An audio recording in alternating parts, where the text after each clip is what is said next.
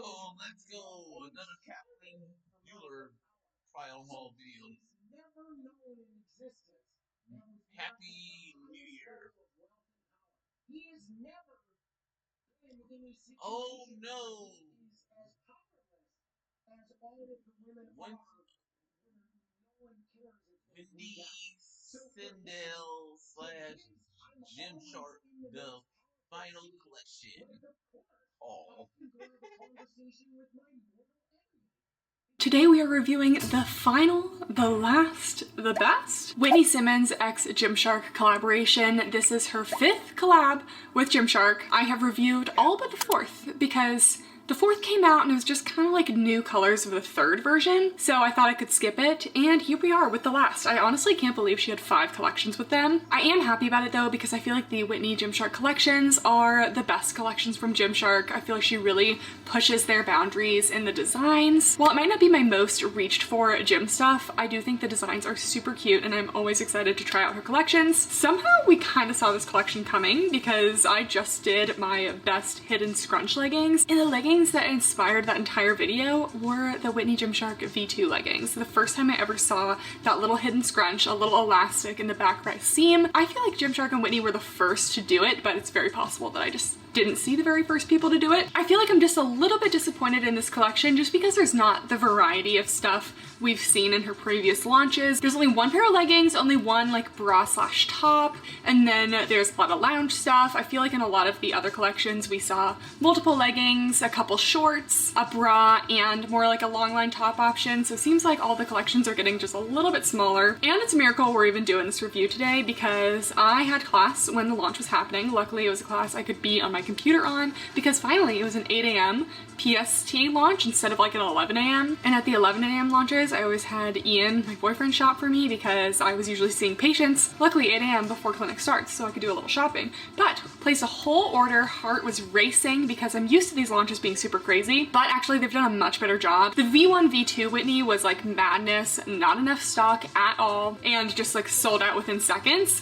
But all of the other collections have been a much easier time. Anyways, placed a whole order. I was like, oh, we did it. We got everything I wanted. Then 2 minutes later, I get an email that said my order was canceled because they thought it was fraud. They said it might be an issue with my payment information, even though I used Shop Pay, which I always do, and I have a Gymshark account, and everything was the same. I've made so many Gymshark orders. So that was a stressful moment. I had to get on and place an entire new order. Thankfully, that one didn't cancel, but I posted on my Instagram story, and apparently this happened to a lot of you guys. Some of you guys, every single one of your orders was canceled like 3 or 4 times, so you just gave up. So there's always gotta be some issue with the Gymshark launch. Anyways, I did get my order. I got a lot of stuff, and I'm filming this on Sunday and the launch was on Thursday. So A+ with the fast shipping. Without further ado, why don't we do a little walk down memory lane with all of the Whitney Gymshark pieces. So I am wearing, I believe this is the Whitney Gymshark V3 sports bra. I always thought this was a super cute design with the little wrap detail, the mesh. This one had a good amount of coverage for the girls. We had the gold bar logo. I do have my very original, the OG Whitney V1 leggings. These ones, looking back, the quality was not there. Like, they have made a lot of improvements. I never think that Gymshark makes like really great non-seamless leggings. Like, I feel like their seamless leggings are their better leggings. These ones were just not it. Like, the fabric just feels like kind of flimsy, not great. The seams were so bulky. They were not yet flat lock seams, so they had all this like material on the inside. At the time, it was good, but I feel like now, you know, we've come a long way. They had the little laser cut detail in the back. There was no scrunch in these, so we didn't have as much cheek separation. And I feel like the Whitney Gymshark leggings have always been very short. Like, look at this. This is capri length, okay? As a 5'9" girl, it just doesn't cut it for me. And I've only worn these a couple times, so you can see the seams are kind of pulling apart on these. So I just kind of keep these for historical purposes at this point, you know, just like an artifact. I don't wear them anymore, but we have them. And then the original Gymshark Whitney bra. I did like this one, had the little cutout, it's a beautiful day to be alive, the little ring in the back. Guess I took the cut pads out of this one. I think this bra ran kind of small, so my girls were pressed up to the chin, and you know what? Just couldn't handle the cut pads in there. And then I believe this was Whitney Gymshark V2, where we had 2 different leggings. They upgraded the leggings, the material feels better on these. They finally had flat lock seams, and we finally got that hidden scrunch. This is what really just took the collection over the top for me, like, and Gymshark has continued to bring this back. It's a little scrunch in the back where I seam, just gives a little glute separation, but you don't get any scrunching, so very subtle. Still have the laser cut detail though. The sizing of the Whitney collections has always been a little off for me. I always feel like it runs just like a tiny bit small, so today I did get a small and medium in the leggings and sports bras. We also had the ribbed Whitney leggings. Never was a fan of these. I just didn't really feel like the waistband made a lot of sense. It was a ribbed material, but it really just didn't give a lot of compression either. Wasn't a big fan of these. I also am really glad we no longer have this logo. This logo, for a lot of people, ended up peeling off. I literally have not worn these in years, so like, how is it gonna peel off? But you know, I thought the gold bar was a little bit better. And then V3, like the sports bra I'm wearing, I feel like these were the best yet. Still had the details like the little hidden scrunch in the back, but they got rid of the laser cut, which I feel like was cute. They kept it simple. They brought the gold bar back, which I just feel like is classier than the little cursive logo. Still a little short though. So then we move on to the Whitney Gymshark V5. Okay, so these are the Gymshark Whitney Everyday Pocket Leggings. These are in leaf green. I thought this color was gonna go really fast. Guys, they basically still had stock like an hour after the launch in almost every color. So these were $56, which is actually a little bit cheaper, I believe, than they used to be. Gymshark is definitely like that mid price point. I wouldn't consider them like super high end. And I got a size small, hoping this fits. And guys, like, they just saved the best for last. I really feel like this is the best logo they've had. We did without the gold, and we just went with tonals. And if there's something I love, it's a good tonal. So here's the logo. You got that little shark, it's a little silicone, and it just says Whitney Simmons. Still a little nod to Miss Whitney, but it's not the cursive gold cheapness, you know? Also, this is their first time doing a pocket legging, which this is why I was surprised in the size of the collection. I just thought that they would maybe do like a regular legging and a pocket legging, but alas, we only have one. So as usual, no front seam, kind of a little paneled waistband. It looks like it kind of dips down a little bit in the front. They always have a little stitch at the top of the waistband, but it's not an elastic or anything thick that really cuts into you. I feel like it's just like a thickening of the waistband to provide a little extra tummy control. As usual, we have an extended crotch gusset. I can occasionally get some camel issues in the Whitney Gymshark leggings just because of the material, but we'll talk about that when it's on. Again, we have the side pockets and we have the hidden scrunch in the back. My stitching is looking slightly questionable right above the scrunch there, but again, still better than what it was. And the material on the Whitney Gymshark leggings is like a very, very slightly brushed. It's almost more on the performance side, but just has a teeny bit of brushness to it. So it's not gonna be the softest leggings you've ever felt. It's not brushed on the inside, so they're a little more sleek on the inside. Personally, I like when a legging is brushed on the inside because I feel like that gives it a little more grip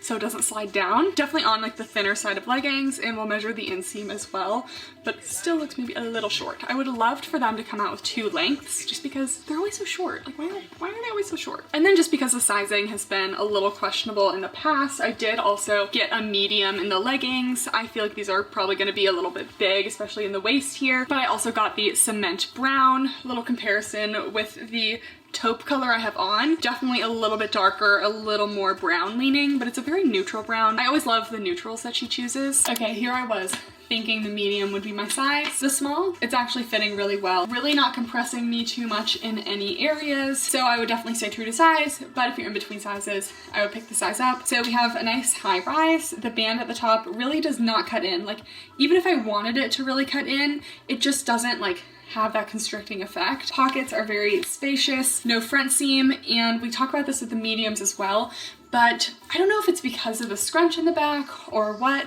but in this little gusset area, if it ever sits too far forward, it does kind of like settle into the creases a little bit. Feels a little bit better on these V5s than it did in some of the other ones, but I definitely have heard of a lot of people with the Whitney leggings causing a little bit of camel, so just be aware of that. Very thin leggings, so really not a lot of cellulite coverage, flattering on the glutes. This is without really adjusting that back seam at all, but it just does give a little bit of extra contouring. I always wish that these leggings just had a little bit more stretch to them. They just feel like they really have an end point to the stretch, and if they were a little stretchier, we could get a lot more glute separation, but they still are definitely medium to high on the booty scale. Again, these are never quite long enough for me, kind of like almost, they're not even really 7/8. They're almost reaching like mid-calf length. But yeah, these are definitely feeling like solid leggings. Again, I'm not a huge Gymshark legging fan, but if I had to pick a Gymshark legging, it would definitely be the Whitney ones. I should say that I actually do like a thinner fabric, but the fabric of these leggings, like Gymshark just doesn't really have their non-seamless materials down. It's not like a naked feel thin fabric. It does lack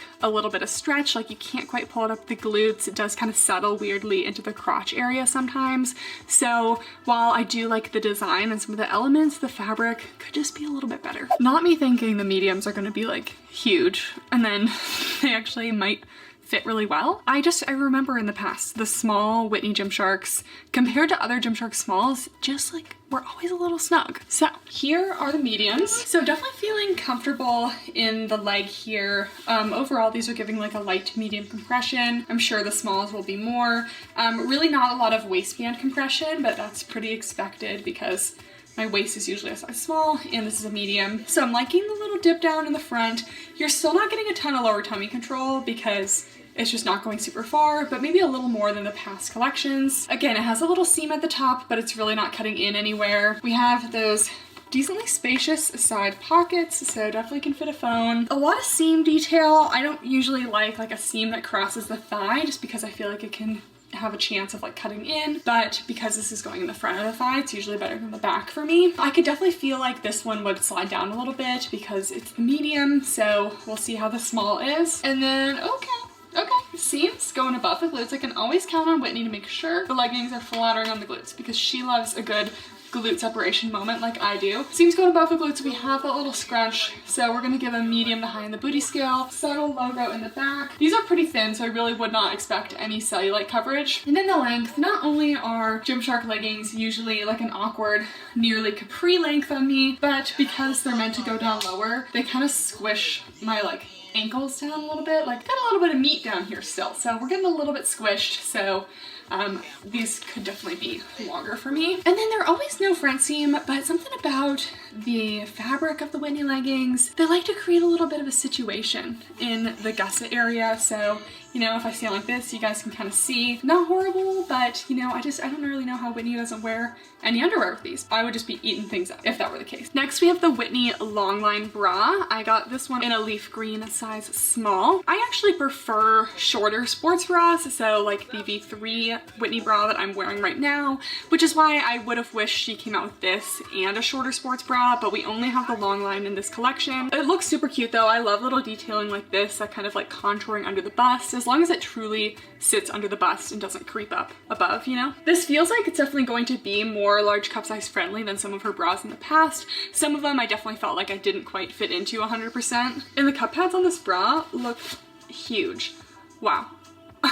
Okay, so with these cup pads, I really had to sit here and adjust them quite a bit, and you can still kind of see the end of the cup pad at the bottom, but this cup pad was like perfectly designed to this top. I just feel like that's a little extra effort that they had not been going into in previous collections, so I love that. We have a little like almost mesh detail down here. It's not a true mesh, but it's a little more lightweight. The straps in the back are adjustable. See, I love when straps like this are adjustable, but I don't necessarily always need like a clasp in the back, especially on a sports bra that's like this. Like unless it's like true like molded cups, I don't really need the adjustable back, but you know, nice to have. Looks like we have 3 options and 2 hooks here.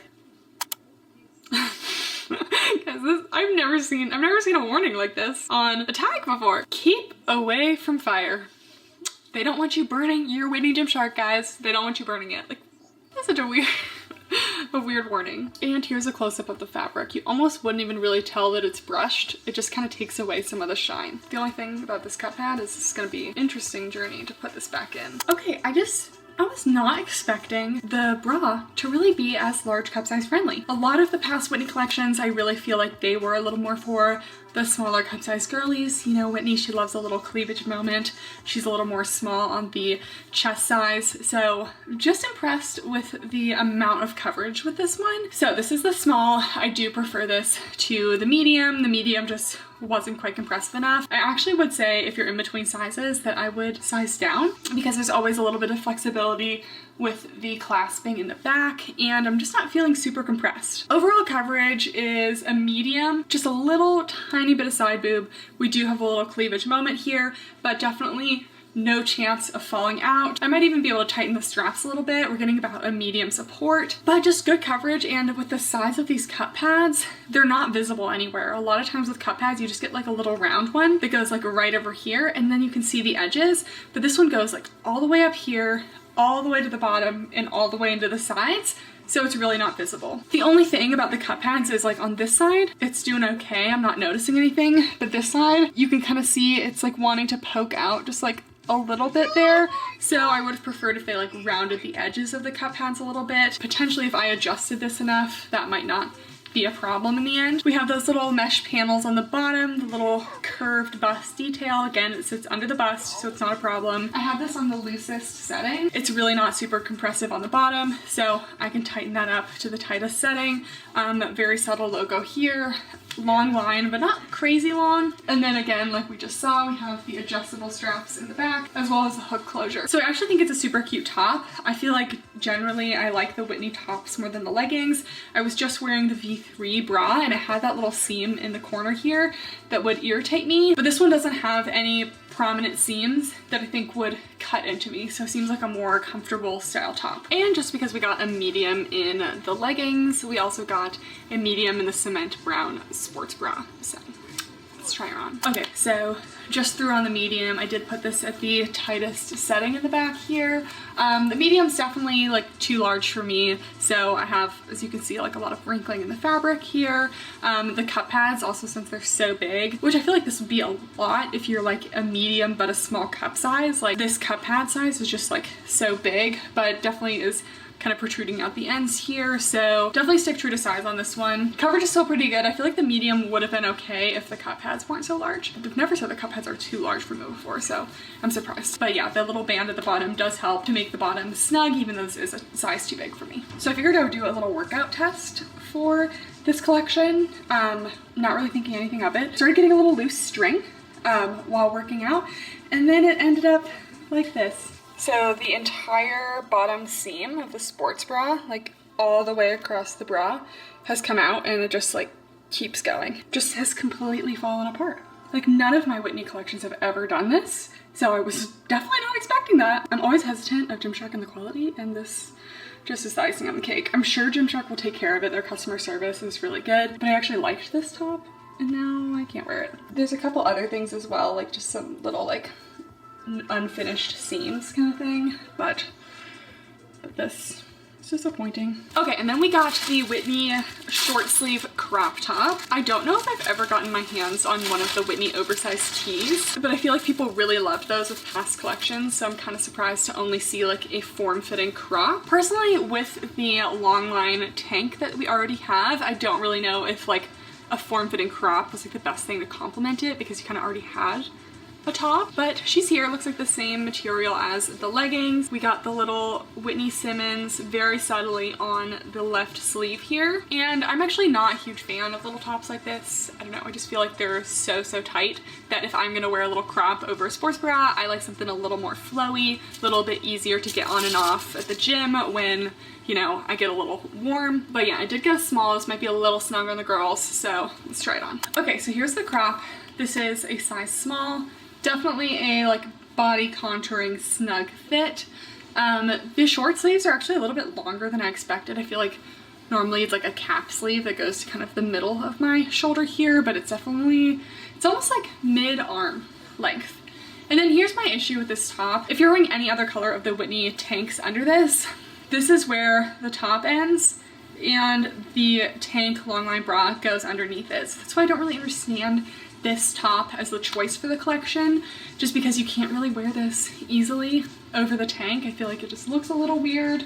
It would just be better if we had like a more flowy, larger tee or a shorter bra. Here it is with the arms raised. Same material as the leggings. It's very lightweight, and you really don't need to size up in this one if you want it to be snug. I've tried on some Gymshark size small little cropped tees like this that were so snug that my girls were like pancaked down. This one, while it's snug, I'm not feeling that like high compression, so I think generally true to size. And then we have the Gymshark Whitney dress. When Whitney said she was coming out with an active dress, I was thinking it would be like, you know, a little built-in bra with the built-in bodysuit underneath and like more of like a flowy style dress. Just something that, you know, you can actually wear for activity.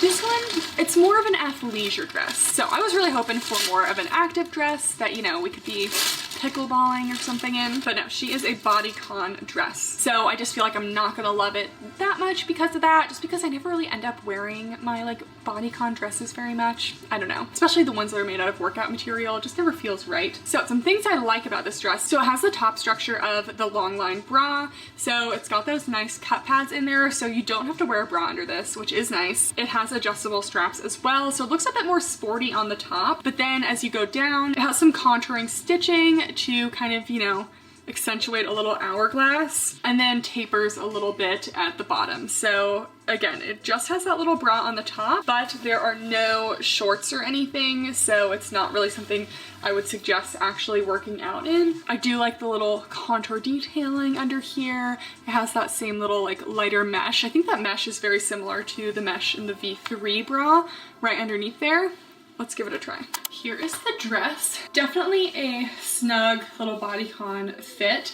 I'm wearing a size small, and I would say it fits me really well. Really no gaping anywhere. A couple things I like about this dress. First of all, it's just nice to have a top section where you don't have to wear a bra with it. I will say I wish it had like a little elastic right here under the bust just to kind of give a little more support. Most of the support is just coming from the general like compression of the top as well as the tightness of the straps, but there's not a lot of like under boob compression and lift. So if you're like a very large cup size, you might not feel super supported in this. Still have the nice big cut pads to really give you a lot of coverage up there. That little mesh panel here. The seams really do try to give you like an hourglass look. And I think this is actually a really good length of midi dress. Some of them, when they end like right here, they're just destined to slide up to just be right under your glutes.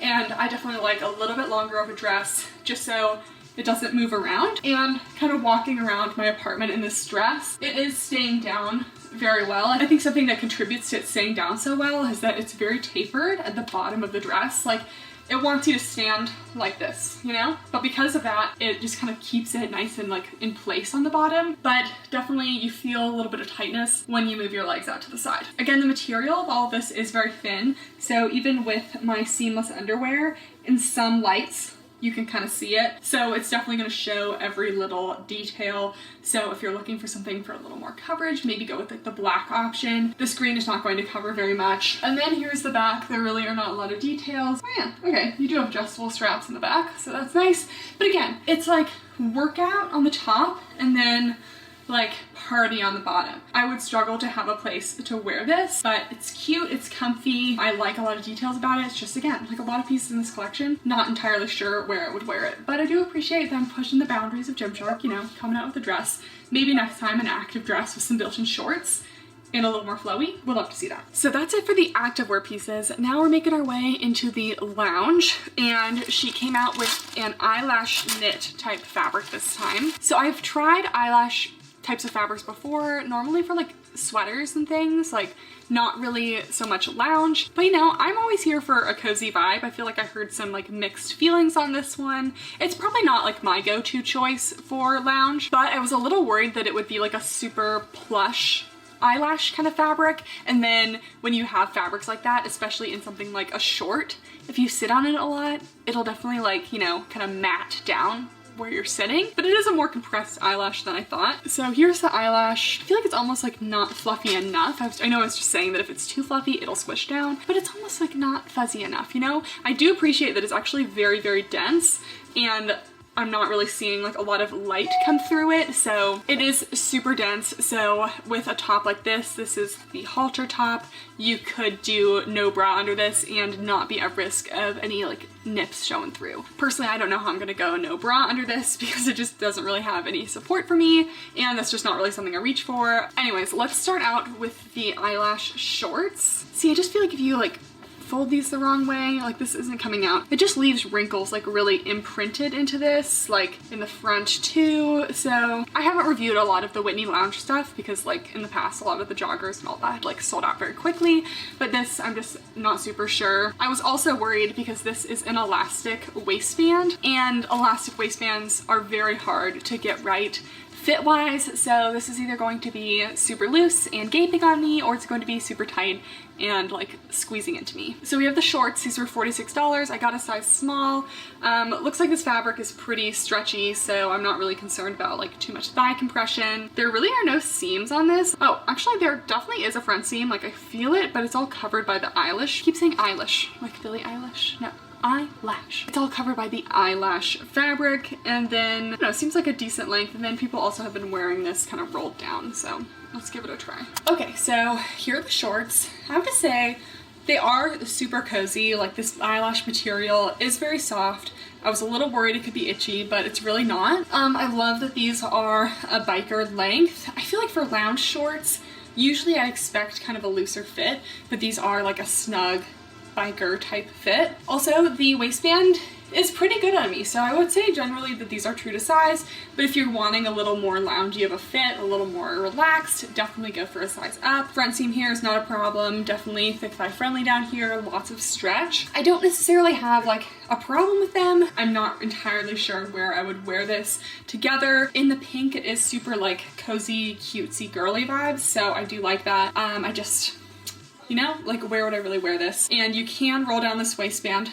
again. So without rolling it down, it's a nice high rise. With rolling it down, maybe like mid to high, but they advertise rolling it down like this, and I just feel like that kind of like, I don't know, almost kind of gets rid of some of that like cutesy fuzzy look because it's like a shiny elastic waistband. So personally, I would not wear it like that. Again, I could love like a little pocket in here somewhere, but because they are so snug, that would be a little bit of a challenge. Then not much shape going onto the glutes in the back. I'm really not even gonna rate these on the booty scale because I don't really think that makes sense for a lounge short. But yeah, it actually is super cozy. I could definitely see this as a little lounge set, but I wish that maybe there was a better top option because I do like the support of this bra up here, but with the shorts, I don't really lounge in like a sports bra at home.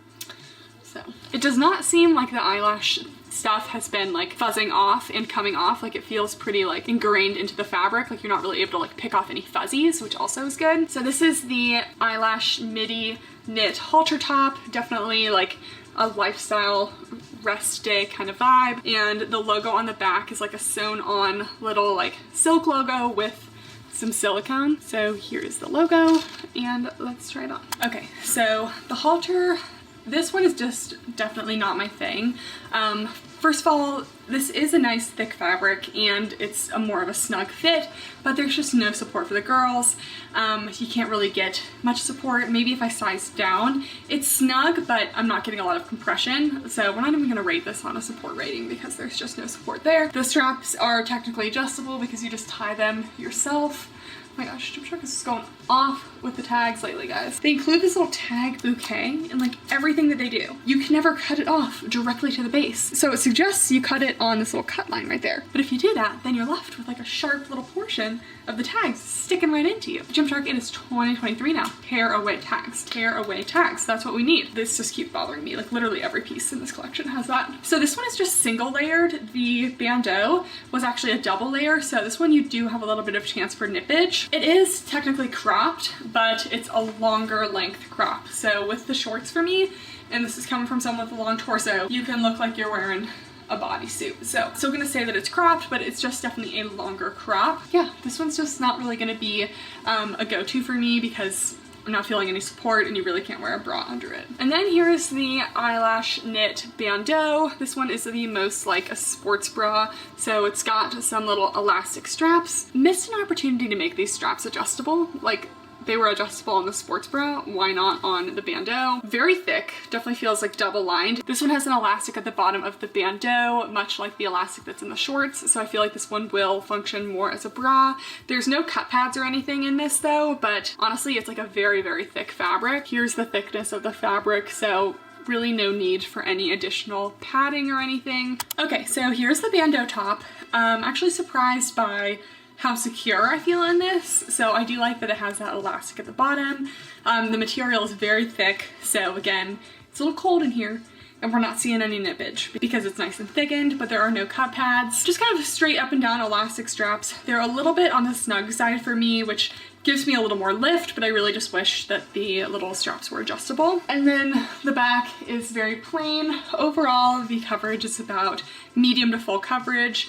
The only place where I'm not entirely covered is a little bit at the top here, but I feel like it just gives a little cute peek almost at some cleavage, and support is like, it's like medium support. It's actually not bad, but again, I wouldn't suggest working out in this. It's a little bit weird having your nips like directly against the like fuzzy type fabric like this. I feel like some of the fuzziness could be like kind of poke you in a way. So I'm just not sure I would really wear this a whole lot. And then we got the eyelash knit jacket.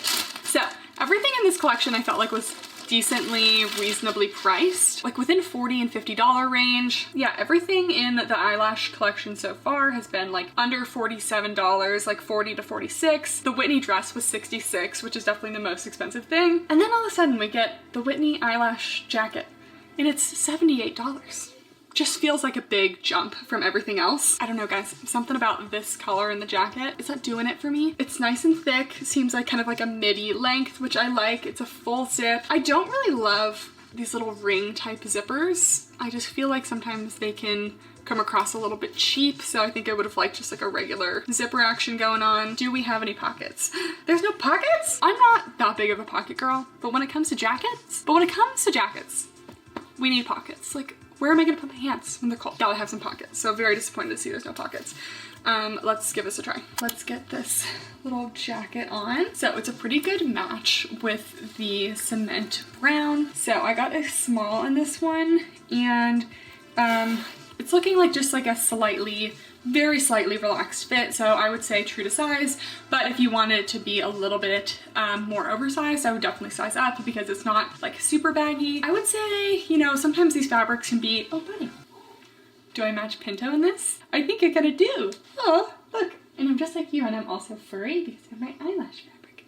Pinto hasn't made an appearance in a while. Anyways, I feel like sometimes fabrics like this can almost be itchy, but this one is feeling soft to me. Actually pretty good quality zipper. I'm not getting it stuck anywhere. I just wish it didn't have a little ring here. Love the length on this. You guys know, if you are a consistent watcher of my videos, I love a nice jacket that hits right at the top of the hip bones. Like, it's not cropped, but it still is able to give your body like a little more shape, kind of define your waist a little bit more. So I love a good length like this. You have a little mock neck. I just feel like I wouldn't wear this a whole lot. It's this ring little thing for me. I just am not a big fan. Again, wish it had pockets. It's cute. I just, for the most expensive things in the collection, probably not worth it for me. Then here is a view of the back, and then also with it zipped down. And then the last thing, the Whitney oversized eyelash knit sweater. See, this one is $10 cheaper than the jacket. Why is that? This one didn't come in a lot of colors. Oh my gosh, okay. This is interesting. So this is a small. It's very heavy. Like I was saying, I do have a sweater in an eyelash fabric from another brand. It might be Abercrombie, but it might be something else. It's just a fluffier eyelash fabric, like the eyelash part. I can't say eyelash this many times, guys. It's really messing me up.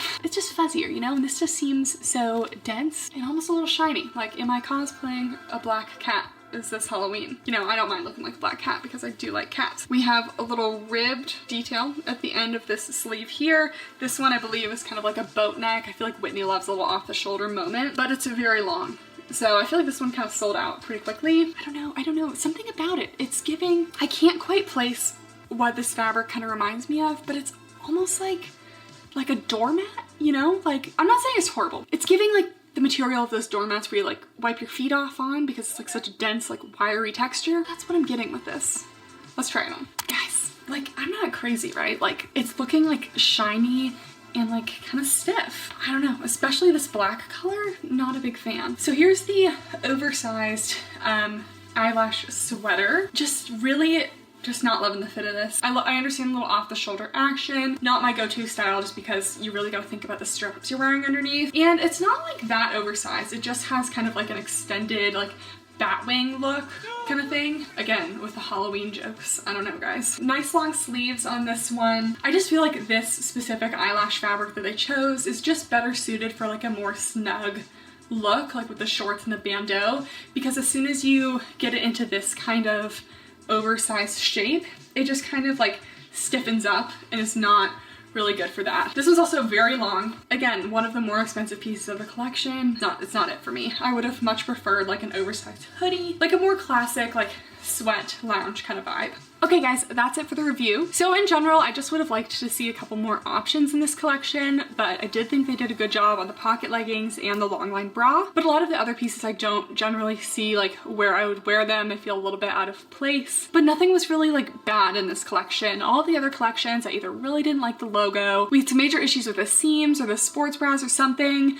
but I definitely feel like this is her best collection. Again, didn't turn me into a Gymshark stan or anything. If there's anything I would keep from this collection, it would be the sports bra and the leggings, but I just know myself and I'm really not constantly reaching towards my Whitney Gymshark stuff, really any of my Gymshark stuff, but you know what I'm saying. Give this video a thumbs up if you made it this far and comment down below what you'd like to see next. Thank you guys so much for watching and I'll see you next time. Bye!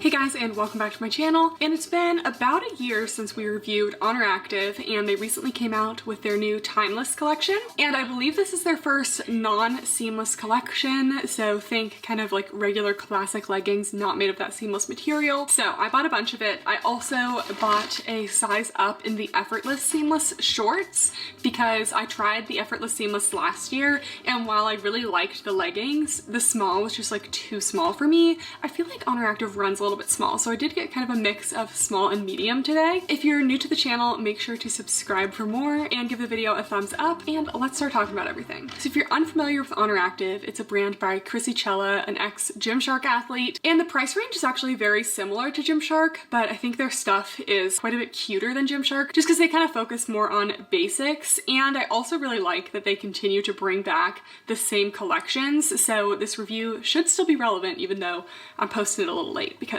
we got backed up with reviews over the holiday season. You know, I take on too many things to do and then videos get pushed out. But yeah, the leggings are around $55. Sports bras around like $40 to $42. They also come out with multiple lengths of their leggings. I think they just have like a regular and a long. I don't know if they list the inseam on the website, but I will measure it for you guys. So let's start out with the Timeless leggings. This is mineral green and I got a size small long. Small is my normal activewear size. I don't know why I was kind of thinking that this would be a performance material, but it's actually just kind of like a thicker, gently brushed material. So when brushed to the touch, think of like Lululemon Align, but these are going to be definitely thicker, heavier, more structured. I don't know why when I saw this collection, it reminded me a lot of like the Alphalete Pulse collection, just the way everything looked, which I'm actually wearing an Alphalete Pulse top right now. I did not think about that when I was putting this on. For something about the sports bras in this Timeless collection kind of remind me of that, just really the front of it. Anyway, these are seeming just kind of small for a size small. I rarely have to get a medium in bottoms, and I don't know, these are just looking like they're gonna be kind of snug, but we'll see.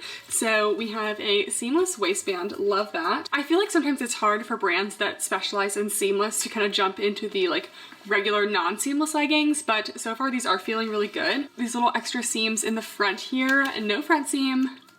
Love that. Kind of a smaller crotch gusset, which I do prefer it kind of smaller. And then we have the tonal Honor Active logo in the back. Love that they're keeping things subtle. And some gently curved tapered glute seams to enhance the glutes. These are looking pretty cute. And I did get the long length. I hope that they're at least like a 27, 28 inch inseam, or else it's not really tall, you know? And here is a close-up of the fabric. You can see it's just kind of gently brushed.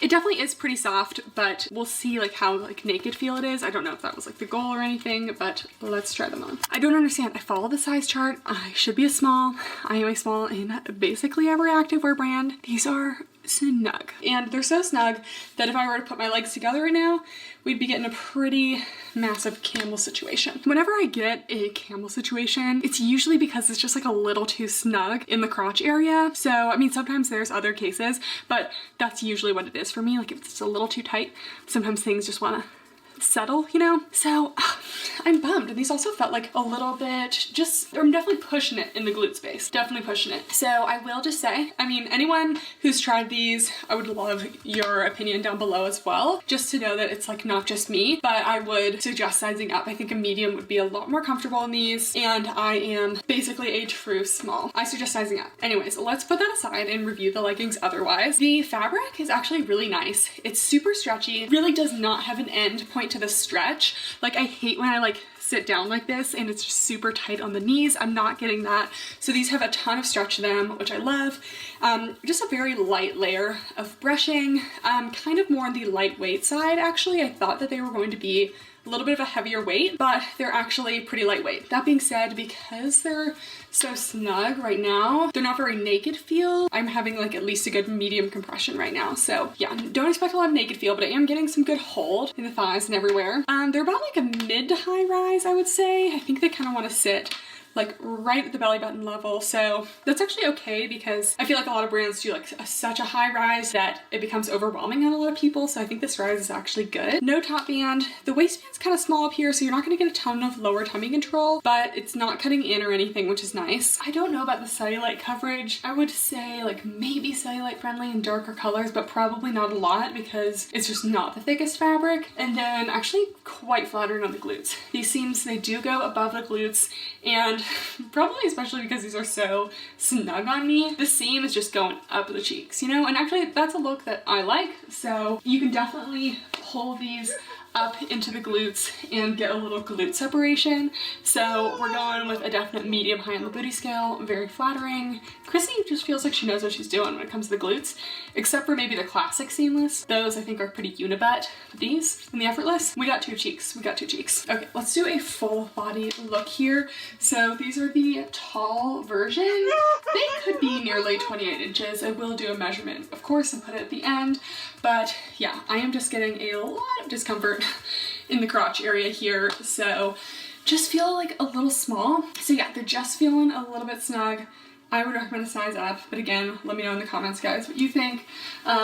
Again, overall compression about a medium. I think that these are definitely nice leggings. Like I think that they did a good job. Just the sizing just feels a little bit off to me. And to go with those leggings, we got the Timeless square neck bralette. I got a small in the mineral green, and then I also got a medium in the pink because last time I tried an Honor Active sports bra, my girls were pushed up to my neck, you know, it just wasn't a comfortable time. So, okay, so here it is in a size small. The material is the same as the leggings, but the back of the straps transition into like a super stretchy elastic. The front has kind of like a tapered square neck, so I hope that there's still good side boob coverage. And let's check out the cup pads. I like that the entry hole for the cup pads is pretty large, so easy to get your fingers in there. And oh, okay, kind of an interesting shape cup pad.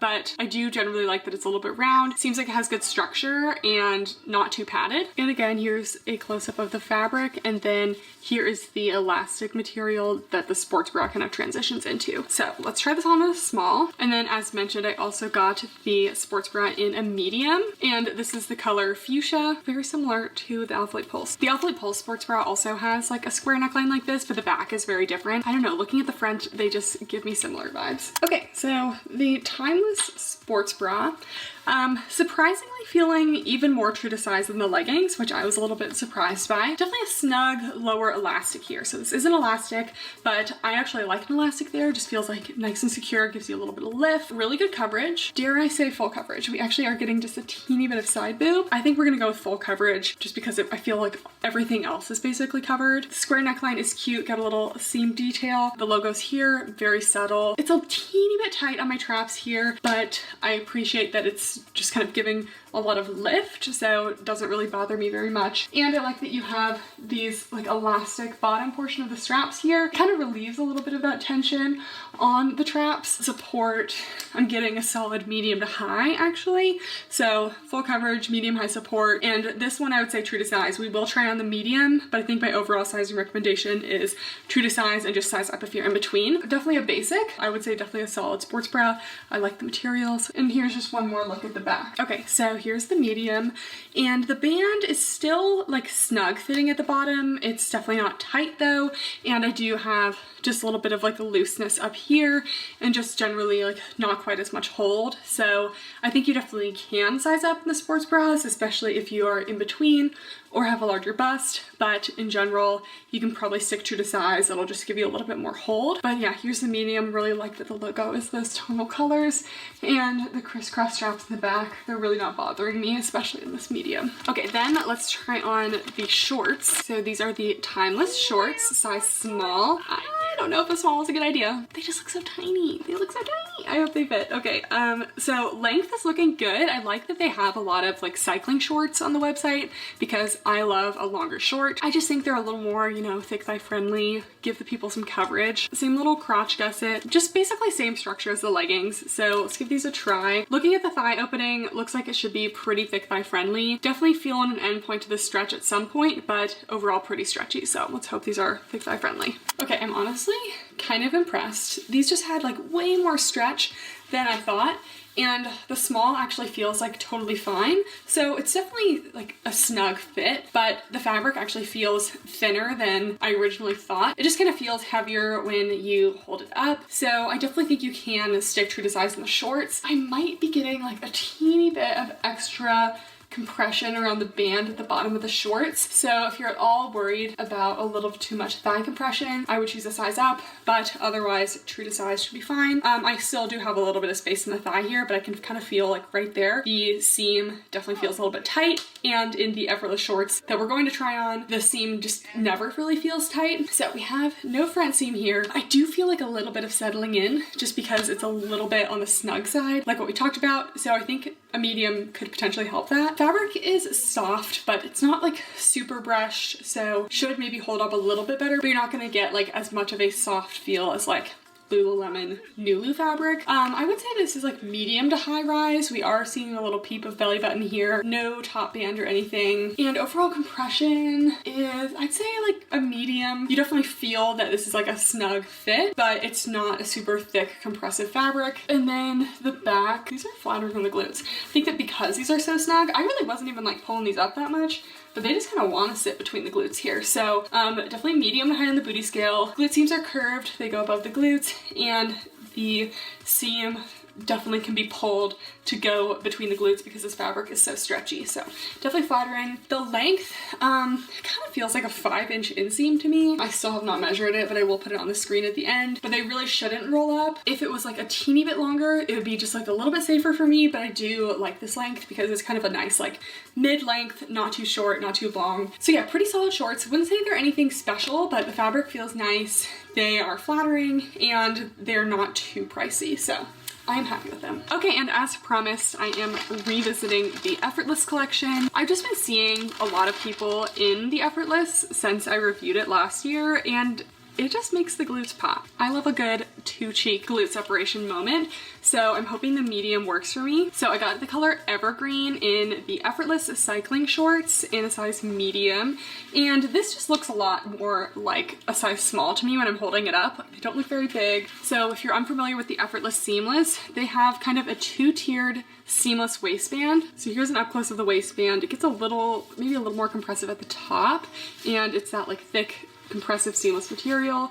They do have the heat press logo here. I think I prefer the Timeless collection logo. It's just a little bit more subtle in those tonal colors. And then you have just a wee little scrunch here, and it focuses at the bottom of the scrunch and not so much of the top half, but it's still, in my experience, kind of gives you that glute separation. It's just different than like an Alphalete Amplify that has the scrunch on the whole back of the legging. So here's a close-up of the scrunch, and then you also have some kind of contour detailing that kind of rounds out the glutes.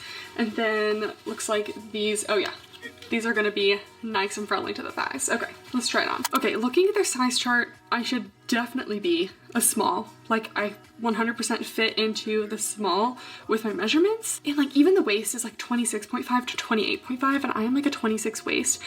I don't understand, because these mediums, I just feel like their sizing is a little bit off. Anyways, here are the shorts, and after having these in a medium, just liking these so much more. So they are definitely a bike short length.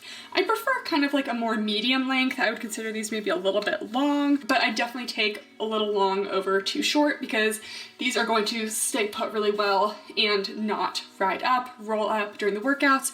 Also super thick thigh friendly down here, so I love to see that. The waistband is pretty compressive, and we also have a nice high rise. Because these are medium, the only place where I think they're a little teeny bit big is just the very top of the waistband here, but everything else feels a lot better. The small that I tried on last time was just like so compressive and kind of uncomfortable in the crotch area, so I think I generally would recommend a size up. These have been out for a while though, so let me know in the comments, people who've tried these. Do you like a size up or what? With seamless stuff like this, you're always going to get like a little bit of a Barbie crotch situation. I don't think that this is horrible. It's pretty similar to other seamless styles I've tried. We will do a double squat test with my little patterned underwear here because I do think that these are a little more opaque than Alphalete Amplifies, but I do see some light going through them, and I find seamless stuff can be a little more sheer than like the brush stuff that we tried today, so we will do a double squat test just to be sure. And then the back, we see we have this little contour detailing down the side that kind of just scoops under the glutes. I feel like it just like adds like a little bit of roundness. It goes maybe, it stops like a little bit above my glutes. It could go a little bit lower, but I'd rather it be lifting than like too low.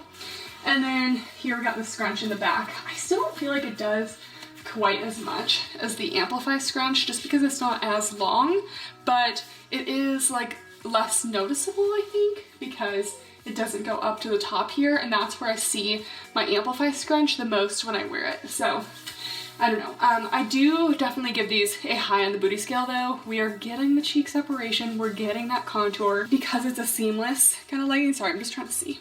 This is what I do to see if it's gonna come out of my glutes or not. Seems like it's staying up. Waistband goes above the glutes. Overall compression is like medium to high. They were like high in the smalls, and potentially a little cellulite coverage. These aren't like the thickest of materials, but you might get a little bit. So Honor Active brings these back a lot in like different colors and everything. I was able to snag one of these like I think like a couple weeks or months after this color launched. I don't know, I don't watch the website closely. And then just because it was in stock, I got the sports bra. So this is the Effortless Seamless High Neck Sports Bra, and this one's in a medium, again, because last time I tried on the small, it was just really snug. So we have the same kind of seamless material as the leggings. We got the logo, a high neck, little racer back situation, and then just like some seamless panel detailing going on. Okay, so here's the sports bra, and again, this just really feels like how my normal size small sports bras fit me, so I just think that they run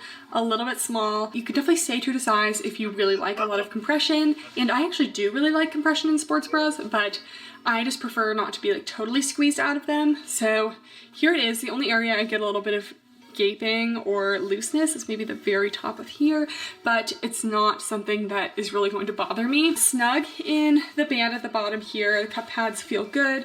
We have the logo here. Again, it's on the bold side compared to the Timeless collection. I am getting a good amount of scooping around the armpits, so we do get a little bit of side boob there, but overall coverage is definitely medium to full. Support is about a medium.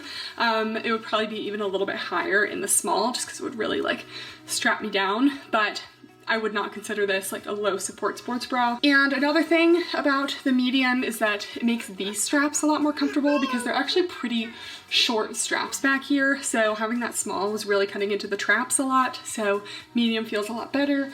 And then we see we have like a little racer back panel situation, and I'm just not getting squeezed or like, you know, sausaged up anywhere like I felt like the small did to me last time I tried it. So I think I would suggest sizing up if you have like a larger bust or just don't like super compressive sports bras. But if you're on like the smaller side of the size range, definitely stick with your normal size. But yeah, I think this set is cute together, not too bad in price, and compared to like something like Gymshark, which is probably the most similar price range, I think that this feels just like better quality and like cuter. Like the Gymshark scrunch doesn't do anything, but the Honor Active scrunch, even though I still prefer the Alphalete Amplify scrunch, it still does like way more than the Gymshark scrunch. So okay guys, that's it for the review. Time for a little keep or return. Just because these didn't quite fit me, I would return all of the Timeless stuff. I actually just redid all of my measurements just because I haven't done them in a long time. I mean, generally my body has been about the same for the past like year or two, but yeah, I still fit all of my measurements into the size small category, so I really don't understand why the smalls aren't fitting. I think honestly, the only explanation is that their stuff is just running a little bit small, which is just never fun to figure out because then you have to return stuff and all that. So again, let me know down in the comments below how you feel about the sizing. But in general, I think that they did a great job as their first non-seamless collection. I liked the fabric. It was super stretchy. The design was basic but flattering, and they did feel like a nice quality. Like sometimes Gymshark has kind of jumped into the non-seamless category, and I keep saying Gymshark because she used to be a Gymshark athlete and the price range is similar, but the Gymshark non-seamless stuff always feels a little bit cheap to me. This definitely feels much better. So yeah, if you're looking to try it, I say I would recommend. And continuing on with keep or return, I think the Effortless cycling shorts, I really liked those and they fit really well in the medium. Let me know in the comments down below what you'd like me to review next. Thank you guys so much for watching, and I'll see you next time. Bye!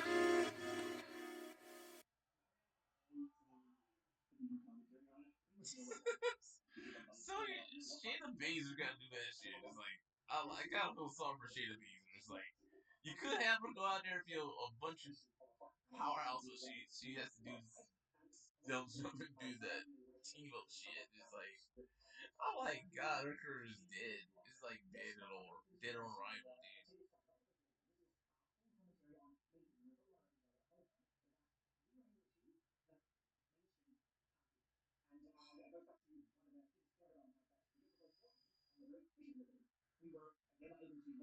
Another Instagram influencer brand, a favorite on this channel. So today we are reviewing Strappy, I believe is how you say it.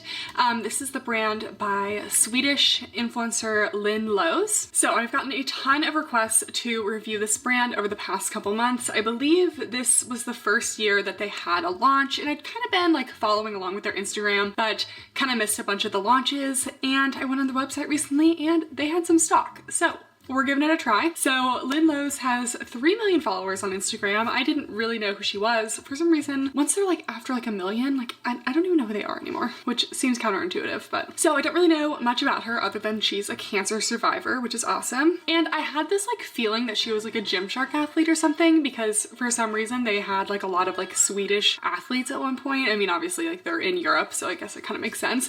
But looking through everything, looks like she worked with Women's Best for a long time, and now it seems like she has her own like personal training company as well as her own fitness apparel line. So apparently the name Strappy is short for Anastasia, which in Greek has the meaning of resurrection. It means come back to life. We all face hardships and they become the catalyst in our journey. So the website was a little bit picked over, so I did get some mediums and some things, but for some reason I just like have a feeling some of it will run small. In general, I am normally a small. As always, my measurements are down below. Let's not dilly-dally anymore. Let's start giving it a try. So the leggings that were in stock in my size were the Serendipity leggings. I got the color plum in the size small.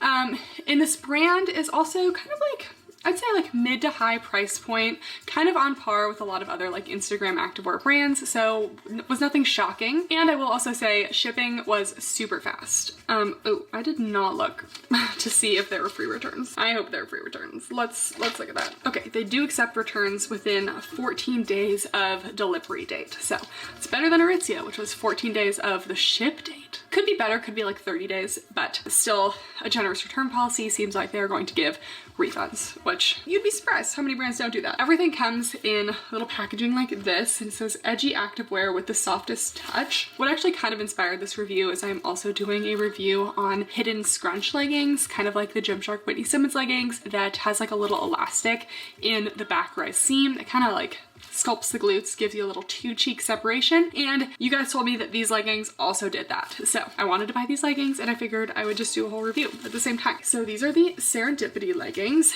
They feel like kind of thicker brushed material. Also was very pleased to see no front seam. The front waistband also looks pretty thick, which should give some lower tummy control. A lot of the seams kind of actually remind me of like the Gymshark Whitney Simmons. Like, they're not flat lock seams. So here's an up close of the fabric, and these are the seams down the leg, and let me show you the inside. So as a contrast, the waistband seams, these are flat lock seams. And so here is the inside of the seam down the leg. It's not a flat lock, so it is going to have that little seam area that's going to kind of stick into your leg. Doesn't really bother me, but I do feel like sometimes these can like stretch out a little bit more, so I definitely prefer a flat lock seam. Did not say anything about inseam length, so I will measure that for you. Again, why do brands make leggings and not put an inseam on the website? So many brands do this. It drives me nuts.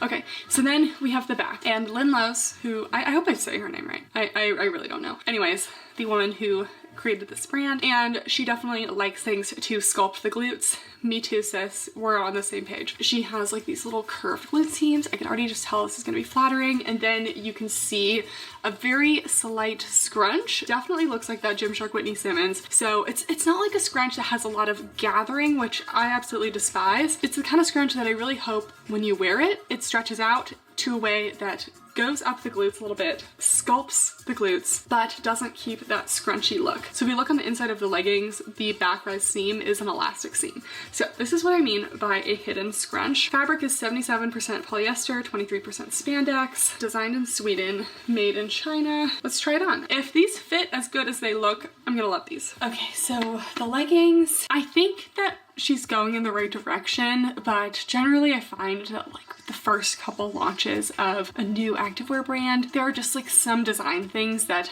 I'm just not a big fan of. So we do have some critiques. First critique is this fabric. It just like isn't quite right. Like, I like how it feels. It has a really nice like hand feel. It's nice and brushed, but it is that kind of brush fabric that just is a little too like structured. Not in a way that's like, oh, this gives nice compression, like in a way that like I bend my knee like this and I feel the stretch. And we just reviewed the new Petula collection, and their Valerie leggings were just honestly like just as thick as these leggings, but they were unlimited stretchiness. Like, I didn't have this tight feeling in the knee. And when you get like this kind of like structured tight fit like that, it can lead to like other little fit problems. We'll kind of see that here. Like, you get just like a little bit too, I don't know. I don't like how it looks in the crotch region. I just feel like it kind of highlights things in a way that I don't love. I mean, I'm not getting any camel, it's no front seam, but I just feel like things kind of fold certain ways because the fabric is a little more structured. So it could use a little more stretch for me. I don't think this fabric is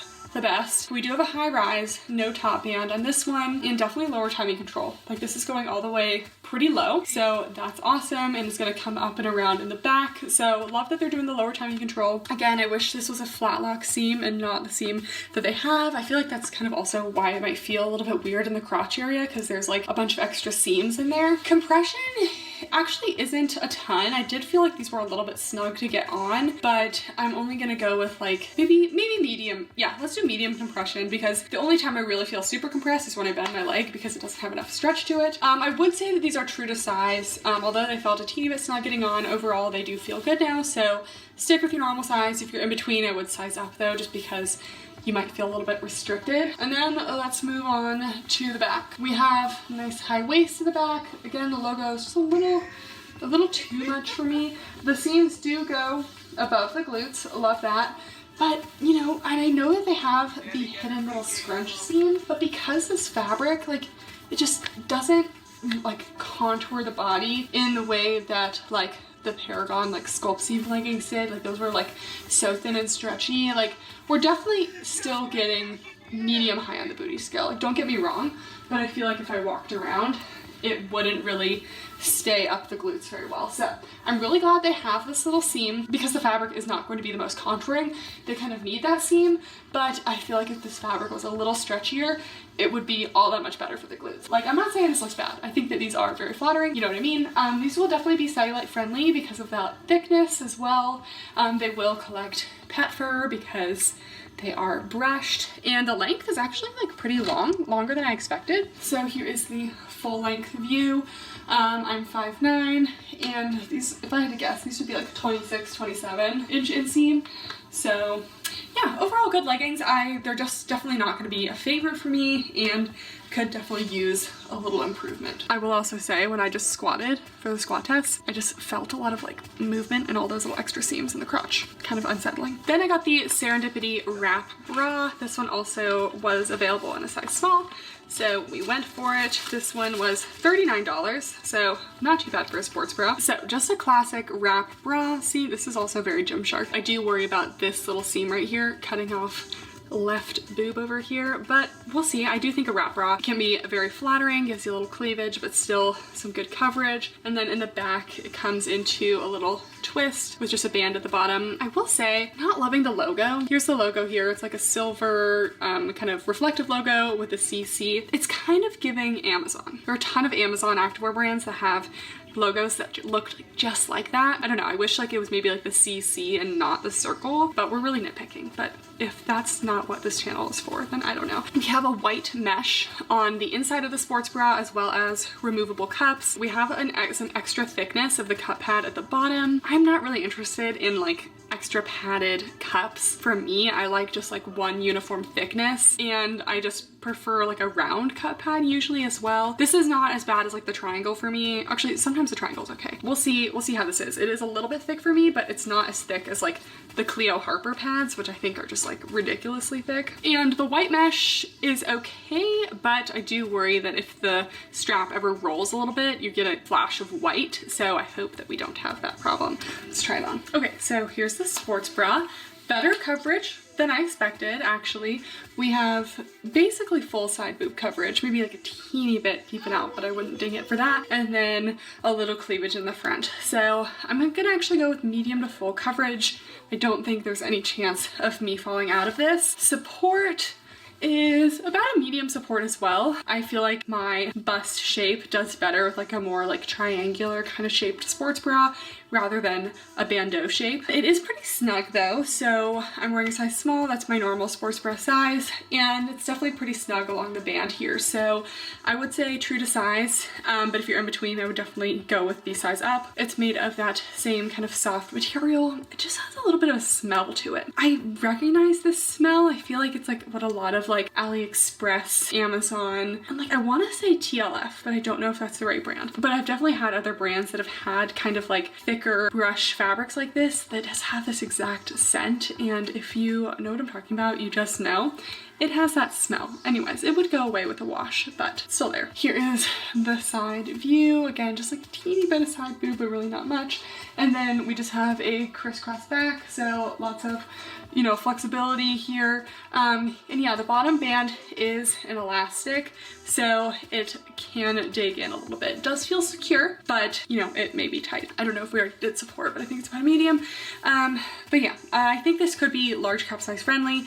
You're gonna get a little cleavage pop, but overall cute sports bra. I will say the push-up pads don't bother me too much. I did have to kind of make sure that they were right at the bottom to look a little more natural, but they do kind of end like right here, and as you can see, my girls go like up there, so I just feel like they're a little bit like short. Not my ideal cup pad, but not a deal breaker. Okay, next we have the Nori V-Elvet.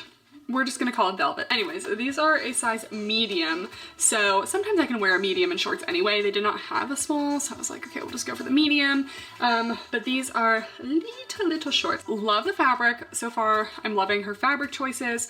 This fabric is going to be very similar to something like a Petula Bear, except this one feels maybe a little bit thicker. So here's an up close of the fabric. It's got that marl, super stretchy, ultra brushed, except it is actually not really brushed on the inside. I like my fabrics brushed inside and out. Still soft on the inside, just not as brushed. Okay, so we do have, again, no front seam on these. The logo on this one is one of the gold coin logos, and there is a top band.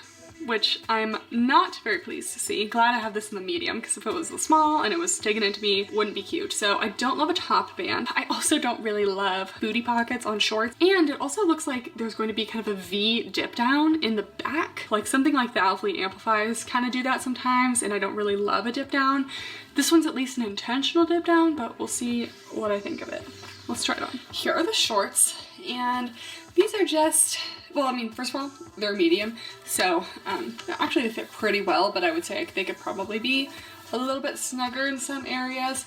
But yeah, these are just like tinier shorts that I would normally wear. Very tiny. I don't know, I just prefer a little more rise, a little more length. Like I can see a time and a place for a short like this, but just not really for me. This reminds me of like, you know, spandex shorts I'd wear to like a dance class. But anyways, just like really not a fan, or I don't think it was necessary to have the seam at the top of the waistband. It's not really cutting into me now, but these are like a size up from what I normally go for. I would say that these are true to size, but if you're in between, I would size up. The thigh seam is not very tight, so I would say these are thick thigh friendly, other than the fact that with my thighs, they will definitely be rolling. I already know that. Getting a less weird crotch situation than the other leggings, so I like that. Like there's no front seam. Very, very soft material. These are like super soft. Again, like a little bit thicker than the Petula Bear. And then we have the back, and yeah, I personally am not a huge fan of like the V-back waist. It's not like a deal breaker for me, but just not my personal choice. I just think it looks kind of weird. The pockets are functional. Will you be able to fit much in them? No. I at least like that they weren't like sewn closed. And then we had that kind of hidden scrunch, but it might just be because these are medium. We'll try on the leggings in a second, but you can see some of the gathering, and I don't really like that. I like it to be, you know, situate yourself up into the glutes like these are doing. We're still gonna give them medium high booty scale, but I don't want that gathering. So overall cute, just a couple things that, you know, make them not really my personal style. Then I got the Nori velvet top. I got a size small and a size medium. So the blue, which is called Velvet Sapphire, this is the size small. So, okay, so it's really more of like a short sleeve sports bra situation. So same fabric as the shorts. Yeah, this padding is just like, it's just too thick. I don't know, I didn't ask for push-up padding in my gym clothes. I just feel like as someone who has a large cup size, I guess like, you know, if you have a small cup size, that's probably fine. But for me, like it just pushes the girls out of the sports bra, and I want them to stay in the sports bra because we don't like to have accidents at the gym. So we have a little scrunchy detail in the front here, kind of matches the scrunch in the back. These do have removable cups. So the same cup pads, removable. There's stitching to make sure they stay where they need to be. There's also like a little blue, like kind of nylon type lining on the inside. I feel like we'll maybe, you know, absorb a little bit of extra sweat. The back is just a plain scoop, and then it's kind of like a little cap sleeve situation. So we'll try on the small and then we'll try on the medium right after. Okay, so here's the top. I'd say the coverage overall pretty good, like great side coverage. We do get a little scooping here that I could potentially see me falling out of a little bit and need to adjust. So I still want to give it a medium to full coverage because of all this side coverage. So that's just what we're gonna give. Doesn't feel like there's a true bottom elastic or anything. There is like a little double thickness fabric, keeps things kind of secure. I want to say this feels like a bra, but some parts of it just don't. Like the little sleeves here, little cap sleeves, they do just kind of sit a little further out on the shoulders, so I just feel like they could kind of fall down a little bit. I don't really love the logo placement here. I just feel like it would be better on the back or something. And support, light to medium support. I would say true to size. If you're in between, I might even size down because some parts of it just don't feel super snug. But I just wouldn't really choose this myself, like to go with the bottoms. I would either choose like a true sports bra or like a true tank or like short sleeve top, not like this kind of in between thing, because I just don't really feel like I wear stuff like this. Okay, I don't think we need to spend much time on this, but this is the medium. Definitely loose and not really providing any support or anything, so don't size up in this. But okay, and then last thing I got are the Nori Velvet leggings. So this one did not, again, come in a small. Small's always sold out first. So I got the extra small. I hope that these are okay. The Petula Bear is usually very stretchy, so I just hoped that maybe this would work. Also, don't have front seams, so hopefully not a problem. So this is the ocean black color. Again, this fabric is super soft. I love that. And these do not have the booty pockets. So already looking better. It still does have that little like dip down in the back. Wow, these are, I got the extra small, guys, and it still has the top band. I didn't know that it had a top band. We have a little V front waistband. The waistband is pretty small, so I'm not loving that there's a top band. Very small waistband, and I don't know, I just don't know if the stitching quality is really there. I'm getting quite a few little like strings kind of poking out. Not necessarily loose, they're just not like where they need to be. Okay, well these are pretty similar to the shorts, so let's try them on. Okay, here's me being scared to wear the extra small. Clearly, we saved the best for last because these fit like beautifully. I'm snatched, like these just go up a little bit higher. There still is the top band, so there still is going to be potential for them to cut in, but for me, it's kind of coming in right at my smallest point of my waist, so it doesn't really feel like it's cutting in. And putting these on, like they actually didn't even feel as small as the first leggings because this fabric just has so much more stretch to it. Like it just doesn't have that same end point to the stretch. It just feels really good. I just love fabrics like this. I think they're so cozy, comfy. I still wear them to the gym and I find they hold up fine. I just don't really do like a lot of band work with them. So we have no front seam, and even though I have a little scrunch in the back, which we'll talk about in a second, I don't really feel like it's like creating any tension up in the front to where like sometimes that happens where there's like a scrunch in the back and it just like draws everything right up. It doesn't really feel like that's happening. So I would say I could probably wear a small in these, which is my normal size. So true to size or even size down, but I probably would not size up because you get that kind of scrunch effect. So then guys, just wait. We go to the back, boom, boom. Look at that, look at that. I think this might deserve a high on the booty scale. What do we think of the V-back? Like, is it kind of adding to like the hourglass in a way, or does it just look like it's accidental? Because I still can't decide. But the hidden scrunch, this is what the hidden scrunch is supposed to look like. As you can see, there's no gathering here like we got on the medium. So with these kind of hidden scrunch leggings, you really need them to kind of be like a little bit snug on you so that all of that gathering can kind of stretch out. I am getting like full on contouring of the glutes here, and I just know that it is not going to come out with walking. Like this is gonna stay up there, so super flattering on the glutes. These will also be cellulite friendly because this fabric is nice and thick, super stretchy. This color is also just like beautiful. It's like this almost purpley marled gray. I don't know how tall Lynn Lowe's is, but she's Swedish, and I also have Scandinavian heritage, so those tall girl jeans, you know? So still a couple things I would fix about these in terms of the waistband, not being quite where it needs to be, but I think she really nailed the scrunch on these ones. The fabric is amazing on these ones. So if we could combine a few things about the first leggings to these leggings, I think we would have a really good fit. But if you are okay with the top band and the V-back on these, I think that these are amazing. Okay, let's wrap it up with a little keep or return. You know, things didn't go as expected.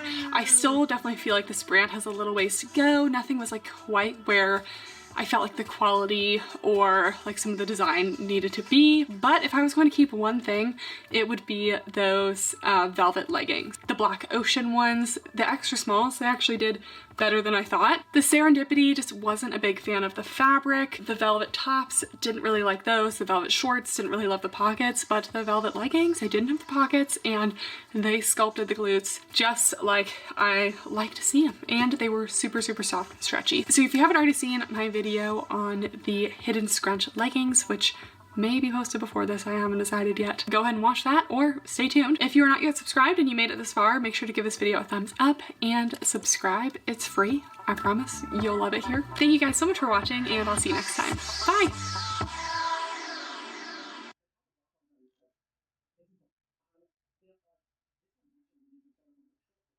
Hey guys, and welcome back to my channel, and we're back with another Do-wop, do-wop, do-wop, wop, wop, wop, wop, wop.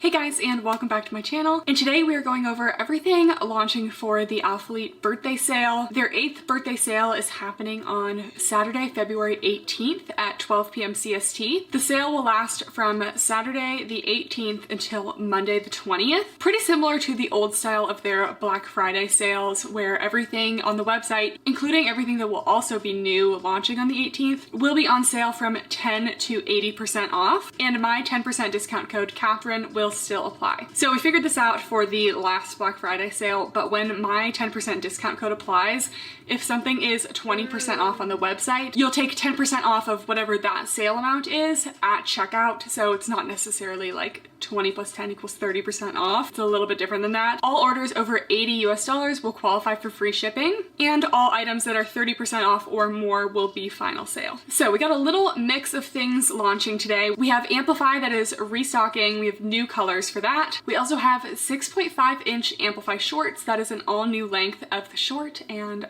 my personal favorite short length that has launched. We have Amplify bras, Stratus bras, some new Stratus tanks and long sleeves, and then we have some hoodies. So I'll be going over everything launching, and we're gonna see if we can convince Ian to do a little try on of some of the men's sweatshirts, because I know you guys are always asking about that. And he needs to start pulling his weight on this channel here, okay? So without further ado, let's get into it. Let's start out with all of the new colors and posting color comparisons. If you guys don't follow me on Instagram, I always post the color comparisons there first. And occasionally I post a couple extra leading up to the launch. So first we have Rose and Autumn.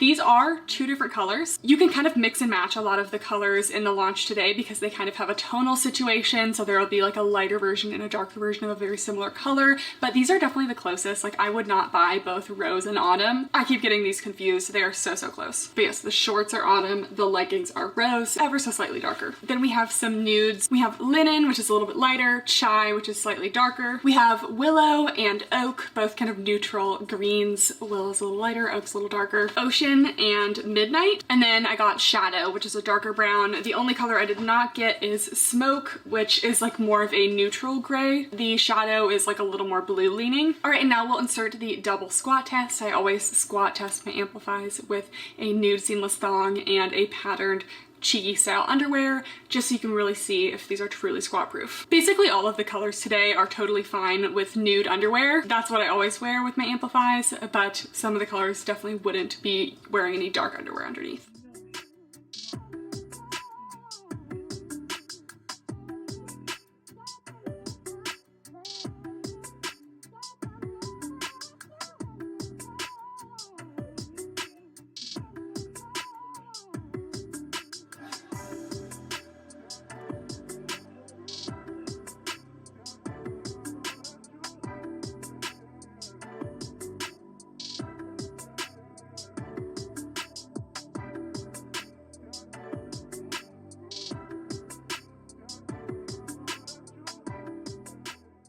Okay, let's start it out with the Amplify leggings as usual. So I always wear a size small in the Amplifies. I have worn a couple of these to the gym so far, and the sizing feels a little bit less snug than previous collections. Some collections, my waist is like super snatched and I could maybe consider a medium. I would not size up in this specific launch. I feel like they adjusted their sizing. The waistband on this small just seems bigger than in the past, and it's been pretty consistent between the colors. So after I try on all of the colors for the squat test and everything, I will let you know if any colors feel, you know, different than others. But so far everything's running just like a little bit bigger, and I honestly almost feel like I could do extra small just because I'm used to the Amplifies being pretty snug on me. That's not to say size down, it's just don't size up. So you guys know the drill with Amplifies. These are one of my all-time favorite leggings, maybe even my actual favorite leggings. I'm always reaching for these. There's a 3-tiered compressive waistband, embroidered Alphalete logo in the back, and then you have the signature scrunch. Some of their collections are less marled than others, but generally to me they feel pretty similar to recent Amplify launches. Here's the waistband close up. You can see the 3 tiers of compression, and this is that shadow color, and it has a little bit of marl to it. All right, so here are the Amplify leggings in Rose. These ones are feeling a little more snatching in the waist than the Ocean and Oak. I actually like a nice compressive waistband. Those ones weren't quite as compressive. It may vary just a teeny bit between colors and sizes, but like I said, the Rose feeling a little more snatching in the waist. So we have that 3-tiered waistband compression. We have a high rise. I like the marl that this collection has. I feel like it has a little more marl to the fabric than some of the other previous collections. For me, I just feel like that adds just a teeny bit of cellulite coverage, and I just kind of like the textured effect it gives to the fabric. You have this little like panel detailing down the side, always very subtle. And then of course the scrunch. These are always a nice high on the booty scale, and I find that amplifies throughout the workout. They just like continue to settle in the right places and just kind of become a second skin and just like feel so good. I never have to like pull them up or anything. Amplifies tend to be a 26-inch inseam, but since they're so stretchy, they have a ton of vertical stretch, so I'm able to make them a full length on me, no problem. In general, these colorways are about a light to medium compression. Sometimes some amplifies are a little more towards medium. I'd say these are light to medium, but yeah. Okay, so I've officially tried on all of the colors of the Amplify bottoms now, and I feel like the two like stretchiest slash loosest ones were the Oak and Ocean, and then after that is probably Shadow. This one I still had good waistband compression, but the fabric was just super stretchy in the legs. And then Autumn, Chai, Rose, all about the same. And then the most kind of snatch and compressive one was maybe the Midnight. This might vary across sizes, so I really wouldn't mess with your size much. But in general for this collection, I would stick true to size. There's not really much of a need to size up because all of the waistbands are just like a little less snatching than in some of the past collections. Next, let's talk about shorts. We have to start it out with the Amplify 6.5-inch shorts. I have been begging for a longer Amplify short for a while now because they had 3.5 inches and then they changed those to a 4.5, and those will still be launching on the 18th, but that length for me, it just rolls up too much. For me, anything that's shorter than like a 5.5 inch is always going to roll on me,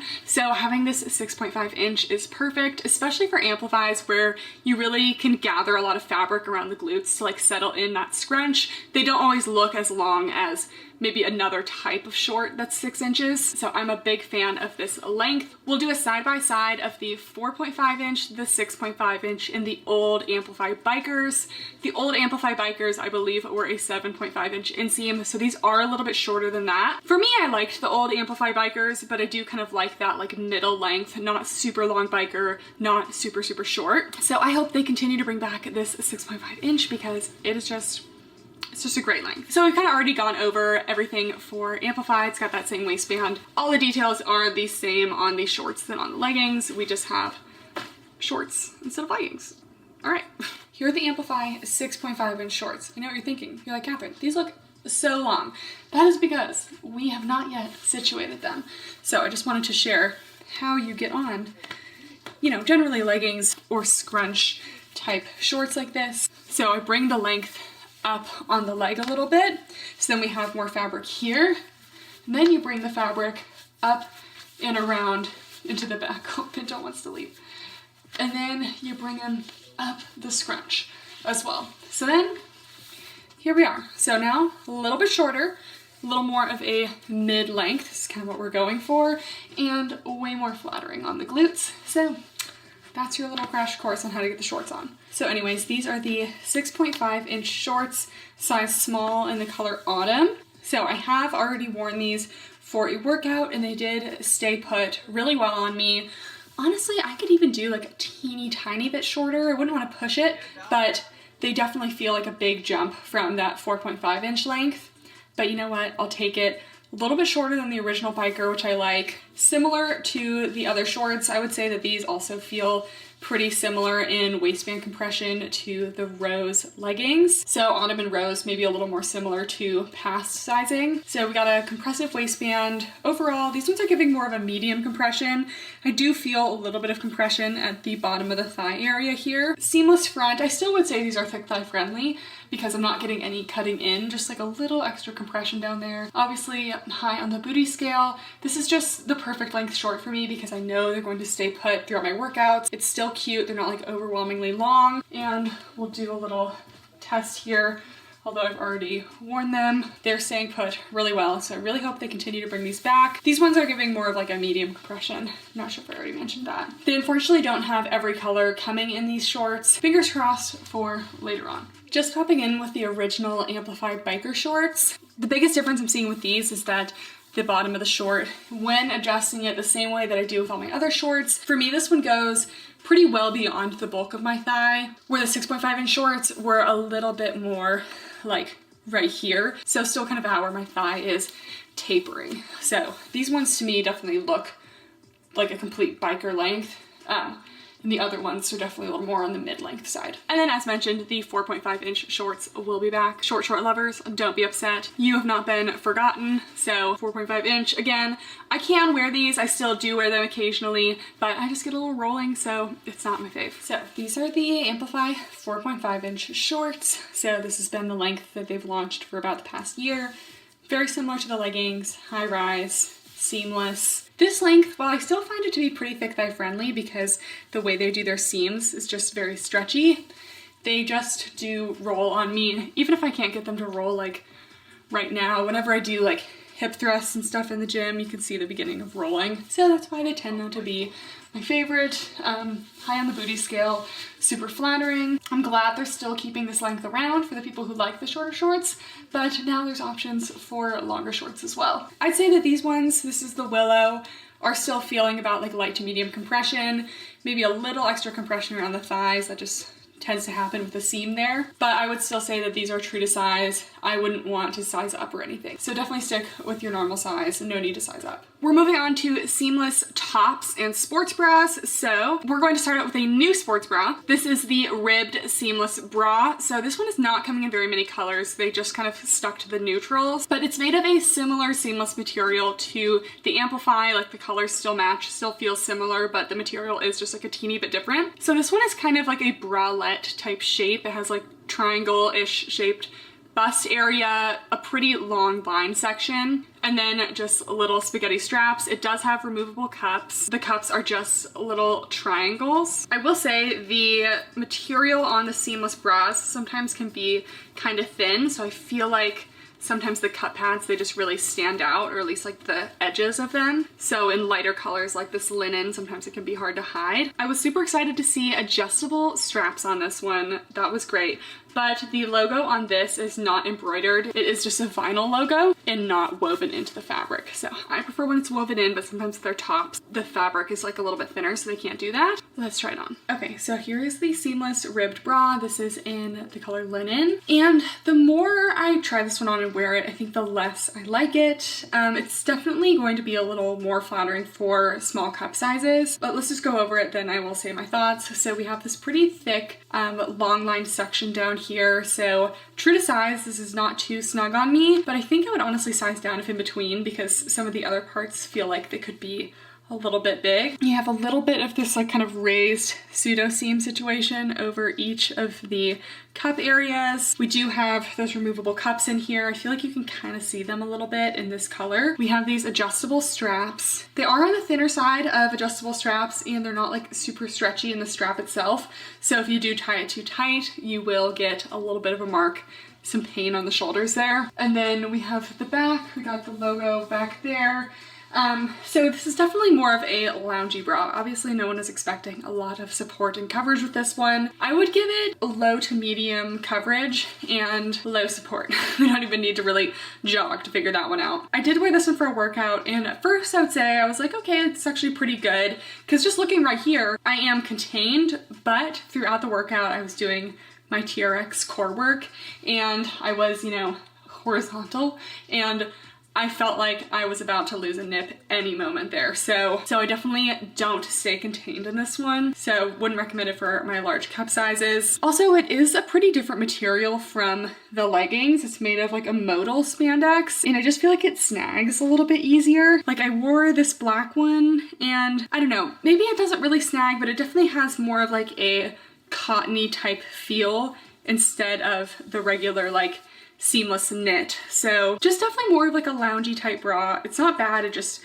isn't really working for me, I feel like, and it's just not my favorite fabric. So I had a feeling this wouldn't be my favorite, but I like that the straps are adjustable at least. And they're offering some more coverage amounts because the seamless sports bras tend to be definitely on the more coverage side of things. Next, we're moving into the Amplify bra. So there will be 2 bras launching in all of the colors. I think the Amplify bra is my bra of choice. None of the seamless bras from Alphalete really are perfect. They all have something that I would fix.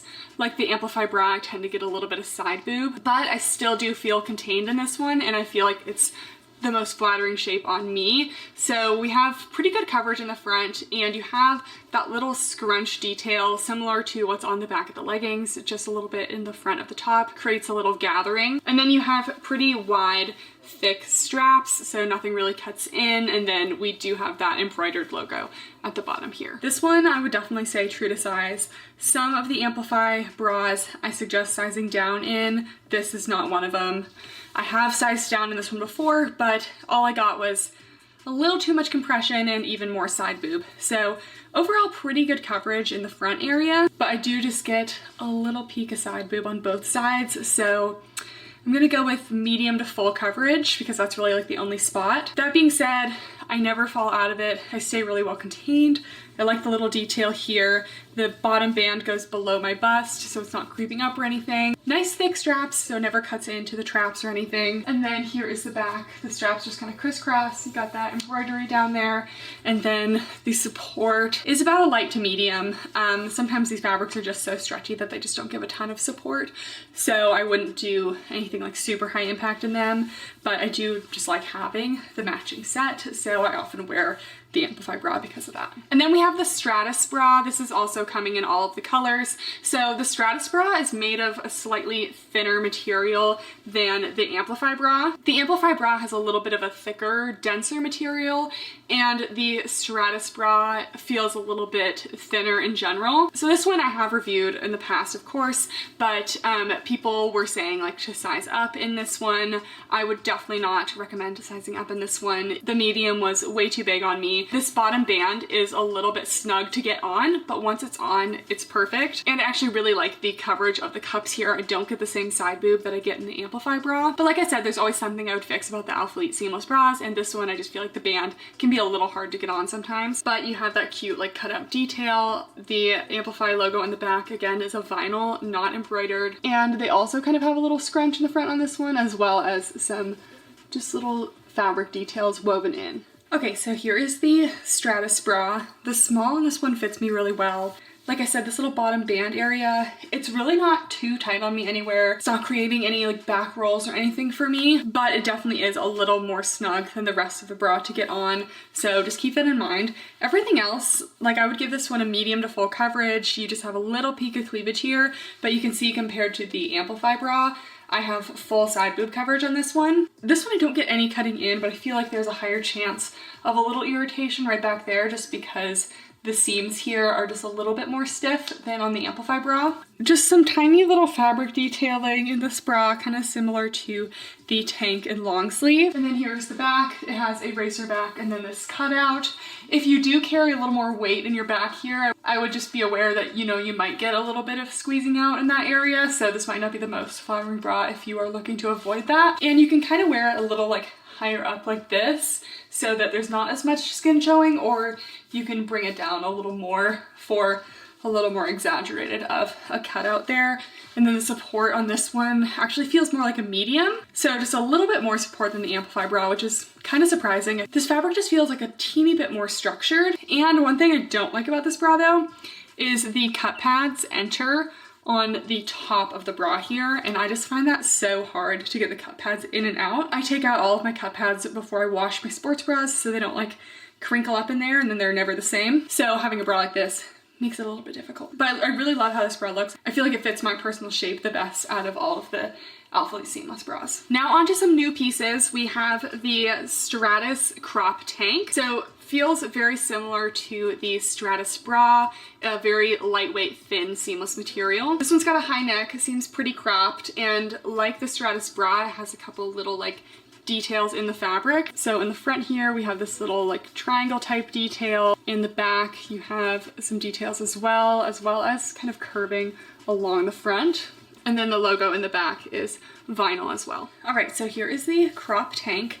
This is a size small, and it is definitely a good 2 inches longer than the sports bras, and it has a snug band at the bottom. So when raising your arms, you're not gonna expose the sports bra. The Amplify sports bra is completely hidden underneath, and I bet that the Stratus bra would also hide underneath, just because those are both kind of racerback styles, and this is like a full tank style in the back. So it's lightweight enough that I don't feel like you'd get super hot in this, but it's actually pretty good coverage, a little more than I was expecting. You'll just show like a little bit of skin with this if you wear the Amplify leggings. I have a long torso, so I probably show a little more than most people. Again, it's lightweight, super stretchy, true to size, but it's a little bit snug, so if you're in between, I would choose a size up. Definitely a snug body contouring fit. And then here's the back. You can see some of those little details as well as the logo down here. And I'm just gonna throw on this sweatshirt over top just so we can see if the sweatshirt is long enough to cover this. So just kind of relaxed. You can't see the crop tank under the sweatshirt, but if you raise your arms, you will see it. So it's kind of about the same length as the crop here. It's a pretty thin seamless, and if I had to guess, this probably would show a little bit of sweat. It all just depends kind of where you sweat. You guys always want me to say if something is sweat proof, but you can't really like necessarily replicate sweat proofness by like just putting some water on it, because the sweat comes from the inside. I'll sweat in different places, and I just generally don't sweat like a ton throughout my workouts. My main place is under boob, and generally in Alpha Elite seamless materials, I do see a little bit of the sweat depending on the color. So in the lighter colors, you tend to see a little bit more sweat. And then we have the Stratus long sleeve top. So they have had Amplify long sleeve tops in the past. This one's a little different. It's the Stratus, slightly different material if you ask me. The Amplify long sleeve tops were always thin, but something about the Stratus material still like goes with the Amplify leggings and everything, but the material almost feels like a little bit sleeker in a way. So this is going to be very similar to the Stratus tank, except with long sleeves. So we have that vinyl logo in the back, and we have thumb holes. I don't know if the original Amplify long sleeve had thumb holes. I'll do a quick side-by-side of the Amplify long sleeves that have been launched previously to the Stratus long sleeve. But you also have some very subtle details along the sleeves. So you almost have like this little like floral detailing, probably hard to see, but just super subtle little ribbed detail under the arms, and then that same little like V type detailing at the front that the tank had. Okay, so this is the Stratus long sleeve crop. This one is definitely more cropped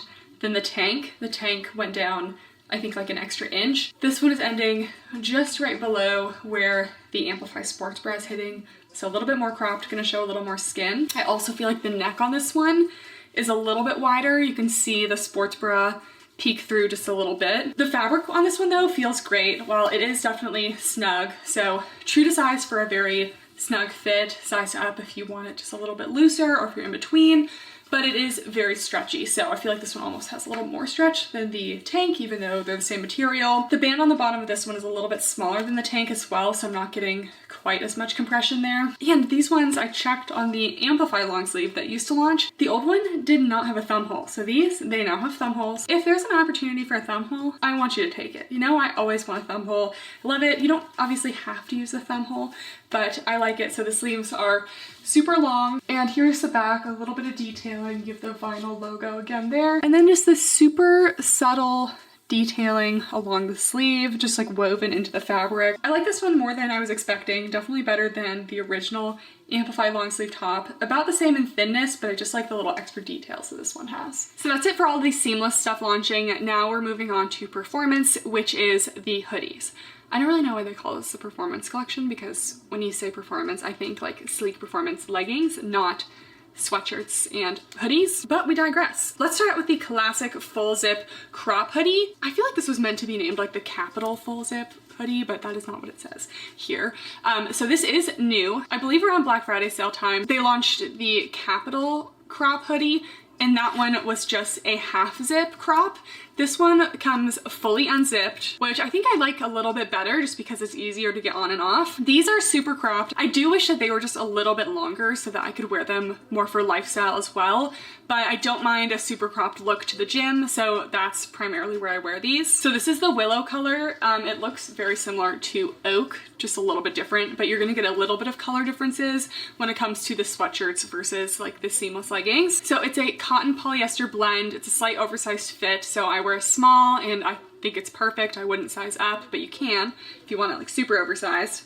Full zip, we have the silicone athlete logo, the little elasticized like ribbed detail at the bottom, and little drawstrings. Let's try it on. All right, and here is the cropped zip hoodie. But I like these like thickened handcuff areas and the thickened area at the bottom.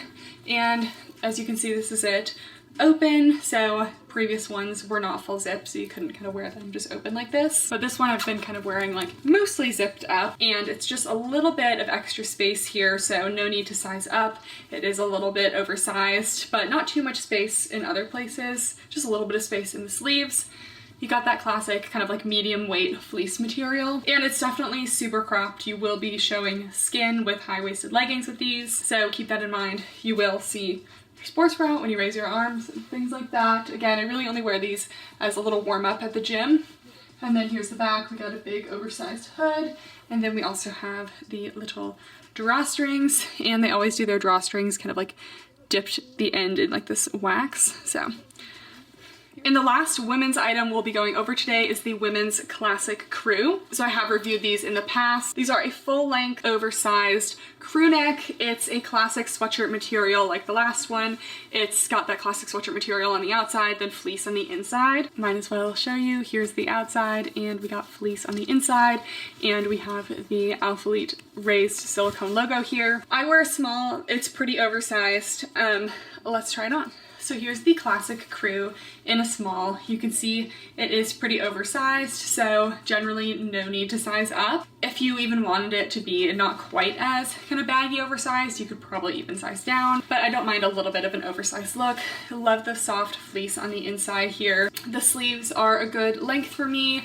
I do sometimes feel like it's a little bit long. It is just like a classic length of sweatshirt, just kind of goes a little bit over the glutes and hips, but as you guys know, I talk about this a lot. I just feel like for me personally, it's a little more flattering if things end like kind of a little bit higher, like right at the top of the hips. So if they came out with a sweatshirt that hit like right here in between the super, super cropped and the super long, I would be very pleased. But yeah, in terms of the sweatshirt weight, it has like a good amount of thickness to it, but it's not like super thick. So it's definitely not overly hot, but I wouldn't wear it on a super cold day. So kind of like a medium thickness. And here is the back. That's it for all the women's sweatshirts. Now let's just go over a couple of the men's sweatshirts. So there's also a men's classic crew. I got that one in a size men's medium, and that's actually what fits Ian best. He's wearing it to the gym right now, so we'll have to wait till he comes back. But I did try to get him a large in that last time, and it was just like way too big for him, so they definitely are an oversized fit, and he normally wears a large. So if you don't want it super oversized, I would suggest sizing down for your mans. Okay, so we got Ian to participate. So he's in the medium men's crew. And we did try a large last time, it was way too big. So Ian's about 6'2", 6'3". 6'2". And like 185, 1-ish, yeah. Okay, if that helps at all. He definitely has like broad shoulders, so take your hands out of your pockets here. So it still like has a little space for him. So it's not snug, even though this is a size down from like his normal size. And it goes like just like a little over his hips. So I feel like this is a good size for him. Any bigger, it would just look like really baggy. So yeah, I recommend sizing down. I also got the classic zip hoodie. I also got one of these in a large in the last time they launched them. And I honestly wear it as like a super oversized baggy sweatshirt to and from the gym. Again, too big for Ian. He's normally a large, but these are very oversized. So this is a medium. It's just the same cotton polyester fleecy style sweatshirt, except it's a full zip. So I'll try this on to show you how oversized it is, and then we'll hopefully get Ian to try it on too. Okay, so here's the men's zip hoodie on me. This is the medium, and it's still pretty oversized. So we have two front pockets here. We have the drawstring obviously full zip. We have a hoodie. And on me, these sweatshirts basically go all the way below my butt. So the men's ones are always a little bit longer than the women's. And we have some super long sleeves. So I do have this one in a small and a large as well. That was in my Black Friday review. So we can kind of compare all those sizes. This is the men's full zip up. This is also in a medium. So this is it kind of unzipped. Again, it's about the same length. It fits about the same as the crew, so it's very similar, and then you can zip it up. So you can see he still has a little bit of room, but it's not overly baggy. When he had the large one, it was like super, super baggy. So the medium is a good fit here. I think this is the color. This is either Ocean or Midnight. And the last men's hoodie, we have the Core hoodie. So this one's only coming in heather gray and black, but again, this is a medium, very oversized. We got the kangaroo pocket. It's the same cotton polyester material, and this one just has a larger alpha leaf.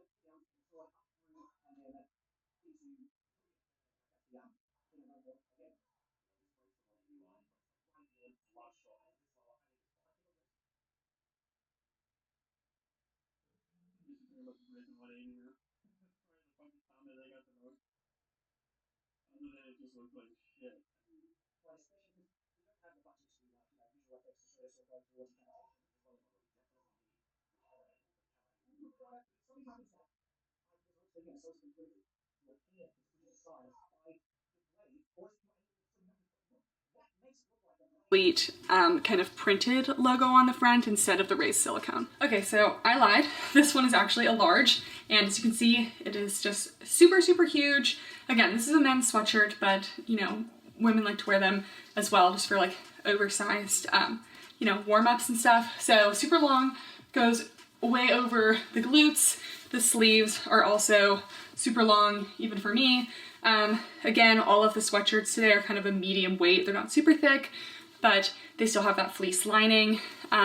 Just the large alphalete printed logo here, drawstrings with little wax dipped, and then a big hoodie. So this one's probably going to be way too big for Ian because the large just runs very large. Like he wears large in other brands, but because these are meant to be like an oversized fit, that's just how they're fitting. We also have a big kangaroo pocket. Oh my gosh, it's so low.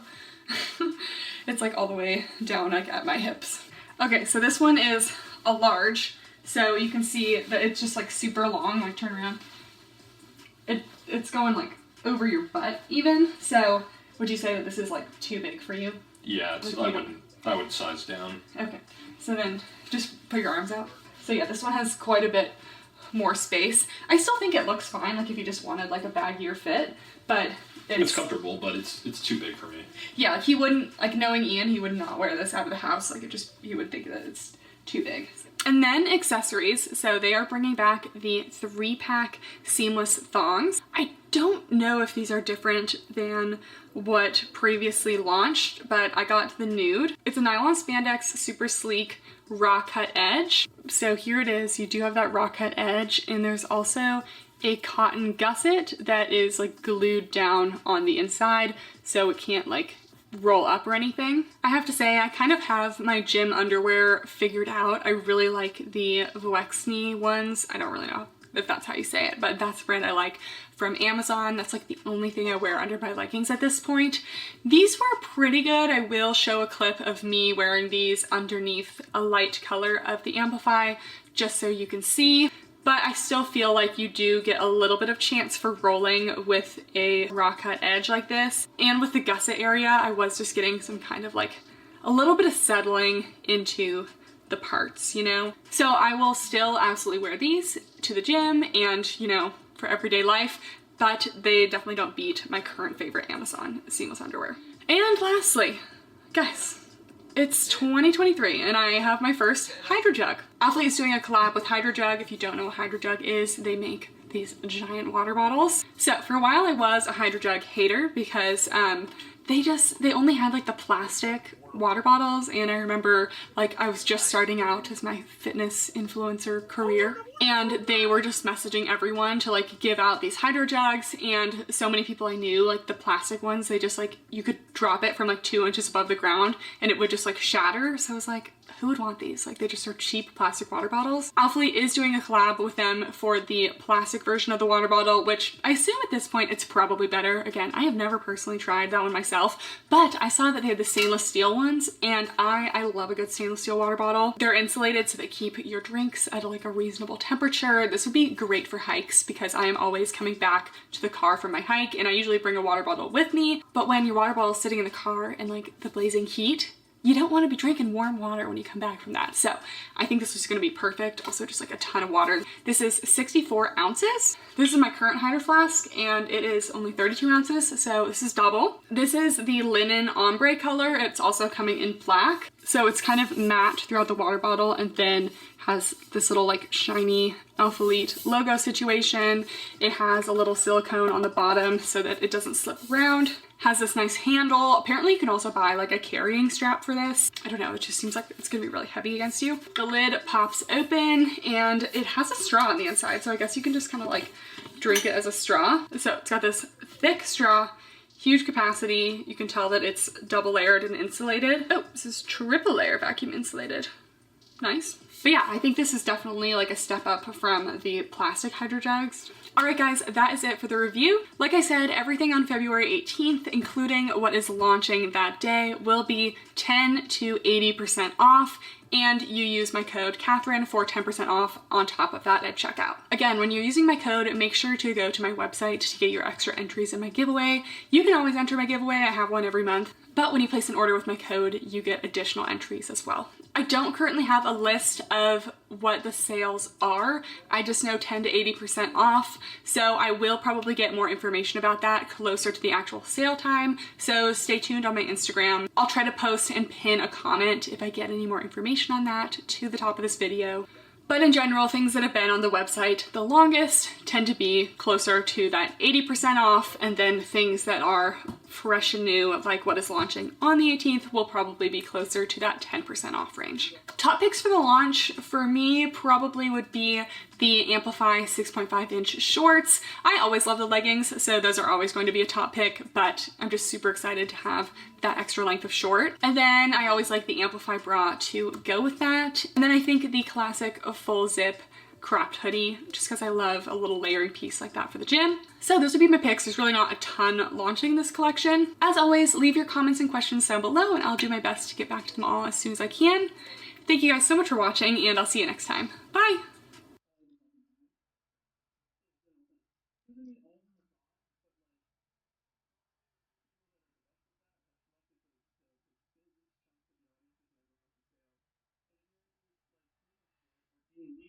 Probably not going to go to Shad because he's been with it. But Shad versus says, I'm close to giving up. Proof the algorithm is determined to kill this channel. And we're going to watch a grown man.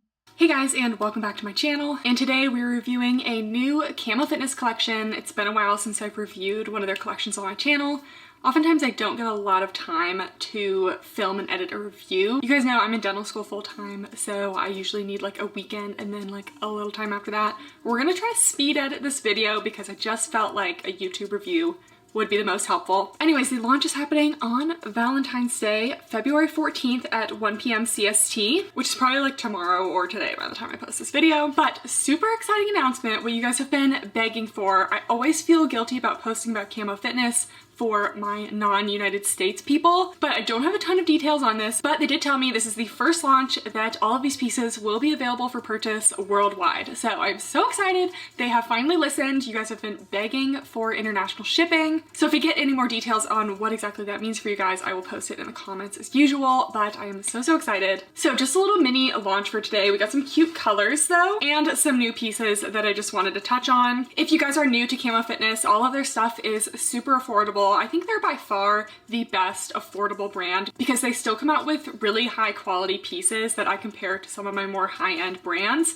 which I don't say lightly because some affordable pieces are not as good as the high end. But they also come out with super cute designs, colors, wearable pieces, and all of the tops and shorts are around $24 and leggings are usually like $32 to $33. And you can also use my code Kathryn for 5% off. I know 5% isn't a lot, but it used to be 0% off. And these are already affordable, so just a little something. So let's just go over some of the colors. We have Parisian Blue, which I personally love this shade of blue. I think it's so vibrant. It really just makes you glow. Pine Grove, dark forest green color. We have some hoodies that we'll talk about in a minute, but this is a lavender and this is sap green. I don't know if they come in any neutral colors, which I was kind of bummed about. We have Holly Berry. This is definitely going to be like your Valentine's pink. And what I'm wearing on this top right now, Java Brown.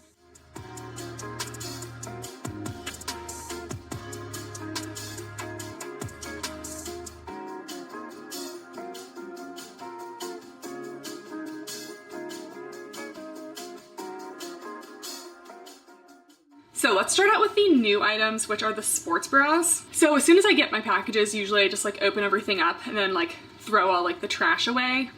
And the only place where the sports bra names was on that trash that I threw away. So there are two sports bras and I don't know which one is the name of which because they don't send me like a launch sheet or anything. So we're gonna figure that out. I'm gonna take a little guess though, and we're locking in my guess. I believe this is the Serene sports bra. It's either the Serene or the Emily sports bra. Hopefully I will know by the time I post this video, and whatever name is on the screen is correct.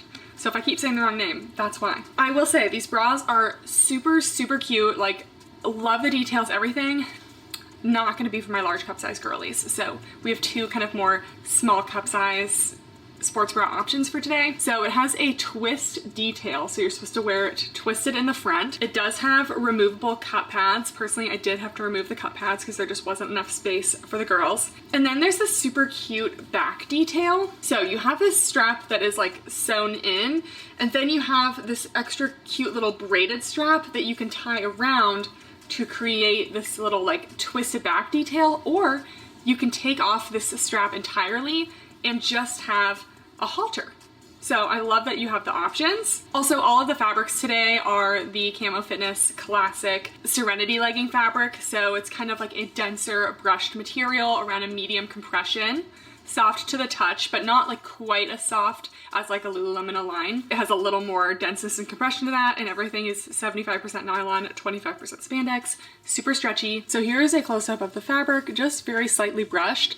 And then here is that cute little braided strap in the back. So they kind of connect like this, or you can take off this strap entirely. So let's try this one on. All right, so here is the top. This one is definitely the lowest coverage. I have a little side boob and a lot of cleavage in the front here, so we're gonna give this a low coverage and low support. There's no elastic or anything to kind of keep you secured, not a ton of lift, and just the coverage just isn't there to give you any support.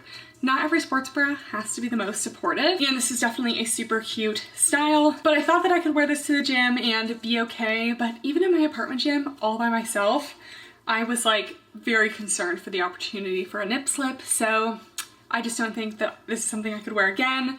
Such a bummer because the color is so cute and the bra is just adorable. Anyways, you do have the removable cups, twist front detail, and then this strap is always going to be in the same place. So it goes along there. You can twist a little braided strap to create almost a little like twist back appearance. And I think the braided strap is so cute. Just adds the tiniest little bit of detail, but it is removable. So let me just remove that. So you can remove it, and then you have a full-on open back halter. So you don't need the second strap. It is optional. I will say, as soon as I undid that second strap, we lost some lift, so just keep that in mind. So personally, I wouldn't wear it without that strap, but if you like a halter, it is an option. Similar to the last sports bra in one way, in that it is a twisted sports bra again. So you might be a little confused trying to get this on because you're like, wait, is it supposed to be twisted? Yes, it is supposed to have this twist. How you know you're wearing it the right way is that you'll see both of the cup pad entrances on the inside of the bra. So you don't want that cup pad entrance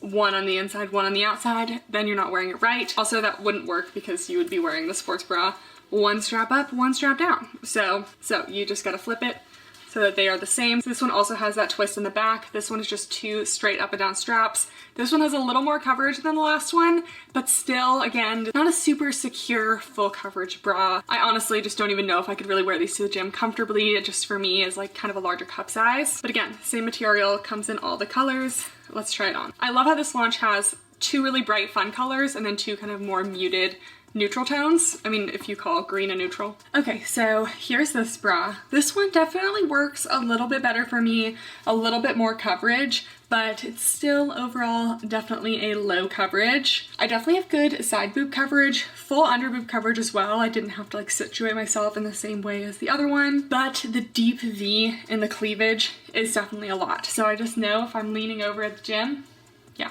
we're gonna fall out a little bit. So potentially better without cup pads. I do like the cup pads Camo has though, a nice, like pretty large oval shape and not too padded. So yeah, I'm not really seeing a big difference without the cup pads here. Anyways, we just have some straight up and down straps on this one, little twist detail in the front, very short line sports bra, so there's really no like elastic under the bust, which normally would provide a little extra support. But I find these like really like high up sports bras to be flattering on the core area, because usually people have like a little more definition in the upper abs than the lower, so this area kind of is a little more defined. And then in the back you also have the little twist detail. Definitely a very comfy bra, nothing is cutting into me here, nothing is going to be constricting. Overall sizing, true to size, but if you're in between, you can kind of go either way. This isn't feeling too small, but I worry sizing down would just lead to like literally no coverage. And then we already said low coverage and low support. So cute bra, maybe for like a little back day or something,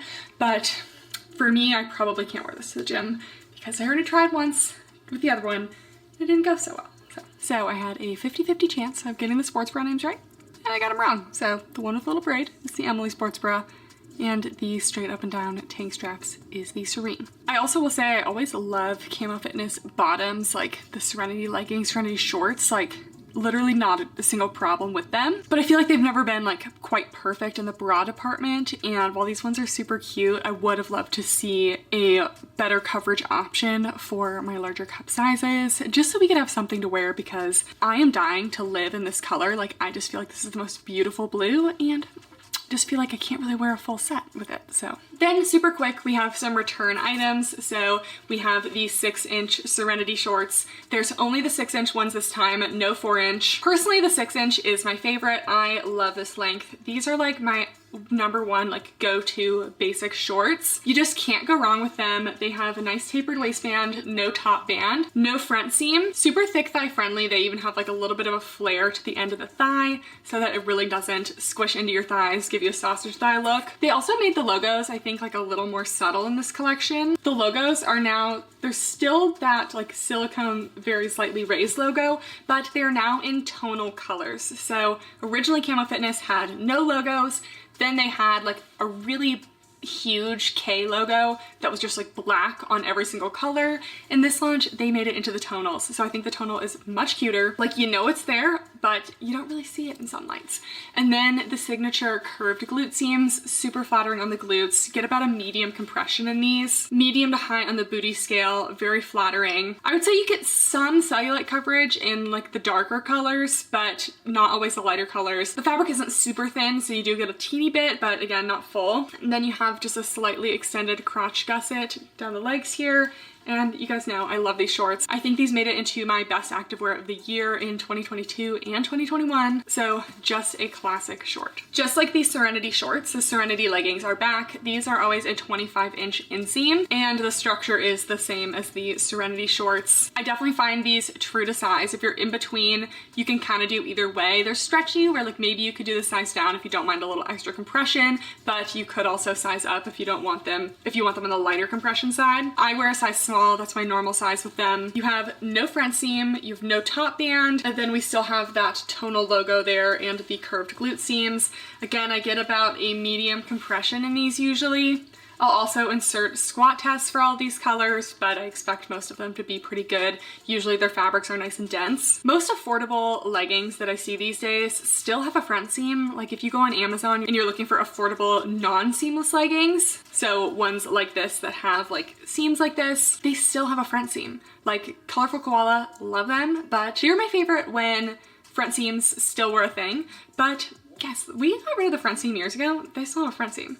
Same with CRZ Yoga. Like, why are we still doing the front seam, guys? Camo Fitness, they're doing it right. They took away the front seam early on and still kept it affordable. So I love the Serenity leggings, really can't go wrong here. Then they were bringing back the Lavanda flare leggings. So this is where there are some limitations to Camo Fitness. I absolutely love these flare leggings. They're the same material, little compression, brushed, no front seam, curved glute seams, so very similar to the Serenity leggings, but they are a flare legging, which again, kind of hard to find no front seam flare leggings, but they only come in a 31-inch inseam, so as a tall gal, it's not really enough for me. I really aim for a 33-inch inseam for my flare leggings, so I would love to see them come out with multiple lengths. When it comes to leggings, I think a 7/8 length is totally fine for me. Like, it doesn't look weird. Your leggings don't necessarily have to go quite all the way down your leg. You know, they're not a capri, but you know, around the ankle. But flare leggings, they look a little funny when they're short, so I can't really wear these. If a 31-inch inseam does happen to work for you, by the way, that is like the standard regular inseam length for flare leggings, just because you do want your flare leggings to be a little bit longer than your regular leggings, because you want it to kind of like sit over your shoe well and not look too short. So if this happens to be a good length for you, I envy you, because these are super cute and I would love to be able to wear this little combo and not look funny, but it just kind of looks a little funny for me. And we are just going to throw these on and chat about them for a minute, just because I want to be reminded of how the flare looks. Sometimes flares are a little too high for me, a little too low for me. If I remember right, these kind of flared a little bit above the leg, so let's try them on. Okay, so here are the flare leggings. So perfect fit in the waist for me, so very true to size. If you're in between, you can really do either way. I love the no front seam. I really don't get any gathering around there. And we still do have those glute seams that go above the glutes. And it's not crazy, but just a little bit extra to enhance. And I just love that there's a flare legging option that has no front seam. They do also have black on the website that should already be stocked in these flare leggings if brown is not your thing. But I do think the brown combo, so cute. If only these were not too short for me. So let's show the length. And yeah, as mentioned, these are just kind of too awkwardly short for me. I know they don't look that bad, but when you put on a pair of shoes, it just really highlights that these are just not long enough for me. And in terms of the flare, I think that they could actually start flaring just a little bit lower. These do kind of flare slightly above the knee, which gives more of like a boot cut look rather than a flare. That being said, I don't like when flares are like so tight on my calves that like it's giving Clydesdale horse vibes, but just a teeny bit more flare. Again, everyone has their own preferences and it's going to hit everyone's legs a little bit differently, but I think that these are a great affordable flare legging option if you like that prime 31-inch inseam. Otherwise, we don't have any more lengths. Really, I think we could use a 29, 31, 33. That would be ideal. And lastly, we have the Cozy Tech hoodies. So this is the size extra small small. So these are made of a 50% cotton, 49.8% polyester, 2% viscose. So basically a cotton polyester. It's that thicker fleece type material. It actually has like decent thickness, so it should be pretty warm. And it has that fuzzy fleece lining. So here's kind of the outside fabric, classic sweatshirt material, and then you have that fuzzy fleece lining. So a classic sweatshirt. It has kind of a raised mock neck style. It does have that little ring zipper. I just don't love how they look. I do at least appreciate that they matched it to the color of the rest of the sweatshirt. And it's about a half zip, and then it has a kangaroo pocket, and this is definitely going to be an oversized like boxy style fit. So I'm going to be wearing an extra small small. I generally wear a small to medium in jackets, but I expect this one should be totally fine for me because of that slightly oversized look. And then we have these little stretchy cuffs at the sleeves with thumb holes. So let's try it on. Okay, so here is the hoodie. Definitely still an oversized boxy fit, so there's really no need to size up. If you are on the larger end of a double size, like extra small small, I wear a small, this is still okay for me. So we have nice room in the sleeves, nice room in the torso as well. You can zip this all the way up. I love little like raised necklines like this, just keeps your neck a little extra warm, but unless it's super cold, I'll probably be wearing it slightly zipped down. I love that we have the elasticized cuffs here with the thumb holes, so you can kind of comfortably wear the thumb holes. It's not feeling too tight there. It actually feels pretty thick, which is surprising. Sometimes affordable sweatshirts like this just tend to be on the thinner side. Nice spacious pocket down here. I've had a couple sweatshirts recently that I loved, but they just don't have a pocket. And when I'm walking and I'm cold, I gotta put my hands in a pocket, so love this pocket here. It's kind of like a midi length. If you raise your arms, you might show a teeny bit of skin. It just kind of hangs out right at the top of the hip bones. So I find this to be a very flattering length. This is kind of where I like all of my sweatshirts to hit, but keep in mind it's not going to be a full length that, you know, goes over the glutes. And then we have a nice big hood back here, little seam detailing on the back, and the hood is pretty big as well. So just wish they had more neutrals. I don't know if these are the only two colors it's coming in, but usually they send me everything, so I assume that these are the only colors. Love the purple though. This is like the year of purple for me, guys. Loving it. So that is it for the review, guys. Short and sweet. Again, this launch is happening on February 14th at 1 p.m. CST, and you can use code Kathryn for 5% off at checkout. And again, for my international people, finally Camo Fitness is going to have worldwide shipping, so you don't have to be left out anymore. My top picks of the launch, honestly, always the Serenity leggings and Serenity 6-inch shorts.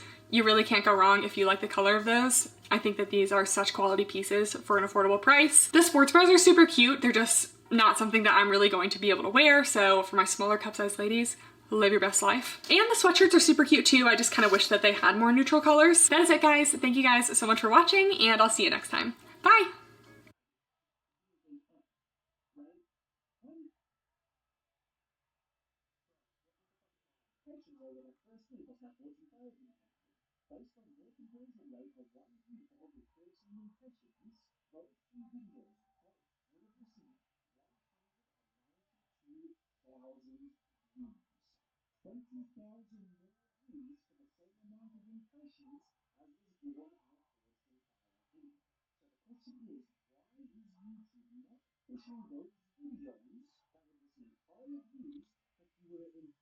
We've seen countless affordable leggings, shorts, sports bras, even tops on this channel, but I have not done a video on Amazon affordable jackets. So that's what we're doing today. I found a bunch of Amazon's top rated active jackets. We kind of got all different kinds, some that lean a little more like sweatshirt hoodie, and then some that are classic like full zip activewear jackets. Some of these look pretty promising, and if there's something I love, it's a nice zip up jacket with little zip pockets, maybe even thumb holes, just for like my walks and, you know, layering over my gym pieces. So let's see if any of these live up to their highly rated Amazon reviews. I mostly got smalls, but I also threw in some mediums in there just for fun, because sometimes I want a jacket that is pretty snug. Other times I want a jacket that has a little bit of room underneath for layering. Okay, up first we have the Altaland half zip pullover cropped jacket. So I do have full lengths today, but we are starting out with a cropped jacket. It's not super cropped though, so I think I'm actually gonna really like the length. I think it'll kind of just hit like a little bit over the legging waistband. So not like cropped where you're gonna be showing skin, but doesn't go like over your butt. So I got a size small / 4. This definitely seems like it comes from AliExpress. So almost all Amazon brands also come from AliExpress, and you can usually find them a lot cheaper on AliExpress. Like all of the jackets today are like $30 to like $38, which I feel like we could probably find these on AliExpress for cheaper, but the trade-off is Amazon stuff comes in like a couple days and AliExpress stuff can take like 1 to 2 months, and the shipping's less reliable. So I wish the Amazon people didn't mark it up like 2 times, but anyways, here it is. It has this nice like thickened little tunnel neck section, and I kind of like this as opposed to hoods, just because I don't really wear hoods a lot personally, and I kind of like that it has like a little bit of a boxy shape. It's made of actually like a sleek performance legging type material, so should be very like sweat wicking. The sleeves have little elastic cuffs, and it's a half zip, so it goes down halfway. It has a little kangaroo pocket. Kind of reminds me of the shape of like the Lululemon funnel neck scuba half zip, except very, very different material. So let's try it on. Okay, so here it is. I think that this one is cute, a little bit different from a lot of Amazon like active style jackets I see.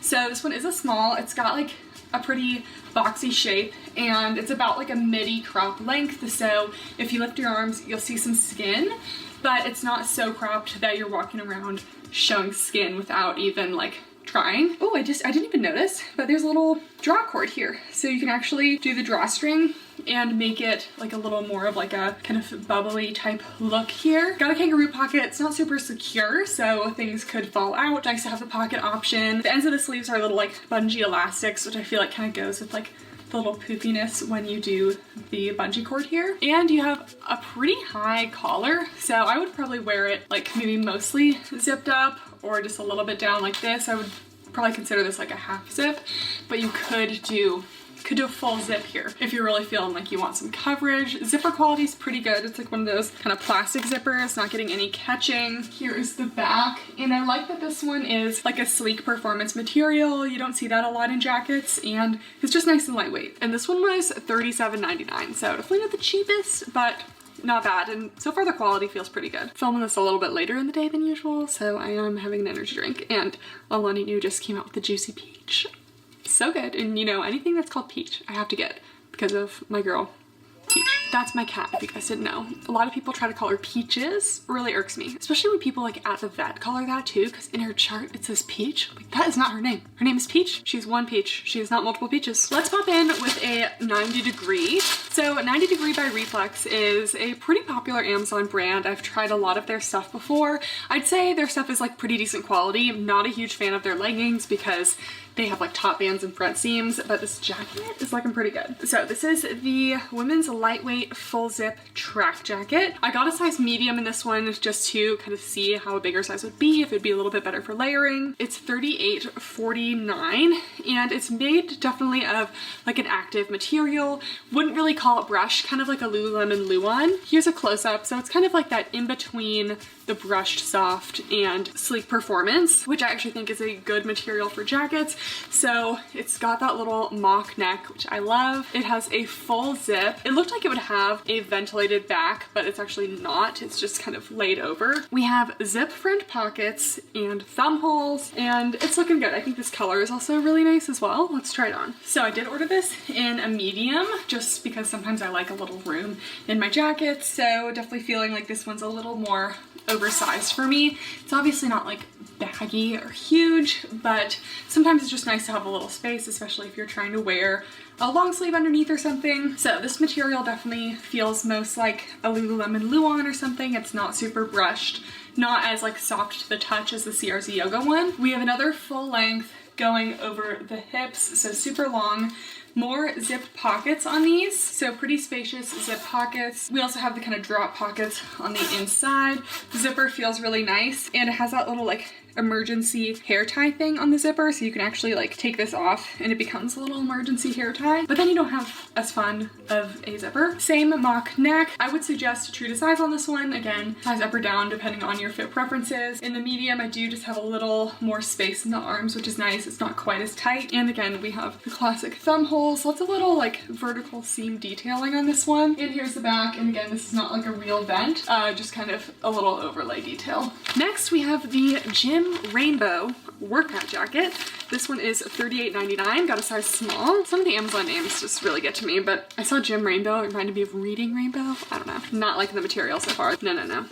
Oh, this is very thin. $38.99 for this? Absolutely not, absolutely not. You know what, let me check the reviews on this real quick. Make sure I wasn't misled. Yeah, this gets like 600 4.5 star reviews. Anyways, the idea of this one is cute, and it looked really cute on the model, but the material is just flopping for me. Like, you see how like baggy this is? It's just very flimsy. But we have a mock neck situation like the others, that little fabric that covers the zipper. The zipper quality actually looks okay. They also have hidden zip pockets as well as some thumb holes. I have shirts that are thicker than this. You can just see the material is very like flimsy. It's like not even a true marled fabric that's like woven into the fabric. It's like printed on, and you can just see how thin it is.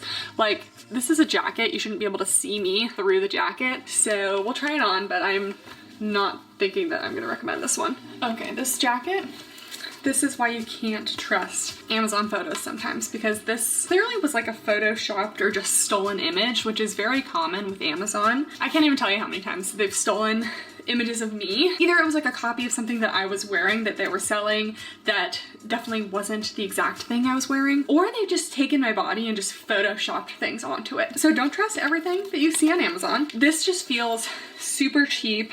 I feel like the combo of the zipper like doesn't really go. It's super see-through, which you almost can't really tell too much because I'm wearing black under this, but if you were wearing a bright color, it'd be an absolutely not. Sleeves are super long, which is good, and they do have a thumb hole. They have a full little mock neck zipper with one of the little zipper covers at the top. They do actually have zippered pockets, but the fabric is like so flimsy that like I feel like it wouldn't really be very good at holding anything. I mean, it's not the worst. Like in terms of the actual construction of it, like the zipper, the zippered pockets, the thumb holes, the high neck, actually really good. The fabric is just absolutely horrible. Like I haven't felt this cheap of a fabric in a while. And then the back is very plain. I would say true to size, this is my normal size small. I have a little bit of extra room, so you can kind of size up or down.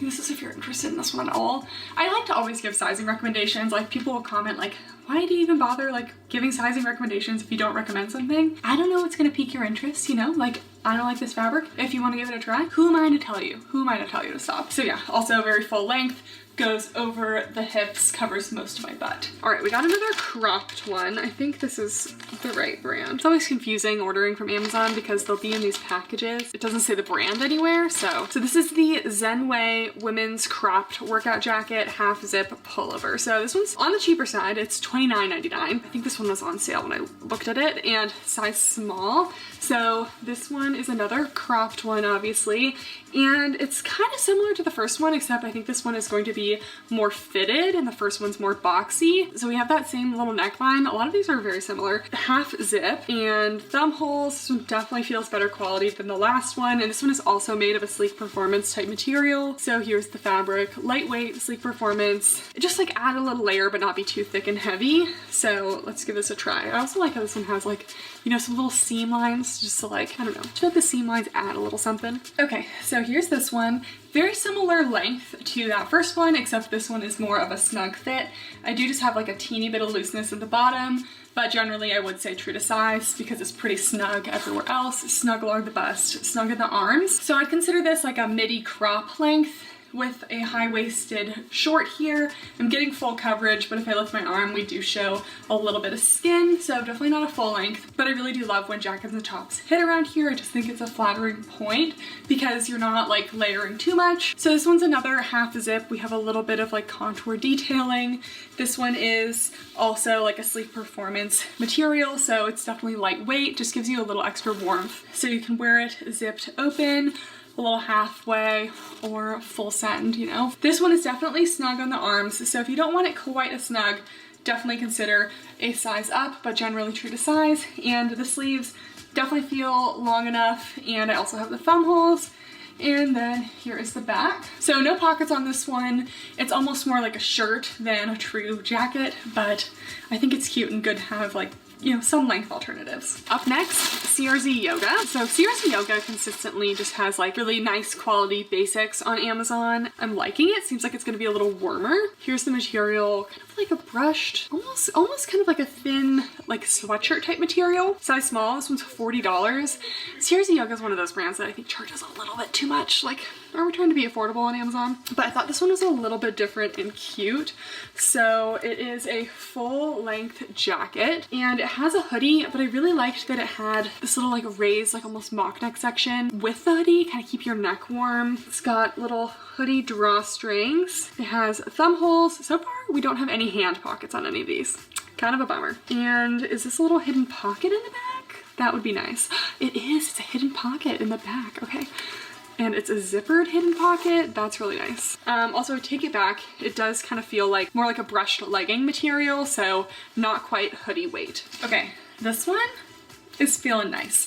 First of all, just putting it on, it's like a nice brushed legging style material, so if you're into more of like a soft jacket. I did get a small in this one and it's going to be pretty snug. I just wish in general a lot of these brands would have just like a little more space in the arms because they can be pretty snug. Maybe I just have bigger arms for a size small. I don't know, but I feel like they're generally very snug on everyone's arms. We have thumb holes, which is awesome, and then we have a full zip. Oh, you also have the internal pockets, like that you can just drop something into in there. I'd say the fit is like semi-fitted, like I have a little bit of space towards the bottom here, so generally true to size. But for a lot of the things today, if you're in between, just kind of choose if you'd rather have a little more space or a little more snugness. I think you probably could size down in this one in a pinch. Zip pockets, and I like that they're actually kind of like covered zip pockets. The zipper quality feels really good. Seriously, Iuga can definitely be one of the pricier Amazon brands, which is always kind of a bummer. Like some of their jackets are like $50. I'm like, at what point is this even affordable anymore?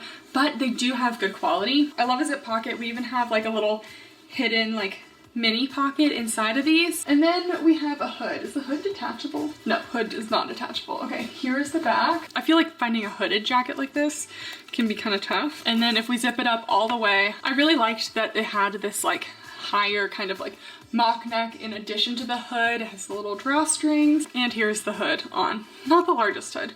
I hope that didn't like destroy my hair or anything. But yeah, definitely a fan of the fabric of this one. I love the neck. Everything's pretty good about it, and it feels good quality as well. Okay, I have been dying to try this one. So this is the Gym People brand. I think I bought my Christmas leggings from this brand, and ooh, okay, this is feeling pretty good. I have tried Amazon jackets that are kind of similar to the Lululemon Scuba, but the material was a little bit more legging-like and not quite sweatshirt, but this is definitely made of like a thicker, more dense like sweatshirt type material. Okay, this is actually pretty nice. So the brand is the Gym People, and this was $37.99, size small, and it definitely looks like it's going to have an oversized fit. Has a nice oversized hood as well, and it's a half zip with a little kangaroo pocket. Oh, it has thumb holes too. So here's the material close up. It's like a kind of thicker sweatshirt type material, and we have like a soft fleece lining as well. So I think this one's actually gonna be pretty good. Looks better than the ones I've tried before. Let's try it on. All right, so here's the jacket. First of all, this is a small, so we do have kind of a boxy oversized fit, so kind of flexible with sizing, although small is the smallest they make, so if you're really small, it's gonna just be oversized. We have a kangaroo pocket here.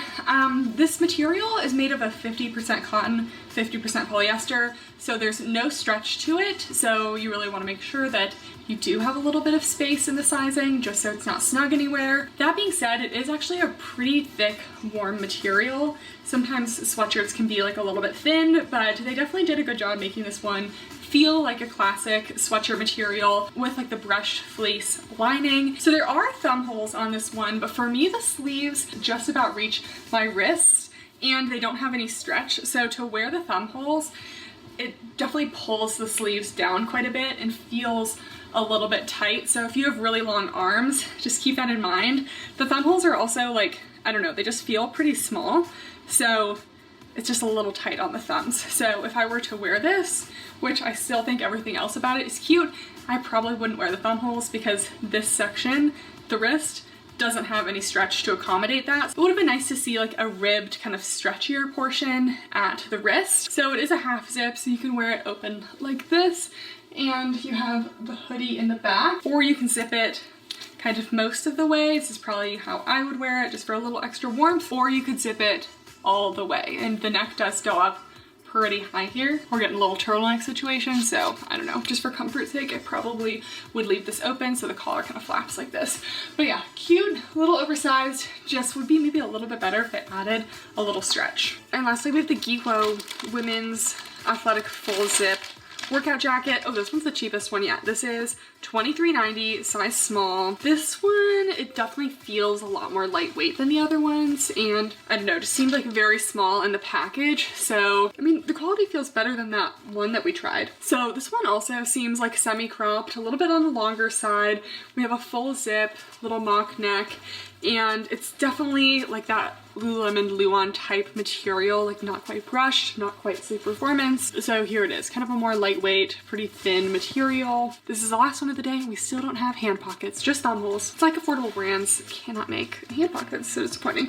And we also have no pockets. That is kind of a deal breaker for me. I really need a pocket in my jackets, because or else like, why are you wearing a jacket, you know? I want to have a zip pocket to keep my phone or keys nice and secure. And then we have a full zip. This one's a size small. Let's try it on. Very similar to that second or third jacket we did that was like kind of a similar cropped length, but that one was a half zip. This one is a full zip.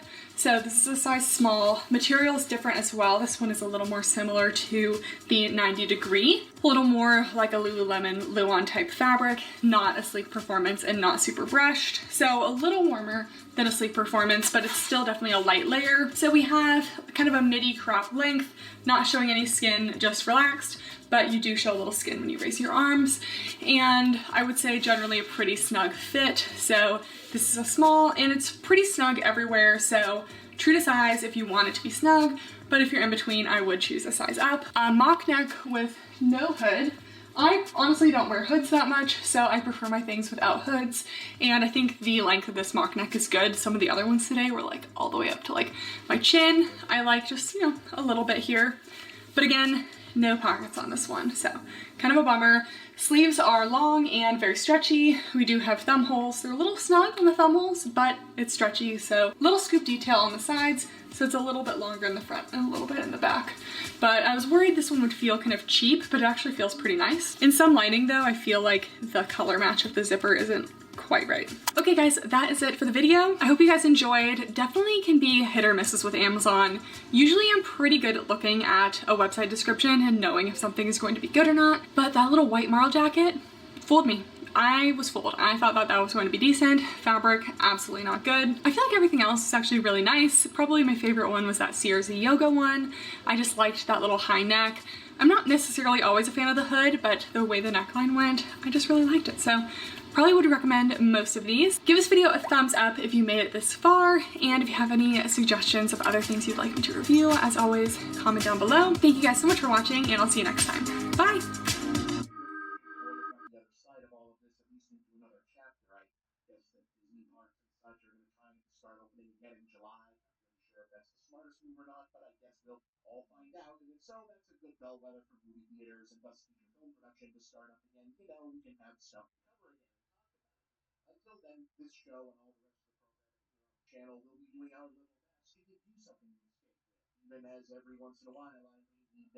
Another Buffbunny review. They are launching, I would say, like a little mini collection on Saturday, February 25th at 1 p.m. CST. The usual launch time. This is the Courtside collection. It's a lot of black and white, very neutrals, and they're kind of like trying to play into like basketball and tennis kind of thing. So we got some cute dresses, some skirts, some oversized tees, and like I said, a lot of the things in this collection are just coming in like black and white. Very minimal color, but there are some super cute things that I'm excited to try. So as always, you can use my code Kathryn for 10% off at checkout, and I probably won't have the prices by the time I post this video. I usually get them on like the Thursday or Friday before the launch, so always check my Instagram for that. But without further ado, let's get into it. So since there aren't really any new colors this collection, we don't have a color comparison section, which is a big win for me because those take me like hours and I destroy my whole activewear wardrobe every time, so.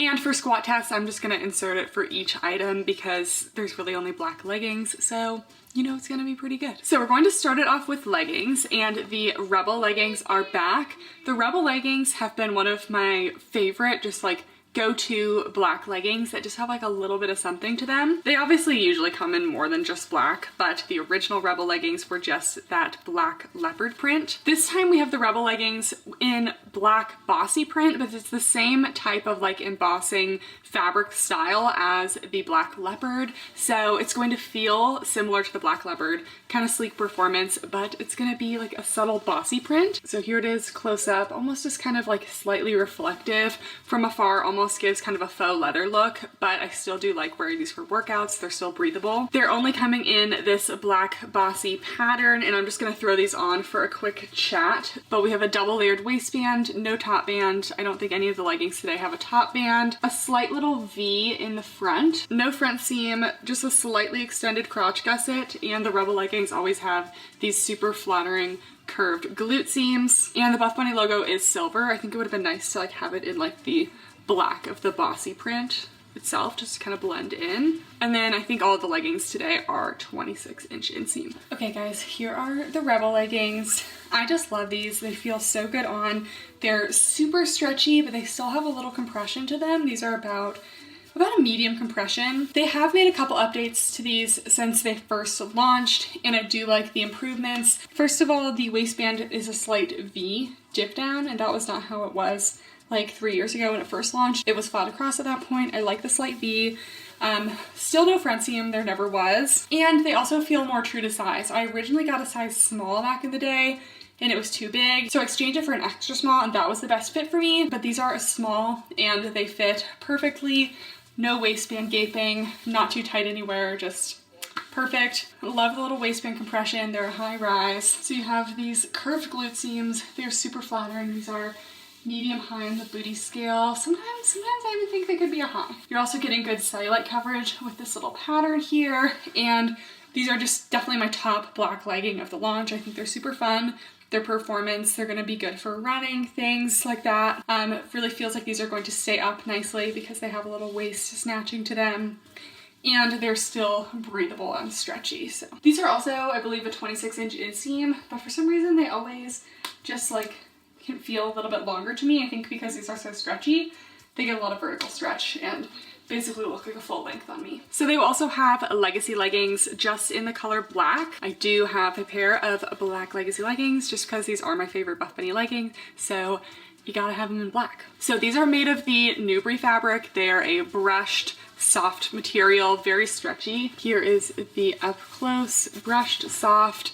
If you guys know, the legacy leggings are pretty basic, no front seam, straight across waistband in the front, but the back has those 3 little like butterfly seam details just to add a little bit, but they're still very neutral. 26-inch inseam. Now, Nubri does collect pet fur. I've heard people say it doesn't collect much pet fur. It collects pet fur. I have spent hours lint rolling. That's an exaggeration. I've spent a lot of time lint rolling black Nubri leggings, and I have had fabrics that grip onto fur more than Nubri, but they still do definitely attract pet fur and lint. So personally, I tend to gravitate towards medium colors for Nubri leggings, just because you won't see every little like fuzz. These are a high rise 26-inch inseam. Compression, black is usually a little more compressive, so I feel like Nubri is usually kind of light to medium compression. The black is probably a little more medium compression. Booty scale, medium to high. These are flattering on the glutes. The seams go above the glutes. I would say cellulite friendly, especially in this black. And these are always my #1 recommended legging for first-time Buffbunny buyers, or if you just aren't sure what to get from Buffbunny. The legacy leggings, they just do not disappoint. I feel like they stay up really well, just a classic legging. Next are the Material Girl ribbed leggings. So these are more of like a sleek ribbed material. Here's the fabric up close. It's ribbed, and then on the inside, it's a little more soft. These are only coming in the black. They most recently launched in the Secrets in the Sand collection. That's where I got these ones from. So they have a tapered waistband, no top seam. The waistband does have like a soft V in the front, no front seam. And then they do have just kind of contoured glute seams in the back as well. And the logo on this one is one of those little metal coin logos. Same inseam as the rest of the leggings. I find these to have about a medium compression. I do have a size down in these. I have an extra small, but it is a little bit snug, so I would recommend sticking true to size.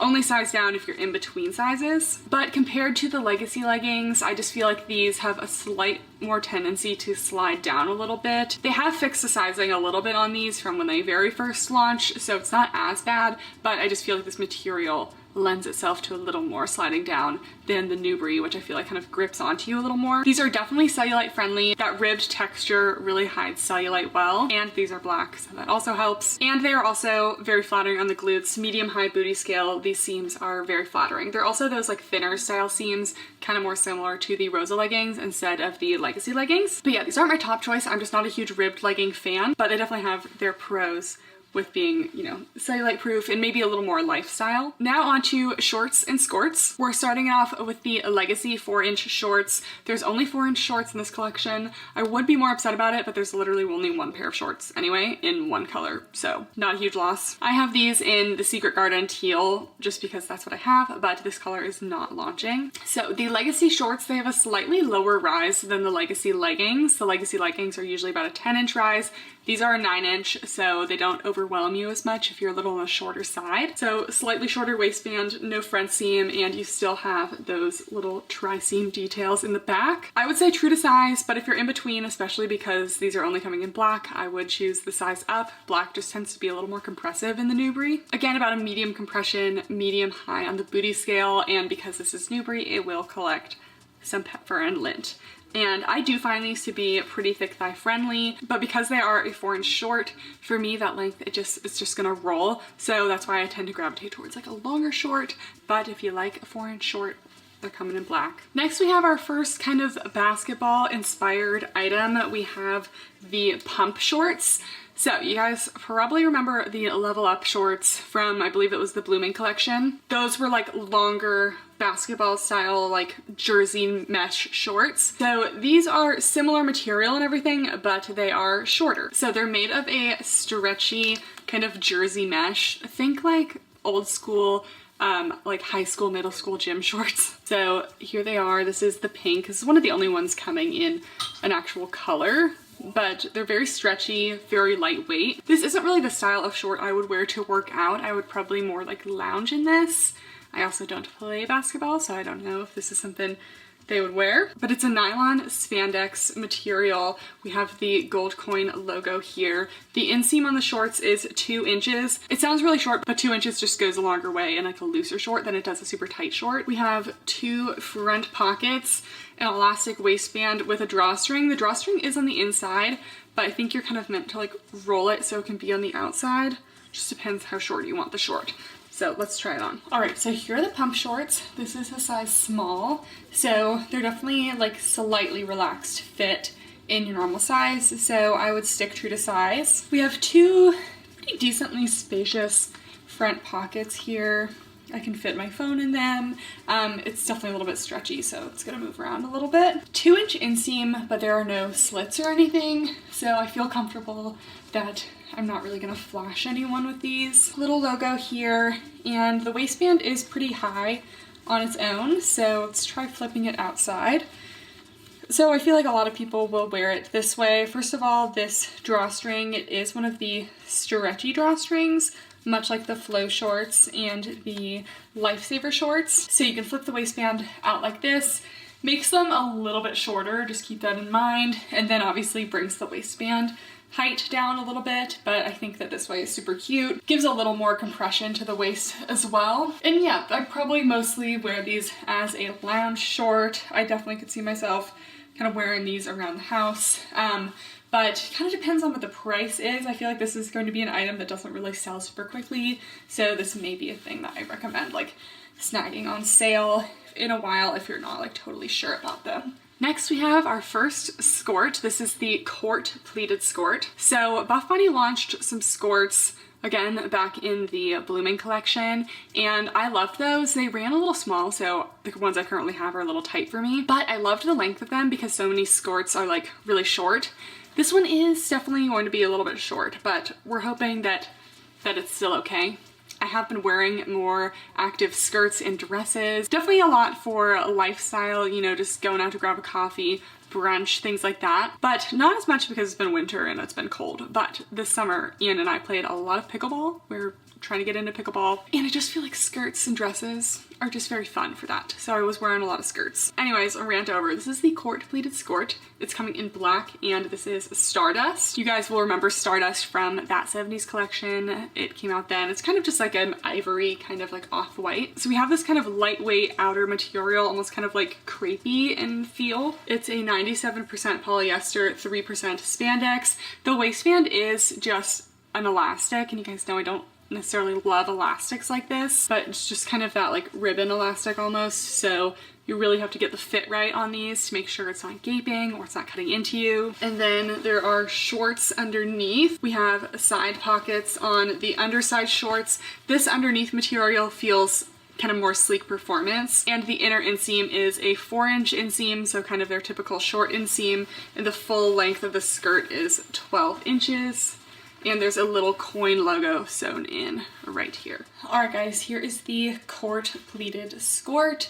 Super cute. So this is the elastic waistband, and I'd say this one isn't like a super high rise. It's more of like a mid to high for me. I am seeing some belly button here. With this waistband, I do feel like it's going to stay up very well, and this is definitely a good size for me. The waistband is snug, not gaping, but also not cutting in, and the shorts feel good as well. So I would definitely say true to size, but this is still snug on me, but I would definitely size up if you're in between sizes. So the little pleats are super cute. They're kind of sewn at the top of the pleats here, and then they just have the little pleat detail. I am kind of worried how this would hold up in the wash. I don't really know what the washing instruction is for these. Maybe there's a tag somewhere that tells me. We do have these shorts underneath. These are a 4-inch short, so they will probably roll slightly on me, but I like that they have the 2 pockets on either side. They do have a front seam, and it is a little invasive, but you won't see that for the most part, so it's more just like a comfort thing. They feel pretty thick thigh friendly, but again, probably will roll on me. And while the skirt is super cute, I just generally prefer my skirts to be a little bit longer, because you lean over like a teeny bit in this one and you're already seeing the shorts. So I would have liked like an extra inch or 2 of length. Will I still wear this? Yes, but I just feel more comfortable in a slightly longer skirt for me personally. The inner short compression is about a medium compression. It's really not that much. And yeah, cute. I wish they had like a better top pairing to go with this. Then here it is from the side and the back.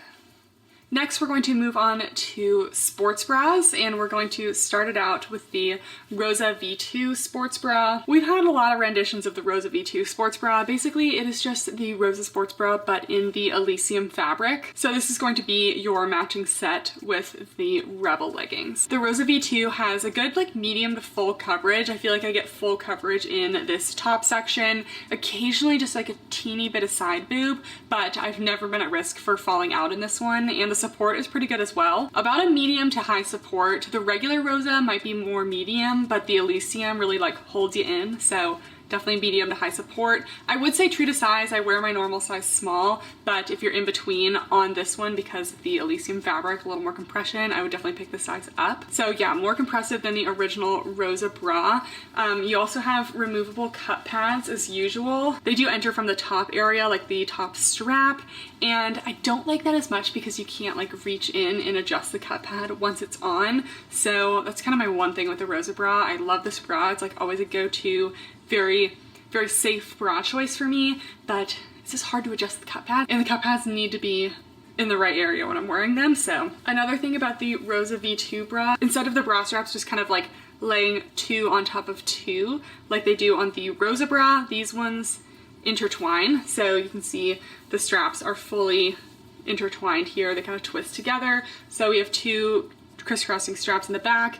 It is a long line sports bra, so there are no elastics in it. It's just double layered fabric down the bottom, and then we have the Buffbunny logo. This one's always a classic. Next we have the Harmony Halter sports bra. I am wearing it right now. It's only coming in black though. So this is another Newbury fabric sports bra. It is soft, brushed to the touch. It's about a medium coverage. It has really good coverage on the side here because the fabric kind of like crosses over and really it gives you good side boob coverage, but you do have kind of like a mid-sized little cutout down here that you do get a little inner under boob situation. So I still have a lot of space before my nips are gonna come out, so I'm never worried about that, and I do wear this comfortably during workouts, but something to think about. Support is pretty good. It's about a medium to high. It's also a long line sports bra, so really no elastics. You have the seam and then double layered fabric down the back. And technically a halter is something that like goes around your neck. This isn't a halter in that sense. It just kind of has that high neck. So not really a halter, call it a halter, but it's okay, I know what they mean. And the straps kind of go up and then transition into elastic straps in the back. The straps are adjustable, and then it also has a 3-hook closure in the back. And I like that this one, even though it's not like a halter or racer back, the straps are never gonna fall down because they're so high up in the front. So you don't have to worry about the straps falling off, even though they're straight up and down in the back. I don't know, I really loved this sports bra when it launched. I think it was Secrets in the Sand again. It's just super cute and unique, and you know, just like a little different taste of cleavage than we're used to. Then we have the Sphinx ribbed sports bra. So this one's only coming in black, and this goes with the Material Girl ribbed leggings. So this one's kind of a similar vibe to the Harmony Halter sports bra, except the cutout is much bigger. So So it's a sleek ribbed material like the Material Girl leggings. Light to medium coverage, light support, and I just feel like this is really flattering for kind of medium to small cup sizes because it really, like, you know, amps up the girls and makes them look really good with this little cutout in the middle. But for me, I don't even think I've really worn this one to the gym because I just felt a little uncomfortable.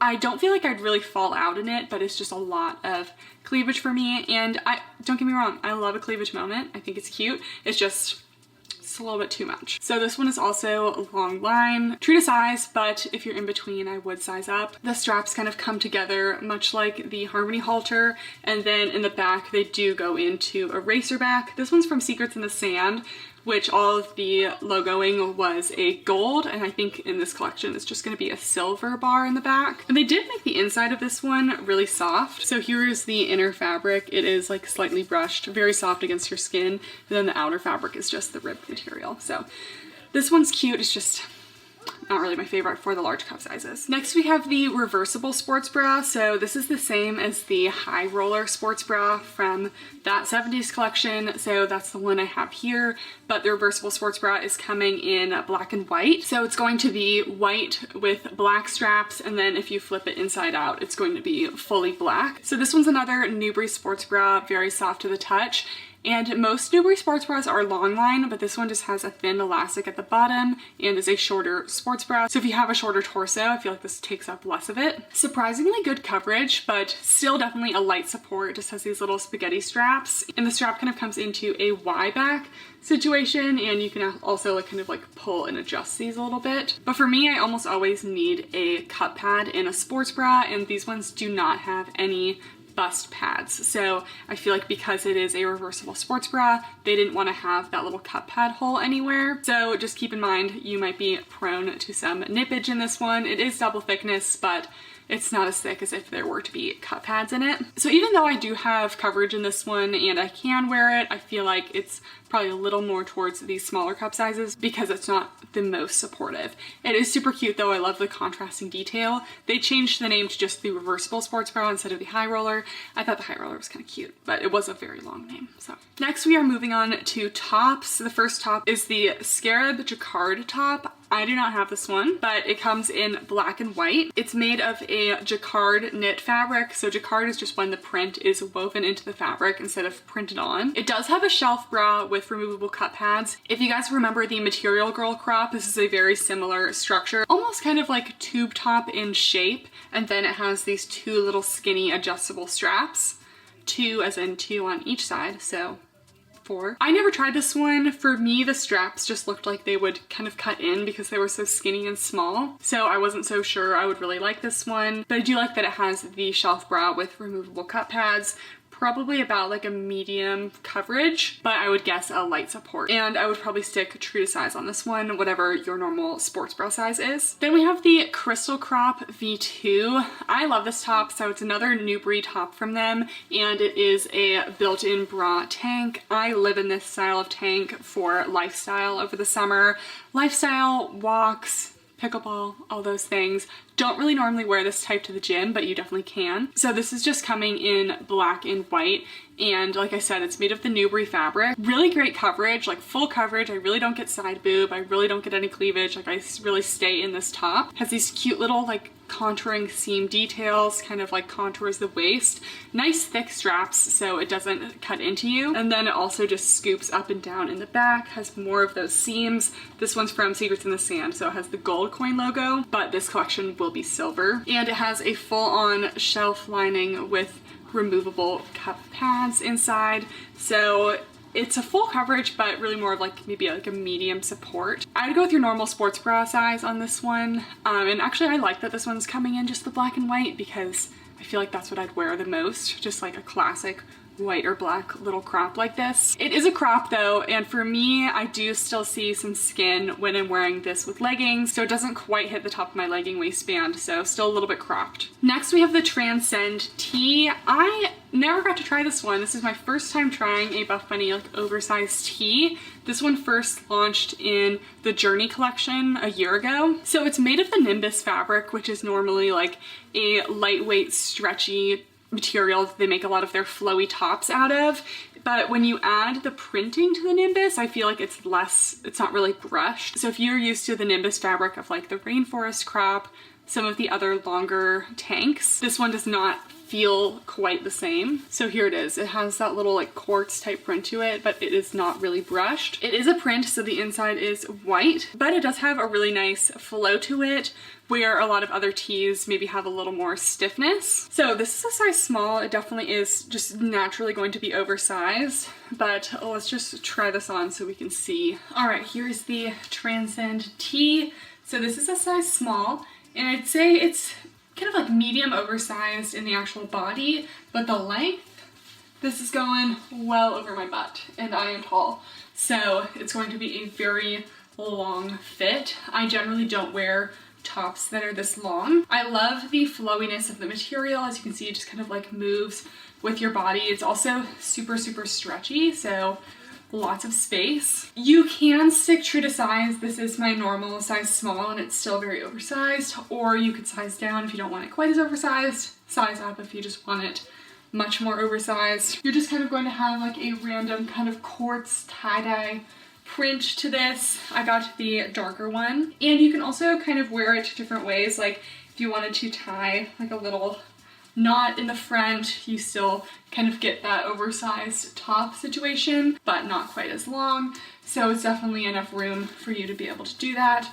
Or you could crop it. I don't know how well this material would do with cropping because it's not just a cotton. And I do like that they make these oversized without having to size up, because as soon as you have to like size up 1 or 2 sizes to make it oversized, what do you do if you're already like a 2 or 3X? So I like that they make them so even if you are a larger size, it's still going to be oversized for you and you don't have to size up, because there aren't always sizes available to size up. So very stretchy. And then there are a bunch of fun graphic tees. I did not get any of these. I feel like they made them from a different manufacturer, so they might have just been like running late, but they're super cute. So there's the player tee, which says like Courtside in the front with a little like basketball hoop. These all come in size small to XXL, 100% cotton. So you can wear your normal size if you want, just kind of a regular tee fit. I have similar tees like this from Alphalete, which might even be from like the same like general t-shirt supplier that they make, and then they add their like screen printing graphics to. And I like wearing the small when I plan to crop the tees, because I always like cut my t-shirts because I just don't like full-length t-shirts. I like when they're cropped like right at my legging waistband. So I like wearing a small for that, but if I want like a really oversized tee, I'll size up like 1 to 2 sizes. So it's just a t-shirt, so the sizing isn't like crucial, but I definitely would recommend sizing up if you're looking for the oversized pump cover vibe. So there's the player tee, there's the tennis club tee. So this one, the back of it says Tennis Courtside Club in kind of like cool little groovy letters. And then the one I wanted was the Courtside tee, which comes in white and then this kind of cream color, and it just says Courtside on the back in a bunch of like cool letters and kind of like brown. So very neutral. Oh guys, I thought I could make this video 30 minutes or less, but I'm not so sure now. Okay, let's talk about dresses next. I'm so excited to talk about this one first. This is the Courtside zip dress. So this one's made of a nylon spandex. So it kind of has just like a slight brushed feel to it, but this is kind of like an in-between the other 2 dresses we have today. It's not like skin tight, but it still has the built-in shorts, but it's not as flowy as like the Dazed dress. So I'm super excited to try it. It does have a little zip in the front, a little cutout action in the back. It does have removable cut pads, but it does not have the little elastic that goes under the bust, which I think I personally need for an active dress to really keep the girl supported. So we'll see how much lift I get in this one. The skirt is not like super flowy, but it still doesn't quite skim the body like as closely as like the Revolution dress. And then we have built-in shorts. Looks like we have no front seam on the built-in bodysuit, which a lot of their other ones do have a front seam, just because you can't really see it. I will measure this little inner inseam. Doesn't quite look 4 inches though. I kind of assumed we'd have like a pocket on the inner shorts, but I don't see one. Okay, first impressions of the dress. She's snug. So it's pretty much snug like everywhere. So I think this one runs small, and I would definitely consider a size up. So you can see I'm being a little bit pushed out the sides on the top here. It's even a little tight on these cutout bands. Snug at this bottom section here, and then we also are getting some cutting in at the thighs. So for me, this kind of feels like it's fitting like an extra small instead of a small. I think a medium would be better for me here. So here are the inner shorts, like I was saying. There's actually no front seam on these, but there's also no pockets. This one being slightly slimmer fit, there maybe wasn't really room for pockets. I wish it had a little bit more flow to it because this really isn't very much more loose than the Revolution dress in my opinion. So it's pretty short. Might be able to see a teeny bit when you bend over, little slits at the side, and then definitely snug here, and it kind of loosens up a teeny bit around the hips, but not very much.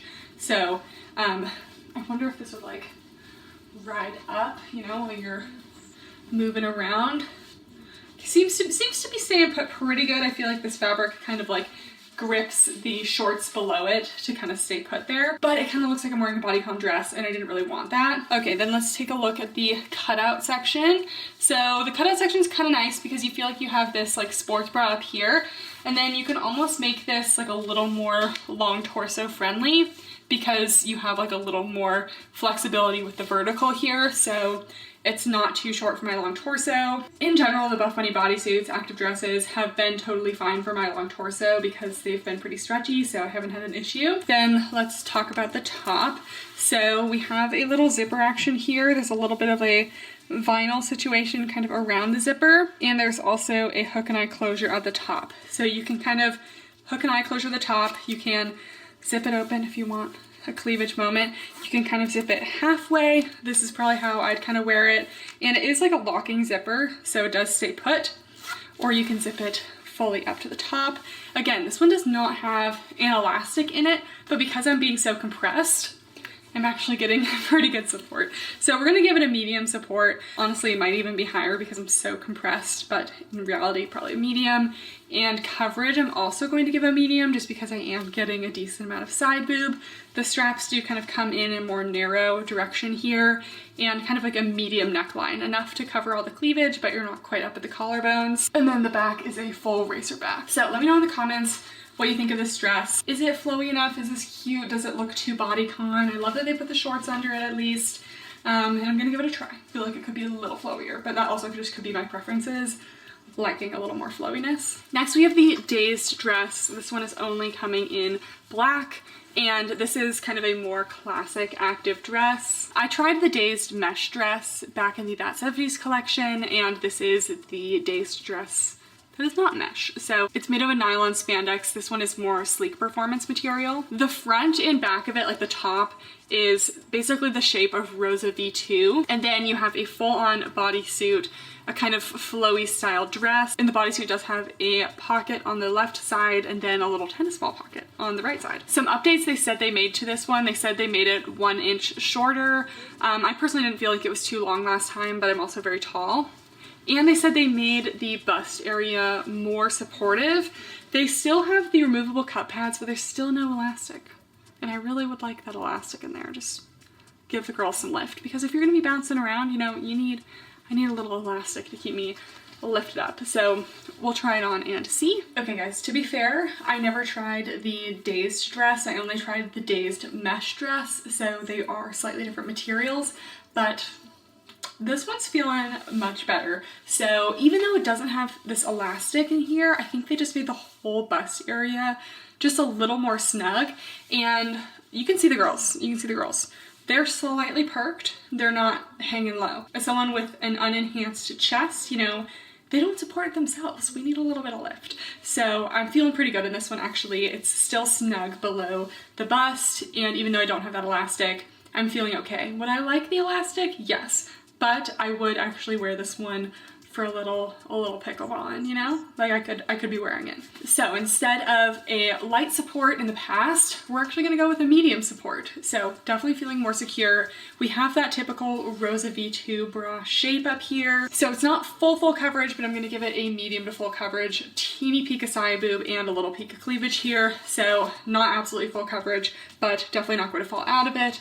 And then they have those intertwining straps, which is why this is Rosa V2. Made of a nice sleek performance material, so something that's a little bonus about that. Not gonna collect pet fur, which is great because this is black. And just feels a little more athletic performance-y. Definitely something I could wear to get some exercise in. Also, I like the shape of it. It's kind of like almost like a fit and flare, not super flared, not necessarily like a circle skirt. The length is good for this one, definitely longer than the court skirt. We have a good couple inches longer than the shorts on the inside, and I feel like I could lean over and you're not necessarily showing a lot. So it's not overwhelmingly long, but not that uncomfortable short length where I feel like you can see the shorts that go like longer than the skirt. And then the bodysuit underneath.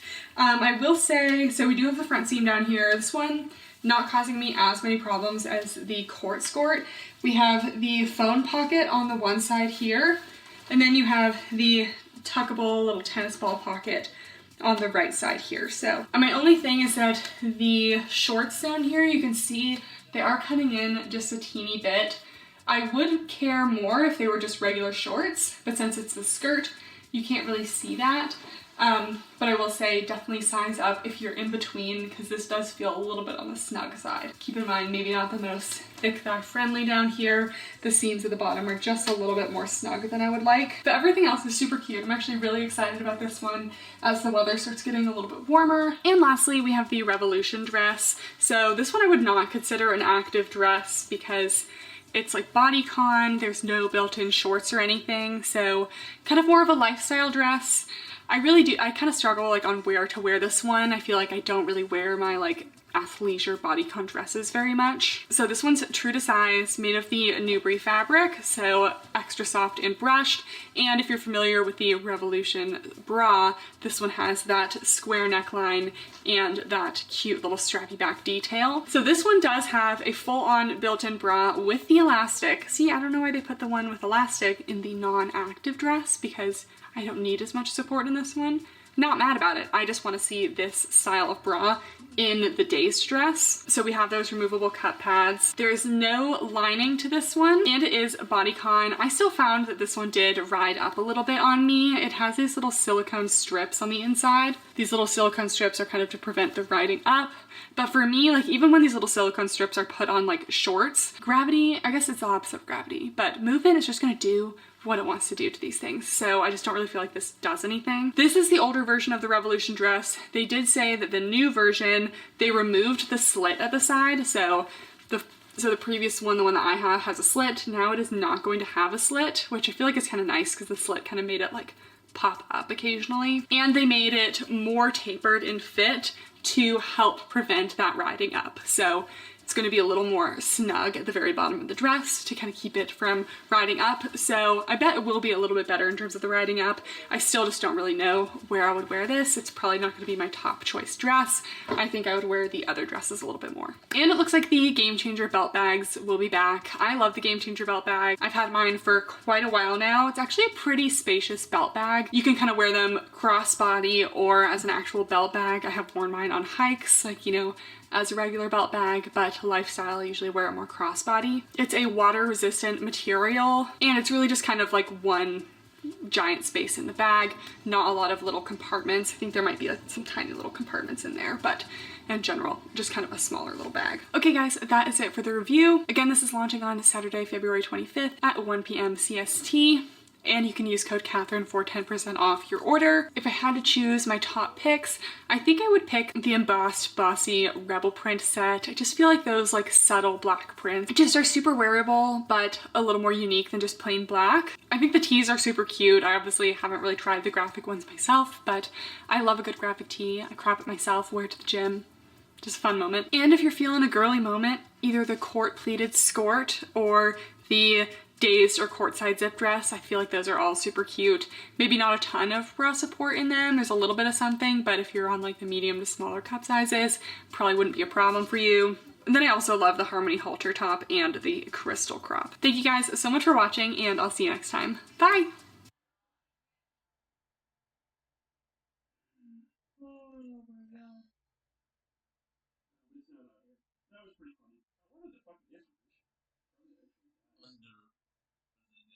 And then it's just a bunch of gifs of Grumps getting pooped, but it's just like fucking watermelons and stuff. Death threat, like direct death threats, you know what I mean? Unassailable, endless violence against Grumps and his people. Hey guys, and welcome back to my channel. Today we're reviewing a bunch of viral TikTok leggings, and it has been 2 years since I've reviewed viral TikTok leggings, and I have to say, TikTok, we've come a long way in the leggings that are going viral. If you guys remember, the OG viral TikTok leggings were those awful like scrunch fishnet leggings, or the like awful textured ones. And listen, I can be a little on the wild side with my legging choices sometimes, I can. And I just couldn't get behind those. They were also just like cheaply made and just like not good. So I'm feeling like today we have some better ones. So while these may not be quite as viral as the OG TikTok leggings, we definitely have a couple pairs of leggings that I see a lot on TikTok. Some with scrunches, you know, to flatter the glutes, some kind of more basic styles. So I have high hopes for these. If you're new here, my name is Kathryn and I review a lot of activewear, occasionally other styles of clothing. If you're not yet subscribed, make sure to do so. It's free. And let's get started and hope we find some hidden gems. So most of these leggings today, actually it might be all of them, are from Amazon. I feel like most of the leggings that go viral on TikTok are Amazon because they're just so easy to order and people love to just like scroll on TikTok, go to an Amazon storefront and buy. But if you guys have any non-Amazon leggings you've seen on TikTok that you'd like me to try, let me know in the comments down below. A brand I see quite often on TikTok is Sunzel. So this is an Amazon brand. And let me just say, opening these up, these feel really soft. I feel like Amazon brands, while they might have like some of the cute styles, sometimes they lack like the nice fabrics that a higher end legging can offer. These are feeling pretty good, and there's a couple things that excite me about these. So these are the Sunzel crosswaist leggings. As always, I'm going to put the price on the screen for what it was when I bought it, but Amazon prices fluctuate all the time. When I bought these, they were $23. I would say that's a pretty low price point. Some of the leggings today are like $40, and like the audacity to have $40 leggings on Amazon? No. Anyways, we'll get into that. So Sunzel, I've tried. They're just like a classic Lululemon Align shape type leggings before. These are slightly different. So first we have a crosswaist. I love a crosswaist. I think it's super flattering. Unfortunately, these do have front seams. I did throw in a couple no front seam leggings today. They might have not been like a viral TikTok leggings, but I needed some options for the girlies who can't handle the front seams, aka me. Cute crosswaist, and then like, this is how I know Amazon is stepping it up. Look at this, curved glute seams. These are just going to contour the glutes. I'm so excited. The fabric material is lightweight, but nicely brushed, and it's actually really, really soft. So here is the fabric, nice and brushed, soft. I believe Sunzel has like a couple different lengths, but I'm not entirely sure what this length is. And then we have an extended crotch gusset that goes down the leg. I feel like I'm seeing less of that extended crotch gusset lately, but it's still around. Let's try these on. Definitely one of the best Amazon legging materials I've felt in a while. It feels very luxurious, high quality. It's brushed, so it is going to collect like pet fur and lint. That's just going to be expected, but it's super soft. Love the cross waist here. We have a slight dip down in the front, gives a little lower tummy control, and the wrap goes all the way to the other side of the waistband, so it's pretty long. Also a nice like mid to high rise. We get a little peak of belly button here, but it does come up pretty high rise on the sides. We do have a front seam, and for me, it is gonna give me a little bit of camel. Part of it's just my anatomy. I also like to pull my leggings up like pretty high. I don't like a saggy legging, okay? So it's not the worst front seam I felt, but for me, I personally always avoid a front seam because they just always give me camel toe. And then we go around to the back. I like the seams, like kind of, but this part right here is too thick, so it kind of goes over the glutes too much. I feel like it needs to be a little higher and not quite as wide in this area. So there are definitely some changes I would make to these back seams. I think it's more flattering than a flat across seam, but definitely could still use some work. I think we're just gonna go medium on the booty scale. It's not necessarily enhancing, not doing anything bad. They're pretty thin, like overall light to medium compression, super stretchy. I'd say like light cellulite coverage. I wouldn't expect a lot of cellulite coverage with these. And then here they are. These feel like about like a 26-inch inseam on me, so not quite a full length. But yeah, I highly recommend these for the material alone if you're okay with a front seam.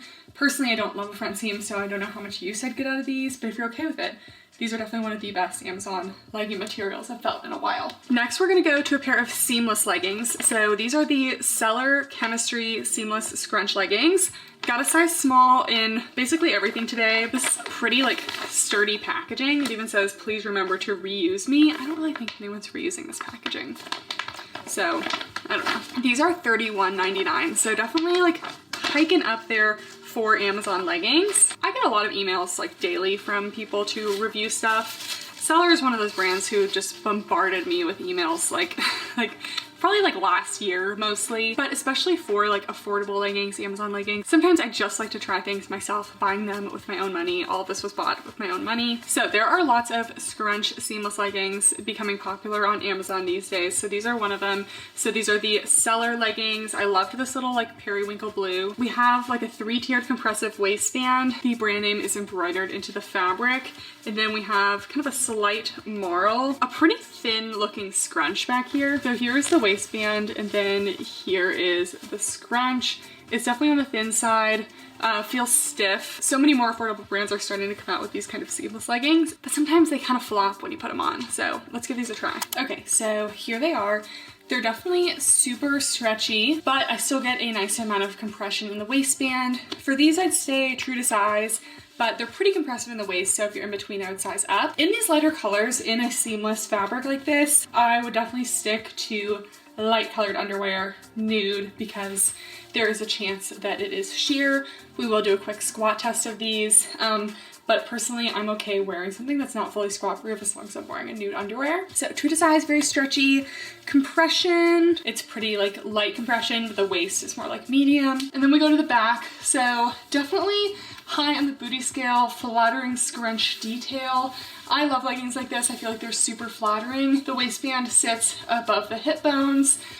This scrunch, however, feels a little bit more wedgie-like than some other scrunches. So when you squat, you kind of are gonna feel that tightness. So just be prepared if you haven't worn a legging like this. Sometimes you can feel a little bit of wedgie. So these do have a little bit of marl to the fabric, as you can see, so you might get a little cellulite coverage, but they are still pretty thin, so I wouldn't expect a ton. And these could be just a teeny bit longer for me. They are kind of like a 7/8, so not the worst. So that tightness in the scrunch does kind of concern me, because I know sometimes scrunch leggings like this can rip. I did have a pair of scrunch leggings like this from Camo Fitness, like their OG collection. Those did rip. Thankfully not while they were on me, but these are the more affordable option of the seamless scrunch leggings today. So I'd say that these are actually pretty nice for an Amazon seamless. Another brand that I've been seeing go viral on TikTok is Iuga, specifically their Butterlux leggings. Listen, you put butter in the name of a legging,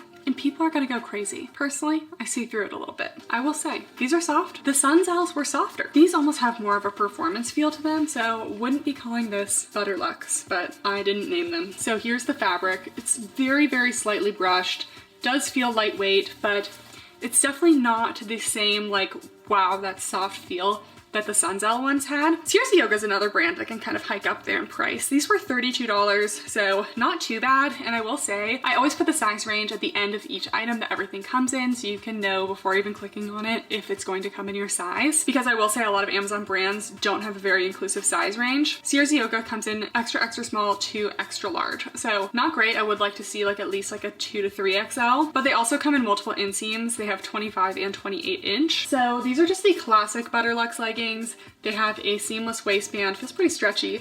They do have a front seam, which concerns me a little bit. I know some people like the front seam. For me, it just always causes me problems. And then very basic, just straight across seams in the back. They're definitely like your go-to basic legging. I feel like I'm going to like this material. It's just, don't imagine something that's going to feel like a Lululemon Align, because it doesn't have that same brushed feel to it. So let's try it on. Okay, I think I might see the hype with these. I still think they could be softer because they're not as soft as the Sunzells, but these do feel very naked feel. So, and I feel like that's what a lot of people like. So these are the Iuga Butterlux. They are super light compression and just incredibly stretchy. Like you're not gonna have any restriction in these. With that, we have this front seam, but I really don't think it causes me a lot of problems because they're so stretchy that it's just not really pulling up on it very much. Also, because these are so stretchy, I feel like you could either size down, or at least if you're in between size down.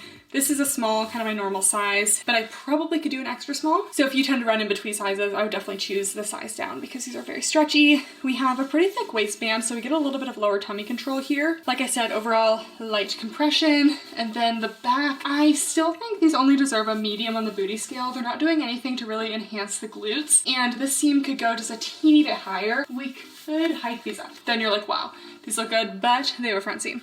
So then we have problems. But I mean, if you really want to, they can definitely be hiked up the glutes for a more flattering look. Probably not very cellulite friendly. These are very thin and not very brushed, so there's not really much to hide any cellulite. These come in multiple inseams, but I'm pretty sure I just got the 25 because they didn't have a lot of colors in the 28-inch inseam, so they're a little bit short for me. So I actually really like this material. Now that it's on, it really does feel kind of between a semi-performance and a semi-brushed legging, but I love how stretchy these are, how naked feel. These are a great legging if you just like really don't want any compression on the belly. Like sometimes on a really bloated day for me, I just can't have my belly squeezed. So having something nice and stretchy like this is really comfortable, but they could definitely use some changes in the overall design, in my opinion. Okay, let's throw in a no front seam option. So these are from the brand Success, which was an OG viral TikTok legging brand, but those ones were like ultra scrunch, like probably not everyone's cup of tea. So these are the Success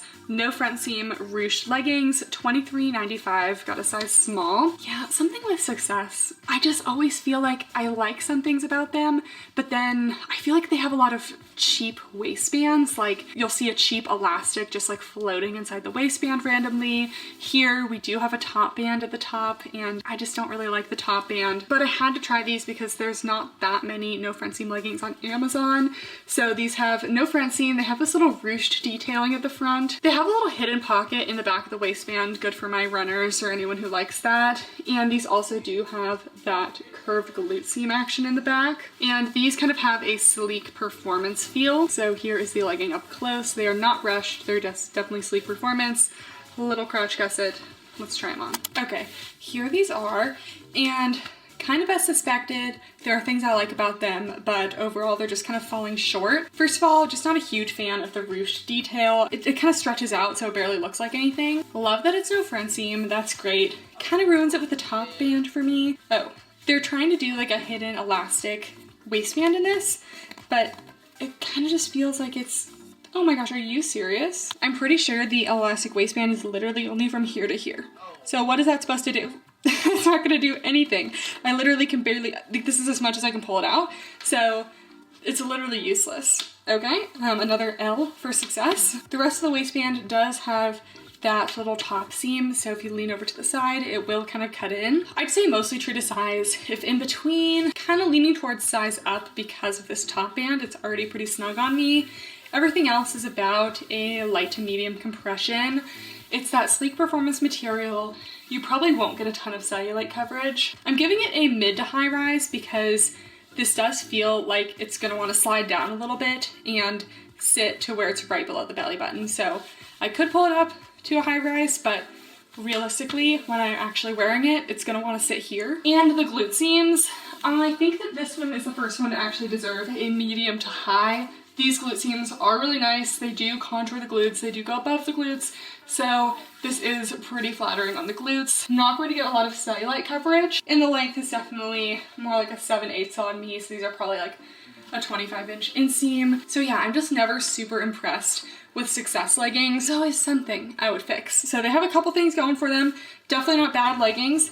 I'm just not really a huge fan of the waistband, and even the fabric, I think I would have preferred a brushed fabric as opposed to a sleek performance because I kind of feel like these are going to slide down. Next, we're going to try another Sunzel legging because they have flare leggings. I tried multiple Amazon flare leggings a while ago for a flare legging YouTube video I did, but the Amazon ones, they just weren't super cute. So, okay, immediately these are not feeling quite as good. Oh, you know what? These totally feel like the airy cross waist ones. Okay, I might actually like these. So immediately you can see that these are kind of like more lightweight and like have less structure to them. So they have a cross waist, they're super lightweight, might be a little sheer in light colors, but the seams are what is making me feel like these are like the airy ones. So they have these super thin little seams that are very similar to the airy offline cross waist. And those ones, even though they had a front seam, it was very non-invasive. So I'm hoping this front seam is also non-invasive for me, but the fabric is very thin, so it might not be very cellulite friendly. These ones are $27.99. The size range is extra small to 2XL, so a little bit better. And the inseam is 30 inches, which isn't long enough for me. I'm 5'9". I know, sometimes it shocks people. They'll think I'm short because I'm always like filming by myself. No, I'm a large person. It does come in 32 inches, but only in the black currently. And for me, I kind of like at least a 33 inch, so could use some work in the length department. Then we got a little flare. So let's see how these are. Okay, so here they are. Really feel like Sunsail has this little crossover waist down because this feels really nice. So these are more of a high rise. The material is definitely different though. If you've tried the Aerie Offline Real Me leggings, it's very similar. So super, super stretchy, kind of sleek feeling. But I feel like that legging material over time didn't quite hold up for me. I definitely got some pills. It's a little bit thin, so a little bit worried. We have a front seam here. I'd say it's very mildly invasive, so doable, but not great. Again, I always prefer without a front seam, but we gotta do what we gotta do. Very thin, light compression. The glutes, it does go above the glute seams, but I feel like it doesn't do much else. We're just sticking with a medium on the booty scale. No cellulite coverage for these. These are very lightweight, very thin, so these will show a lot of cellulite, especially in lighter colors. And let's take a look at the flare. So these are the 30-inch, so they are a little short for me, but it's really not that bad. Like, it could be worse. I could use those extra 2 inches, but it's not too bad.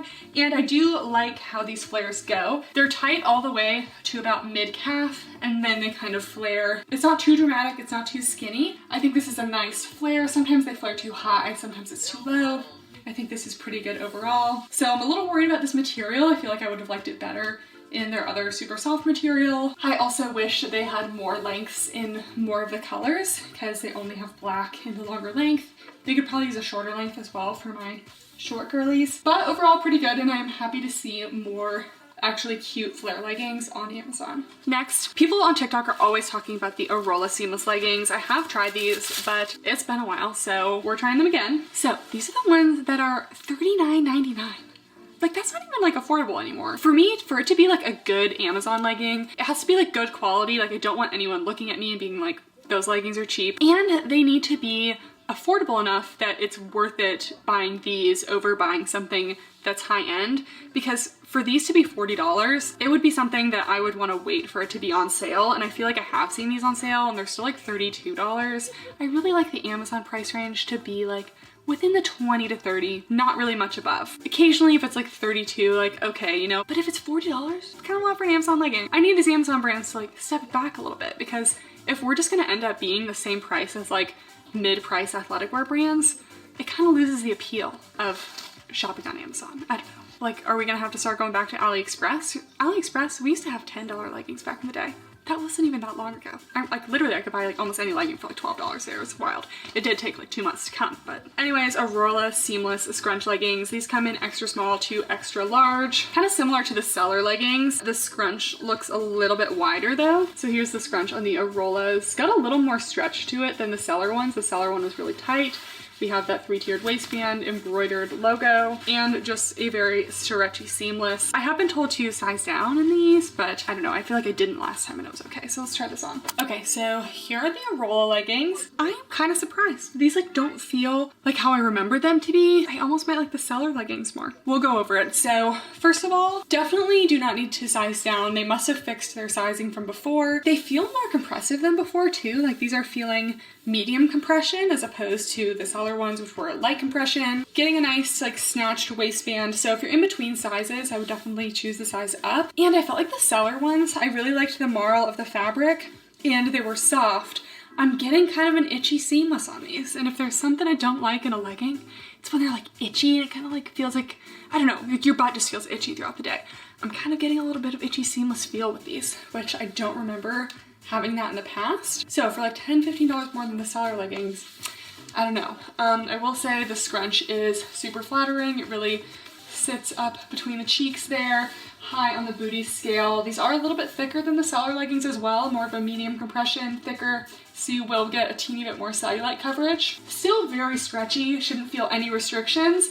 And I feel less tightness up in the scrunch, which is a good sign as well. And then as for the length, with seamless leggings like this, I feel like you can really pull them down and get quite a bit of length out of them. So if you prefer a less tight scrunch, but maybe a little more compression, maybe a tiny bit of itchiness, it's gonna be these ones. I know no one prefers itchiness, but that's just like one of the trade-offs. But if you'd rather have a softer, more marled seamless, a little tighter scrunch, I would go with the Seller ones. But yeah, I mean, they're both flattering and feel pretty good quality as well. And lastly, I found a pair of CRZ yoga leggings that have no front seam. Again, none of these leggings with no front seams were viral TikTok leggings, but I just feel like I had to share because I like a no front seam legging. So these are the CRZ Yoga Ulti Dry, that's kind of hard to say, leggings, $30, so not too bad. And they do have no front seam. I thought these would be kind of a performance legging, but they actually feel like pretty soft to the touch. Here they are close up. I wouldn't quite call it brushed, but it doesn't have that like cool slick feeling like most performance leggings do. We have no top band. This waistband looks a little bit big for a small, but we'll see. We have side pockets, and the glute seams in the back are pretty flat across, but maybe just have a slight arc to them, which could be good. Let's try these on. Okay, so already I'm loving the shape of these. This is proof that CRZ can do no front seam leggings. So why don't we see more of them? Because this shape in the front, very flattering. Not only do we have that, but we also have this cute little like kind of like wrapped side pocket detail. It actually creates 2 layers of pockets and can easily fit an iPhone. So I love the spacious pockets. No top band either, so that's really nice. I was kind of expecting a little more sleek performance, but it's like kind of like a dense medium compression, almost very slightly brushed. It's soft, but it's not going to collect a lot of pet fur. Like the pet fur is kind of brushing right off of it without having to be super sleek. Then we get to the back. Still, these seams could be more flattering. So these are just about a medium on the booty scale. Not really enhancing, not really squishing it down. Overall, definitely feels a little bit compressive, but they still have a lot of stretch, and I would definitely be able to move around well in them. My only thing, like I was saying, I thought the waistband would be a little big, and it definitely does run just a teeny bit big in the waist. So personally, I could use a little more of a tapered waistband. Generally true to size. If you're in between, I'd probably size down. You don't have to worry about a front seam, you know, giving you camel toe, and then might get a little more compression in the waist. And then here's the length.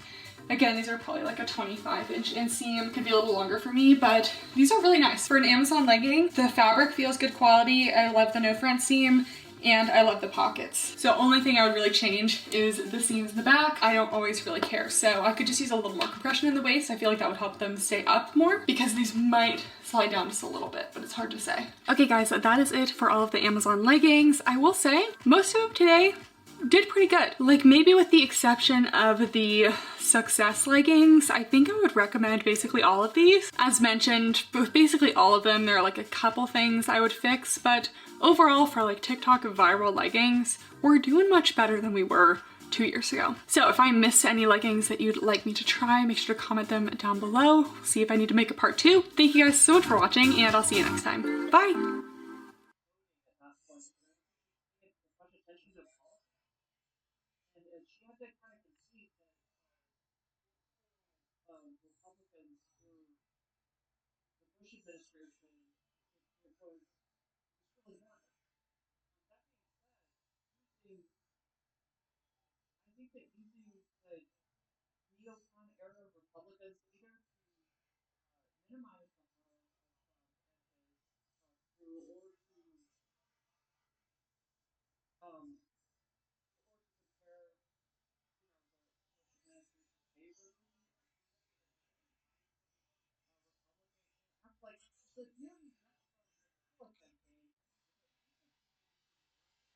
Hey guys, and welcome back to my channel, and we are back with a Love It or Leave It. It's been a while, I know. I always kind of consider my top activewear of the year a Love It or Leave It video, so if you count that, it hasn't been that long. But we have some good mini reviews, some good favorites coming up today. If you guys don't know my Love It or Leave It videos, these are kind of like our quarterly activewear check-ins. I like to review things that I maybe didn't get a chance to do a full review on, hence the mini reviews. I go over any favorites that I had and any notable quality updates if something has or hasn't held up. Without further ado, let's start off with the mini reviews. Also, I just got the Shark Flex Style. Love it so much. This is the most volume I've ever had in my hair. I already have a lot of hair, but I'm obsessed. All right, we're starting off the mini reviews with a new Petula launch. So this is the Northern Lights launch happening on Saturday, February 5th at 1 p.m. EST. And we have a couple repeat items like the Cassie leggings that I have reviewed before, but we also have some new pieces. So we're just gonna quickly cover these. We're gonna start it off with the new Halo leggings. So to my understanding, these are a brand new pair of leggings. They are coming in this black marl, a navy marl, and also orchid. I have the orchid in the shorts. So these are a space dye material. Probably not gonna feel like how you think it is, so I'll go over that in a second, but the structure of them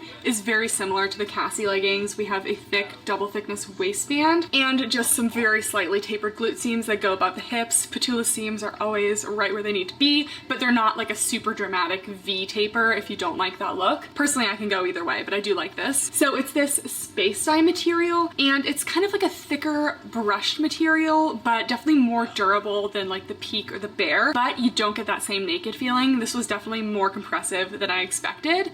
So you're getting a lot of compression, a lot of hold. You also have this little band along the top of the legging that kind of ties in a solid color, and the little Petula logo is back, guys.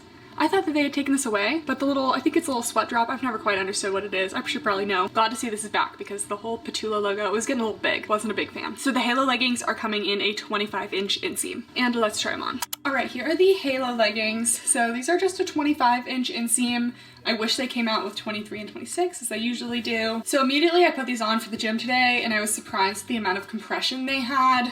To me, they kind of looked like they would be like the Peak leggings, but they are not as stretchy naked feel as that. They definitely have more compression. This color here is feeling like a medium to high compression to me. No front seam. I'm getting a nice amount of tummy control though, and I like this little band at the top. I think it'd be super cute to tie into a black sports bra or whatever color this band is. High rise, the seams go above the glutes, but because this fabric is a little bit thicker, we're just gonna go with a medium on the booty scale.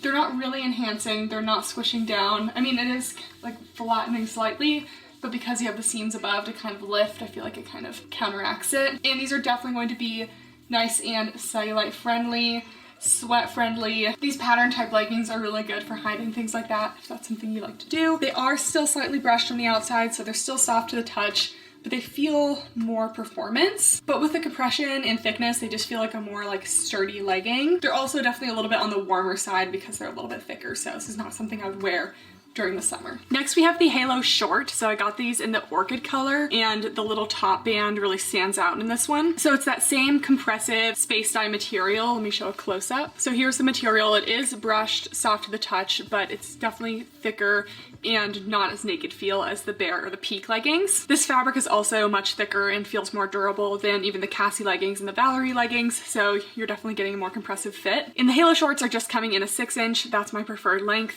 Let's try them on. All right, so here are the Halo 6-inch shorts. We have a nice high rise.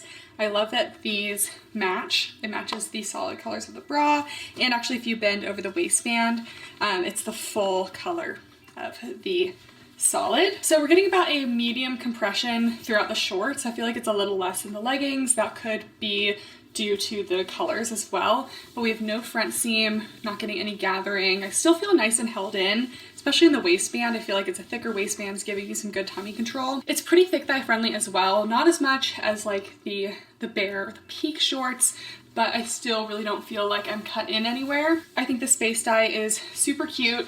Seams go above the glutes, but with this fabric being kind of on the thicker side, you really can't get any glute separation. So I think I'm just gonna go with medium on the booty scale. Definitely not the best for the glutes, but you are getting a little more compression and hold, and like with the leggings, you're gonna get some cellulite coverage as well. And I love that the logo is back.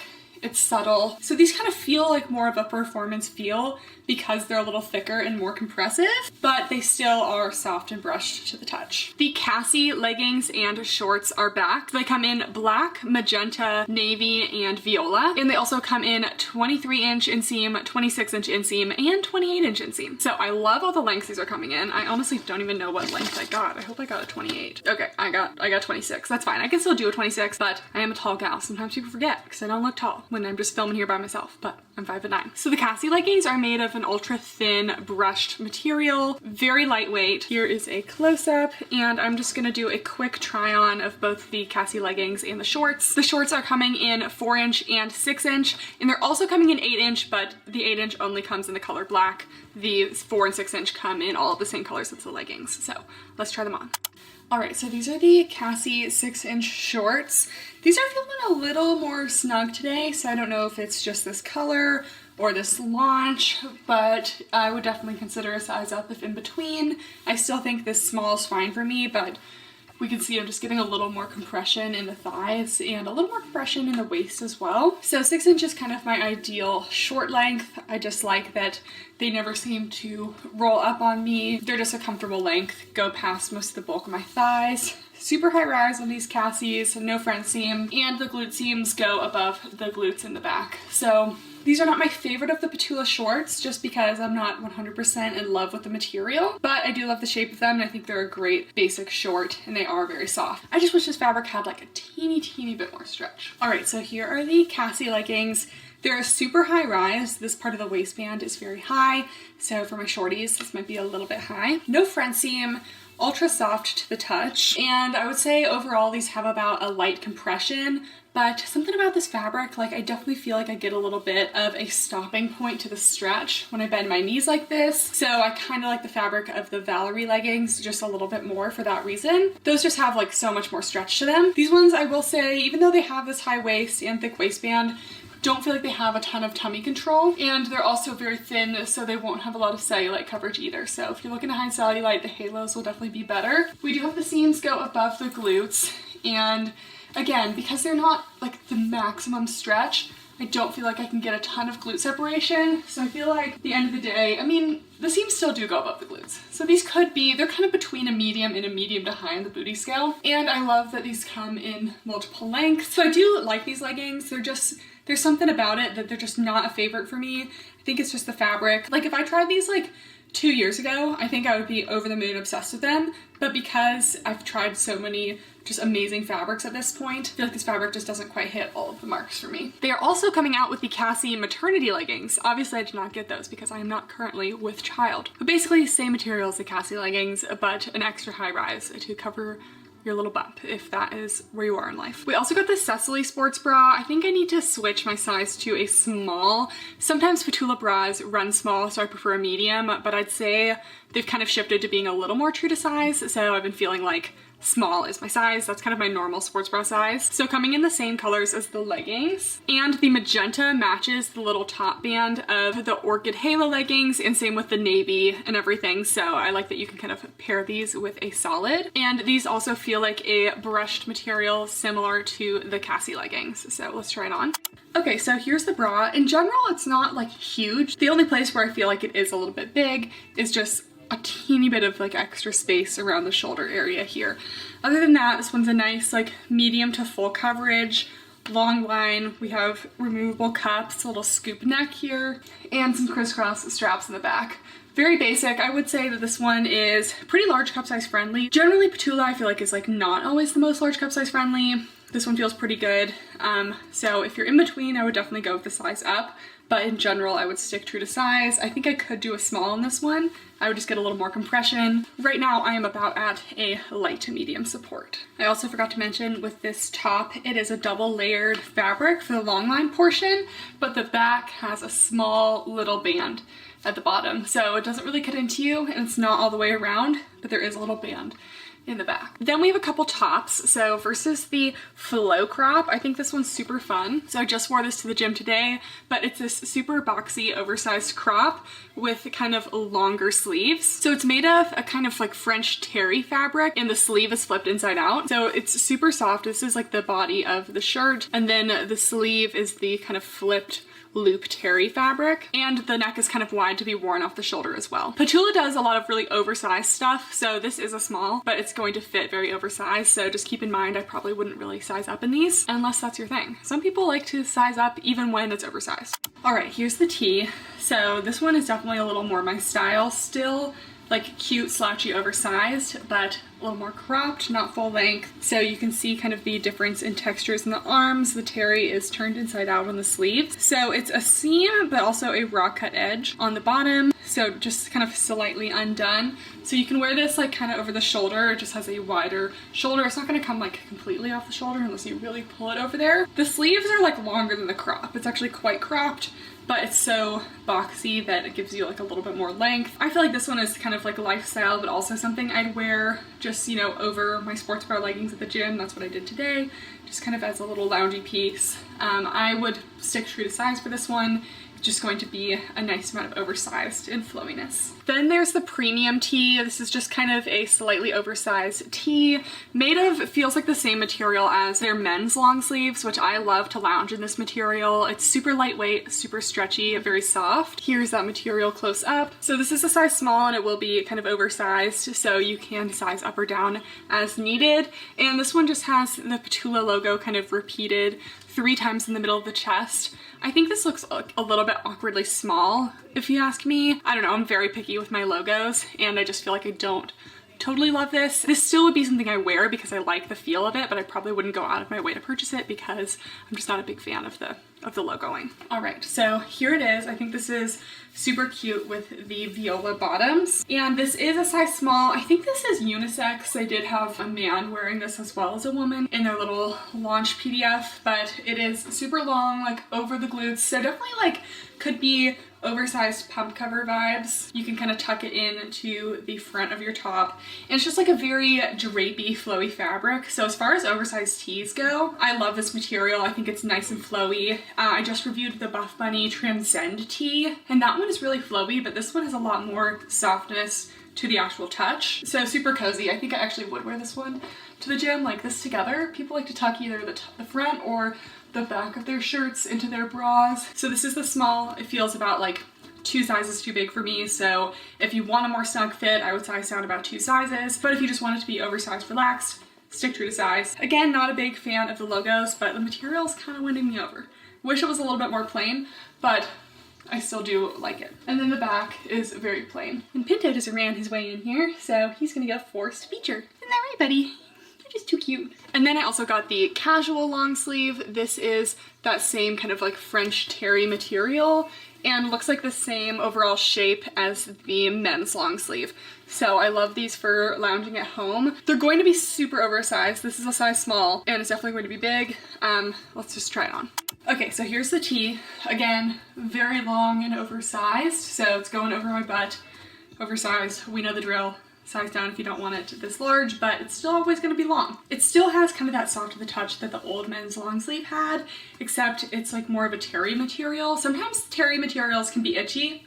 This is super soft, like one of the softest terry materials I've felt. It's also on the thinner side. We have little cuffs at the sleeves, small slits at the sides. The Petula wordmark logo is embroidered into the bottom here, and just kind of a slightly wider crew neck and a little seam detailing in the back. So I definitely think this is a unisex item. Men can wear it as well. For me, it's gonna be more of a lounge thing. I don't really love wearing like super long shirts like this. It's not really my vibe. I'm more of a cropped girly myself, but I could always crop it myself. Next, we got a couple pieces from POPFLEX. So this one was on their TikTok because they were talking about designing a sports bra that did not have removable cut pads, but still offered support and hid the nips. So this is the Celeste Mesh Bralette. I got this one in a size small, kind of feel like I could have sized down. We'll see when I try it on. But basically it has this almost like kind of memory foam, like padded situation, but it's still stretchy and it's not a removable cut pad or even a built-in cut pad that's kind of like more structured. So here it is. It's kind of like this thicker kind of pillowy material. I really like this in theory. I feel like this one didn't quite fit me totally, but let's just try this on. Okay, so there's a couple things I like about this top, a couple things I don't. So this one is listed under sports bras. I'm not feeling any of the lift and hold that I really should be getting out of a sports bra. So it's more like a long line tank to me. So as a tank, it's super cute, long line.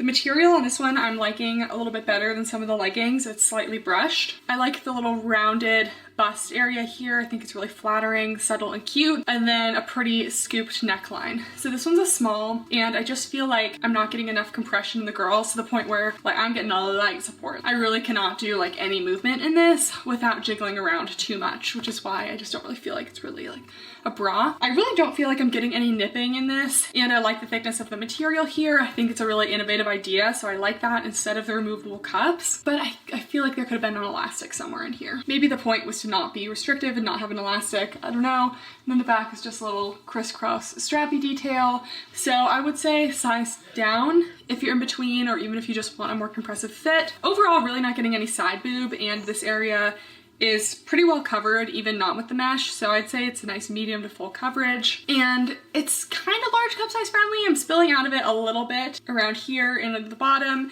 and it's not really supportive. So will you be covered as a large cup size? Yes. Will you be supported? Not really. Then I got a couple shorts from them as well. So they recently launched a whole bunch of shorts, some different style waistbands, different fabrics, and different lengths. So these are the Super Sculpt booty shorts. So we're talking short. We're talking like 2-inch inseam. Not my preferred length. I think they're a little short, but I love to see multiple options. So the Super Sculpt material is like a kind of thicker, compressive performance material. We have a nice thick waistband, so these give some nice lower tummy control, no front seam, and they started fixing the glute seams on their shorts and their leggings. They used to be really low and just kind of cut off the line of your glutes and not be super flattering, but they started kind of raising them a little bit and adding a little more curve to them. These ones also have pockets. All right, here are the booty shorts. These are definitely booty shorts. They are short as shorts can be.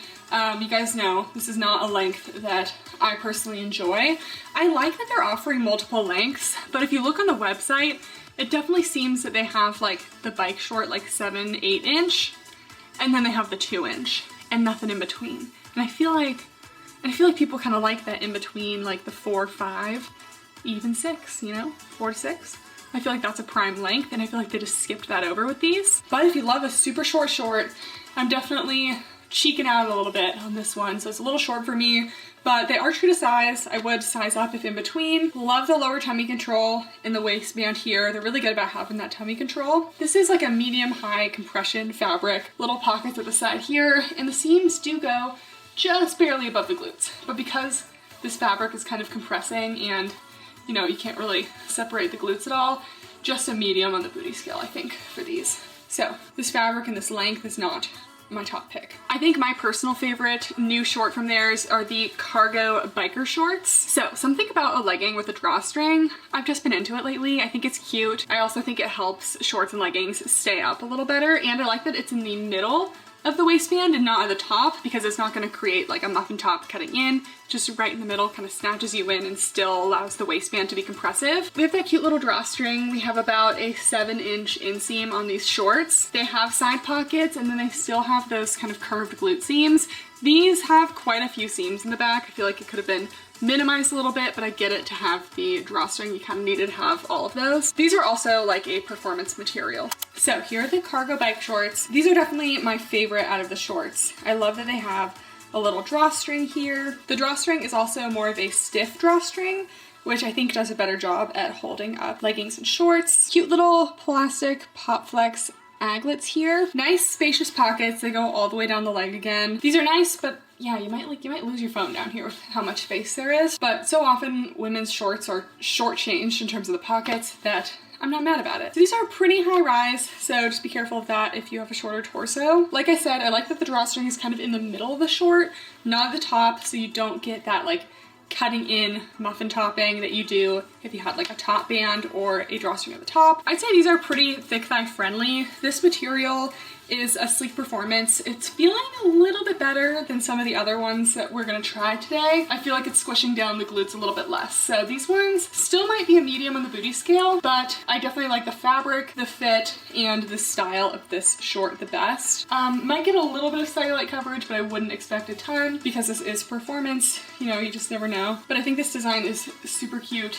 and the fabric on this one is a little bit better. We also have the crisscross hourglass bike shorts with pockets. pockets. They're really prioritizing the pockets. All of these have been a performance material so far. I would have liked to see some brushed materials thrown into the mix. But to be honest, I haven't been in love with POPFLEX materials yet. I feel like they're getting more of the styles down now and I'm liking more and more of what they come out with, but the material's not quite there yet. Like, I love their flare leggings, but the material, it's just that kind of brush material that's not quite soft enough to the touch and just like clings onto pet fur even more than normal brush leggings. Like, it's impossible to get pet fur out of those. Anyways, these are the crisscross hourglass. I love their cross waist. They dip down a little in the front, super flattering. We have side pockets and the curved glute seams in the back. All right, so here are the bikers. They have super deep pockets. They go all the way down the leg, so you'd be able to fit a lot in there. Honestly, might be too deep because I feel like I would lose my phone in here. No front seam, which is awesome. They've been really good about taking the front seam away from everything.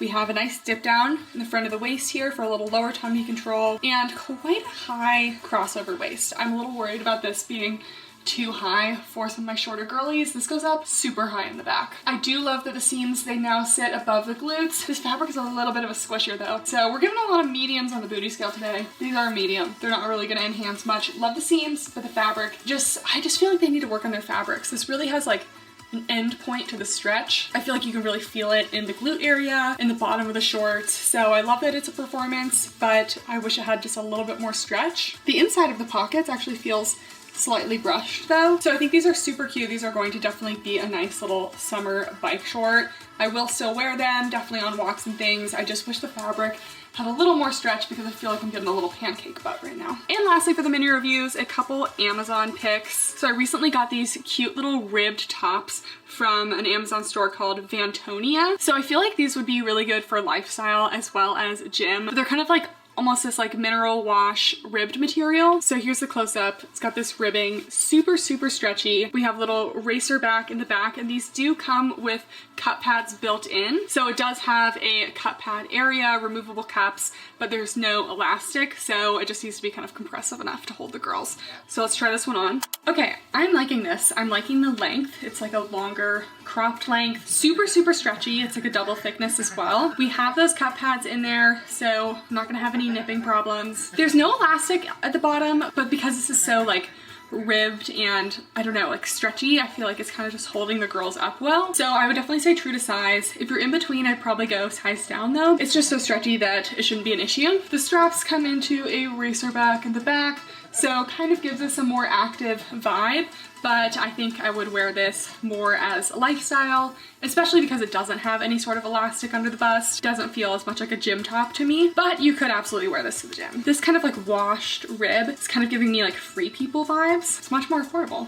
and I don't know, I think it's cute. One more top from Vantonia. So this is another ribbed material like that, super stretchy, but just a classic tank style. I feel like these are going to be super cute for spring and summer. Here's the material close up, and let's try it on. So this top is a little bit more cropped. I'm still getting that double compression, like really soft ribbed material. We have the cup pads in there. This one feels slightly less lifting than the other one, but still enough for me to wear and not feel like my girls aren't supported at all. This one definitely feels more lifestyle, has nice thick straps. They just go straight up and down. So this is something I probably wouldn't recommend wearing to the gym, but again, you could if you wanted. True to size, size down if you're in between, and if I had to give it a support rating, it would be light because there's really no elastic in there or anything, but this also would be something I would just throw on to lounge in like over the weekend just because it's super cozy. Nothing cutting into you, but it still holds the girls enough. They're held in. Then just to wrap it up, a couple tops from Oxjock. So first is a super cute cutout long sleeve. This one's made of a kind of thicker, more dense brushed material, and this one also has removable cups in it as well, and an elastic band along the bottom. So I definitely feel like this one could be a good gym top if you like wearing long sleeves. I can only handle a long sleeve in the gym for like 20 minutes at a very maximum, but I still thought this one was super cute, and I'm excited to see how the cutout is on. All right, so here's this top. It's about the length of a shorter sports bra, so it's not long line, has that elastic in there and the cups. It's a pretty snug fit, so this is a size small, and I'm definitely getting like compressive sleeves, compressive in the bust, so I would say true to size just so you can maintain that bra support in your correct size, because if you size up, it might be a little loose in the band. And then we have this cutout. I feel like it's kind of like pulling in interesting ways. I don't know. I think it's cute, but it feels like, I don't know, it feels like the sleeve should be up here, but then it kind of wants to come down. Okay, maybe it's supposed to be up higher a little bit more like that. So cute little asymmetrical moment. I like it. This is just not really something I'd wear to the gym or lifestyle really, because for lifestyle it's a little too cropped. For the gym, I just don't wear like long sleeves very often. And if I do, I like to have an actual sports bra underneath, not a built-in bra, because I won't be able to take it off once I get warmed up. But the fabric is really soft, the back is plain, and it's cute. Then also from Oxtrax, this little crisscross type bra situation. This one is also kind of more lightly brushed. The back has this smooth mesh paneling and removable cups and just a little twisted deal. Let's try it on. Okay, here's the sports bra. I like that it has that kind of wrap detail, but it's all one piece together and kind of gets sewn in at the sides. The back has that little mesh I was talking about. Like, it almost doesn't really look like mesh, but it is a little bit like thinner and more mesh-like. Low coverage. I do have a little bit of side boob, and obviously it's pretty plunging in the center. I like that you have like these little cutout details there, and I'm still feeling like decently contained. I might be able to stay in this one. I feel a little more contained than some other wrap bras, but you're always taking a little bit of a risk if you have a larger bust and you're wearing a wrap bra. This one's made of a slightly brushed material, kind of like the top. It doesn't really have any elastics in the bottom. It's just kind of that double wrapped fabric, and it's definitely more of a short line sports bra. Next, we are on to favorites. So this is going to be favorites of all kinds, not just activewear. We're gonna start out with the pants that I've been obsessed with lately. I think I've talked about these before, but these are the Petula straight leg sweatpants. Listen, there's things I don't love about them. I don't love the logo. I don't love that I have black because I wear them at home and I just have so much pet fur on them, but I don't care because they're so comfortable. They're made of like a soft, like fleece sweatpant material, but they also have some stretch to them, and they are just wide leg, and I just feel like I am done restricting my legs to joggers when I'm at home. Like leggings, too much for at home. Joggers, they can be too much for at home too. I want my legs to be free.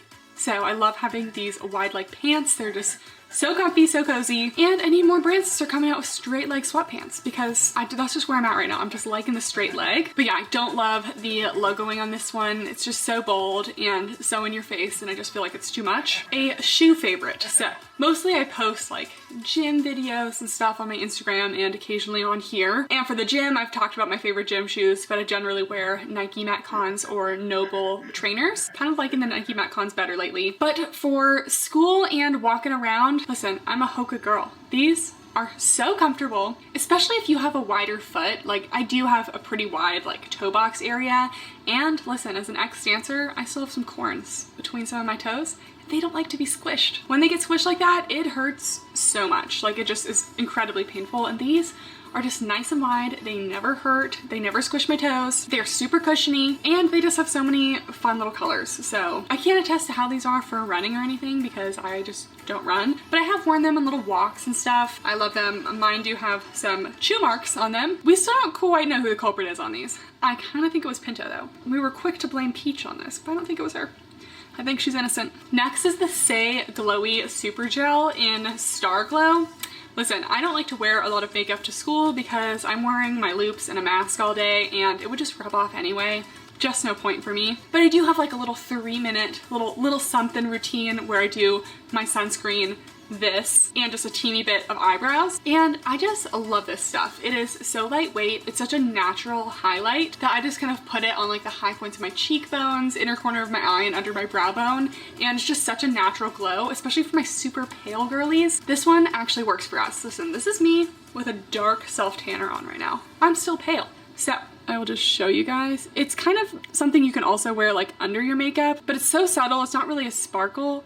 It's just like a little glow, and it just kind of glows like that. I love this stuff. I have worn it under makeup as well, but I feel like whenever I wear a glowy thing under my makeup, it just kind of disappears anyway. And this is the mini size. I use a tiny little bit of this thing like every day, and I've barely made a dent. This was in that little sample section at like, you know, Sephora checkout. I fell victim to it, but I found a new favorite thing. I never thought this day would come, guys. I never thought this day would come. I have turned in to a crew sock gym girly. We're all shocked, okay? I still don't know if I really look good in it, but I don't really care. People have told me that you have to wear them with high top shoes or whatever. I'm not gonna wear high top shoes. I'm gonna wear my Nike Metcons, and if it doesn't look good, not my problem, okay? So I started wearing crew socks to the gym. You wear them over your leggings.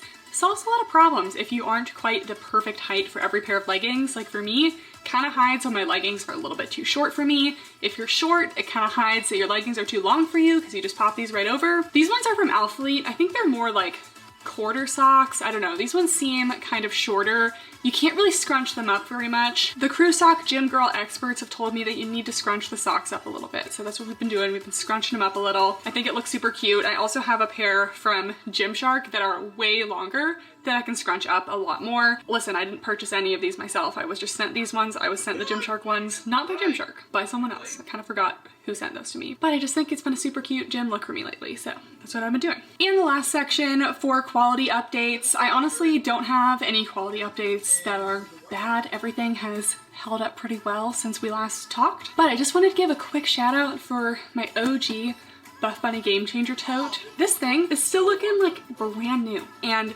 this is like 4 years old. I got this before dental school and I'm about to graduate, guys. I wore this to school like every single day for like 2 years straight, and now I mostly use it for travel, but she's still holding up and I still love this bag. I'm going to switch back into it when I start work in the summer, but I love the little phone pocket here. You just slide your phone right in. It's got enough room for a laptop inside, and it's got the meal prep compartment. So I can always store my lunch in here. I still have snacks in here because when I travel, I just shove a bunch of snacks in there just because I cannot go anywhere without snacks. I panic if I don't have food. But this has just held up so well, and they have not brought these back in a while, and I would love to see them bring the Game Changer bags back. I love the bags. I wear the backpack a lot for school now, but after school is over, I'm probably not gonna do the backpack so much. All right, guys, that is it for this episode of Love It or Leave It. Make sure to give this video a thumbs up if you enjoyed. As always, comment your suggestions down below. I'm trying to review a couple new brands. I'm feeling like I need to try out like Hannah Oberg's new line, like Own You. Wanted to try that one. Maybe Megan Grubb's line. Haven't tried that one either. Anything you guys suggest, comment down below. Thank you guys so much for watching, and I'll see you next time. Bye!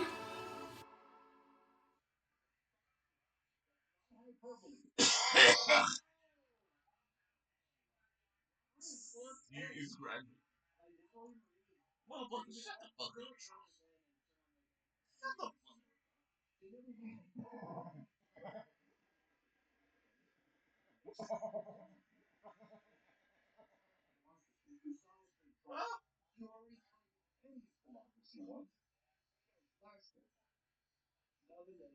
He did it.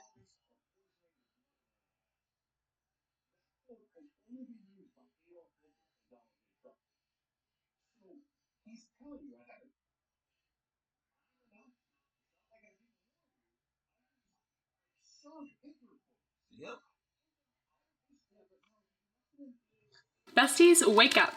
Wake up. Skims just launched activewear. I am surprised that they haven't launched activewear before, unless they have and I've just missed it. I've tried my fair share of Skims on this channel, but I don't follow them like super closely. I've liked some of their stuff, but I'm not like, you know, a Skims, I don't know, fan, would you say? So if you didn't know, Skims is Kim Kardashian's clothing line, usually more like loungewear, compression, shapewear items. So we've tried their loungewear, we've tried their shapewear, and they announced they were launching compression performance activewear. So I bought all of it. So they didn't make this by themselves, which could be a good thing, could be a bad thing. So they partnered with Skins.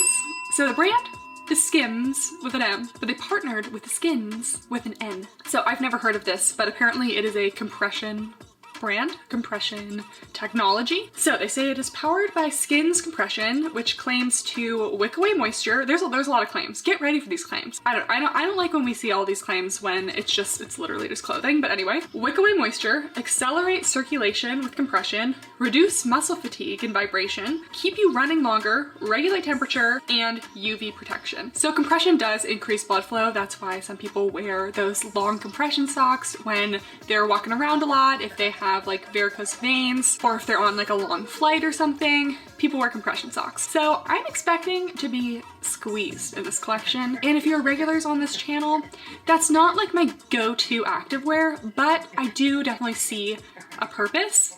I just have to say I'm a little surprised that this is what Skims came out with for activewear. It's giving expensive Nike Pro. Like the colors are kind of meh. I have become a fan of brown tan neutrals, but the shiny brown something about it just rubs me the wrong way. So I wouldn't say any of the activewear today is cute. I would say, honestly, it just better be very functional for the way that it looks and the price. Guys, I already knew I was reviewing this, so when I review stuff, sometimes I don't really look at the price until afterwards because I'm buying it for the review anyway, so it's gonna get bought. The tops are $78 and $98, and the leggings are $118 and $128. There's so many high quality things you can get for like $50 to $80, and even that I would consider not a low price. So to be $130 for leggings, they would have to be truly life-changing for me, you know? So since this is all compressive gear, I'm a little, I mean, I guess it kind of makes sense with Skims' whole like shapewear, but like, is this shape activewear? Just, I don't know. Anyways, I followed the size chart and it says I should be around a small, that's like a 4 to 6 range. But then after I purchased, you look at all the models and it says the model is a size 2.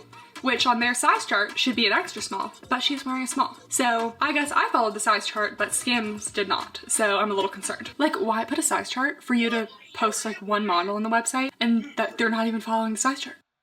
That just makes me a little concerned. You have to have an accurate size chart because it's a fully online brand. Like, I know guys, it's just tough. Anyways, this stuff is expensive, but we're gonna keep an open mind. Even though I don't love like super compressive gear, we're still gonna evaluate if this is a good value for the money and if maybe it does some of the claims that it is claiming. So let's get started. Shall we start with the leggings? I feel like we should. So the black sold out really quickly. It was still in stock when I was shopping because I shopped like pretty close to the beginning of the launch, but I didn't want black because it's hard to like see on camera. All right, so we are going to start out with the high-waisted stirrup leggings. I have not seen like a stirrup anything since I was in like elementary school taking lyrical classes when we had stirrup tights. Like, I didn't know people were still doing stirrup leggings, and I'm a little nervous because they only come in one length. For the size range that Skims has, I'm surprised that they only do one length. So these are the $128 leggings.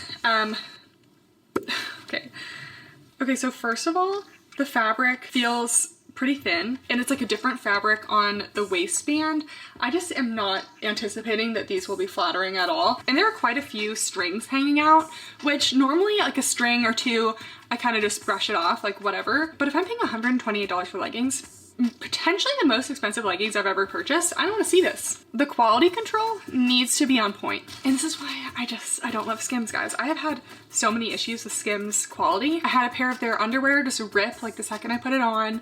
I had a shirt come in with like pink marker marks all over it. I've just had some really questionable stuff and this is no different. So here I was thinking that this activewear would be life-changing. Anyways, so the inseam on these is a 28.75, which normally 28 hits me around my ankles, so I'm not so sure this is going to fit all the way around my foot. If you guys don't know what a stirrup legging is, this little cutout is going to go around your heel, and then this section is going to go kind of under the arch of your foot. So let me show you some of the fabric differences here. So this is that brown color again. So the top, this is kind of what I imagined the fabric to be. So we have this kind of like knit, sleek material, seems very pill resistant, very scratch resistant.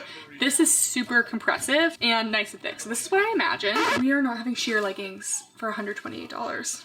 Guys, I don't understand this fabric choice. And then you can see the fabric completely changes from this thicker material here to a kind of like thin, unstructured material on the bottom. And I'm not understanding how we're going to get all of those like compressive benefits with a thin fabric like this. This fabric and these seams on the side are nearly identical to the airy Real Me leggings, which that fabric is kind of on the thin, delicate side. So it's definitely not what I expected out of this. And for reference, this is me through the leggings. So anyways, we don't have any pockets. There's a couple seams down the side. Seams in the back are straight across, not going to be very flattering. We do have a top band as well, potential for cutting in. And I kind of expected there to be a pocket somewhere, but let's try this on. What sort of Olympic event am I doing in these stirrup tights, guys?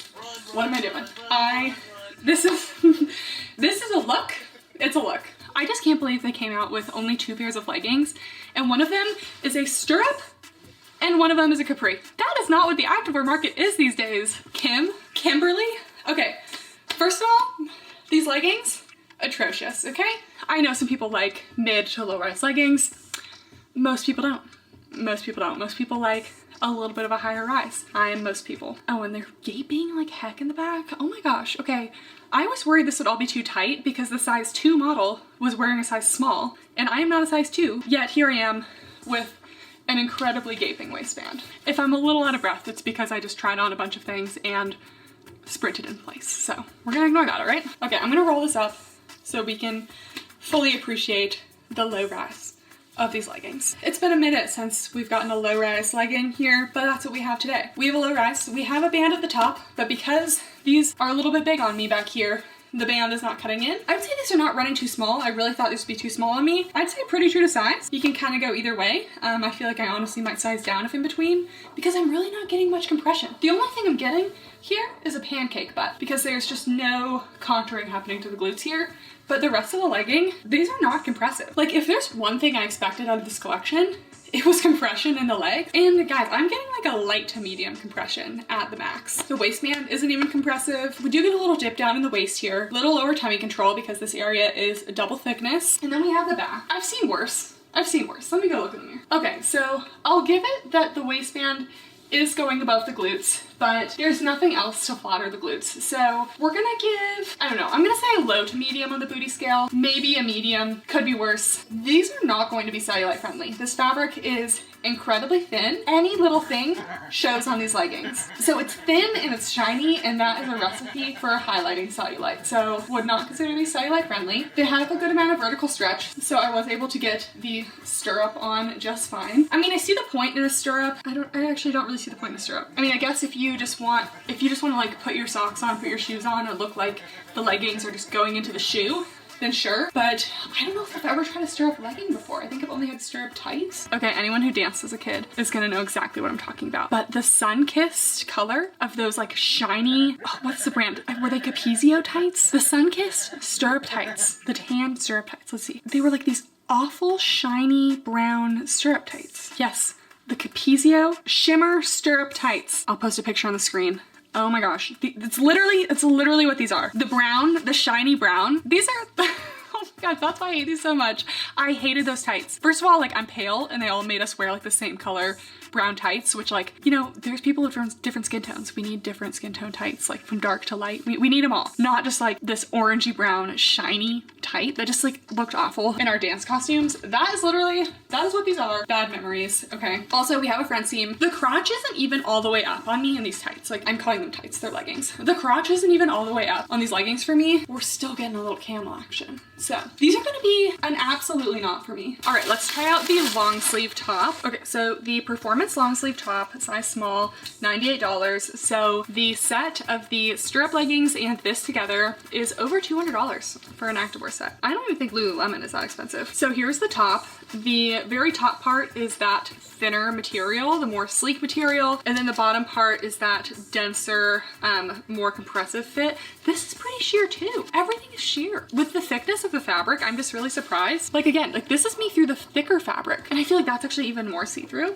I'm not understanding this, guys. Okay, so we have some kind of like under bust contour detail with the difference in the fabrics. Then we have a reflective S logo. So this is the logo for Skins with an N, which seems to be very prevalent on everything. I don't think it's very cute. I wish they made it a little bit smaller because it's quite large. And a little Skims logo down the side. Sleeves look pretty long, but there are no thumb holes. All right, so they chose the thinnest part to be the very top. And then they did not come with a sports bra. You launch 5 things in the whole collection, and not one of them is a sports bra.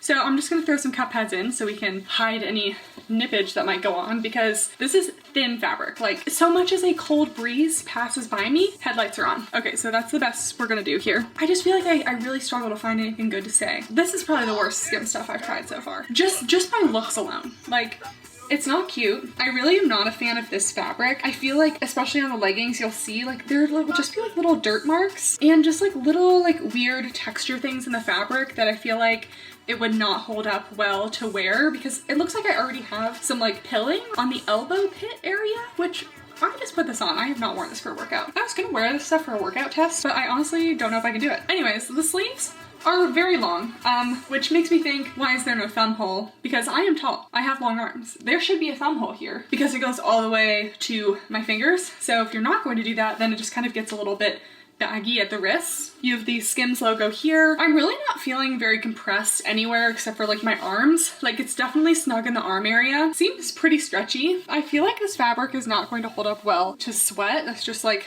my general feeling with this. And then I don't like that this bottom part, like if this is supposed to be a compressive area, and I followed the size chart, guys. I followed the size chart. This is loose. Like I thought this was supposed to like compress like the tummy area here, which normally people look for like lower belly compression, but just not really understanding the purpose of the compressive band around here. So generally I would say true to size. If you're in between, I might size down because it's pretty stretchy and I don't know, I don't like how this is loose. I would have rather have this tighter. We have kind of a slightly scooped neck at the top here, and the length is like a mid-length crop. So it's not super cropped, and if these leggings were high rise, we would not be showing any skin, but since the leggings are kind of like low to mid rise, we are showing a little bit of skin. I just am not feeling like my best self in this outfit, okay? I'm just not. I feel like the Skims bodysuit was like, wow, look how it snatches you, flatters your waist and everything. I'm not feeling very flattered. I'm not feeling like this is doing what Skims thought it would do. Like, why come out with this whole collection? I don't know. So I rarely get to try things for sweat proofness, but because this is a long sleeve and I am a human, I sweat in my underarms, we've now found out that this is actually not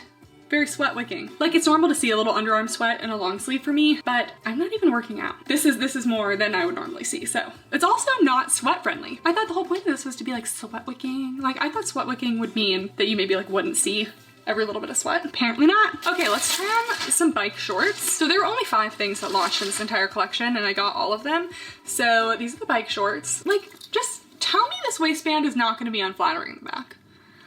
Like why are we designing unflattering things? I don't get it, okay? I don't get it. I must not be the target audience for this, but this looks to be a low rise, if you ask me. I do appreciate a slight dipping down in the waistband in the front, maybe a little lower tummy control there. Again, we do have a top band. The seams look a little bit better on the shorts, and the bottom is still that kind of thinner material, and hopefully they're thick thigh friendly. So they say that these are a 6-inch inseam. Here's some more about Skins. So it says, constructed with the Skins proprietary Power Short and Series 5 warp knit compression. These shorts support your muscles and promote blood flow during and post-workout. Features reflective branding and medium Skins compression. I don't know, guys. I've never heard of this Skins brand before today. Anyways, let's try it on. So, guys, this is just so low for me. I am normally wearing leggings that are like at least belly button. These are like I've probably, oh my gosh, what? There's no front seam on these shorts. Where did the front seam go? Why do the leggings have the front seam, but not the shorts? Well, thank you, Kim. Now I can actually pull these up and we won't be having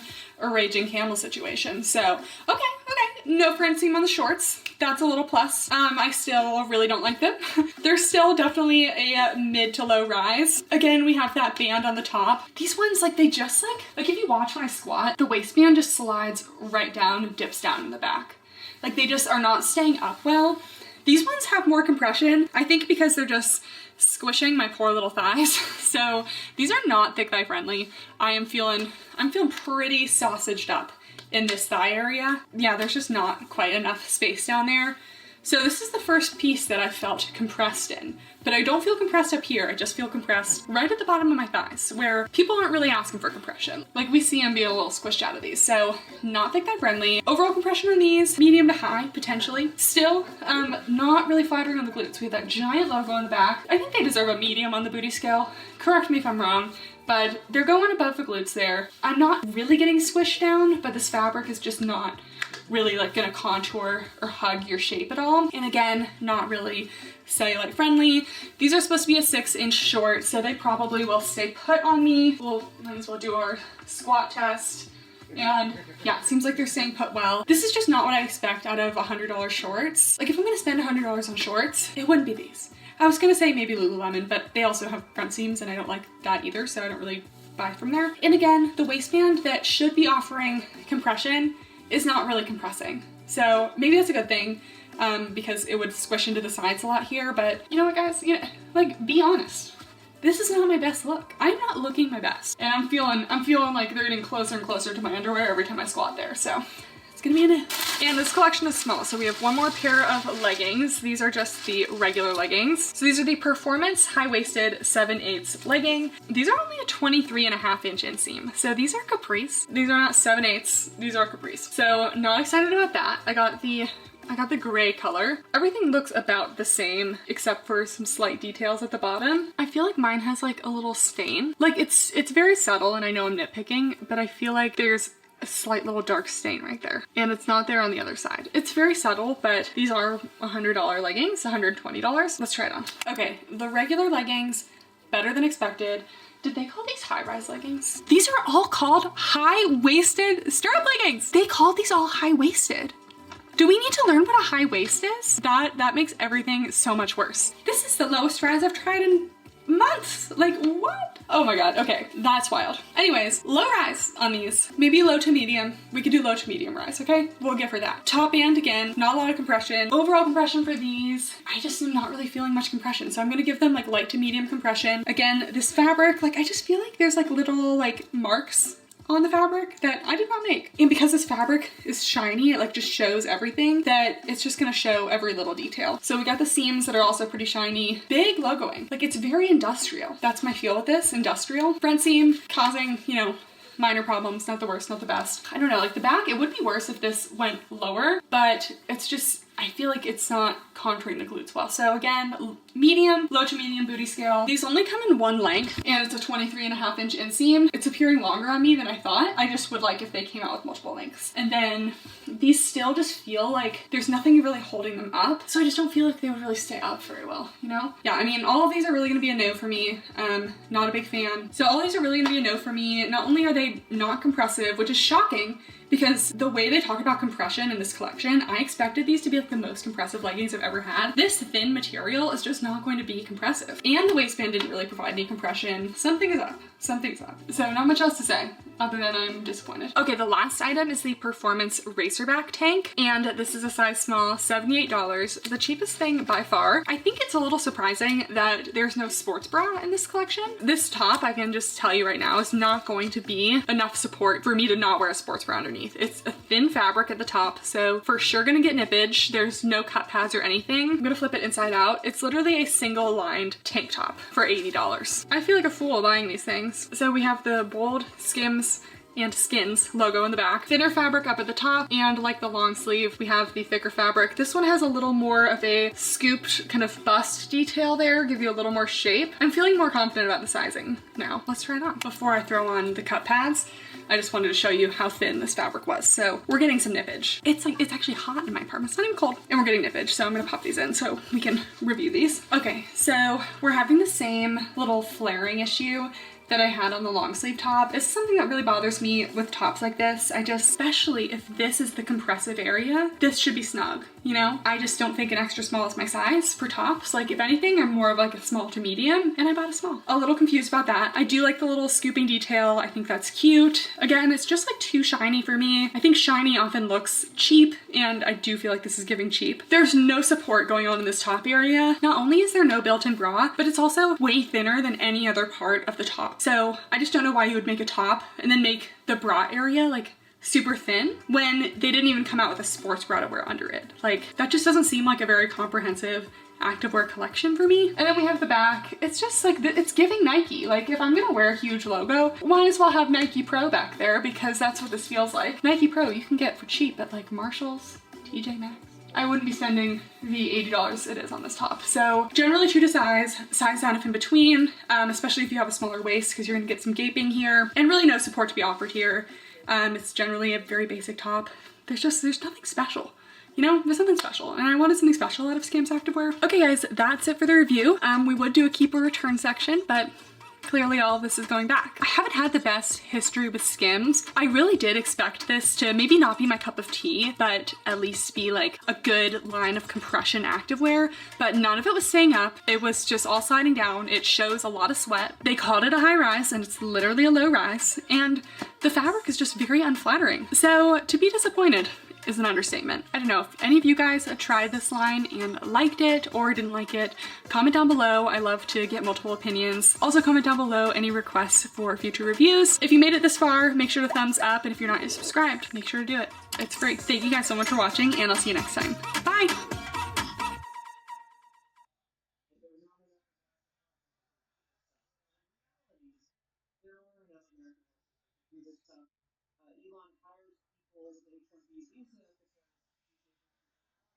Yeah,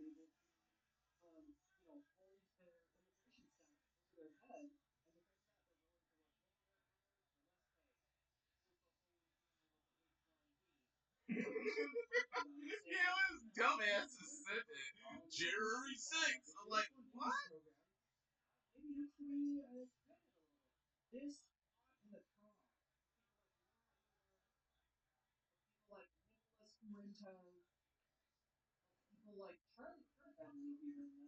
Hey guys, and welcome back to my channel. And today we are reviewing Joa Brown. Joa Brown, I'm not really sure. This brand is a pretty expensive streetwear brand. It's either designed or made in LA.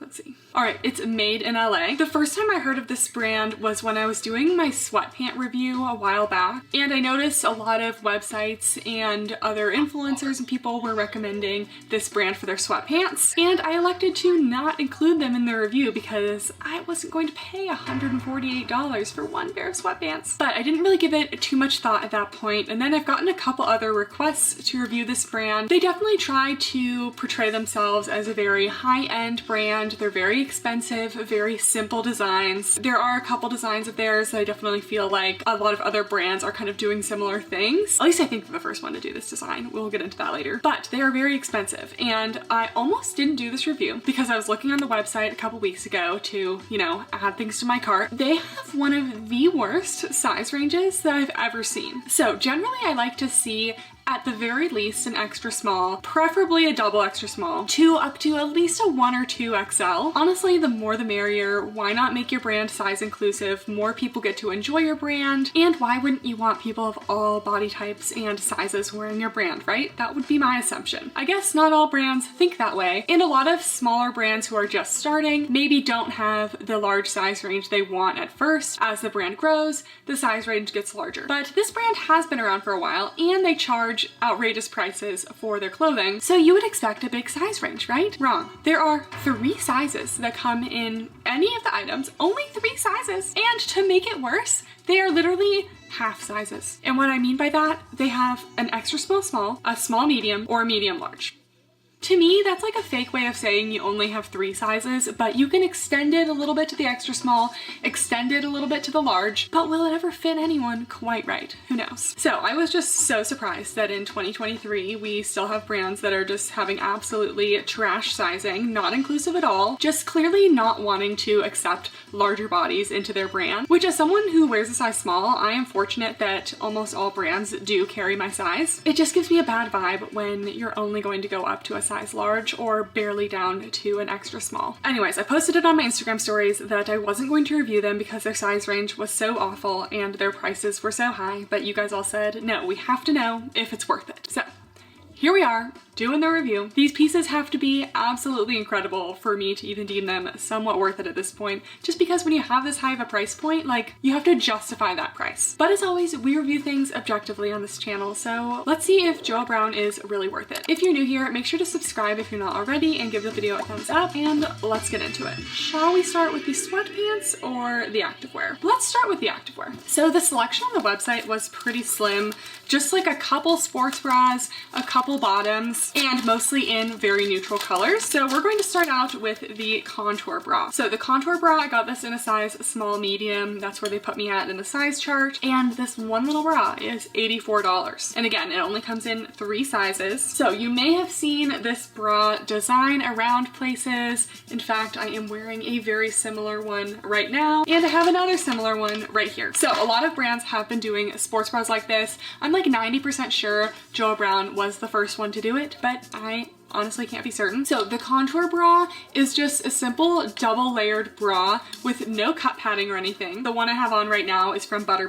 This one does have removable cups. I always like to have at least like the option of a cup pad in there, just, you know, for some nippage protection. But so it's made of a super brushed soft fabric. The fabric is nice, but definitely it's not something that I've never seen before, and it is definitely a little bit heavily brushed to the point where I could see this pilling That's always a possibility with brushed fabrics though. And then you have that scoop detail in the front. This one is pretty scooped and there's no elastic or anything at the bottom. So sometimes these aren't the most large cup size friendly, so we will test that. And then the back also has this little scoop detail. So on Instagram, when I said I was going to do this review, I got a lot of messages to see if I could review the Oxjox version of this sports bra. So we'll try them both on. Definitely some differences already. The Oxjox one, the fabric is a little bit, it's still pretty brushed, but it's a little more sturdy, and this one like kind of drapes a little bit more. It does have removable cups, and it's a racer back, and the Joe Brown one is just straight up and down the back. Really the main similarity is just that little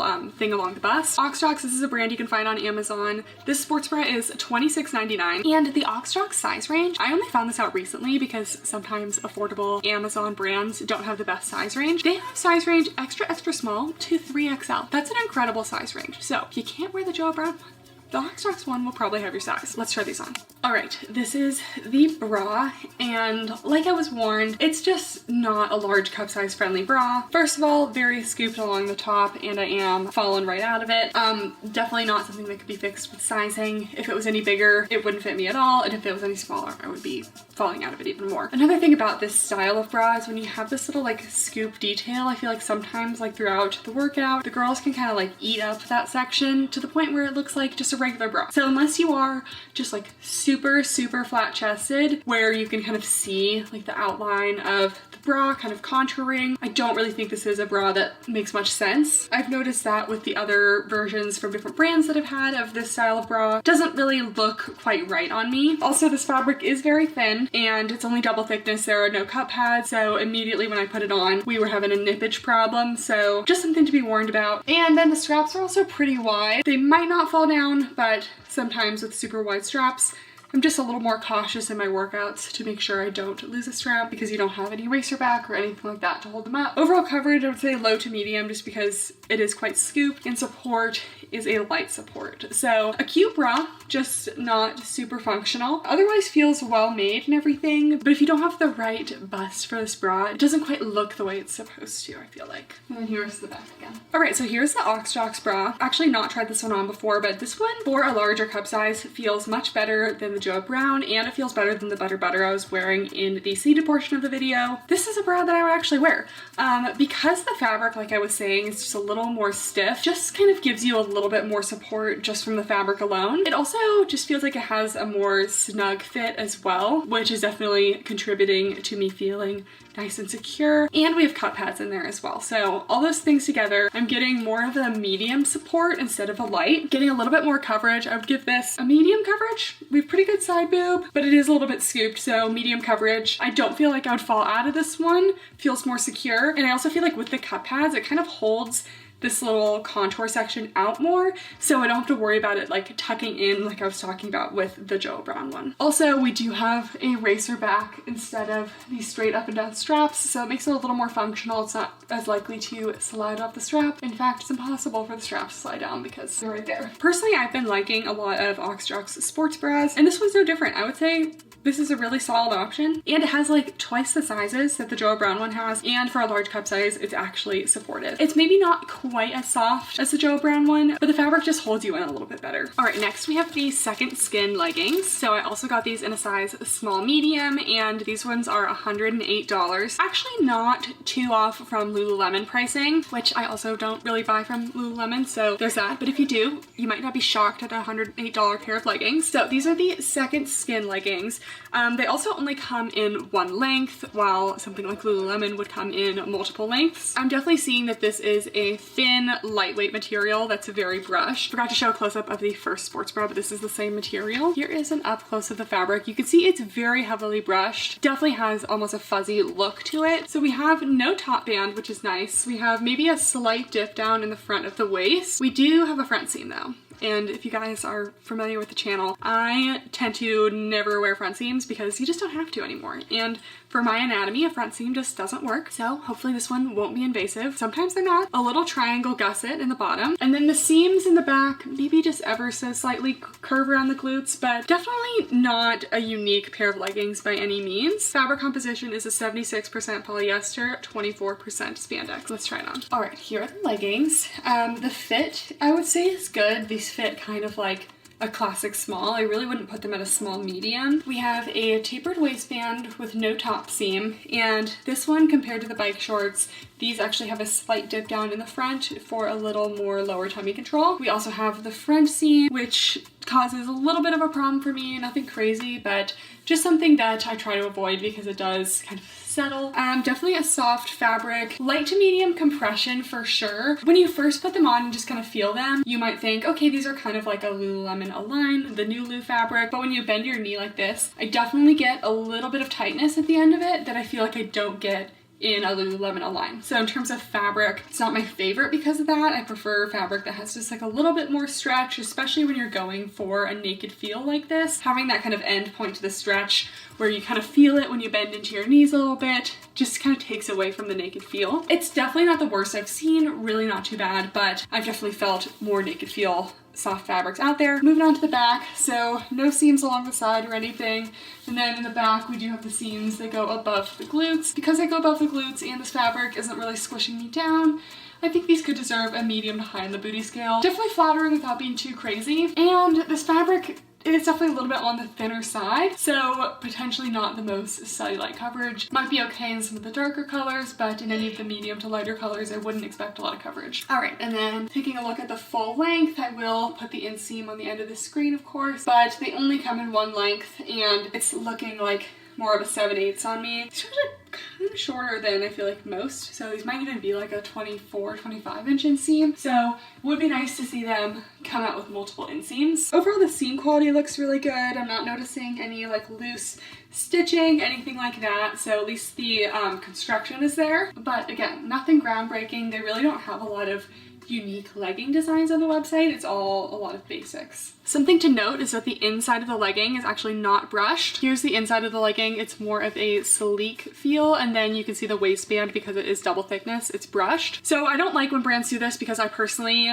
if you have a soft legging, wouldn't you want the soft part against your skin as well? I would. So I also feel like brushed leggings, when they're also brushed on the inside, they stay up better. So a little bummed that they didn't go the extra mile and brush the inside of the fabric as well. All right, one last activewear piece. Again, they really didn't have much. These are the biker shorts, also a size small medium, and these are $94. So I anticipate these will be very similar to the leggings. I think the waistband is actually a little bit different on these. It goes more straight across instead of slightly dipping down. Fabric is that same kind of like soft material. I will measure the inseam for you guys. Looks like maybe like a 7" or something, 7 or 8 inches, and let's try them on.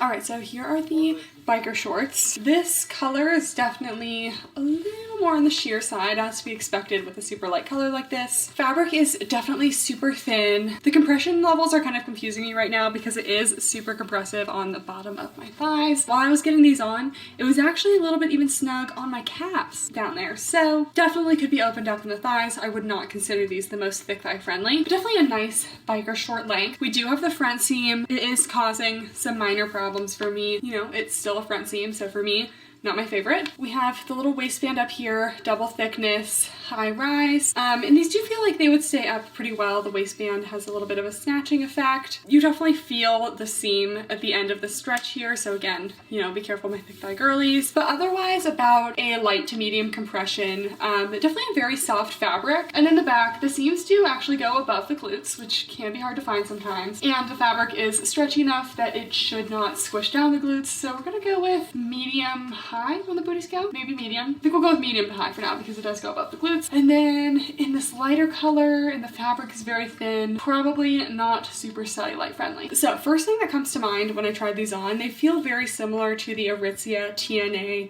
butter shorts. I believe they had some biker shorts in that collection as well, but they have a front seam. They're very basic and everything else. So it's still a higher end option, but I think it's closer to like half the price of these because these are nearly $100. And then if you want something really affordable, maybe like a colorful koala bike short, something like that on Amazon. So I can link those down below as alternatives. Definitely not bad, just nothing unique enough for me to want to spend the money on. I did just want to mention how much I spent on this whole order because I kind of forgot, but on 5 items, I spent $567. The shipping thankfully was free, and I used honey. This is not sponsored, sponsored by Honey, but Honey should sponsor me because I use their stuff a lot. But I was able to find code JB10 for 10% off, so that saved me a significant amount of money because when you're spending $500, 10% is not insignificant. All right, onto the oversized joggers. I also got these in a small medium, and these were $148. I just kind of wonder why a jogger is more expensive than a legging. You know, the prices of sweatpants have just gotten kind of like outrageous. So initial thoughts, definitely nice and thick. Feels like a classic sweatshirt material on the outside. They are meant to be oversized, and I'm definitely getting an oversized look from them. The inside is kind of fleecy, but almost leans a little bit more towards terry. So it's not the softest inside I felt, but sometimes with those super soft fleece lined sweatshirts, after a couple washes, they're just never quite as soft. This feels like it's a little more dense, and maybe it wouldn't have that same kind of effect. So this is the inside of the joggers, and this is the outside, just kind of classic sweatshirt material. I prefer usually like maybe a slightly thicker waistband to my joggers, but we do have a drawstring waist. The drawstrings on the inside, oh, not a loop drawstring. I still don't quite understand how to tie loop drawstrings, but we'll figure it out. Then we have a small little elastic cuff at the bottom of the ankles as well. I have a feeling I'm gonna have a hard time justifying $150 for these. They're far from like the softest, most luxurious joggers I've felt. Are they nice? Yeah, but there's actually quite a few jogger options out there. Someone recently requested that I do an updated sweatpant video, and I definitely should because there have been a lot more cute joggers and stuff coming out. So let's try these on. All right, here are the sweatpants. Just not really seeing the hype. They're just not that soft on the inside. I know, I feel like people would say like, oh, they last a really long time. I have had sweatpants that have been really durable, have not pilled, and can withstand like, you know, any cat nails getting into my pants, you know what I'm saying? So I don't think durability is an essentially good justification for $150 for a pair of sweatpants like this, because you just know that it does not cost them anywhere near that to make, even if they're made in LA. So anyways, they are oversized in some places, but not others. I haven't even tightened the waistband yet. It's actually snug on the waist here. It's also super high rise, literally up to my bra band. And guys, I am 5'9" with a long torso. So very long. I guess maybe we're kind of going for the drop crotch look. That's just not my favorite look. Like, I do like an oversized sweatpant vibe sometimes. You know, baggy in some places, not others. I still want to kind of look like I have like a cute butt, you know, but have some room in the thighs. Things like that. Potentially we can do a little rolled waist situation, and that definitely fixes some of the high rise issues and makes it a little more flattering in the back. I appreciate that there's a good amount of space in the thighs, because sometimes sweatpants say they're oversized and then they are snug on my thighs. So we have space, a little bit of stretch as well, not a ton, but just enough, I think. So as always, I will be measuring the inseam and putting it on the screen, but definitely tall girl friendly as well. And they have the cuffs, so even if you're on the shorter side, they still will, you know, not go over your shoes or cause any problems that way. Definitely no restrictions when bending down. There's plenty of space, and you also have that little bit of stretch. Something about like the thinner waistband and things like that, the fabric just doesn't feel the most high quality. Definitely nice, but I don't think I would suggest to anyone to spend the money on these. There's just other things out there for a better price without sacrificing the quality. Someone who has these, let me know in the comments below what made them worth it to you. Obviously, everyone has different things that they look for. Just objectively, it's just not something I would spend the money on, even if I had the money. I don't think I would spend it on these. And lastly, they had a couple different sweatshirt options, but some of them were super cropped, so I wanted to get maybe like a slightly less cropped one. I think they were all still cropped. I got the cutoff sweatshirt, size small medium, also $148. So if you're going to get a full sweat set, you're spending $300. $300 on a sweat set. So it's made of the same material as the sweatpants, obviously it goes together. We have a larger little elasticized cuff on the sleeves, maybe a slightly extended crew neck, the same material on the inside. It's just not like super soft. I mean, it's definitely softer than a classic terry material, but just not the softest. It is just cut off at the ends, so it's slightly rolling up. Then we have a little sewn on Joe Brown logo here. So this one also is meant to be oversized. Let's try it on. All right, so here is the cropped sweatshirt. Oversized boxy fit, but it is actually pretty cropped. I was hoping for maybe a little bit less. So you are gonna show a good amount of skin, unless of course you wear the pants up to the rib cage, which is always an option, but I prefer to wear the pants roll down a little bit. So you will expose your bra when you raise your arms up in these. Got a good amount of space in the arms, and this fabric does have a little bit of stretch to it, so a little give. The neckline, you can kind of pull it to whatever side you want, but it's not a super tight crew neck. You do have a little bit of space, and you have the little cuffs as well, and they are also plenty long sleeves. So again, there's a lot of stuff out there that looks like this, that feels like this, so for me the price just isn't justified. And here's the back. I just want you to guess how much this outfit is. You can feel it, you can, you know. Oh, I know how much it is. I don't know how much. Did you hear me? No, but I'm gonna guess. Okay, $148. You heard it! How much was it? Well, I mean, each piece is $148. No, wait, that was actually a guess. I was on a call the whole time. Like, I heard it. So I would have guessed the whole thing is $148. Okay, see, that would have maybe been reasonable. No, but no, this the whole thing is $300. Yeah, I did not hear. Yeah. I think maybe you subliminally heard. Okay guys, that's it for the review. Sometimes with these, you kind of know how you're going to feel going into it. I was really hoping that I was going to hold up those sweatpants and have them just be such a luxurious feeling material and an amazing fit. They'd make me want to spend the $150. It's always nice to find something just really, really good, but I just don't feel like anything in this video was unique or super worth the high price point. Do I think any of it was bad?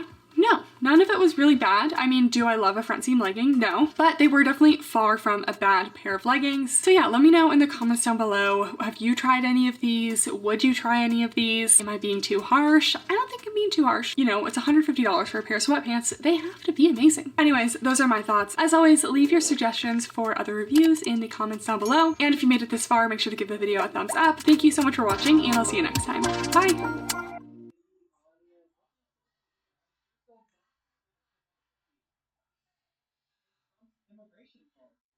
There was a lack of maybe why this had come up.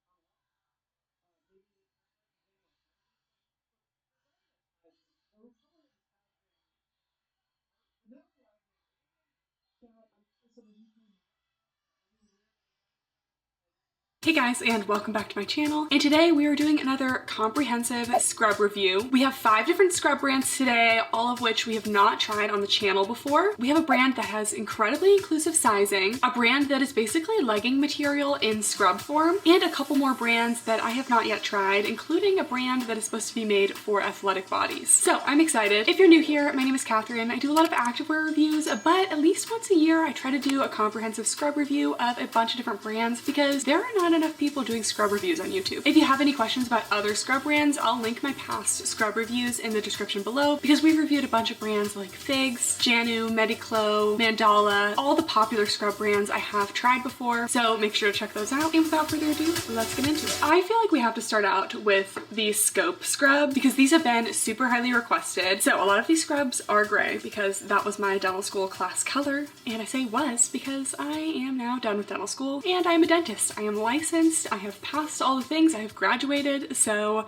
now I can wear whatever color I want. So I will probably not be wearing the gray very much, but I'm not gonna throw out perfectly good scrubs. Scope is a small women-owned scrub company, and there are no other scrubs that are like these. There are definitely some pros and cons, but these are literally a legging material made into scrub form. So here's a close-up of the material. It's kind of just like a basic legging material. It's not sleek performance, it's not super brush, but it has a ton of stretch to it and literally feels like you're wearing leggings in scrub form. I bought these on Black Friday and I've worn these at least once a week since, so I've gotten a good, like, I don't know, 15 wears and washes out of these. And something that really concerned me about these was if you've had leggings before and your thighs touch, leggings can often pill between the thigh area, and I was worried that these would have that problem. Listen, my thighs touch. I've walked around in these. I have worn and washed them. I actually dry them as well, which looking back, maybe I shouldn't have been drying them because I don't dry my leggings, but this material has not pilled and it has held up incredibly well. So I can't say that about all the scrubs today, which is surprising, but the Scope scrub material, I would not be worried about the quality and the pilling because it has held up. Here is the area between the thighs. I'd say it's maybe like a tiny bit more worn than some of the other places, but there is no pilling. So I just had to get that out of the way. Also, in terms of pricing, their tops are $30 and the bottoms are $42, which is actually pretty reasonably priced. And when I bought these last year on Black Friday, they only had one length of the bottoms and their sizing was a little more limited. The owner of this company, she's just really awesome. So they have expanded their sizing since I purchased. The size range is now 2XS to 3XL, and they also now have different lengths for the bottoms. So these joggers, they are a little bit short for me, but just keep in mind they didn't have longer versions when I bought these and they do now. Let's start out with the Scope carry one pocket top. So I wear a size extra small and these are $30. Generally in Fig scrubs for reference, also I have all of my measurements down below. For Figs, I wear a small in everything, but in these stretchier brands, I tend to size down because I tend to wear a small mostly so it fits my bust, but because these are so stretchy, it's not really an issue. So I don't like my scrubs to be super baggy, so I have an extra small here. So I definitely prefer a one pocket top. So that's what this is. It has the one pocket on the left here, kind of shorter sleeves than maybe most scrubs, and then some seam detailing down the back to keep it a little more of a tapered shape. This material definitely does collect a little bit of pet fur and lint. Definitely not as bad as some super brush leggings. If you wear a dark color and you have light colored pets or anything, you will be lint rolling before you walk out the door. So let's try this on. All right, here's the top. And it is an extra small, and it still is like maybe a little bit snug on the bust. It's not pulling as much as like the other stretchy scrubs we'll try today. So I generally feel like sizing down one size compared to your normal scrub size is kind of the way to go, because these definitely don't feel too tight anywhere. They're also super stretchy, so lots of space. They're still slightly boxy, but overall a slimmer shape. We have a pretty spacious pocket up here. The V-neck is a little bit on the higher side, but it's not like awkwardly high. Regular short sleeves. The length of the top, so it has a kind of a scooped hem along the side, which I think is cute, especially if you are not going to tuck it in. Then the length goes over my hips, so it's a good length. I'm gonna tuck these in now. And these scrubs definitely stay tucked in all day. That is one thing I really like about them. I'm not like constantly adjusting the top or anything. And you can see the top has a little bit of flow to it when tucked in, but it's not like super baggy, oversized, which I know some people actually like a larger top to tuck in for that kind of like blousey look.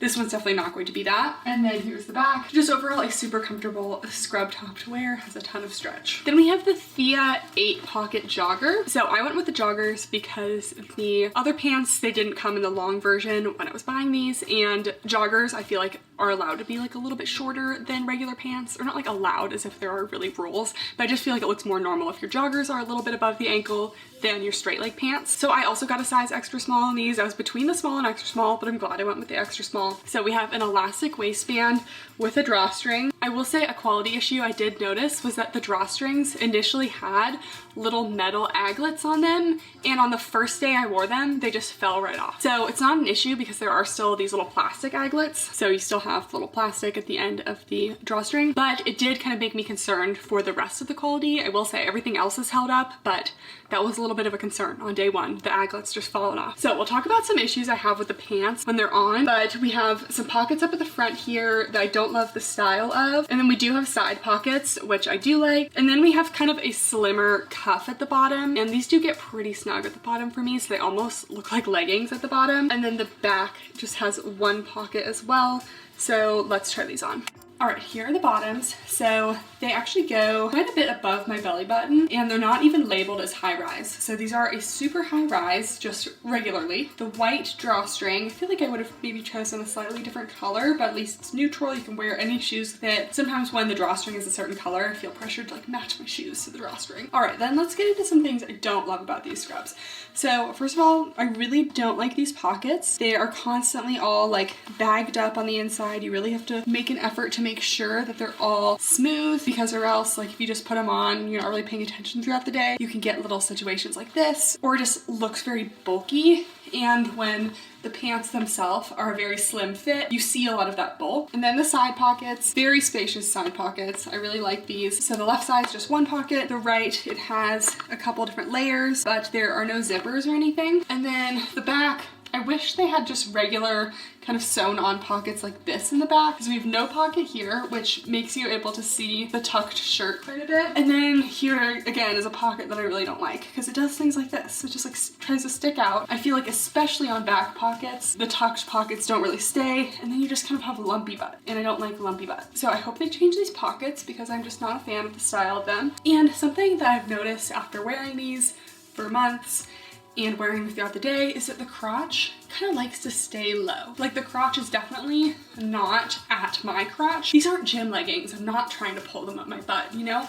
But I just feel like they should be a little bit higher, and they just don't stay like that. Because if I were to put them up to where my crotch is, the waistband would literally be at my rib cage. And I have a longer torso than like 99% of people. I'm 5'9", mostly torso, not as much legs. I just feel like some of the sizing needs to be adjusted a little bit. Again, I haven't tried these in a couple months, so it's possible that some of the sizing has been fixed, but my friend got these as well, and she's on the shorter side. They just overwhelm her entire torso, so she can't even tuck these in because it looks like it's literally up to her bra. So maybe I'll have to revisit these to see if anything has changed, but for now, I think that they're even too high rise, which is coming from someone who likes a high rise. And just definitely throughout the day, when they do kind of sag down a little bit, you know, I just feel like I have a little saggy butt. It's just like not the cutest look. They are a little bit short for me, especially when I do kind of pull them up where they need to be. And they're a very snug jogger to the point where there's no like real excess fabric for me around the like cuff area. So they honestly kind of look like leggings when you're wearing them. So if you like that look, great. Personally, I think that they're just like a little bit too snug, and I just would prefer if they really looked like joggers as opposed to leggings. So I feel like maybe like a slightly more elasticized cuff would make them look a little bit more like joggers instead of this really slim cuff that makes them look like leggings. Again, that's kind of more personal preference, but I don't know, sometimes I feel like they don't look like scrubs. And then in terms of stretch, a ton of stretch. These are definitely the stretchiest scrubs of the day, so that's also a big plus. All right, the next scrub brand we're reviewing is Dolan scrubs. So these are another pair of scrubs that I have worn for probably a good 5 or 6 months now. And I was super excited about these when I first got them because they had high rise bottoms that were straight leg, which can be really hard to find. And this brand is also really size inclusive. Not only are they a 3XS to 2XL, but they also have some bottoms that come in a curvy fit, which I did not actually get to try. I don't think those were available when I got these scrubs, and I probably will not be repurchasing this brand for reasons we will get into in a second, which is why I have not tried the curvy fit. But their bottoms come in 5 different lengths. So if you are extra short or extra tall, Dolan has got you covered. So this brand is also pretty similar pricing to Scope. The top was $36 and the bottoms were $46, so about a mid price point. And when you first wear them, the fabric feels very similar to Figs. It's kind of like a slightly brushed, typical scrub material, not shiny, just has a little bit of give, not really any stretch. So I assumed that this would be similar to Figs material. It would wear well. I have pairs of Figs that I have worn once a week for 4 years, washing, drying in between, and they still look brand new. Not a single pill, no issues. So personally, I do purchase Figs and I think they're worth it. But I was trying to switch it up with these Dolan scrubs, and the fabric longevity on these is just not there, which is such a surprise because you would think this fabric would be more durable than the legging material of the Scope scrubs.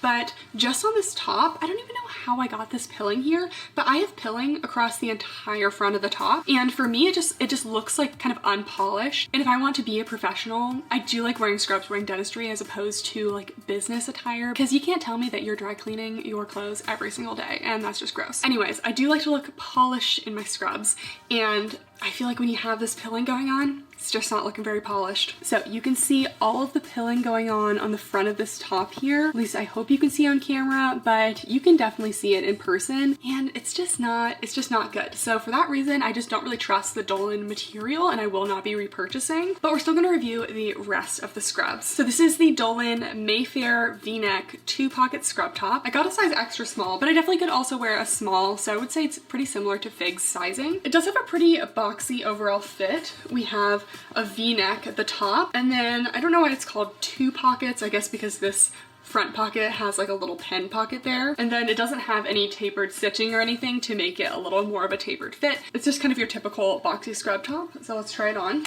All right, here's the scrub top. So this one is actually an extra small. I will say their size chart, I remembered looking at it before, and it's just not the best. Like for the bottoms, they said I would be an extra small, and the small fits me the best. Like I tried even an extra small, didn't even fit me. So I would kind of stick with your normal like Fig size, not necessarily trust the size chart. So this is an extra small. I will say it feels like most scrub smalls, so the tops might run a little bit big, except I definitely do get some tightness in my arms. without even fully extending them. So definitely a little bit too tight up top for me, but then still quite boxy overall. We do have the two little slits at the side as well. So yeah, boxy shape, classic pocket. I'd say it's decently spacious, and then very plain on the back. Again, just not a big fan of this material. It just doesn't hold up very well, and I feel like the sizing just is a little bit off. This fabric also definitely collects more pet fur and stuff than a Figs scrub. I feel like it's because of the fabric pilling. It just kind of like collects more fur that way. All right, then we're moving on to the pants. These are the Dolan District high-waisted 6-pocket core scrub pant. So I bought these pants when I was on a search for the Figs high-rise Cade cargo pants. I'm a tall girl and I need a high-rise. So I'm done purchasing the regular rise, and my favorite scrub bottoms are the Figs high-rise Cade cargos. They are really stingy about coming out with more colors in that. So I was like, okay, they don't have it in gray, so I'm gonna buy these because they popped up as an Instagram ad actually, and they are a high-rise straight leg scrub bottom, and sometimes I just don't want to wear joggers. So here they are. Something that I'm just now noticing is that the top part of the waistband, it is actually like a little more of a like legging-like material. It's stretchier, but I guess over time, because I have worn these quite a bit, the color is just not matching for the waistband and the body of the pant. So I don't love that. We have these little pink drawstrings here, 2 front pockets, 2 side pockets. The side pockets are smaller than most though, so I can actually like barely fit a phone in there. So if you have a really big phone, probably not going to be these. These do have butt pockets though, which I like. The Cade cargos don't have that, but I feel like a butt pocket just like makes it look a little bit better back there. And then they're straight all the way down to the bottom with no slit or anything. All right, so here are the bottoms. They actually are high rise. I just haven't tightened the drawstring yet though. So if we work them up where they're supposed to be, they go above the belly button. They are high rise. I feel like I have a good amount of space in the waist, but they are pretty snug in the thighs already. Maybe their curvy fit would be better. I haven't really looked into their curvy fit too much, but I would try it if it was a better material, but I'm just not so sure about the material, as we said. So anyways, this is what the scrubs look like. No tuck in, and I'm gonna tuck in the top. So we have that more like yoga style waistband, and I just feel like whenever I wore these to school, just didn't feel like my most flattering scrubs. I feel like the waistband kind of stretched out a little bit throughout the day. They didn't stay up at a high rise, where something like the high-waisted Figs Cade cargos, those stay up really well. Definitely feel like I rely a lot on the waistband on this one. You still get quite a bit of fabric around here, yet it is very snug on the thighs. So I wouldn't say these are the most thick thigh friendly. We have the 2 front pockets, and like I said, the side pockets, they are actually pretty small, so it just barely fits my phone. So if you have like an iPhone XL or whatever it's called, I don't know, a Max, that's what it's called. I just have the Pro. If you have the Max, it's probably not going to fit in the side pocket, and it's the same pocket on the other side. And then we do have pockets in the back. I do like these pockets. Okay, now for a full length view, these are the long version.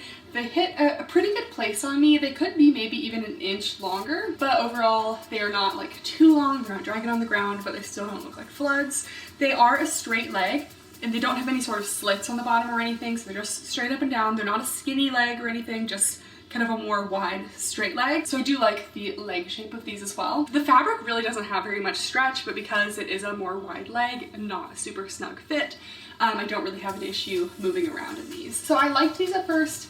Just the more I've worn them, the less I like them. I got these in the tall length, and they're a 32-inch inseam, but they also have an extra tall inseam. I think it's like 35. So if you're super, super tall, definitely go with the extra tall. Okay, next is a brand that I have been meaning to try since the beginning of dental school, and that is Fit Scrubs. So obviously, as someone who started her Instagram as a fitness page, I guess I am kind of still a fitness page, but I don't like truly identify as like a fitness influencer. Anyways, and then I started wearing scrubs. Obviously, I was going to hear about Fit Scrubs. This is a scrub company that makes stretchy scrubs. It is definitely aimed toward the like fitness demographic, so people who want to be able to like move in their scrubs, people with a little more like athletic builds, and I feel like that definitely fits me. So clearly I can't speak a lot to the longevity of these scrubs because this is going to be my first time trying them, but if I have any updates over time, I will let you guys know. So we're gonna start out with the Everpure Women's Scrub Joggers. I believe they do have a couple lengths, but they definitely could use a couple more lengths. I think like the joggers have a regular and a short,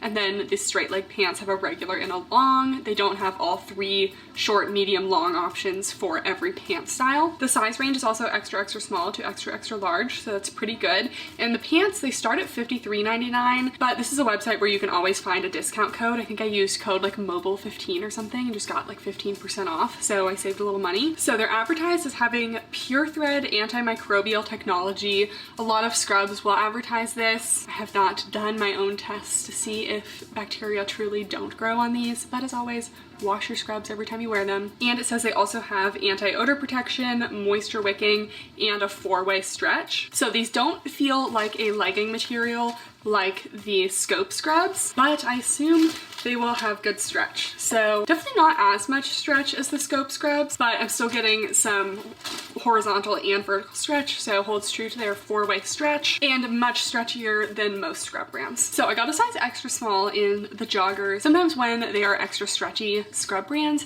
I just size down to an extra small instead of my normal small, because usually I get the small for a little more space in the thighs and the glutes, but I feel like scrub brands in general run a little bit larger as opposed to like legging brands where I'm always a small. So I hope these fit. I actually initially tried to order a small in the straight leg pants as well, but for some reason those did not ship, so we just got these. All right, so we have an elastic waistband. Okay, we just have traditional drawstring, not an elastic drawstring, which I prefer. We have front pockets. We have back pockets that seem awkwardly close together, but hopefully that looks normal when it's on. Ooh, there are no side pockets.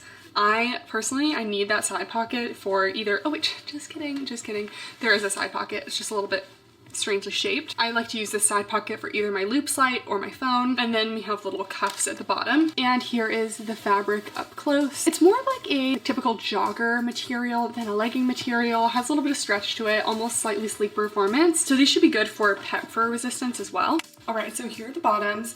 So I definitely can wear the extra small because they actually have quite a bit of stretch to them. So we're actually gonna be rating them as a high stretch. Didn't feel like it necessarily when it was off, but now that I'm wearing them, I really have no restrictions. But I definitely feel like I could still wear the small and just have a little extra space and not quite as snug of a fit.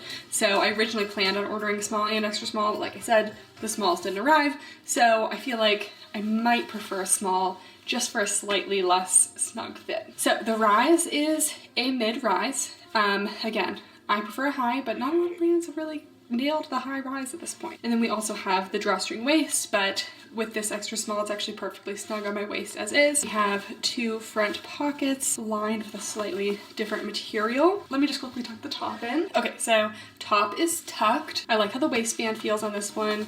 We have those front pockets, and they actually have side pockets on both sides, but it's kind of like on the back of the leg, which is a little bit strange to me because I feel like when you're sitting, you would kind of like if I put my phone in here, you kind of sit on your phone when you do this. So, I mean, I know back pockets are the same problem, but I just prefer a more like true side pocket. But we do have those on either side and they seem pretty spacious. Oh, I really thought there was not a zipper pocket.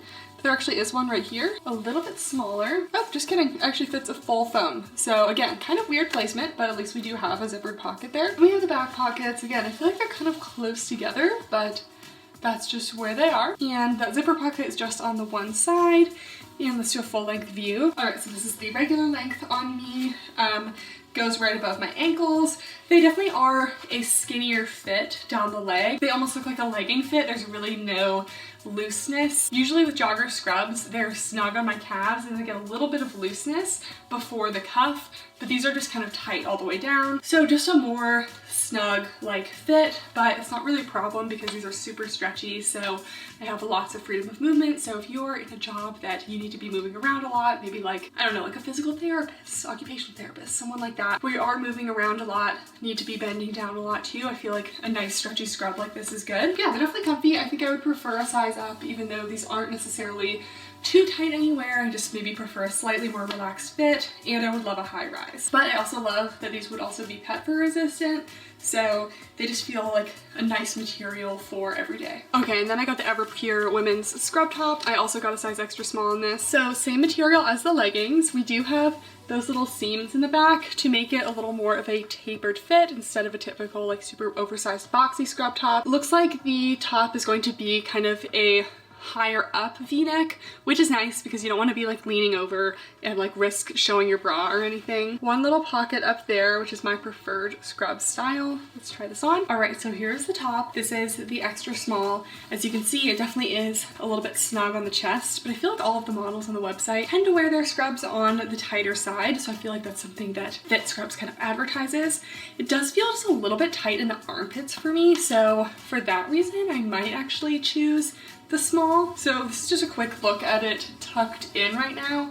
I find that these stretchier scrubs stay tucked a little bit better because they don't like pull out immediately when you lift up your arms, but I am going to untuck it now, and you can just tell this is a much more fitted scrub top than some of the other ones. You don't have that boxy shape, so if you're someone who doesn't love a super boxy top, this is definitely a little more fitted. Still got good length though, it's going like over the hips. The pocket on this one is a little bit small, definitely smaller than most typical scrub brands, so depending on what you're going to be using it for. I tend to keep my mask in this little pocket between patients. The V-neck is quite high. It was like a little bit more snug to get over my head, but a lot of coverage, and I feel like the sleeves are a little bit shorter, almost more like cap sleeve length, and definitely really good stretch on this one, so I'm totally okay in this extra small, but I do think I would maybe prefer the small just for a little more space in the armpits, just because it does feel a little bit snug up there. That's kind of the only spot where I'm feeling kind of snug. Maybe it's because my bust area is kind of making that a little bit tighter. Do what you will with that about the sizing, but yeah, I mean, they're comfortable. I like the material, and it feels lightweight and stretchy. All right, next is a brand that we have tried before, but they have kind of rebranded. So this is Janu. So I feel like they made all these posts and like this big deal about how they were like rebranding and everything. And this is their new like G14 collection. And it's supposed to be like revolutionary new scrubs. And I just am kind of not seeing it. They just kind of feel like the regular scrubs to me. So don't expect huge changes. But anyways, I have the G14 new Janu scrubs. I have to say something about the Janu scrubs.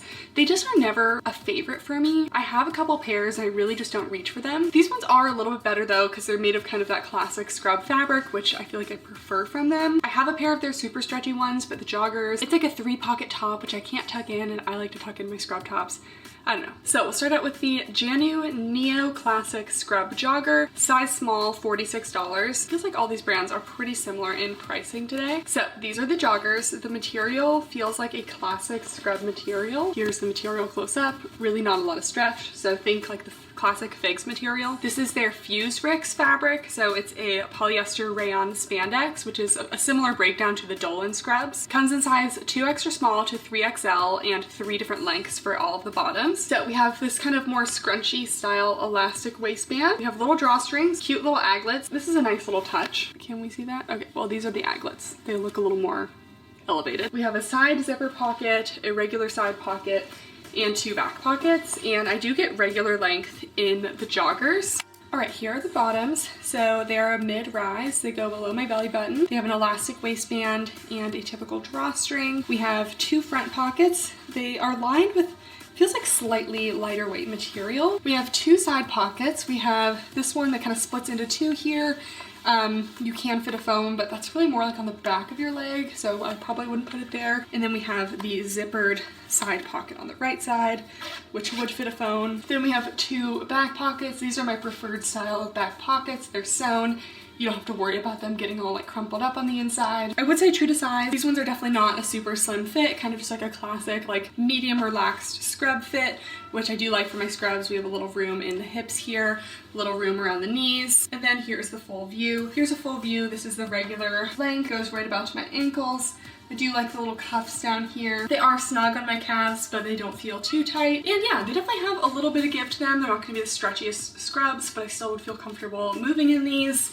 And I will definitely get my use out of these. I like them. I just do prefer a high rise. I feel like things stay put a little bit better, the top stays tucked more, and that's just what I prefer. But overall, I'd say these are pretty nice. Next we have the Magna Classic Scrub Top. I got a size small, and this one is $36. So classic scrub material, we have a front pocket here, typical short sleeves, and then there are two kind of like more hidden side pockets here, and then there is some seam detailing along the back, but overall still definitely like more of a boxy shape. Let's try these on.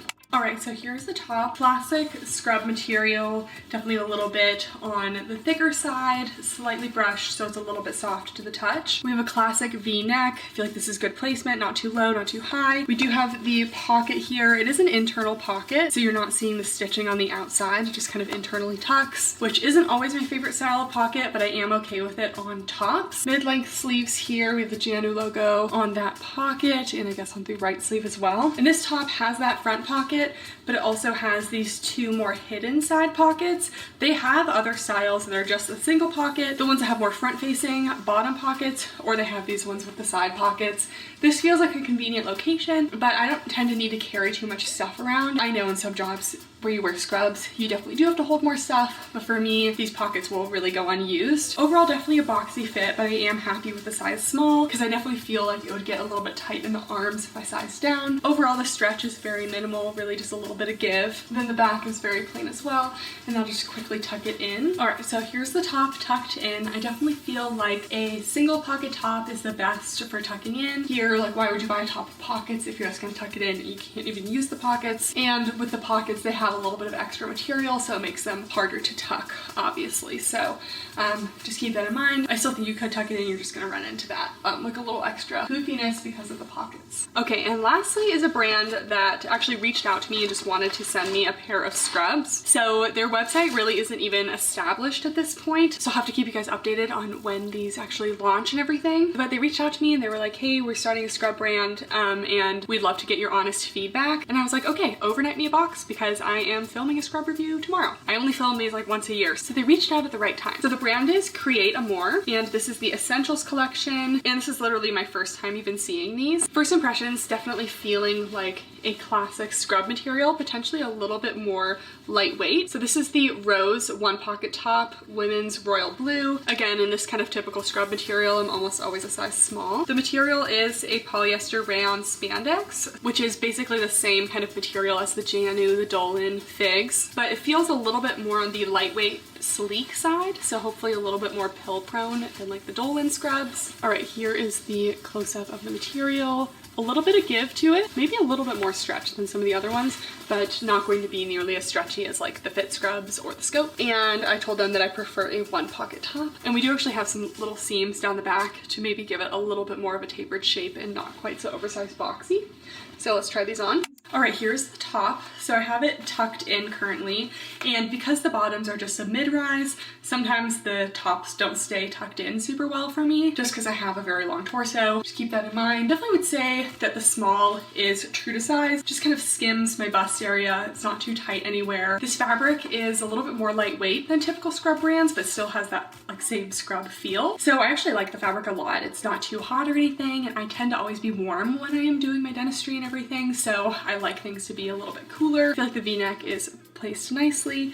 We have a nice spacious front pocket here. We have the logo here as well. And then if I were to untuck the top, we have little slits at the side here. Pretty long length, goes over my glutes a little bit, and I would say it's a slightly tapered fit, not too boxy. But yeah, definitely true to size, and I love the material, and I feel like this is a pretty solid scrub top. I don't even know the pricing of this stuff yet, so I can't speak to that, but hopefully it's about on par with everything else. All right, and then I got the Clover joggers in a size small. So these aren't listed as high rise or anything, and personally I do prefer a high rise just because I have a long torso, I'm tall, it just fits me better. But we have an elasticized waistband, kind of like the Janu ones. And then we have a typical drawstring. We have the Create Amore logo here on the leg. We have a side zippered pocket. There are no front pockets though. Just kidding, there are front pockets. I just didn't see them. So they kind of come in from the side. And then we have two back pockets. And the ends are kind of like a smaller cuff situation. So let's try these on.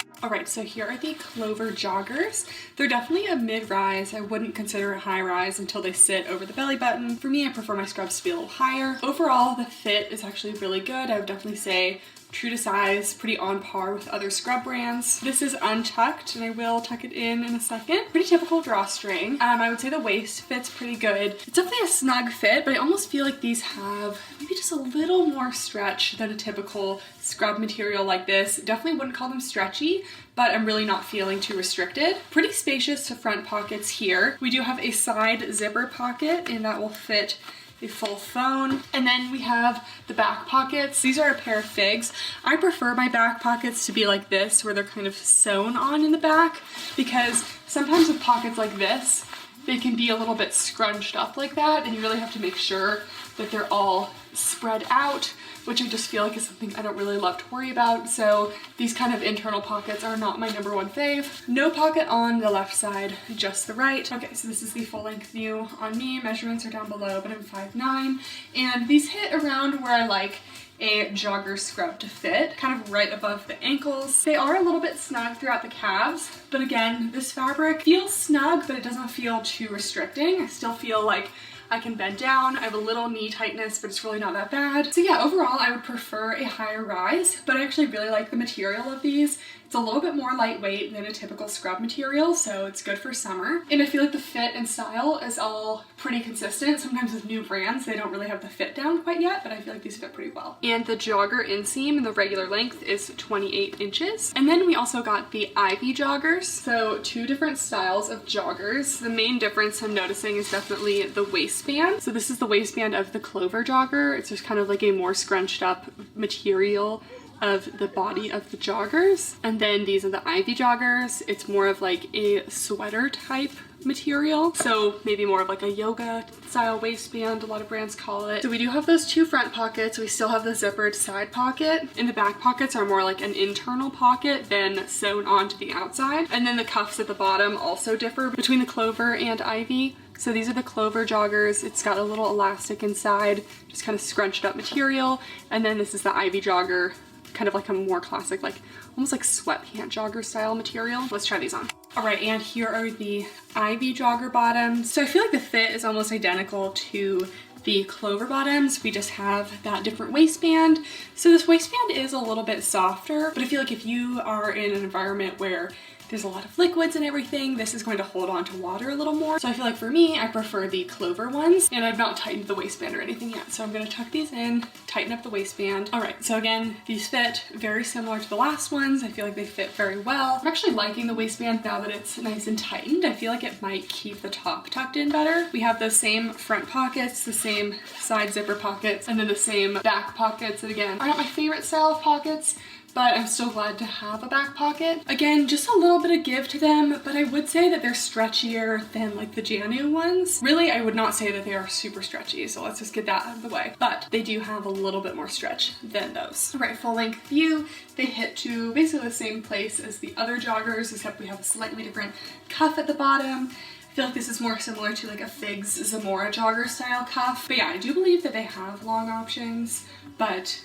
I always wear regular lengths in joggers and only long in straight leg pants. But yeah, I'm actually really happy with the fit of these. The fabric is really nice. I really do feel like it'll be pill resistant. I definitely will be wearing these on a daily basis. I like them enough that I would go back and wear these, so I will have to keep you guys updated on the quality updates if these do hold up over time. All right guys, that is it for the review. I feel like overall, definitely good things to say about all of these scrubs. There are definitely a couple things that I've noticed about the ones that I've had for a while. There are definitely a couple pros and cons to each of them. I wouldn't say any of them are like my new everyday go-to scrub, but I am definitely excited to wear more of the Janu ones, the Create a More ones. Comment down below what you'd like to see next. I was thinking about doing an updated Figs scrub review because my last Figs review was like 3 years ago, and they have a lot of new styles now that I feel like would be nice to do an update on. So go ahead and comment down below if you'd like to see that. Give this video a thumbs up if you made it this far, and subscribe if you're not already. Thank you guys so much for watching, and I'll see you next time. Bye!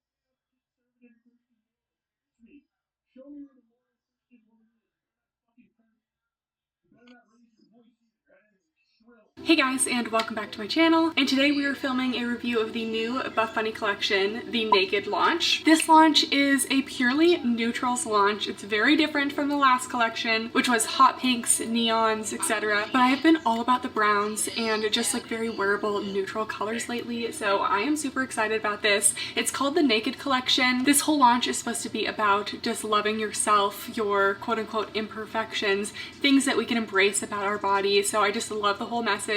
And I just love the variety of colors that they picked. So if you want to go for something that's more of a nude to your skin tone, they have so many different options. Or if you are a lighter skin tone like me, you can go with one of the darker browns for a little contrast. Or if you have a darker skin tone, you can go with one of the lighter colors. And I just think that all of these colors look so good on everyone. So this collection is launching on Saturday, June 24th at 1 p.m. Central Time as usual. And as always, you can use code Kathryn for 10% off your order. And if you didn't already know, I always run a monthly giveaway where there are many ways to enter just by following me, things like that. But if you ever use my code for launches, any brand where I have a code, make sure to get your extra entries, and it's always in my website, which is linked below. So without further ado, let's get into it. I'm a little out of practice filming. I was just in Japan on a little post-grad trip for 2 weeks. I did not vlog it because I just decided I am not a travel vlogger, and you know, maybe someday I'll be better at it, but I did a lot of Instagram stories and posts over there, so make sure to check that out if you are interested. But I had so much fun, but I'm honestly so glad to be back. I live in the desert and this is just where I belong. Like, the humidity was honestly making me miserable over there. I couldn't do my hair. I just feel like I couldn't do the normal things that just make me feel like my best self, and I'm just so happy to be back and feeling good. I also got food poisoning on the flight back, and that took me out for a good 3 days. I'm glad I made it through the whole trip without getting food poisoning, but I feel so bad because I was gonna get back and I had 1 day to film an Outfleet review before the new Amplifies launched, and I literally couldn't even keep water down, so it just wasn't gonna happen. If you guys are ever missing reviews, I still did manage to get a little Instagram story review up, so always check out Instagram if you feel like you're missing stuff. Okay, anyways, let's get into the launch colors. So this is just about the easiest color comparisons I've ever had to do, because basically all the Buffbunny browns that there have ever been are in this collection. So I did not get every single brown because some of the browns are like specific to certain like outerwear pieces that I didn't get, so we'll just cover what I did get, which are the majority of the browns. So there's white, almond milk, ivory, and I don't know if I got any of those. Yeah, I don't think so. But my favorite of the light colors, I am wearing it in the corset crop here. This was launched earlier this year, is Stardust. I just think it is such a beautiful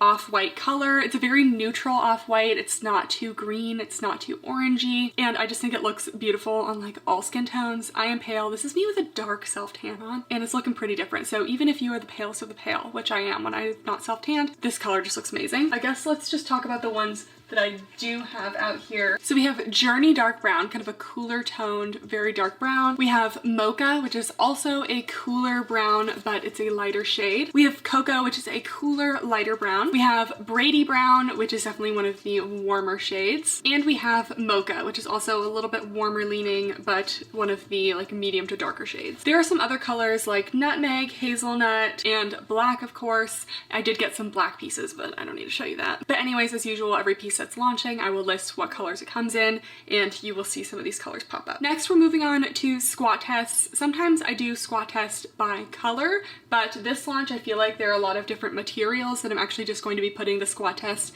at the end of each item that has a squat test. So every legging short that is in a new color, I will do a squat test for that. All right, moving on to individual items, we are going to start out with leggings, and we're going to start out with the tried and true, the Legacy legging. These are an older color, obviously. Anything that I'm holding up that is not brown is from a previous launch, so I did not feel the need to get a new pair of Legacy leggings because I have so many, even though these are one of my all-time favorite Buffbunny leggings. They are true to size, but if you're in between, I would choose a size down. Super high rise, nice double thickness waistband. With Buffbunny leggings, if I don't mention it, there's no band at the top and no front seam. This beautiful tri-seam detail in the back, that's the signature of the Legacy legging. They're still a very neutral legging, but they just have a little bit of extra detail. They also have a little detail that goes down the side of the legs as well. They're made of the Newbury fabric, which is my all-time favorite Buffbunny fabric. It's a double brushed, super soft material. It does definitely collect pet fur, so Personally, I don't wear my darker colors in the house because the cats will get their fur on them. I wear them for working out, for lounge, for walks. Medium to high on the booty scale, very flattering on the glutes, and overall light to medium compression. And this is always my #1 Buffbunny legging if you are just getting into Buffbunny. Then we have the Rosa Pocket leggings, another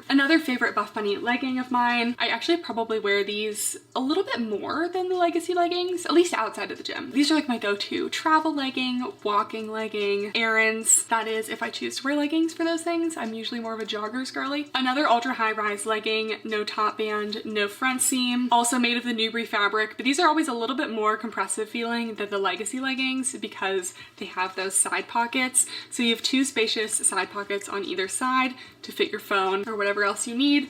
Some seams that kind of contour around the glutes. It's just a subtle contour around the glutes. We'll show the next legging, which maybe they'll top the Rosa Pocket leggings for me. I don't know. It's hard to beat the Rosa Pocket leggings, but I'm excited about them. Medium to high booty scale, more of a medium compression on these, and they're just another classic Buffbunny legging. And these ones are also true to size. Okay, next we have a new piece, which there are actually quite a few new items in this collection, which is really exciting. These are the Contour Pocket leggings. This is the Journey Dark Brown color. So my take on these is they're kind of like an upgraded Rosa Pocket legging, just like a little more enhanced. So they are made of the Newbury fabric again. Here's a little up close of the Newbury fabric. It's soft and brushed. We have no top band. These ones have a little V dip down in the waist like the Rosa Pocket leggings do, but they also have some seams that kind of come up and almost like give you a little bit of an hourglass figure. No front seam. We have a slightly extended crotch gusset here. We do still have side pockets. The side pockets are a little bit enhanced from the Rosa Pocket leggings. They actually have like a little elastic at the top of the pocket to make sure it lies really flat. So here is the top of the Rosa pocket. It kind of flares out a little bit more. It just has a seam at the top, but the new Contour Pocket leggings, it actually has a little elastic at the top that is supposed to make it sit a little flatter against your skin. Honestly, never had an issue with the Rosa Pocket ones, but I feel like this one would just be a little bit more secure. Then we have some extra seams up at the top here and some more dramatic V seam detail in the back to enhance the glutes a little bit more. So we will do a side-by-side comparison of these and the Rosa Pocket leggings, but I believe they're also the same length, maybe a little bit different seam detailing down the side of the leg as well, but I'm excited to try these. Let's try them on. All right, here are the Contour Pocket leggings. First impressions is they're just like making me feel snatched. So obviously I love the material because it's Newbury, a classic. We do have a high rise, goes a little bit above the belly button here. I believe based on measurements, they're a little bit lower rise than Rosa Pocket, but still they are definitely not a mid-rise, so don't worry. We have the waistband that dips down a little bit in the front, a little extra lower timing control. I also feel like sometimes in darker colors, the Newbury is just a little bit more compressive.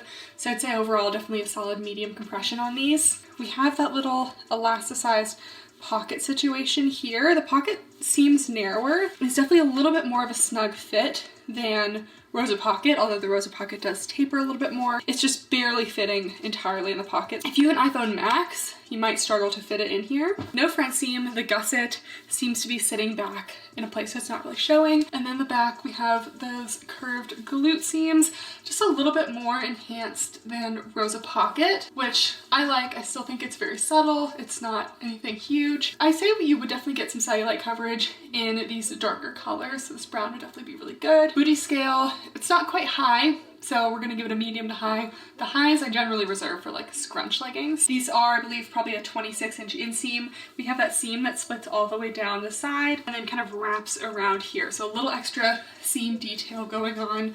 Just want to look at that right here. So about a 7/8, almost right to the ankle for me. These definitely are collecting a little bit of pepper, so just keep that in mind.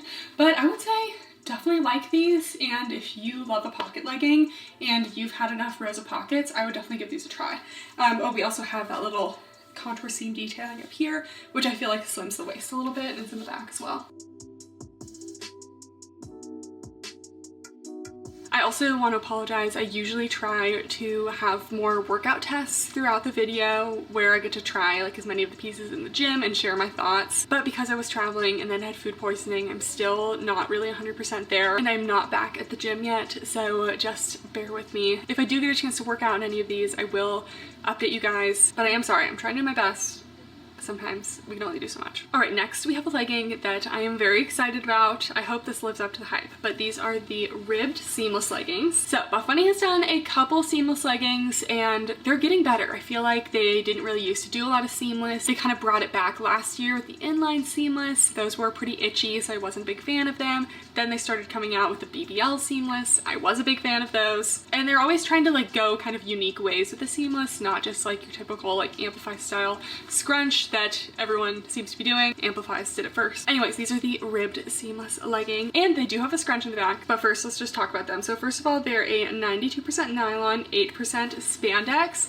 They feel like a softer ribbed material. Sometimes I feel like ribbed materials are usually on the softer side, but definitely don't feel like they're going to be an itchy seamless. We have a waistband with 2-tiered compression. Feels like it's a little less compressive on the top one, so it doesn't like tighten you in so much where you like spill out the top, but the waistband is sewn on, so it's a little extra compressive. So here's the waistband, 2 tiers of compression, quite stretchy. And then we have the ribbed detailing. So it's basically ribbed everywhere except for the back. So the waistband has actually curved seams to enhance the glutes in the back. And then you do have a scrunch and there's no ribbing on the glutes, which will help not squish the glutes down at all. But then you get some ribbed detail down the leg, which will help with compression, maybe a little bit of cellulite coverage. Anyways, here is the scrunch. It attaches maybe a little bit below the waistband and just a little bit above the gusset. It is one of those kind of stiffer seam style scrunches, which work really well for flattering the glutes. Anyways, let's try these on and talk about them more.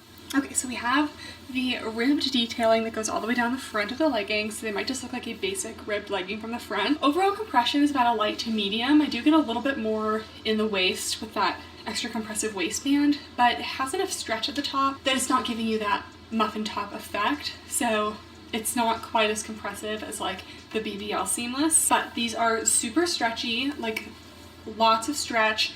And they also have a soft seamless feel to them, which I feel like can be hard to find. So a super comfy seamless legging. The ribbing at the bottom ends around like mid calf. It's just like a more tight knit material down there. Then we go to the back and I love the V effect of the waistband up here. A lot of seamless leggings are just straight across. And then we have the scrunch. It doesn't quite feel as invasive as a lot of scrunches.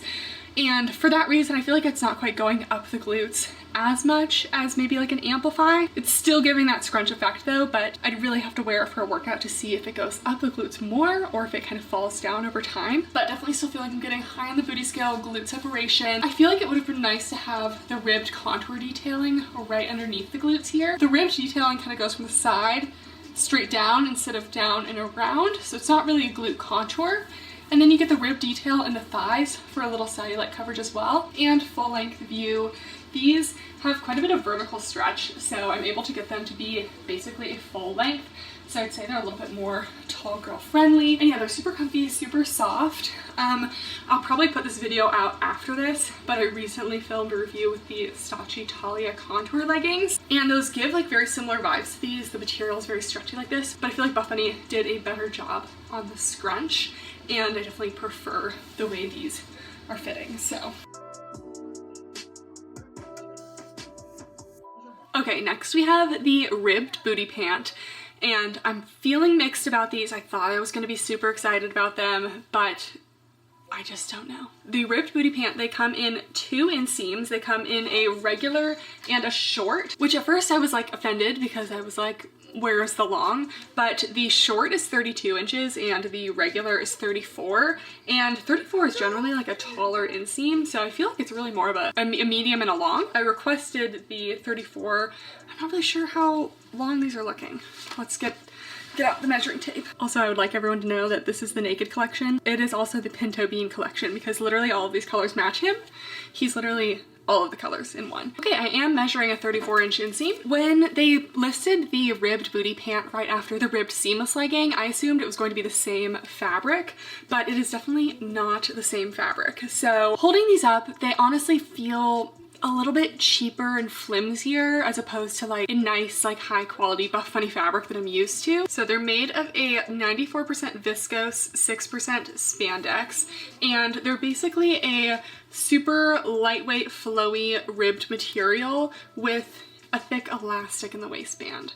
So this is not going to be like a gym legging by any means. Just something feels off about these. You know, I might put them on and feel like they look super cute, but it definitely does feel like the fabric is going to snag. I actually already have like a couple snags and I haven't even worn them, so just be warned. I just don't really feel like this is a really long wearing piece. So these do have no front seam, which is impressive because usually pants like this do have a front seam. They're a long flare leg. It's giving like those 70s pants that I feel like they sold at like Forever 21 a lot, that had like those like little like funky patterns on them. Very similar to these. Those also were always making the booty look poppin'. So here's the fabric close up. It's just, it's very flimsy, which I feel like contributes to making it super flattering on the glutes, but it's also very, very thin, very sheer, so we will be squat testing these. Again, they're not gym leggings, but I will do a squat test for you guys. The waistband is just an elastic band, so again, it doesn't scream quality to me. And then we have this little coin logo here. And yeah, let's just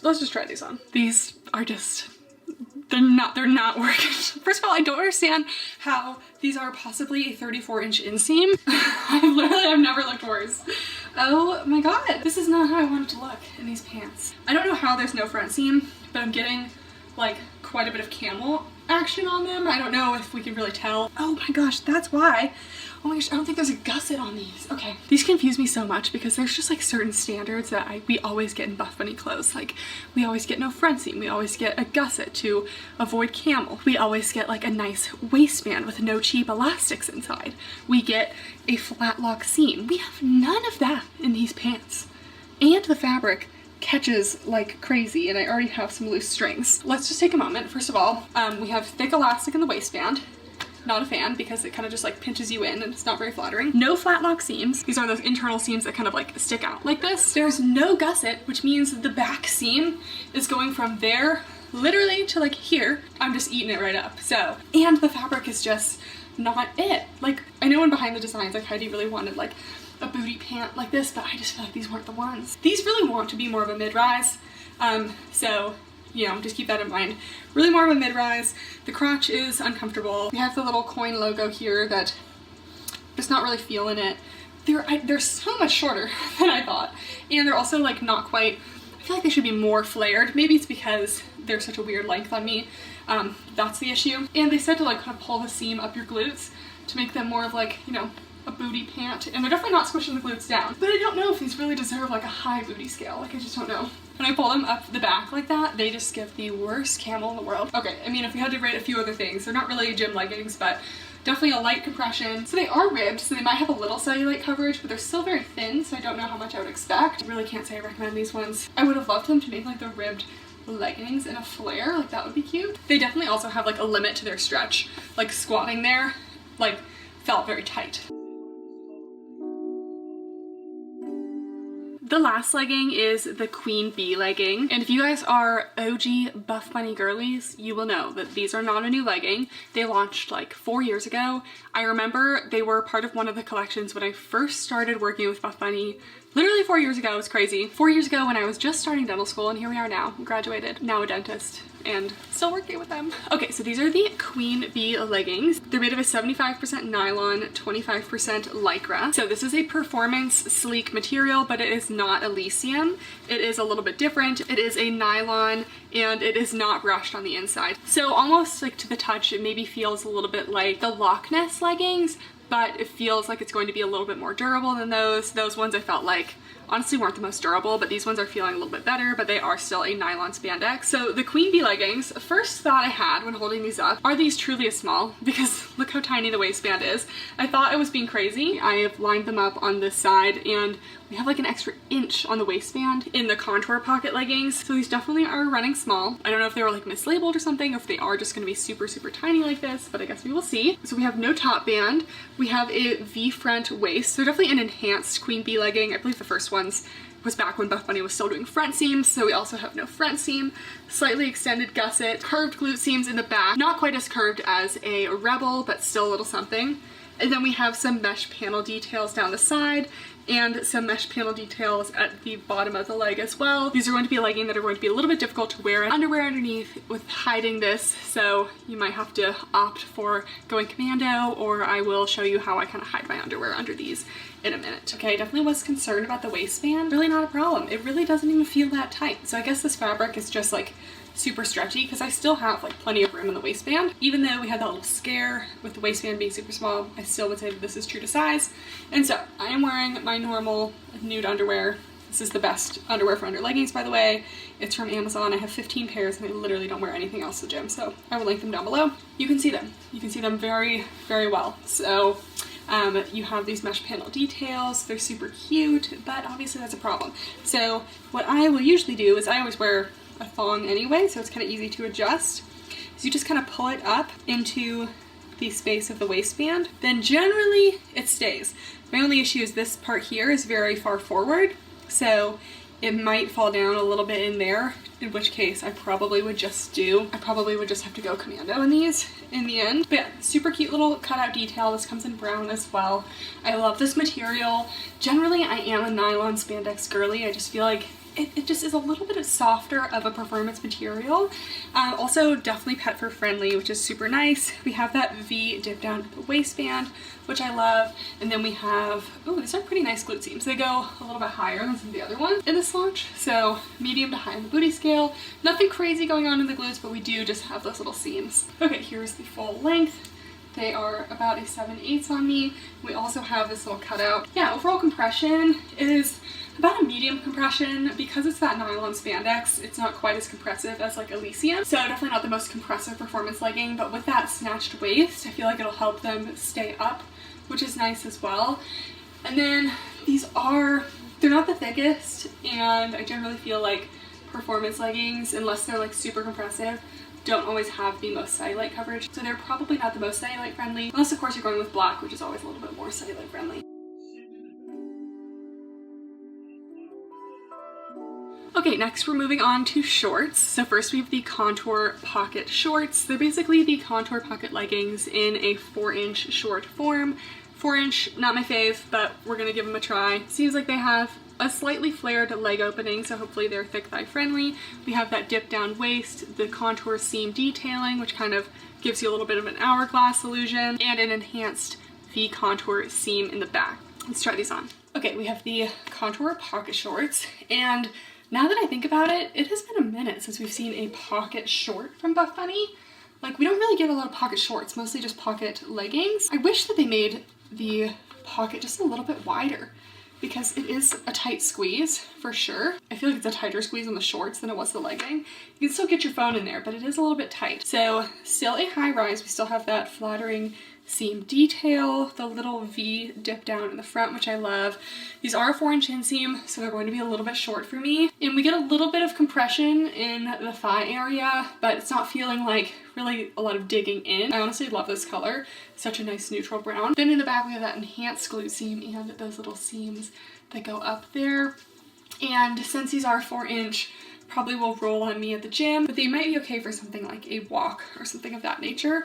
But would love to see these come in like a 5 or 6 inch as well. I feel like that would be amazing. But if you like a 4-inch short, these are really nice and super nice to have that pocket option. Then we have the ribbed seamless shorts, so the ribbed seamless legging in short form. These ones are also a 4-inch inseam. We have that sewn on 2-tiered waistband with the ribbed detailing down the front and no ribbing in the back with that scrunch. And you do just get a little bit of ribbing right below the glutes here, so kind of a little under glute contour effect almost. It's almost giving a little bit more of a monkey butt situation here, but for me, my main issue with the monkey butt contours is when it's like a totally different color around the edges, not just like a different texture. So I feel like this is like a more subtle way to do it. These are definitely going to be too short for me, but sometimes I'm like, oh, I'm not going to try them because I know I won't like them. But other times I'm like, okay, I have to try it for you guys so you know, so we get the real tea. So let's try them on. Okay, so here are the ribbed seamless shorts. They are just as high rise as the leggings. They have that ribbed detailing in the front. Still getting the same amount of like overall compression in these. It's about light to medium at the bottom, maybe medium here. These are not very thick thigh friendly because the ribbing goes in like a band all along the bottom, which is leading it to like really cut in right below my butt here, because that whole thing is just like a whole band of compression right at the bottom. I guess we're also not really getting a whole lot of lower tummy control either. It's almost giving shelf in a way, but in like an uncomfortable way that I feel like is definitely gonna roll on me at the gym. It's really hard for me to like pretend like I'm in the gym right now. But yeah, just be careful if you carry weight in your thighs. This is going to do that to you. They also, because they are a scrunch, well, first of all, definitely high on the booty scale still. It's very flattering, and you have that like area where there's no ribbing, so it's not compressing down the glutes. But I just feel like my thighs and butt, they just kind of eat up the shorts because you have to like get a lot of fabric up and around into the glutes to really get that scrunch effect, that the 4-inch inseam becomes like a 2-inch inseam. So similar to the BBL shorts in that way, they're definitely going to be very short, and I think just the main issue is that ribbed detail. If they just didn't have any ribbing down there, these would honestly be much more thick thigh friendly. We also have Legacy 4-inch shorts. We've reviewed these so many times, but they are a slightly lower rise than the Legacy leggings. They're about an inch shorter, and the waistband itself is actually shorter as well. So the Legacy leggings are like a super high rise. These are more just high rise. We have the Legacy tri-seam detail in the back. No front seam. Generally thick thigh friendly on these, but they are a 4-inch inseam, so for me they roll up, so they're just not my personal fave. Overall, true to size, light to medium compression, medium to high on the booty scale, and if you do like 4-inch shorts, these are a classic. Then we have my personal favorite, Buffbunny Newbury short. We have the Legacy 6-inch shorts. I only brought 2 pairs of workout shorts on my Japan trip, and they were both Buffbunny Legacy 6-inch shorts because they're just like my tried and true. Basically all the same features of the Legacy 4-inch shorts we just talked about, but they have a 6-inch inseam. They are a little more flared at the thigh opening than the 4-inch short, and a little more flared than the old Buffbunny Legacy bikers, so they're super thick thigh friendly. Also looks like, I don't know if this has changed, but the leg part almost looks like it's a little bit longer in the back, which is great because your glutes take up a little bit of space. Oh, I did not notice that before. Anyways, you have the tri-seam detail in the back. Always have the Buffbunny logo pressed on as well. Around a light to medium / medium compression on these, still flattering on the glutes. They don't roll up on me. They're a great like gym short, hiking short, walking short. They're just like such a solid short. So I love these. This is the Brady Brown color.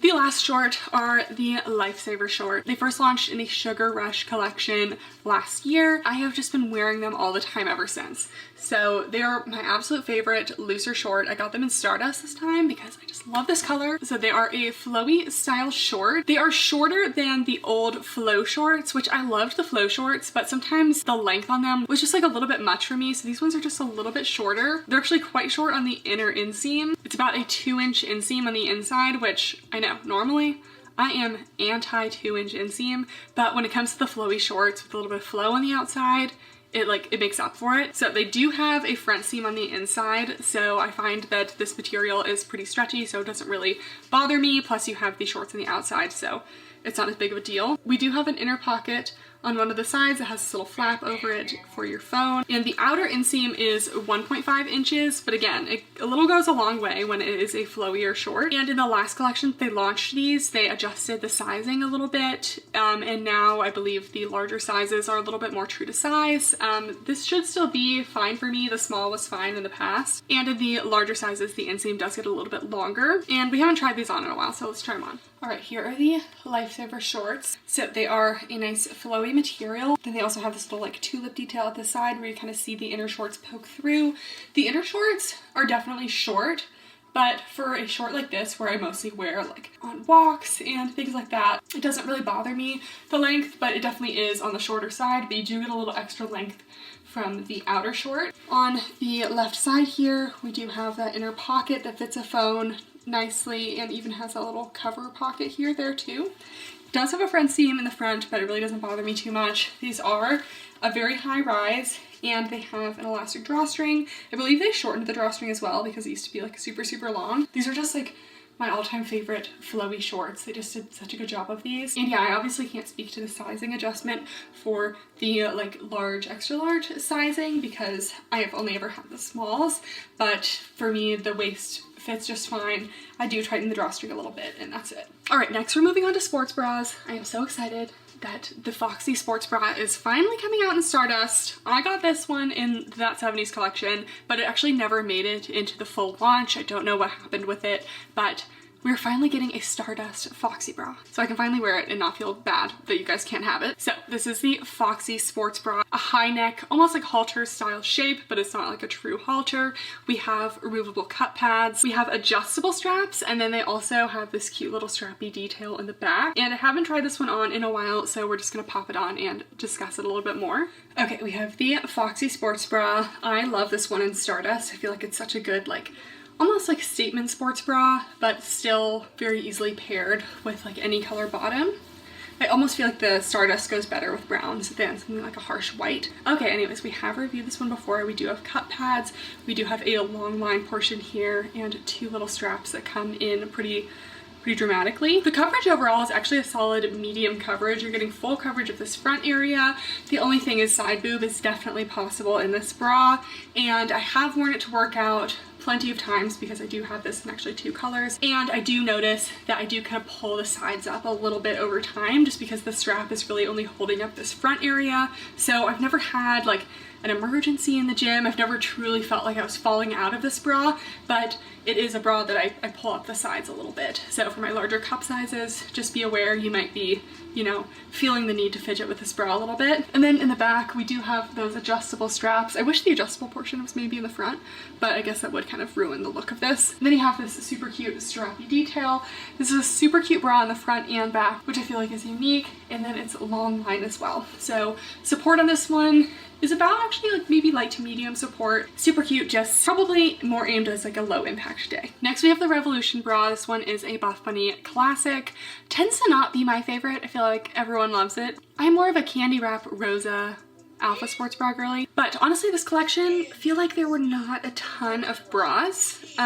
Listen, I just feel like we need candy wrap in every single collection because that is just the best bra of all time, just the best. So I did get the Revolution because I wanted something to match my contour pocket leggings. Anyways, we have a square neckline, removable cups, and this little ring detail on the back and some strappiness. It is a long line sports bra, and the sports bra cup pads do enter at the top of the bra here, which is a pet peeve of mine because it makes it really hard to adjust the pads. It also does that on the Rosa bra, and we deal with that. Anyways, haven't tried this one on in a long time, so let's try it. Okay, here is the Revolution bra.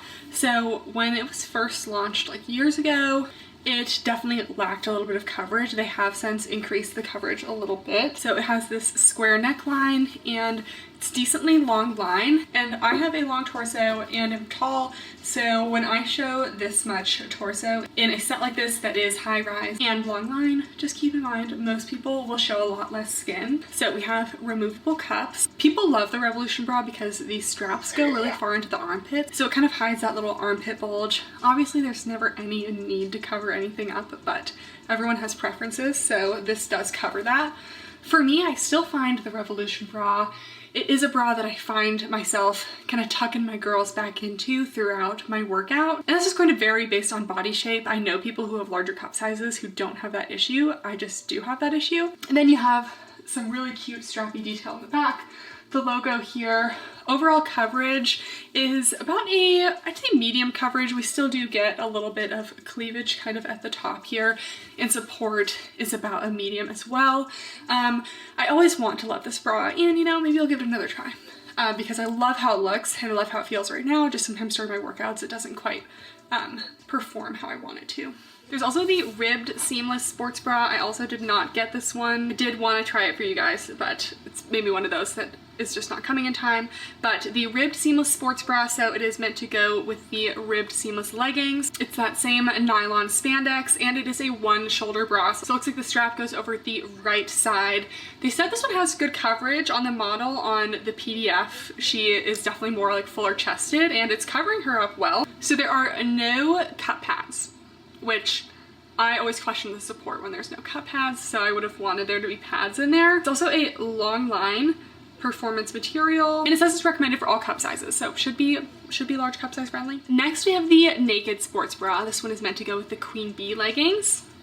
So this one is super cute. It is made of that same nylon spandex, so still like a sleek performance material. I didn't show it up close before. Here it is. And then we also have some mesh panels. So it's this cute asymmetrical mesh panel that goes from the top right to the middle of the bust. It is not long line, it just has a little elastic at the bottom, and it really tapers in around the shoulders to give you that kind of like tapered neckline look. It also has a racer back, little sewn in coin logo here. And I'm feeling like I'm regretting getting this in the black instead of the brown. I know, I just felt like I needed a set in black because there was so much brown in this collection, but I just feel like I like brown more. All right, we have the Naked sports bra, and this might be the best one launching today in terms of just like, you know, functionality. I really like this one. So we just have a little elastic on the bottom. It's not long line. We do have removable cups in here, but you still have that cute little like mesh panel detailing down the middle. It's a double thickness mesh, so you really can't see anything, but you can almost see a little bit of cleavage detail in there. We have that really tapered neckline here, which really scoops around, so you do get a little bit of side boob, but overall coverage is still medium to full. Support, it's probably medium to high. I'm feeling pretty compressed and supported in this. It's definitely true to size. I don't feel like it's too tight, too loose. And then we just have kind of a classic skinnier racer back in the back as well. So it's nice to see at least one like super functional set, just because I feel like a lot of the other sports bras are maybe a little bit more small cup size friendly. This one really is working for me. Okay, then we have the reversible sports bra. We went over some changes in this one in the, I guess it was the last collection, the Dream House. But the first time this was launched in that 70s, it had a lot of coverage. Then it was launched in Courtside, had very minimal coverage, and then it came back in Dream House with like a medium coverage. So now we're at the happy medium. This bra is a shorter line sports bra with spaghetti straps and a little like Y strap detail in the back that can kind of shift around. It's actually like a solid medium coverage, even for my larger cup size girlies. Actually, the coverage is decent, but the support is definitely light. There are also no cup pads, so I definitely have nippage occasionally. I love the shape of this sports bra. I just feel like it would be so improved with some cup pads, but I also love how this is reversible. I like to wear it like this, where you have the little piping detail. So this is obviously from an older collection, but yeah, it's definitely something I can wear on low impact days. It's not like the most lifting of my sports bras, but it's still cute and has good coverage and is super comfy. And the last sports bra is the twisted sports bra. Listen, this is one that I want to work for me, but I just have doubts. So we'll see. It's so cute. So it is a Newbury sports bra. We do have removable cups. There is a little elastic band along the bottom, but it has this cute twisted detail in the front. So it's not one of those sports bras you actually have to like twist and untwist yourself. That gets like really confusing. And it actually has cup pads. Some twisted sports bras like I've tried from like Crop Shop, Boutique, they do not have the cup pads. Straight up and down straps and a little scooped skinny strap in the back. This one they do say is aimed for smaller cup sizes, so you know, just keep that in mind if you're a smaller cup size girly. This one is probably gonna look so cute on you. But anyways, let's give it a try. Let's try it on. Okay, listen, we saw this coming. Cue the song that goes, "She had it coming." Yeah, she only had herself to blame. Okay, you know, this is what we knew would happen. But I saw Heidi wearing this top in the behind the scenes, and she looked fine. But busting out of this, they're gonna make an escape at any moment. Some may say size up. Don't think it would work, because then you just lose all support, because the support is coming from the band size here, so not really gonna work. Anyways, it's a short line sports bra, so you're showing a lot more torso, which I actually love a good short line sports bra. I think this is super cute if it had just like a little more top coverage. It's not really even like the bottom of the bra. If it just went up a little more, that's why it would be nice to see a sports bra for like A to C and then D plus cup sizing. Anyways, we have this little twist detail in the front, which is super cute. Low coverage, low support. I'm not even gonna try to do a little jump test because we don't want an accident to happen. It does have this little elastic at the bottom, so I can make sure I don't just like fall straight out. And then we have straight up and down straps to this like super wide back scooped situation back there. Definitely love that open back, super cute. We have the little Buffbunny logo there. I could try to take the cup pads out, but I just don't really think, oh, that actually kind of worked. If I really push the girls to the side, that's a little bit better, but I just don't think I would be comfortable wearing this in the gym. I for sure would have an accident and immediately want to put a top on over it. So, all right, we are moving in to tops. So we're going to start off with the ribbed seamless tank. This one is definitely leaning more lifestyle for me. Imagine wearing this for lifestyle. It's just the Stardust color for me. I love it so much. So it is made of kind of like a more cottony ribbed material, super stretchy though. The material is a 91% nylon, 9% spandex, and it does have a built-in shelf liner, but it is very thin and it doesn't really have an elastic at the bottom. It's more of just like a double thickness of the material. So here is that inner material. It's definitely going to be thin, and the outer material is kind of like this. We do have a sewn in logo into the back, very subtle though, and it is a racer back. Kind of a skinny higher neck as well, so it's probably going to be difficult to wear like a bra underneath, or else you wouldn't be able to hide it. So let's try it on. Okay, so we have the ribbed seamless tank. This one is definitely a longer crop length. Basically I'm showing no skin, and for most people these will probably overlap a little bit. So it definitely fits true to size. It is totally snug everywhere, but it's not too tight anywhere. Super stretchy and soft material. And then we also have kind of a tapered racer back situation in the back with that little logo.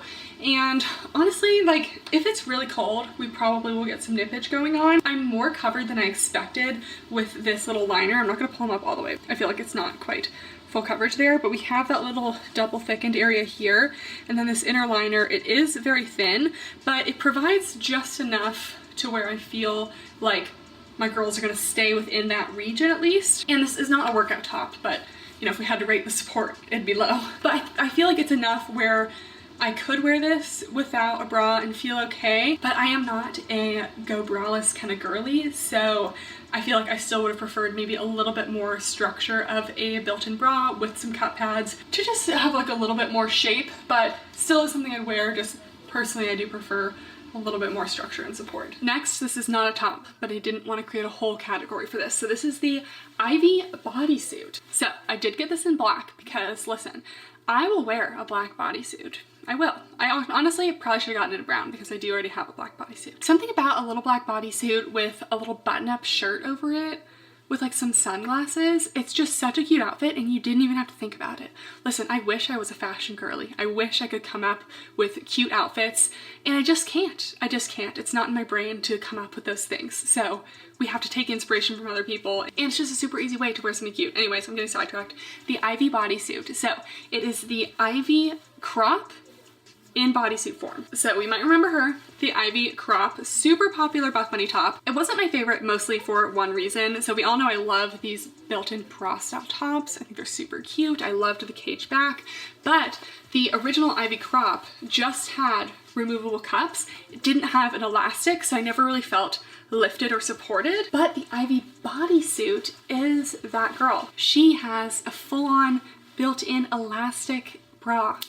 This is what I want to see. This is what we need in the Buffbunny dresses. Every Buffbunny bodysuit, we need this separate elastic to really lift the girls. Because you know, if you have a larger cup size and you try to wear a bodysuit or a dress or anything, any kind of top that doesn't have a separate little elastic, it just doesn't feel right. The Ivy crop also did not have adjustable straps, but the Ivy bodysuit has adjustable straps, and so cute on this. Oh, they're removable adjustable straps. Anyways, the black has gold hardware, which I think is super cute, and the straps are actually adjustable as well as removable, so you can actually crisscross the straps. I don't know if it's intended to do that, but you can. Anyways, it's also Nubri, which I feel like in the past maybe Ivy crop was energy fabric, so it is now made of Nubri. We have a glute contour detail, only a 4-inch inseam, so personally I prefer a little bit longer.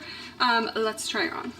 Okay, I'm not gonna lie, I was a little bit nervous getting this one on because it was pretty tight up in this area, just getting that over my hips. But now that it's on, fits like a glove. So starting with the bottom, we have a 4-inch inseam, and these are not cutting into my thighs, so definitely nice and thick thigh friendly. We still have those curved glute seams that sit right above the glutes. So it just kind of like separates the back up a little bit. Sometimes onesies, if they don't have any like separation in the back, they don't look super cute. So I love that. It also has this little like almost like panel in the back. I feel like that area is extra snug to almost like snatch the waist in a little bit, although we really have nothing going on in the front, but we also have no front seam. And I feel like this one is pretty long torso friendly. I'm not having any excessive pulling, plus the straps are adjustable. So in terms of top coverage, I'd say medium to full coverage. The only area is really like some side boob, which we had with the Ivy crop anyway, but you're always going to get that with a tapered style neck like this, which I feel like this is a theme of the launch, this like cute little neckline. So I love the little like gold hardware detail here. I love the strappiness of the back. I feel like the Ivy crop was just meant to be a bodysuit. Like, this is super cute. And I love that the straps are adjustable. Mine feel a little bit tight, and they're adjustable in the front, so it's super easy to do it yourself.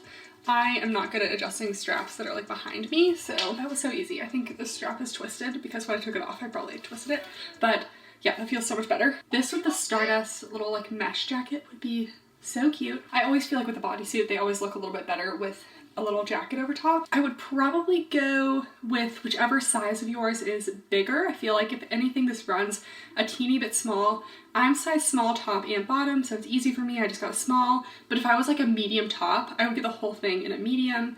So that's kind of how I would do sizing. And then here's another look at the back with that little panel detail back there and the kind of cage detail. All right, next we have the ribbed crop. So this is meant to go with the ribbed booty pants. We have a little mock neckline, that same kind of viscose spandex material, very lightweight. And then we have long sleeves.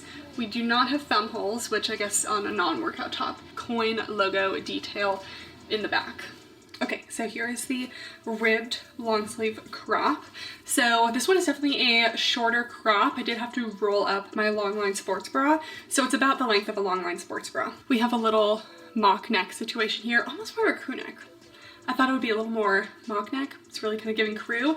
The sleeves, they could be a teeny bit longer for me. They're kind of just hitting my wrists here. And then the back is very plain. There should be a little coin logo somewhere. This top alone is cute if you compare it with like maybe one of the other bottoms, but I'm not really a big fan of the booty pants, so this would have been such a cute little outfit together, but just didn't work. There's also the go with the flow crop, which I did not get. They said it was kind of almost inspired by the rainforest crop, which I love the rainforest crop, but it's a polyester viscose blend. It's almost one of those like burned out style tees that I feel like I actually like wore a lot of those in like middle school and stuff, so maybe it's coming back. But it almost kind of reminds me of the ribbed booty pant material in that it's going to be a little bit more delicate and not really like long wearing, so probably not like the best investment piece. It's going to last you a long time.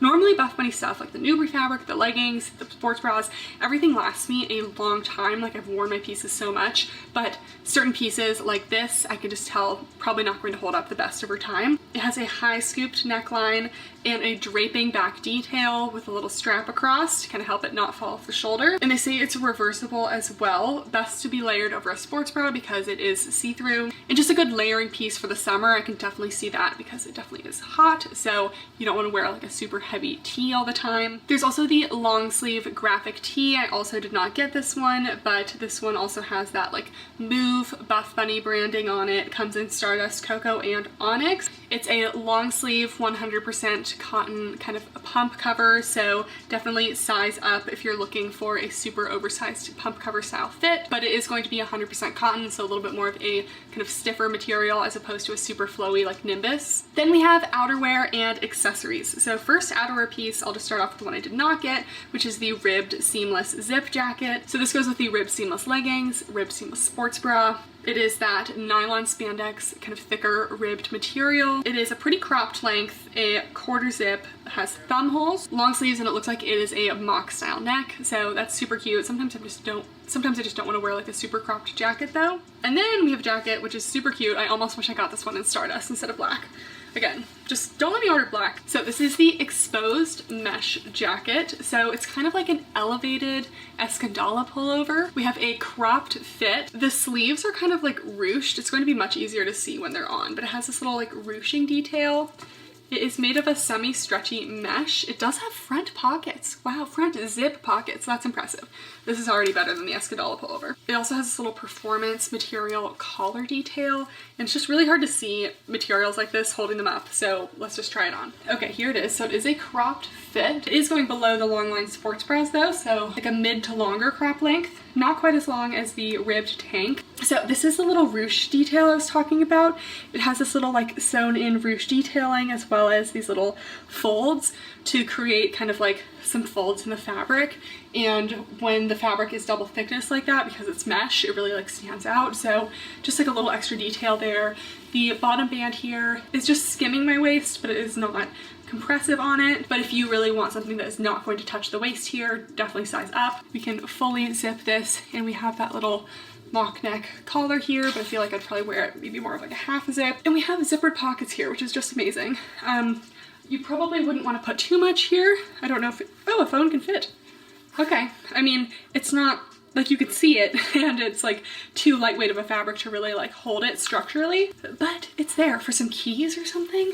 I love that. And then here is the back. It's pretty plain. You will see the color of your sports bra underneath, so just keep that in mind. But this is a super nice kind of like elevated piece to wear over your sports bra to the gym. Super cute. You definitely are going to get a little exposure of your sports bra when you lift the arms here, and it actually kind of like puffs out a little bit in the chest, so it's actually not too tight in my chest area. So for that reason, it's actually like a little bit large bust friendly. So I like this one. This is cute. And now accessories. First, of course, we have the scrunchies. I believe this one is Mocha. I feel like I'm really slacking with the Buffbunny scrunchies, but I should really get them more because they're just such a cute addition to the outfit. If you're wearing a full outfit, throw in a little scrunchie. I mean, you will be that girl in the gym. So the scrunchies come in almost every single color, which is amazing. So maybe I will pick up a couple other ones like Stardust. Another thing I have been getting into lately is the crew socks, and the crew socks, they only come in Stardust, which is a little bit different because usually I'm like just like a white sock girly, but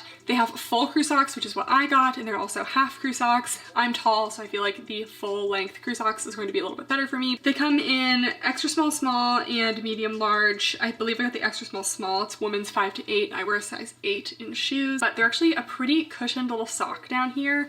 They also have like a little ribbed section in the middle of the foot, maybe for like a little arch. And then something I didn't notice right away, but that I really like, is that the Buffbunny sewn in logo is on both sides. So you don't have to worry about which foot you're putting your socks on. They also have dad hats. The dad hats are coming in ivory, nutmeg, and onyx black. I think that's the only place where nutmeg is. But they're a cotton twill material with a Buffbunny embroidered logo in the front, and then the back has a little adjustable faux leather detail. And I would have gotten a dad hat, but I am just not a hat girly. I don't know what it is about hats, but I absolutely cannot stand wearing them. They itch my forehead so much. I just don't wear hats, so not for me. But they look super cute. And then we absolutely cannot forget the Game Changer belt bag. I love my Game Changer belt bag. I am currently packing up my apartment to move right now, so I cannot get it out.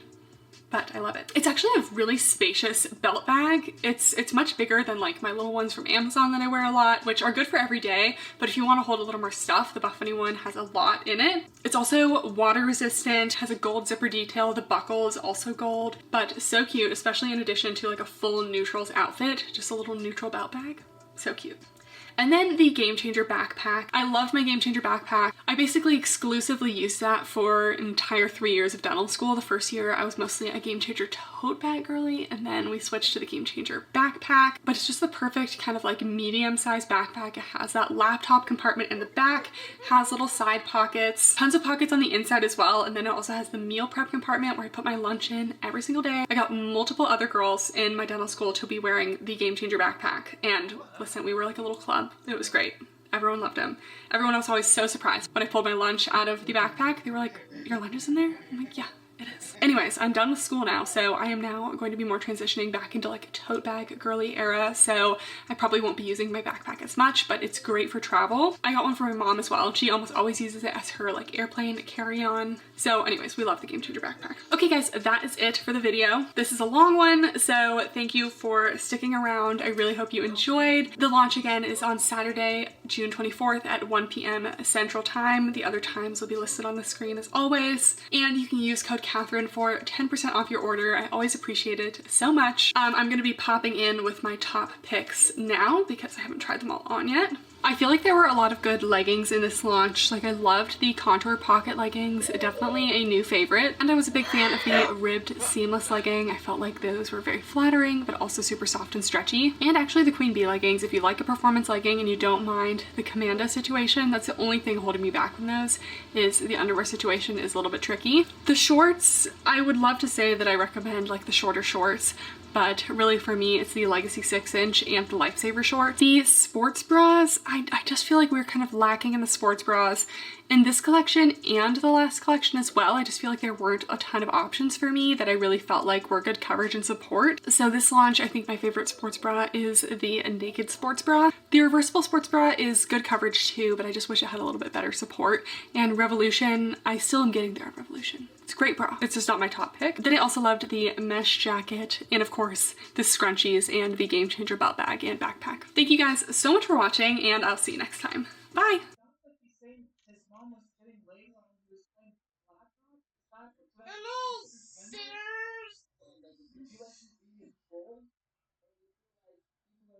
Turn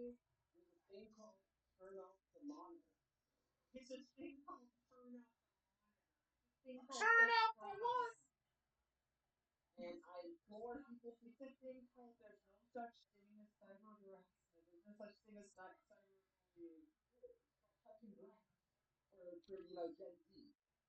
Your requests have been answered. Peach is back here. She was actually just making biscuits. Peach, you make more biscuits for your audience?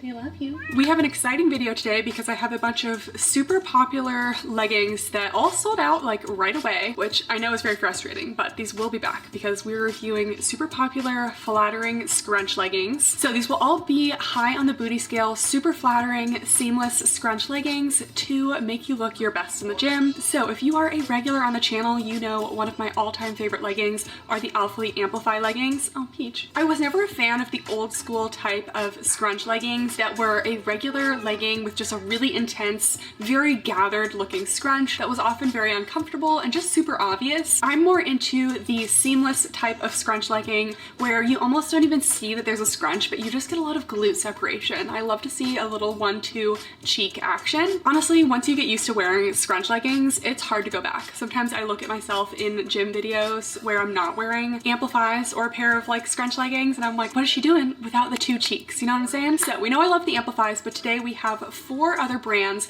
that have come out with a seamless scrunch legging. None of them are really trying to be amplifies. They all have their own things going on, which is why I'm excited to try them. They're all unique, a little bit different, but they all have definitely their pros and cons. So if you are someone who likes a super compressive legging, if you're someone who wants a scrunch but maybe something not too invasive, I'm going to go over all of the options today and what you're looking for and which ones would be the best for you. So if you are new here, my name is Kathryn. We do a lot of activewear reviews, other types of reviews on this channel. If you're not already subscribed, make sure to do so and give this video a thumbs up if you like these roundup type reviews with multiple different brands. That's kind of what I'm trying to go for more as of late, just because I feel like it's just a little more fun. Mostly because there aren't a lot of new brands that are really coming out with good activewear, so it's kind of nice to do little roundup reviews. So the brands we are covering today, we have the Lazuli Sculpt Scrunch Seamless, very highly requested. We have the Navigation Contour 2.0 Seamless Leggings. I've reviewed Navigation a couple times on this channel. Definitely not my go-to legging, but they finally have a legging that looks like it would appeal to me a little bit more with the scrunch. So very excited for that one. We have the Stacci Talia Contour Leggings. We reviewed Stacci recently on this channel, but they just came out with a seamless legging that looks like it's gonna do some wonders for the glutes. And then we also have the Bluey Contour Leggings. That is Megan Grubb's activewear line. They also have been launching a pair of seamless leggings with a little scrunch that I thought I would try. I don't know if that one's going to be my favorite, but I always love to give the ex-Gymshark athlete brands a try just to see if there's something, their little hidden gem there. I also apologize if I sound a little weird, if I'm a little out of it today. I am just recovering from being sick, feeling like 90% of the way there, but still could use a little bit more rest. But I haven't filmed in a while, so I was excited to do this video. All right, without further ado, let's get into it. Okay, we are starting out with the Lazuli label leggings. So I actually have reviewed Lazuli here on this channel before, and that was actually, I believe, when they had their first sculpt leggings, but they were just the regular sculpt seamless leggings, not the sculpt scrunch. And I have already worn these to the gym and they are way improved from before. There are still a couple things that I don't love about these, but they are like 10 times better than they were in the past. The past Sculpt Seamless leggings, if you remember that review, I couldn't even get those all the way up my legs because they just had such minimal stretch to them. So they were essentially like unwearable. These ones are definitely wearable. So unfortunately, these are already just completely gone from the website. They did not launch that long ago, but they sold out really fast. So if you ever want to get your hands on these, unfortunately, you do have to be there right when the launch happens.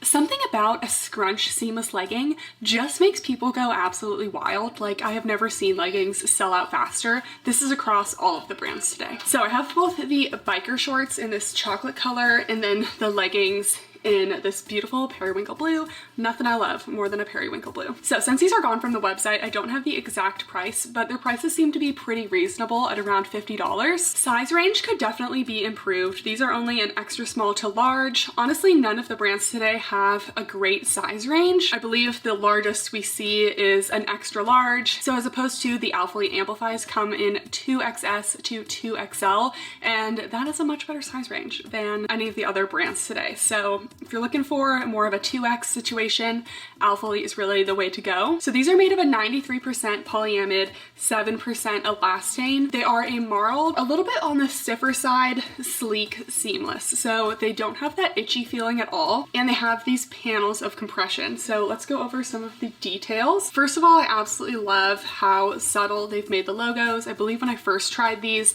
the logo was like a bright white on top of a colored legging. Now they have tonal logos. So we have a ribbed waistband up here. You can see the logo is very subtle right here. I've always thought their logo was super cute. Oh, my nails kind of match. How fun. So then throughout the legging, they have panels of this thick compressive portion along with just the regular material, which is that sleek, somewhat marled seamless. So this could still be a little bit stretchier if you ask me. It has a little bit of stiffness to it that we'll see when they're on, but these panels allow for a lot of compression, especially in the lower thigh area, and they literally just suck up your thighs and just push everything up to the butt. So it's literally just like an instant glute lift. None of the other leggings really provide today, so these are truly something else. So you see, we definitely have a little monkey butt action going on in the back. That usually bothers me if it's like a different color, but since this is all the same color, it's just different like ribbed materials, it actually doesn't look like too much when it's on. So you get that thick contoured portion right below the glutes. You really have to situate this right under the crease of your butt so that you don't get like a double butt action going on. Then you also have some of that ribbed detailing that goes down the leg. We have a 25-inch inseam on these. So these don't have as much vertical stretch as the Alphalete amplifies, so they do tend to look a little bit shorter on me. And then what makes these different from the old Lazuli sculpt leggings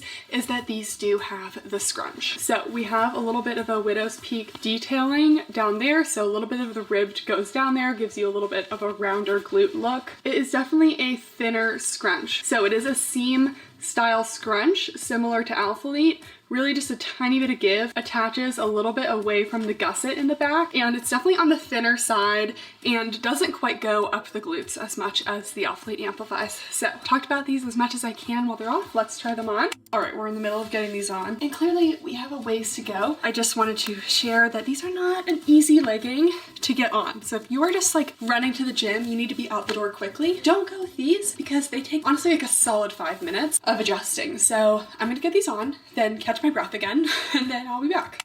Actually, I should slightly show the process. You're gonna get as much of the legging as you can around the glutes, and you wanna make sure the bottom of this ribbed section is right below your butt. If it's too low, it's gonna squeeze into your thigh. So you wanna make sure it's as high as you can get, and then you're going to adjust the scrunch. I think we're basically there. All right, so here are the leggings. Again, they are a little bit of work to get on, but once they are on, they do stay put very well. I have worn these for workouts and they have really just stayed in place. So we have that ribbed waistband. It is not nearly as like snatching and I don't know, constricting as like an Alphalete Amplify waistband, or at least the older versions. I would not say that it's too tight. Sometimes the Alphalete Amplify ones, people found them to be very tight and would kind of squish you. I don't feel like that's the case with this one. I don't get gaping, but it's also not like cutting into me. So the marled thinner part of the legging is really more of a light to medium compression. It's really not too stiff. I would say where the stiffness comes from is definitely these compressive ribbed panels, and then a little bit of the stitching as well. The stitching really doesn't have any stretch to it, which kind of creates some of the problems in the crotch area. I also feel like this fabric could overall be just like a little bit stretchier because I do just feel like I get bubbling issues in the crotch area, and because the seams can be a little stiff throughout the workout, occasionally it would kind of settle into the lips a little bit. Then you'd get a little bit of a camel situation. So that definitely can happen with seamless leggings. It was happening with these a little bit, mostly just because of the fabric. So I wish the fabric was a little bit stretchier. Definitely high compression in the thighs. So it almost feels like shapewear leggings in a way. You're really just getting a nice amount of compression in the thighs without being squished down anywhere you don't want to be. So that brings us to the back. So you want to adjust this to be right underneath the glutes. And then it literally just gives you like a little bit of a shelf situation going on. These are probably the highest of the booty scale today. Most of the leggings today are going to be high in the booty scale, but these are definitely super flattering. It's definitely like a low invasive scrunch. Like I really don't feel it too much, but that's because it doesn't really want to go up the glutes too much. You kind of have to situate it there. It definitely still separates, but it doesn't feel like it quite sits in as much as some of the other leggings. But still absolutely a high on the booty scale. The waistband goes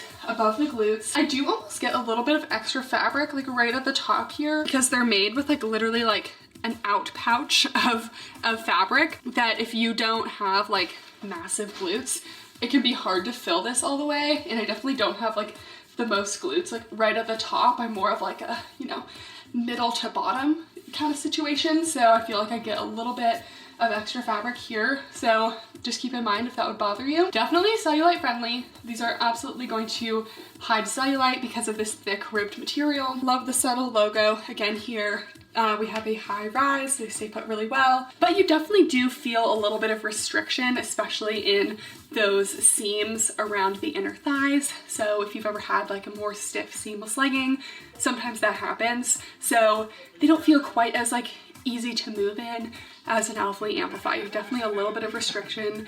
Personally, I was still able to do my whole workout in the gym without an issue, but you do occasionally feel that. I'd say scrunch visibility, you definitely do see it a little bit, but it is on the thinner side. So this is kind of as long as I was able to get them. They definitely are more ankle length on me. We do have that ribbed detailing going from kind of the side of the knee area down the calf. It's not too tight on my calves though. 25-inch inseam, so they are just like a tad short for me. I could maybe pull them down a little bit more, but not as stretchy as something like an Amplify. And you also just have like a gentle marl throughout the whole fabric, which helps a little bit with the sweat and things like that. So overall, I definitely like these leggings. They really do just amp up the glutes in the back a lot.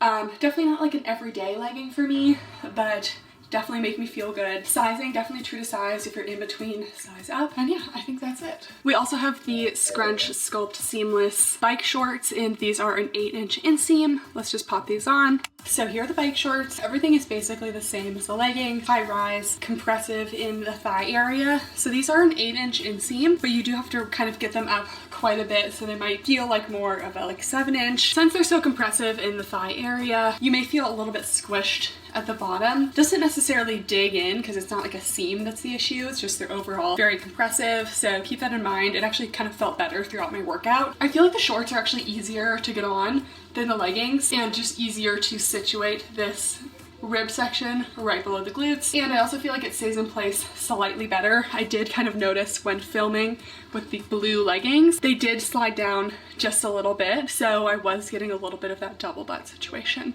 So I felt like I didn't get that as much in the bike shorts. So just keep that in mind. I do really like the shorts. Love that they're a longer length, and we're still gonna be super flattering on the glutes. But yeah, I still get that kind of just like weird-ish feeling around the crotch. So that's the one thing I would definitely change about these. I just would like slightly stretchier material in those areas. All right, next we have the Navigation Contour 2.0 Seamless. I have not really had a lot of interest in Navigation for a while. I have a whole video on that, but I saw someone on TikTok the other day say you're either a Navigation girly or an Alphalete Amplify girly, and we all know I am an Alphalete Amplify girly. I just generally have not loved the Navigation leggings because they're not really like a scrunch legging. You always had to just pull a bunch of the fabric just up your glutes, and I don't know, it was always a little bit uncomfortable in the crotch for me, which may still happen with these, but they finally did put a scrunch in. They had a pair of leggings with a scrunch a while ago. It just wasn't the best scrunch, so this one is looking better. So these are the Contour 2.0 leggings. So we have the classic Navigation ribbed waistband. So here is the waistband, thick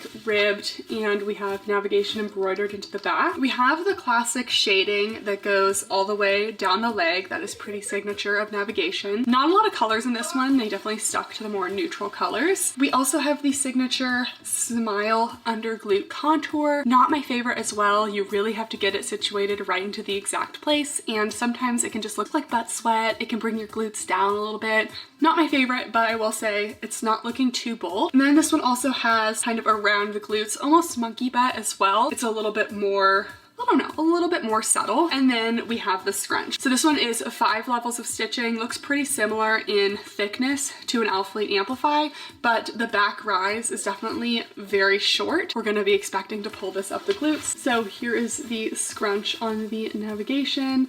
Has a little bit of give to it as well. Attaches a little bit above the gusset and then kind of down the widow's peak. Then the inside is what you expect, just the inside of the stitching. Okay, well, let's hope I like these more than I've liked Navigation in the past. Let's try them on.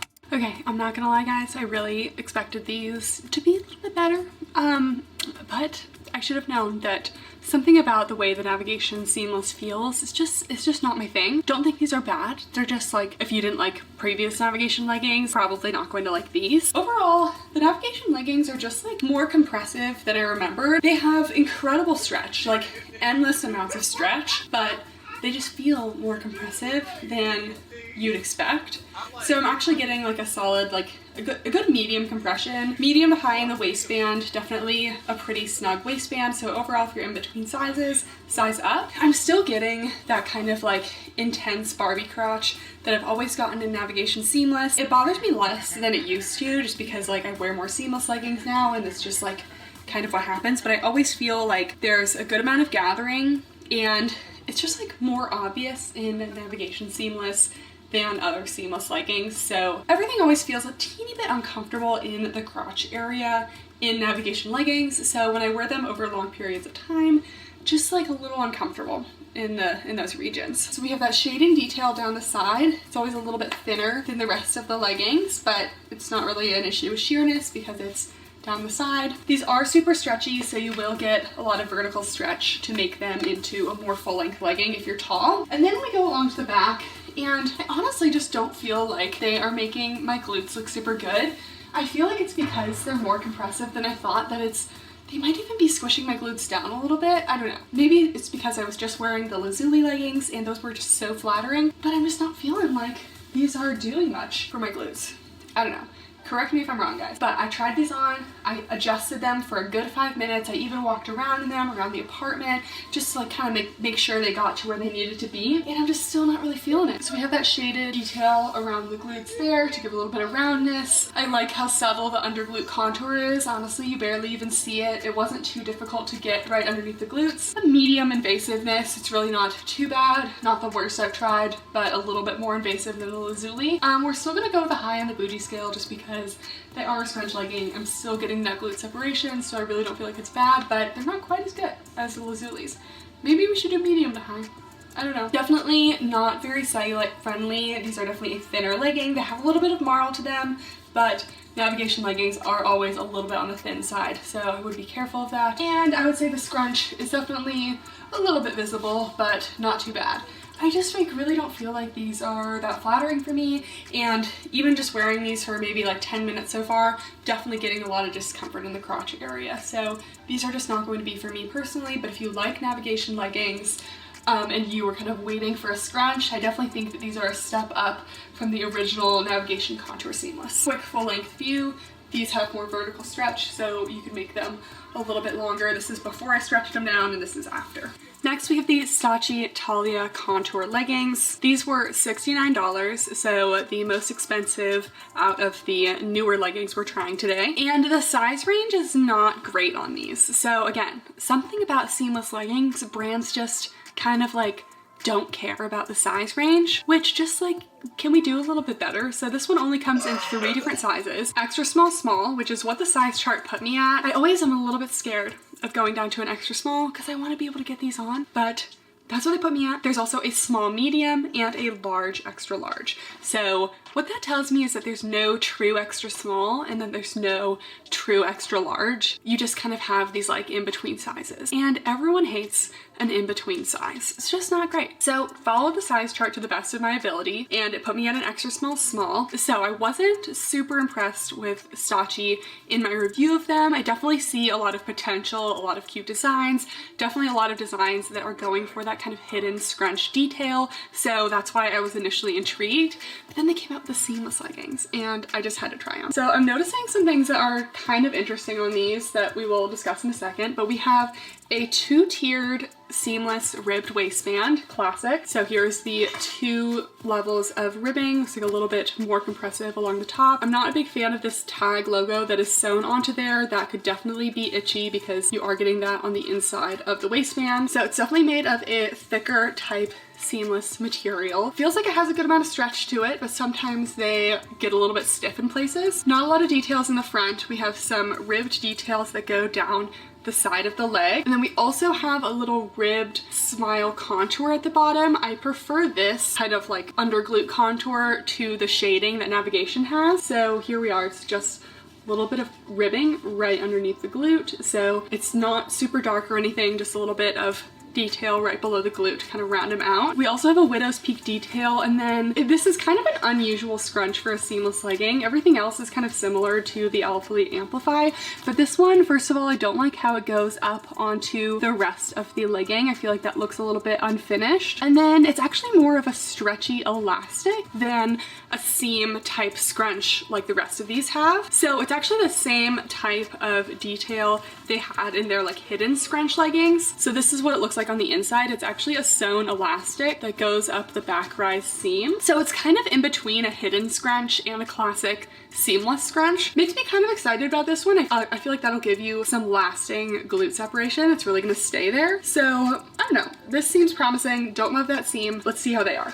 Okay, Stachi, pleasantly surprised with these. I was a little nervous looking at the fabric that it would be a stiff seamless. These are so stretchy. Absolutely no restrictions in stretch. So I really love this fabric. It's definitely, I'd say, a more opaque material than an Elite Amplify. Sometimes the Amplifies can be a little bit sheer. This one definitely leans on the more opaque side of seamless while still being super stretchy. So excellent fabric choice. Love that. Nice high rise. Waistband compression. It's about a medium. The rest, I would say, is light to medium compression overall. Really not super compressive, but not like as like naked thin as some other leggings. Still a big fan though. So you can see we do still get just a little bit of a Barbie crotch situation as you do with most seamless, but it just doesn't feel as uncomfortable as the Navigations. So these just feel a lot more comfortable of a legging. We have the ribbed detailing along the side and then goes down most of the calf. These are only a 25-inch inseam. These actually have good vertical stretch as well.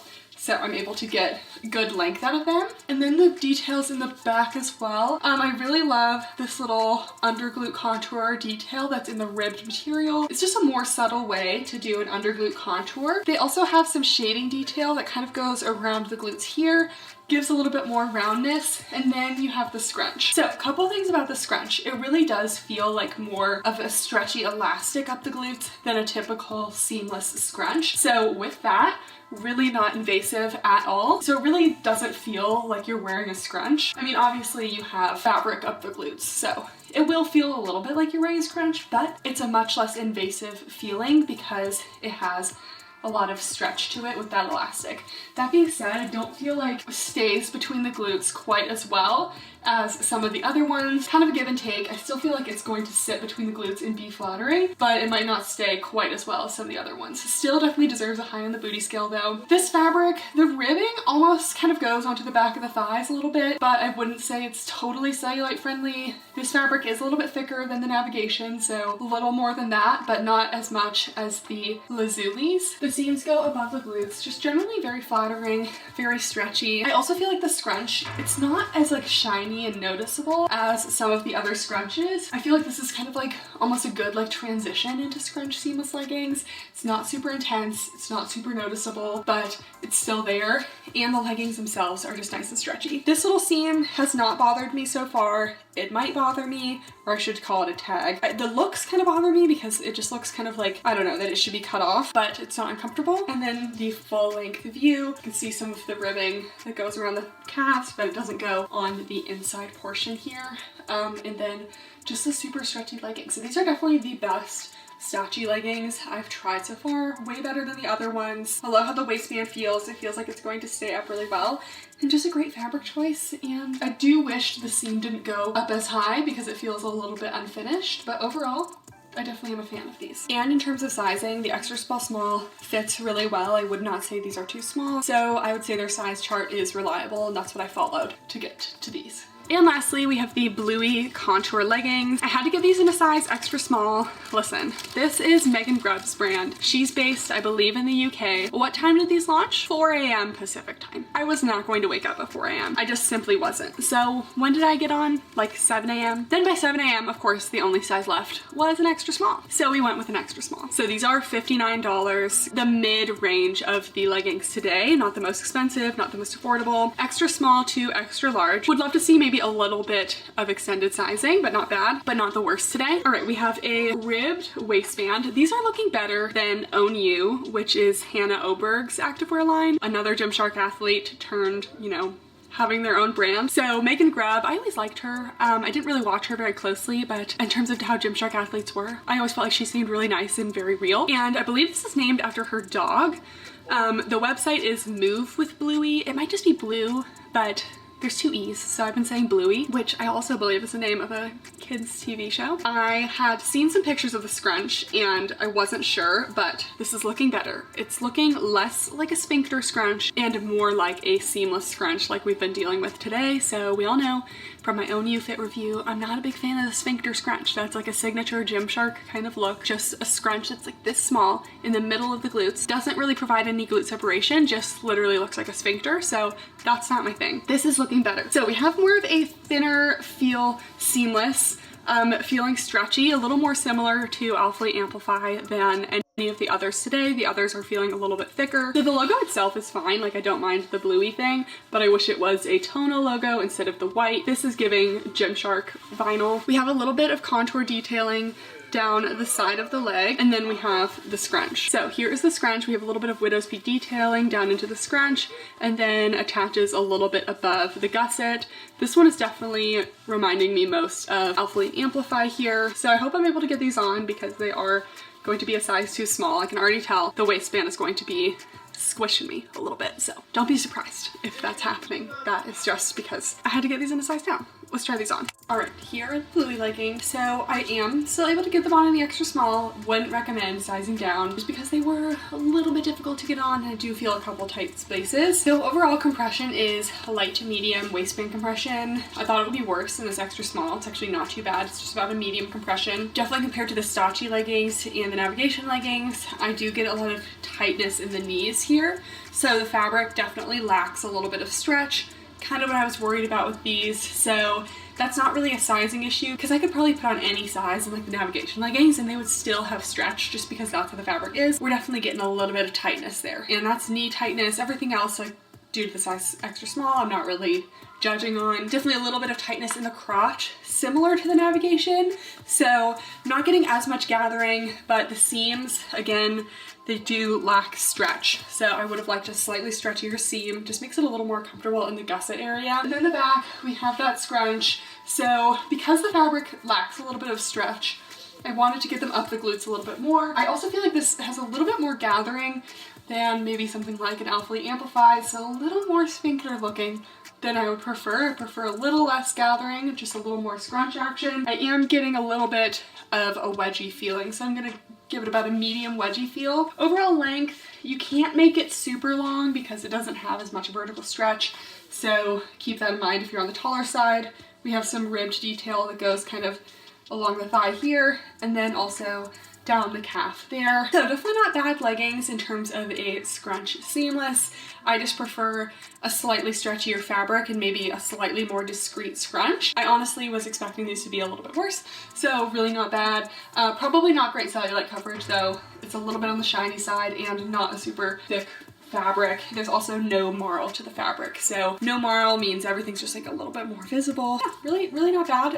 Hopefully they maybe improve the fabric a little bit more stretch over time. Then quick full length view, they're not quite full length on me. All right guys, that is it for the video. Also just going to do an honorable mention for my favorite, the Alphalete Amplifies.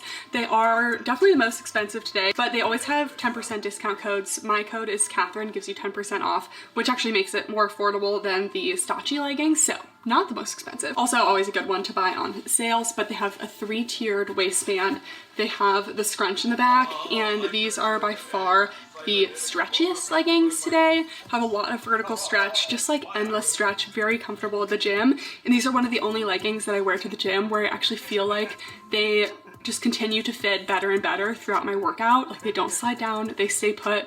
They just like, honestly, they look better at the end of the workout than they looked at the beginning. And these are the OG seamless scrunch leggings, just a super flattering scrunch, high on the booty scale. So if stretch and functionality are important things to you, definitely the Alphalete Amplifies. They're not going to be the most durable ones today. I personally am careful with my leggings. at the gym, but you know, I still will use a glute band or certain things, and I don't have issues with these. But if you're someone who's constantly using Velcro, or I don't know, snagging your leggings on things, some of the other leggings today will definitely have a little bit more durable of a material, a little bit more snag resistant. But honestly, none of the leggings today beat the Amplifies for me. It's hard to beat a favorite, you know? Okay, overall thoughts. Honestly, all of the leggings were really decent today. Really no bad options. Definitely some that I lean more towards for personal preference. Overall, the best. I definitely thought the Lazuli scrunch leggings did an amazing job. Honestly, there's really nothing else like it that's like shapewear for leggings that is still somewhat functional. They also just had like all the right compression in all the right places. I just wish the fabric was maybe a tiny bit stretchier. And then the Stotchy leggings were also a pleasant surprise. The fabric was really great and the scrunch was a little bit different. Then of course the Athlete Amplifies. Honestly, none of them really will take their place. They're just different options. I feel like I like the Lazuli second, but they're a little less functional than the Amplifies for me, and they definitely are more of a statement. Anyways, thank you guys so much for watching. Give this video a thumbs up if you liked it, and if you are not yet subscribed, make sure to do so. As always, leave your video requests in the comments down below. Thank you guys so much for watching, and I'll see you next time. Bye!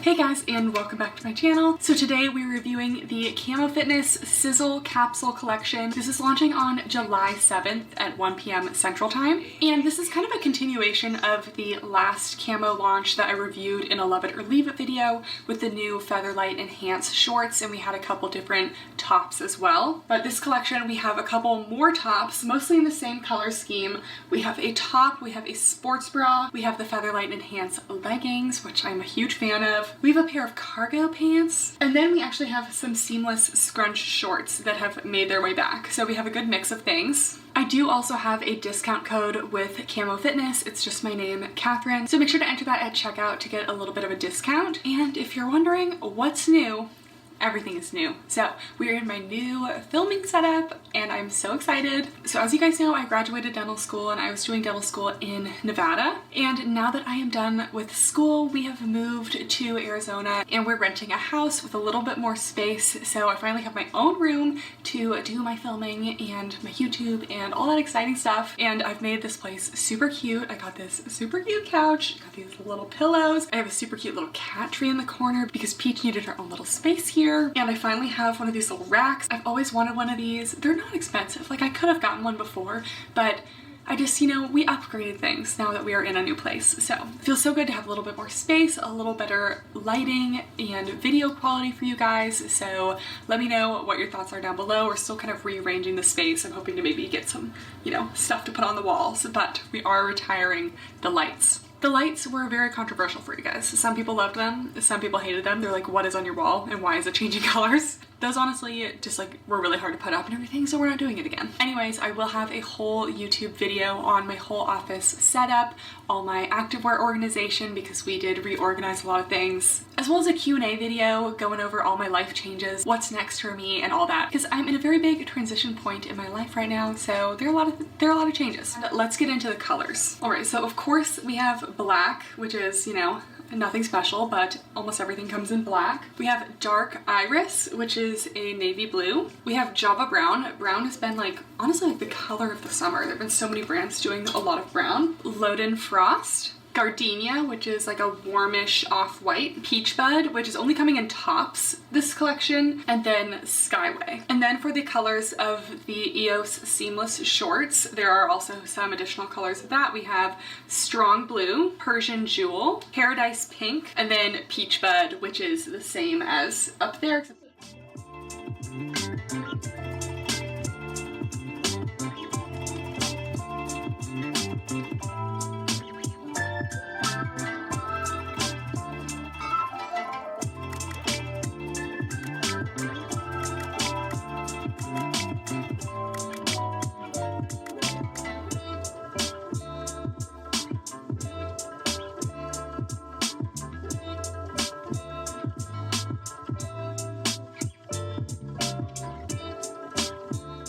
Okay, starting out with the Featherlight Enhance leggings. So these are a 25-inch inseam legging.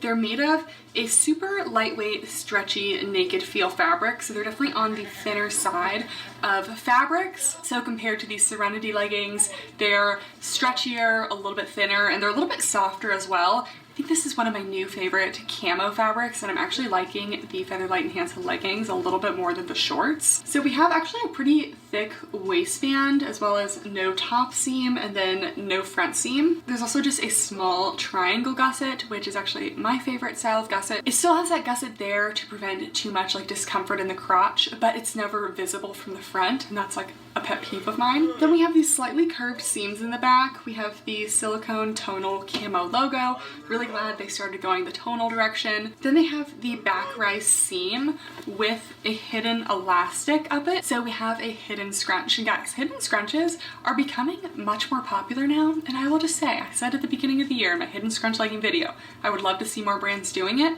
And I'm seeing more brands doing it.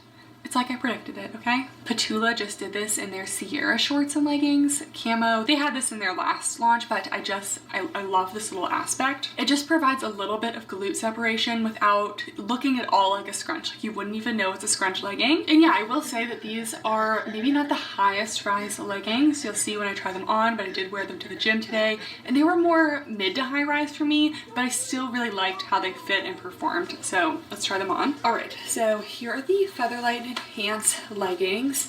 The first thing they remind me of is actually like an upgraded Napoa Gym rhythm legging. You guys know I loved those, but I feel like they remind me of those because they have like this slightly thicker waistband and maybe not like quite as high rise. I have pulled them up at this point, but they definitely want to sit just a hair above the belly button, where some higher rise leggings like a Buffbunny Legacy will go a good amount above. And then also just like the subtle curve around the glutes also reminds me of the rhythm leggings, except this is like an upgraded fabric. It's more soft to the touch, brush, and then obviously has the hidden scrunch. So I felt like with the Featherlight Enhanced shorts, I was getting more of like a camel situation because of the hidden scrunch, but I'm not really finding that to be an issue with the leggings. I wore these at the gym today and I didn't have any problems. They were super comfortable in the gym, they stayed up well, and I felt like they were flattering. So with this thicker waistband and a not super high rise, you actually get some lower tummy control, which is nice. You have no top band, so I don't get any cutting in. I didn't experience any rolling. I almost never experience rolling in the waistband, but sometimes if leggings are like super snug, I do.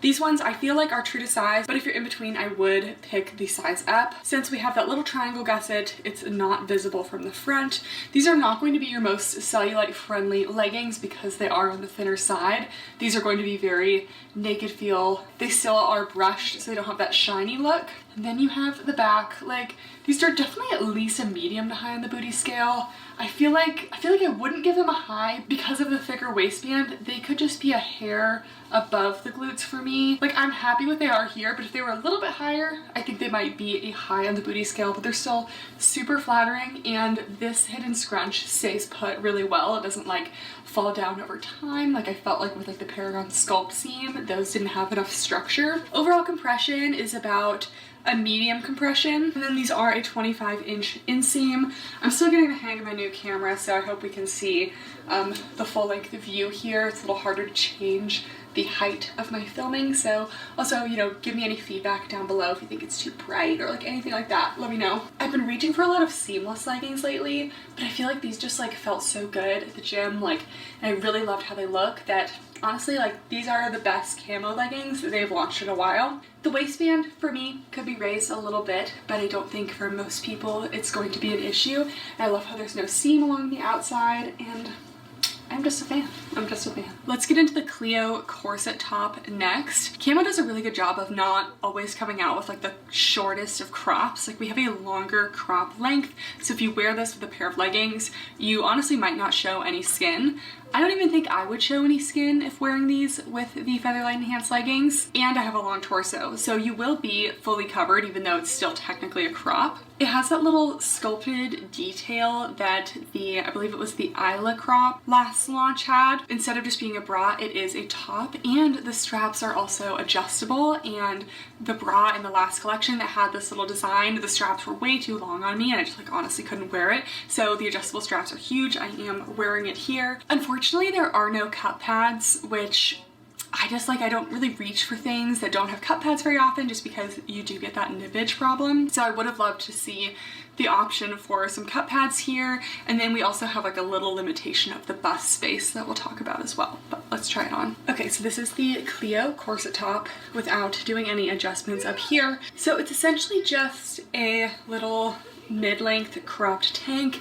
As you can see, it is going over the legging waistband, not even really exposing skin when I raise my arms. So it's not a super like cropped crop. I would say true to size. If you're in between, you could really go either way. It's not like 100% snug all the way through on me, but I think it's like a good fit where it's not overly tight, it's not like baggy. I love that the straps are adjustable. This is way better than the Iuga top. Anyways, with the adjustable straps, it has just made a huge difference. You definitely, you know, look like you're wearing a bodysuit when you're wearing this with the leggings because there's no separation, so just keep that in mind. I still think it's a cute look. But yeah, we see on the top here that, you know, I just cannot fit in this little section they have here, nor is there a built-in bra to like kind of like keep the girls there. I don't know what the intended look for this is. Is it for super small busts where it's just kind of like meant to, like you're meant to fit in there, but it's just, I don't know. I feel like even if you had like semi-smaller cup sizes, like you'd still like tend to spill out a little bit because this is just such a restrictive area, but there's no shelf to keep you in. Or maybe it's just meant to be like that and it's not like a big deal if you stay in it or not. I don't know. I feel like on me it looks a little bit off. Like it looks like it's not fitting even though it's not like cutting me off or anything. So for me, this one is not going to be an item I go for a lot. Technically, there's no built-in bra or anything, so I don't even know if you'd consider support on this, but if we did, it would be a light support. But coverage overall is actually pretty good, maybe medium to full. So yeah, it's a cute top, just, you know, no built-in bra, no cups, so it's really going to be more of a lifestyle top for smaller cup sizes.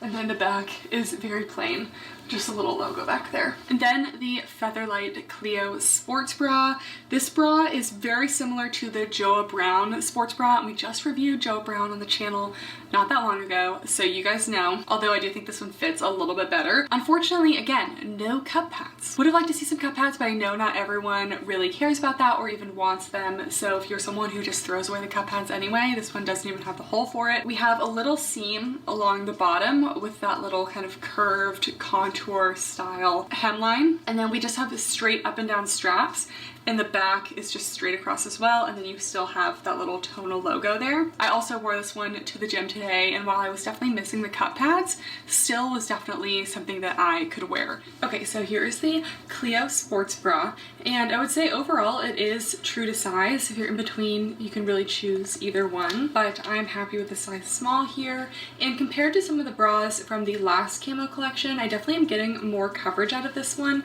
which I like, but there are just some things with the bra that don't perfectly work for a larger cup size. So we have this cute little scooped detail. You do lose it a little bit sometimes with a larger bust just because it kind of gets like tucked under and it might just look like a regular sports bra. This is a super short line sports bra. Like there's no band below the bust. It just has this small little seam. So occasionally from some angles you may get like a tiny little peep of underboob. I never felt like I was going to be falling out of this bra. My whole workout today, I did back day, so you know, I was leaning over doing bent over rows, I was doing deadlifts, things like that. I never felt like I was actually going to fall out of it, but I feel like I get this problem with bras that don't have cup pads sometimes. I am getting a little bit of top spillage here, just because it's a little snug and we don't have those cup pads to kind of give structure. I'm getting that little bit of top spillage, so I don't think I would want to size up because I would lose all support, so just keep that in mind. Again, didn't fall out of it, but I I still had that issue.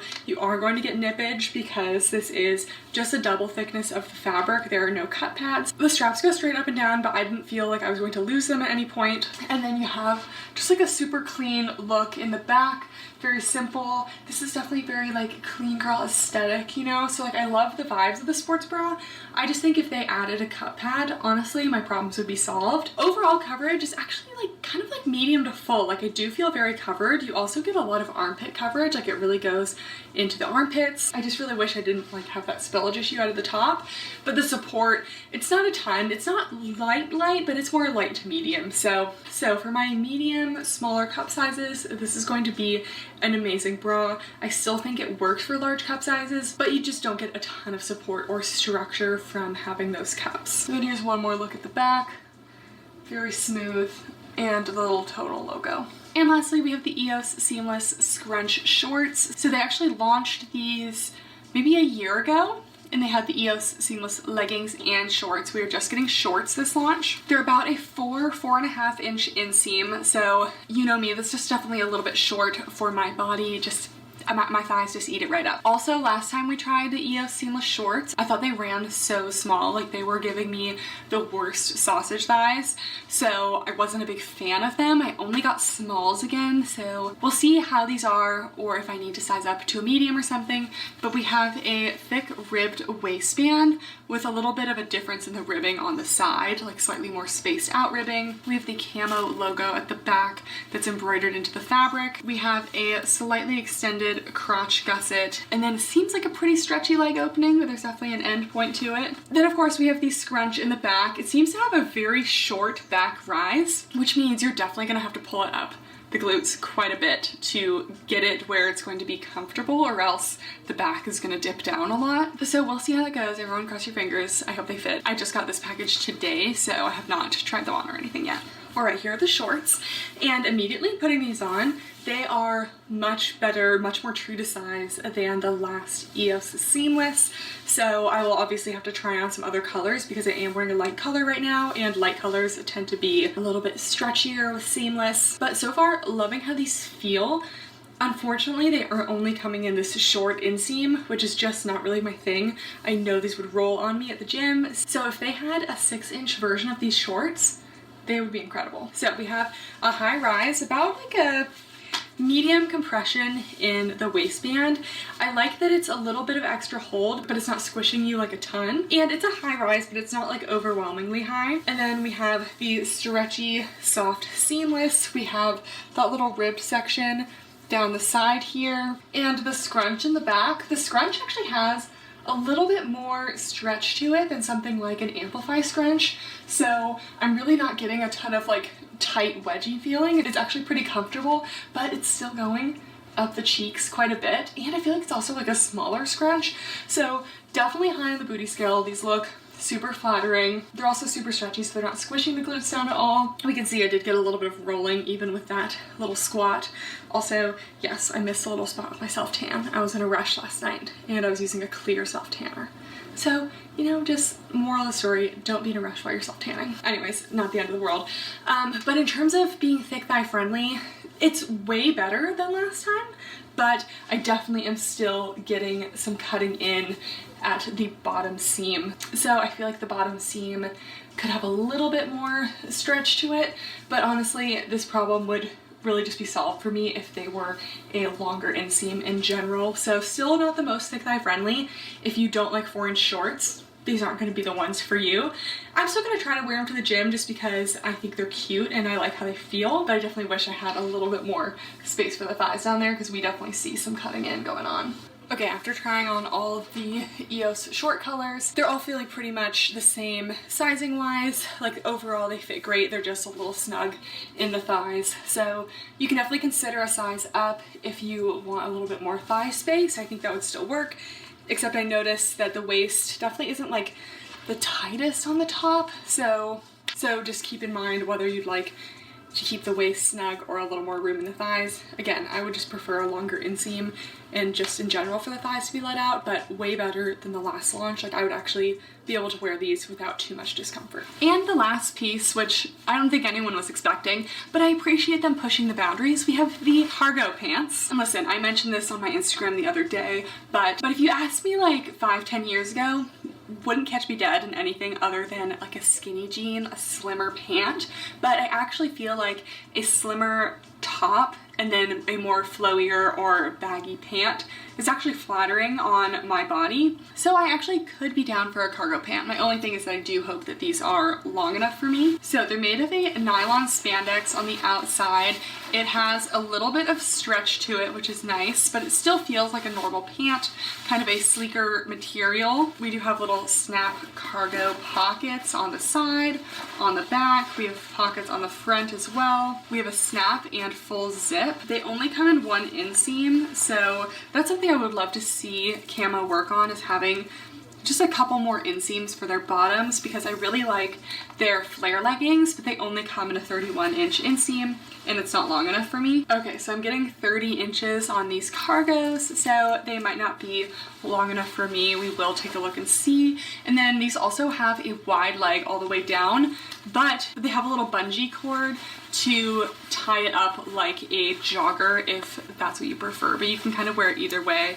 So I like having the options. Personally, I've been kind of into like the more wide leg look recently. Then it also comes with this little belt with a little buckle, but I assume that is removable if you are not into that. Let's try them on. Okay, so here are the cargos. So I'm gonna talk up close for a second. So just immediately putting them on without tightening the belt at all. They definitely want to sit at more like a low to mid rise for a pant, which arguably is in, yes, but I am still more of a high rise pants kind of girl. So I don't love to wear things low, but when you wear them low like this, I do get a little extra length, so the length is fine. If I am to like pull them up a little bit more, the length could start getting questionable. That's if I wear them as like a wide leg. The material is somewhat noisy, like it's almost like a windbreaker, so if your thighs touch a lot and you're moving, you might hear a little swish swish, so just keep that in mind. We're gonna try the belt now. The belt is very seat belt industrial, so just keep that in mind. So with the belt, I can tie it up to make them a little bit more high rise. I really think the length is okay for me. It could be a little bit longer. Then we have all the pockets on the side. They snap open. They're actually pretty spacious. And we also have the flap pockets in the back. They are loose, but they also have a stretch to them, so they're very easy to move around in. And then let's tie up one of the sides here. So if you want to wear them more like a jogger cinched ankle look, you can do that here, or you can wear them as the wide leg. I definitely think these are cute. I mean, they are giving very like Kim Possible vibes. If you asked me about these a couple years ago, I would have been like, ew, absolutely not. But the cargo pant trend, it's unfortunately growing on me. You know, I'm very easily influenced. The more I see a trend, honestly, the more I like it. With certain exceptions, I don't really think I'm ever gonna go for a low rise pant. But when you cinch the waist on these, you can actually get them to be a high rise and they're not like too tight in the crotch or anything. So what do you guys think of the cargo pants? Are we liking them? Are we warming up to them? I think I could be seen in public in these. Ian might hate it, but remember, we don't ask men for their fashion opinions. I also forgot to mention, but these are definitely thick thigh friendly. I'd say the waist could be a little bit more snug, but that might be the style. Overall, I would pick the same size that you wear in leggings. Just expect a little bit of space in the waist. But I love that these are thick thigh friendly. I have room in the thighs. It's not snug on the thighs, but I still feel like they're cute in the butt area. They're not giving saggy butt, and then they're also not tight on the calves. So, you know, it's hard for me to find. So that is it for the review. Let me know what questions you guys have in the comments down below, and if you made it this far, make sure to give the video a thumbs up and subscribe if you're not already. If I had to pick two things in this launch, or if I really had to pick one, it would definitely be the Featherlight Enhanced legging. So yeah, I hope you guys enjoyed. Thank you so much for watching, and I'll see you next time. Bye!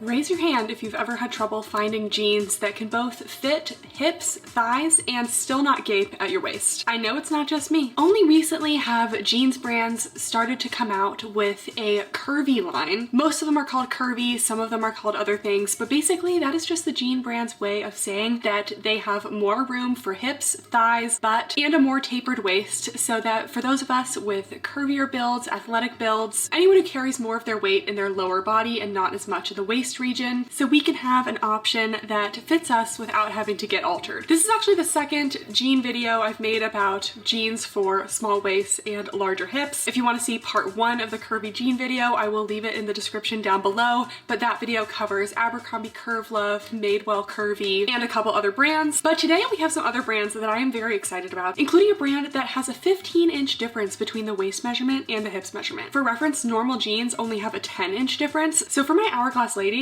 I'm hoping these will solve all our problems. If you're new here, my name is Kathryn. I do a lot of activewear reviews, but occasionally I delve into other types of reviews, and I like to make my reviews very methodical, systematic. I want to make sure we cover all the boxes. So we have a bunch of different metrics that we're going to be using to review these items today. The jean brands that we'll be trying today are Everlane Curvy, Fit Jeans, which was highly requested, not necessarily a curvy line, but they're just jeans that are meant to fit athletic body types. The Levi's Ribcage jeans, again, not necessarily advertised as curvy, but I've gotten a lot of requests from you guys to review the Ribcage jeans. Apparently they're supposed to be better for a curvy or athletic build. And then the Hollister Curvy Fit, those are a more affordable option. So we have both high-end, mid-range, and affordable today, and we'll see if any of these beat my current favorite. I still am a diehard Abercrombie Curve Love. Honestly, even with my last video, nothing beats the Abercrombie Curve Love for me. So we'll see if anything today takes first place. As for all of the metrics we will be discussing for each pair of jeans today, first we'll decide if they are true to the size guide. So just like last video, I will take all updated measurements. My sizing tends to not change too much throughout the years, but might as well see what it is today. I'll also be listing the size range at the end of each video. Some of these definitely have better sizing than others. I'll list the inseam if they come in multiple lengths. I am a tall girly, I'm 5'9", so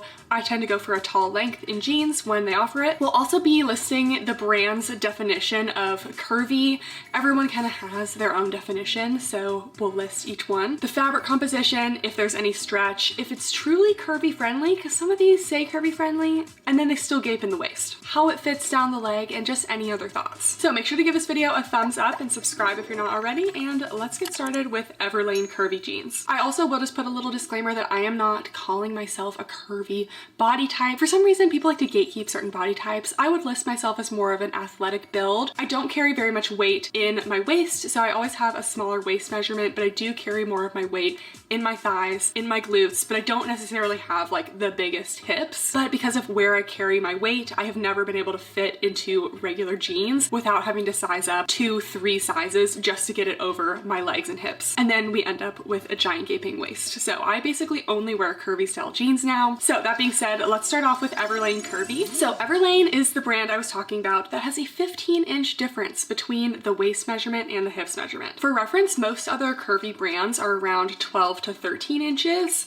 So 15 is definitely the largest difference I've seen. If you are someone who just has a dramatic hourglass shape, I feel like these are gonna be the ones. Almost every jean had 2 different inseam options, and the size chart suggested 1 size up from your measured waist. So I didn't necessarily know whether to trust that or not. Sometimes I just wonder why you'd have a size chart if you were then going to tell people to size up. So my waist is about 26 inches, so that would put me at a 27. I ordered a 26 and a 27 though, because I found with a lot of the jeans in the last curvy jean video, I tended to prefer a size down just so it's nice and snug on the waist, because jeans do kind of stretch out. So these are the Everlane, the curvy 90s cheeky jean. This is the size 27, so this is where the size chart put me at. These are $110, so they're definitely a pricier jean. The size range is 23 to 33, and it does have multiple lengths. They had a 26.5 inch and a 28.5 inch. I got the longer one. Everlane's definition of curvy is we adjusted the hip hip to waist ratio of our signature jeans to eliminate the waist gap and create a form-flattering fit throughout the hip and thigh, because denim should just fit. And it also says that they are designed for hourglass shapes. It's a 15-inch difference between the hip and the waist, which is amazing, and it's made of a rigid 100% organic cotton. I used to be just absolutely terrified of trying jeans that were 100% cotton with zero stretch, but when jeans are actually made to fit people with more space in the thighs and the hips, it's actually not that bad to not have stretch, because it doesn't need the stretch if it already has enough room for your hips and thighs. So these are light wash. That is generally what I prefer. Looks like a somewhat straight leg, kind of like mom style ankle jean. The denim definitely feels nice quality. We have a little Everlane kind of leather sewn in thing on the back right, some pockets with no detail on them, and let's see how these fit. Okay, so here they are. First of all, one thing I didn't notice was it was like a total button-up kind of jean. I prefer a zip just because I think it's easier. And I think I was right to get a 27 and a 26, because the 27, I have a ton of room in the like crotch area here, and I do get some waistband gaping still. So I have a feeling the size chart is not going to be totally correct, because I know that they're not like necessarily like a slim fit jean, but like this is just too much fabric, so we'll see if the 26 fits better. Otherwise, these are 100% cotton jeans, so definitely a more rigid jean. They don't feel uncomfortable. They still have like a soft denim feel. These are the cheeky jeans, so the pockets are nicely placed. They definitely are towards the middle to top of the glute, so makes them, you know, a little bit more lifted, a little bit more of like a rounder look, which I prefer as well. So I always like to put on shoes for these jean reviews just so we can see. So this is the longest length that they had, and it's definitely still an ankle jean for me, so I don't necessarily think that these are the most tall girl friendly jeans. They also have no stretch. I definitely feel some tightness when I bend down like this, so hopefully the next one's with a teeny bit more stretch. These are definitely skimming the calves a little bit.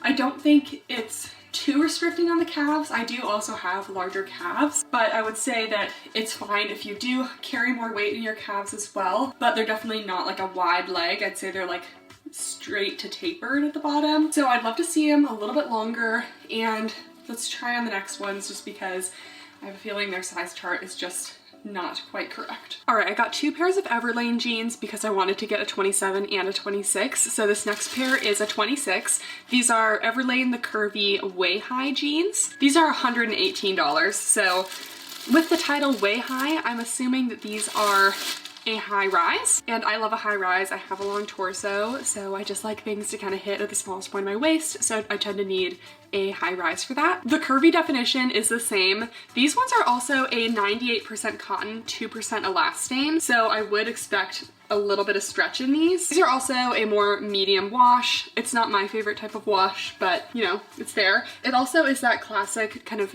medium wash with the orange stitching. I just feel like that's kind of like a classic jean thing. It's not a super bright orangey brown, it's more subtle, but that's what it is. This one is a 29.5 inch inseam, but also comes in 27.5. I did get the 26 in these. I feel like these are gonna be better. Again, the jean quality feels really good, even though there is some elastane in there. Sometimes when there's too much elastane, it can feel a little like thinner and cheaper, but these are still feeling nice and thick and good. Looks like a high rise and kind of a more straight leg. Let's try them on. Okay, so these are better. These ones are super high rise, which personally, it's perfect for me. It's just a little bit above the belly button, so I like that. I can definitely feel that these have just a teeny bit of stretch. So I feel like for jeans, that's all you need, just a little bit of give. They don't need to be like incredibly stretchy, especially if you're not going with like a skinny leg. I will say though, I just hate when a brand doesn't follow their own size chart, because this is actually a size down from what they put me at with the size chart, and I still actually get waistband gaping. So I would actually size down to a 25. Yeah, I actually think I would be a size 25, and my waist measures 26 inches. So do with that what you will. I would definitely at least go with your waist size or consider a size down, but overall I would definitely say that Everlane is curvy friendly. I can tell I still have extra room in the hip area, which is very hard for me to ever find. It definitely skims my thighs here, but with a little bit of stretch that I have, I think I could be totally fine sizing down. So these are more of a wide leg. They're not even touching my calves or anything. This is actually the taller inseam, so I definitely don't think that Everlane is tall girl friendly. Both of the taller inseams were far too short for me. So maybe this is kind of a look, but I personally prefer my jeans to just be a little bit longer, definitely more of an ankle jean look. These ones though, much more comfortable. Even just that 2% elastane, it's actually super helpful in just making it more comfortable to move around in these. I can feel the stretch in the knees. So overall, I like this style a lot better. I definitely think that Everlane is going to be very curvy friendly. The fact that I still feel like I have room in the hips is amazing. Just definitely know that you might need to play around with sizing here. Pockets are still good. I don't know if these are the cheeky jeans still, but this pocket I still feel like is a more lifting design, and it's not too low, not too big, not too small or anything. And overall jean quality feels good. And these definitely still feel like a nice denim, a little bit on the thicker side with maintaining that stretch. And these ones do have a zipper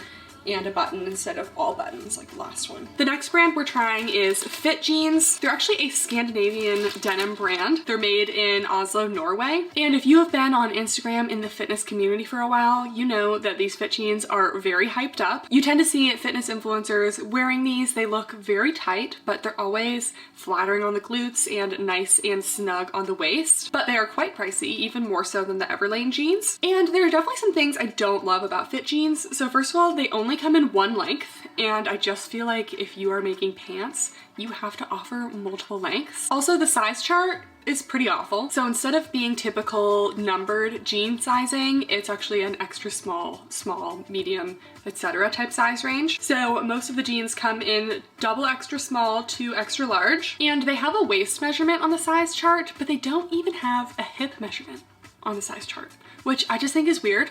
Like, how are you gonna have a size chart with essentially one measurement? So basically, you just buy your size based off your waist measurement, and I guess they just hope that there's enough stretch to compensate any hips or thighs. So I got a size small because that's where the size chart put me at. A size small waist is a 25.5 to a 27.5. It also looks like the inseam kind of varies by the size, which I don't like, because just because you're a small doesn't mean you're shorter, and just because you're like a large, extra large doesn't mean you're taller. Like, I don't get it. Anyways, so I don't love that about them, and I actually have tried Fit Jeans in the past, but we're trying them again because I feel like I am a better reviewer now. All right, we're gonna start out with the women's 360 V2 high-waisted fit jeans. So I got a size small, and these were $145. That is pretty insane pricing. I think $100 is a lot for jeans. So to be nearly $150, they gotta be really good. So the 360 jeans are supposed to have 360-degree stretch. So it's a 4-way stretch, both in width and length. They do have other options as well. Immediately taking these out, they do kind of smell a little bit. I feel like I remembered this from last time. So I hope the small fits, because I feel like last time I actually had some gaping in the waist. But they have a lot of skinny jeans on the website. I did get a straight leg jean to try next, but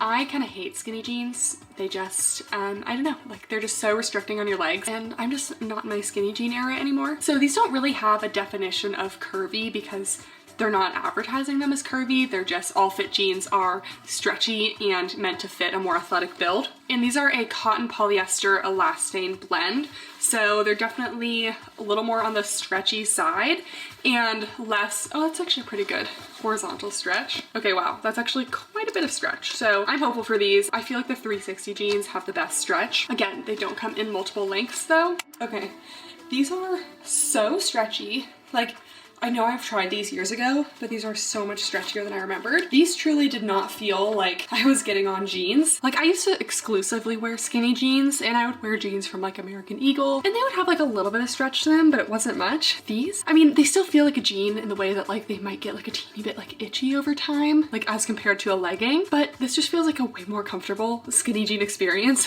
than what I was doing. I really was not expecting to love the fit jeans today, but these are really doing things for me. So first of all, super high rise. The waist is snatched. Like, no gaping even if I tried. The pockets are on the smaller side and definitely lifting, so definitely flattering on the glutes. So stretchy, like I could literally like do anything in these jeans.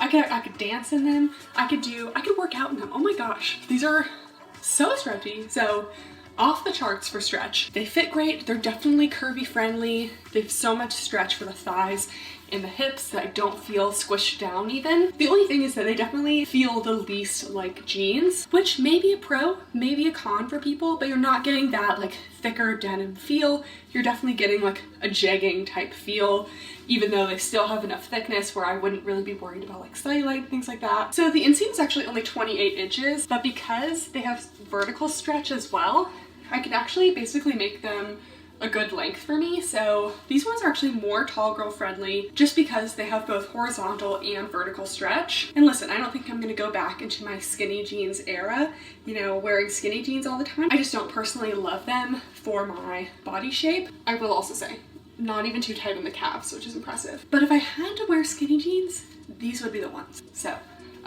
very expensive, definitely an investment type jean. There's something to be said about that, but great sizing, curvy friendly, incredibly stretchy. Just noticed this after I filmed that, but these front things are fake pockets. So beware, these are the only ones that had fake pockets today.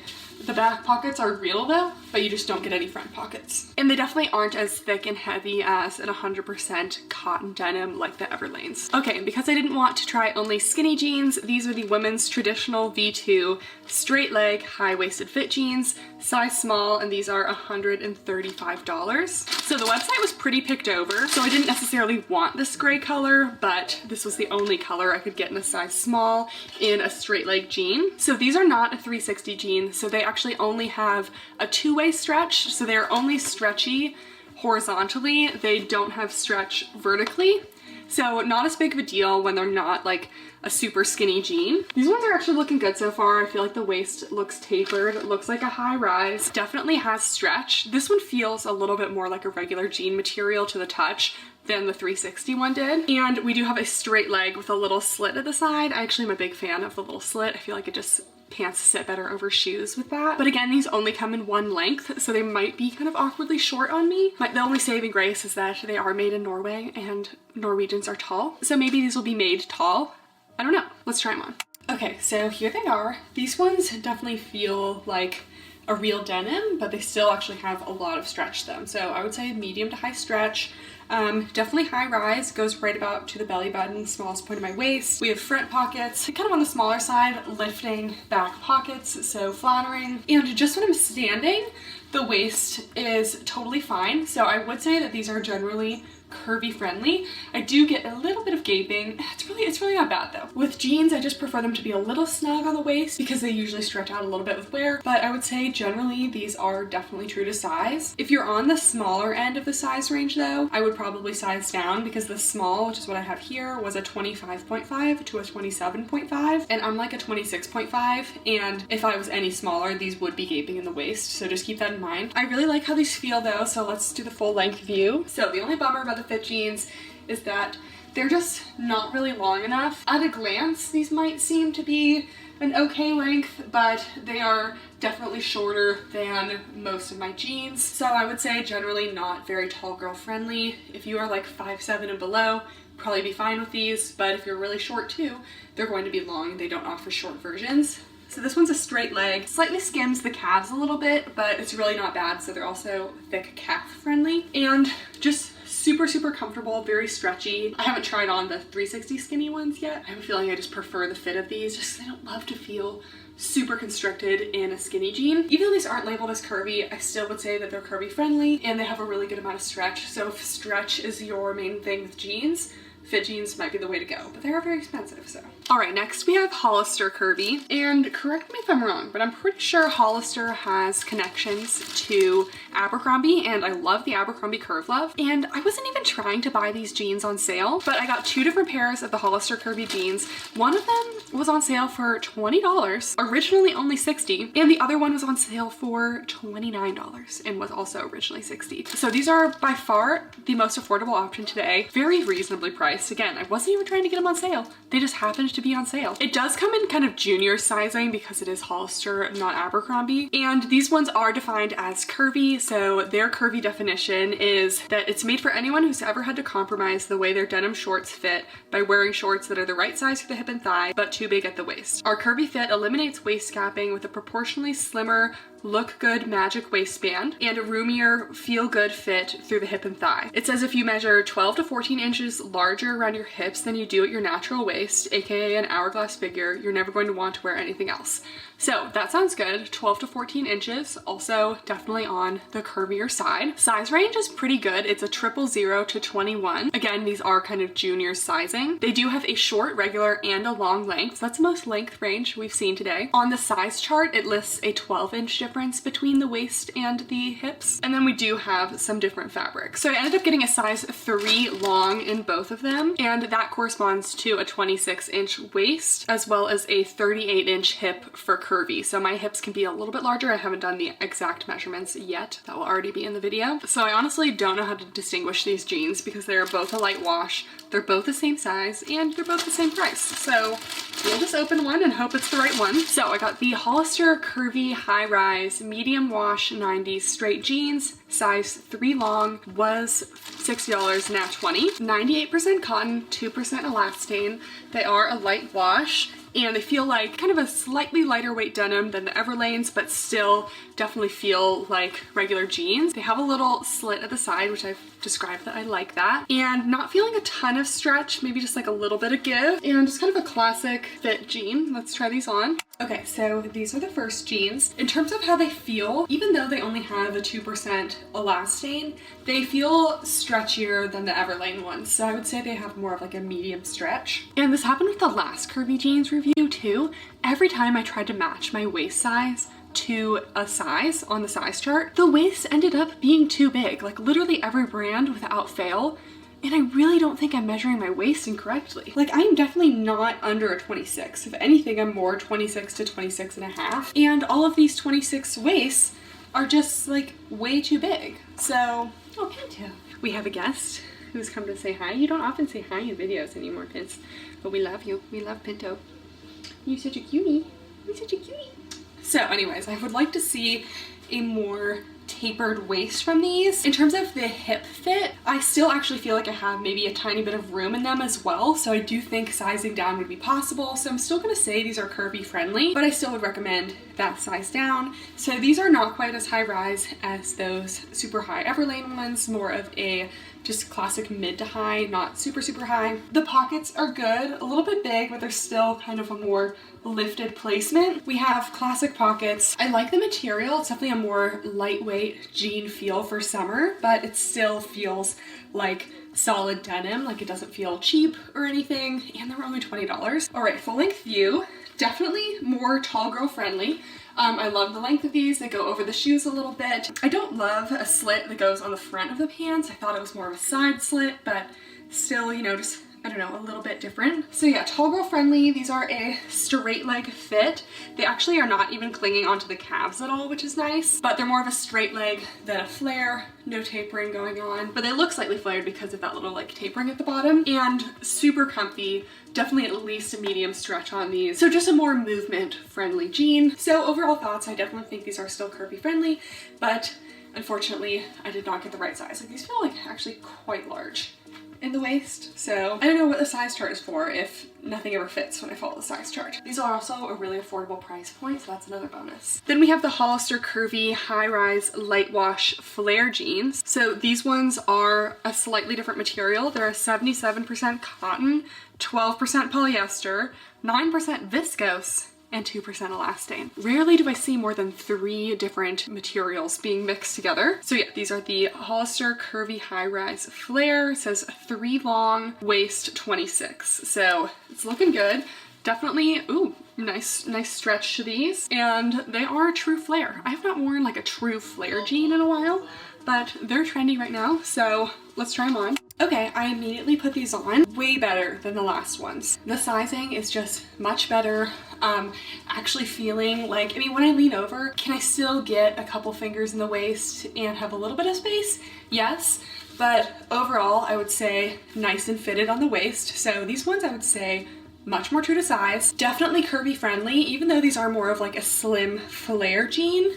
I still feel really comfortable in the thighs and the hips. In the last curvy jean video, we tried airy jeans, and those also had a little bit more stretch, maybe even junior sizing as well. I would say the Hollister jeans are way better than the airy jeans. They still have good stretch to them, but they just feel like a better denim feel. Medium to high stretch on these. Like, I feel like I can move around a lot, but they still are maintaining their shape well. Still definitely more on the lightweight side of denim, potentially a little higher rise than the last ones. I like where these hit me on the waist. Definitely still flattering pockets. They're a little bit above the bottom of the glute here. Feel like they're still lifting. And even though these felt slimmer to get on, like they definitely are more snug on the thighs, with that stretch and a little bit of extra space in the hips, I feel very comfortable with these, so let's look at the full length. So these are a true flare jean, which I've not tried in a while. I think they're actually really fun though.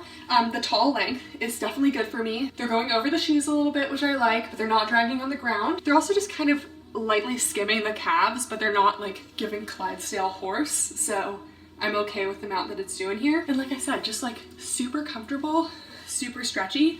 So these ones are definitely a win. Curvy friendly, definitely more true to size, and I like how they feel with the stretch. And they were $30, so I didn't think Hollister would be doing so well, but here we are. And the last pair of jeans. These were a little bit of a gamble. So these are the Levi ribcage jeans. I've heard great things about these being friendly for curvier bodies, but they aren't necessarily defined as curvy, so I hope they work. In the description, it does say they have room in the hips and thighs, but there's no actual curvy definition because they're not called curvy. So these are the straight ankle jeans. I got the size 26 and they're $70, so it really wasn't too bad. It also says that they have stretch. They're a cotton, polyester, and 1% elastane, but yeah, they do have a little bit of stretch.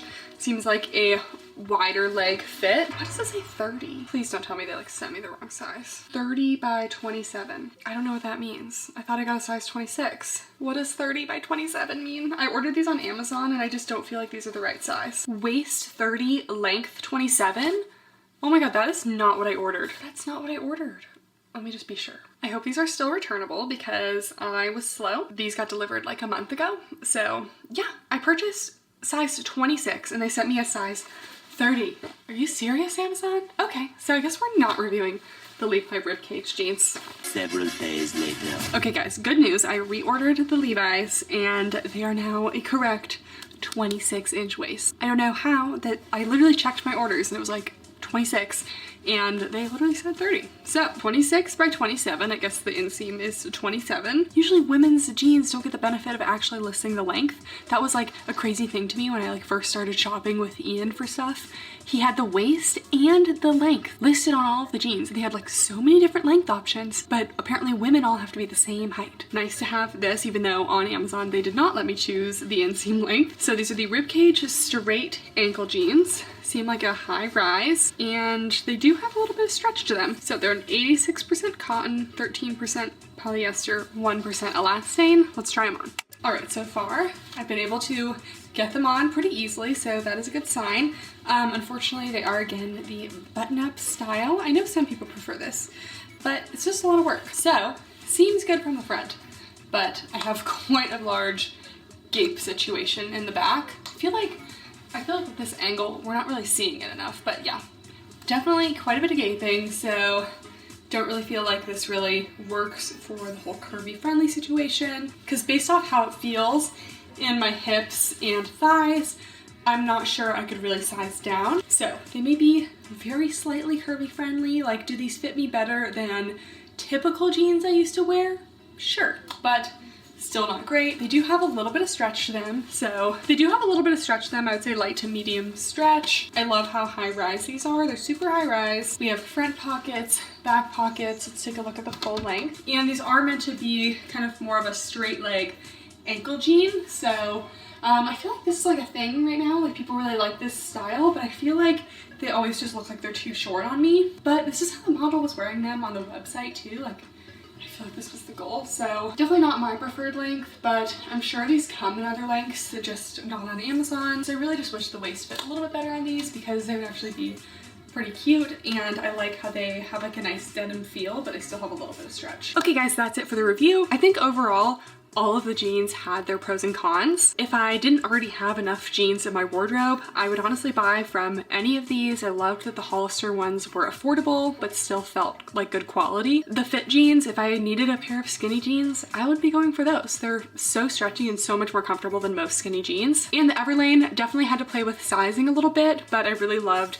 the nice like thickness and quality of those. And those had a 15-inch difference between the hips and the waist. So that's truly the best option if you're someone who has just a giant discrepancy between your hips and your waist. So I think I've now tried most of the curvy style jeans, but if you do happen to have any others, leave them in the comments down below and I'll see if I have enough to make a third version of the video. As always, leave your video requests in the comments down below. If you haven't already subscribed, make sure to do so and give this video a thumbs up if you made it this far. Thank you guys so much for watching, and I'll see you next time. Bye!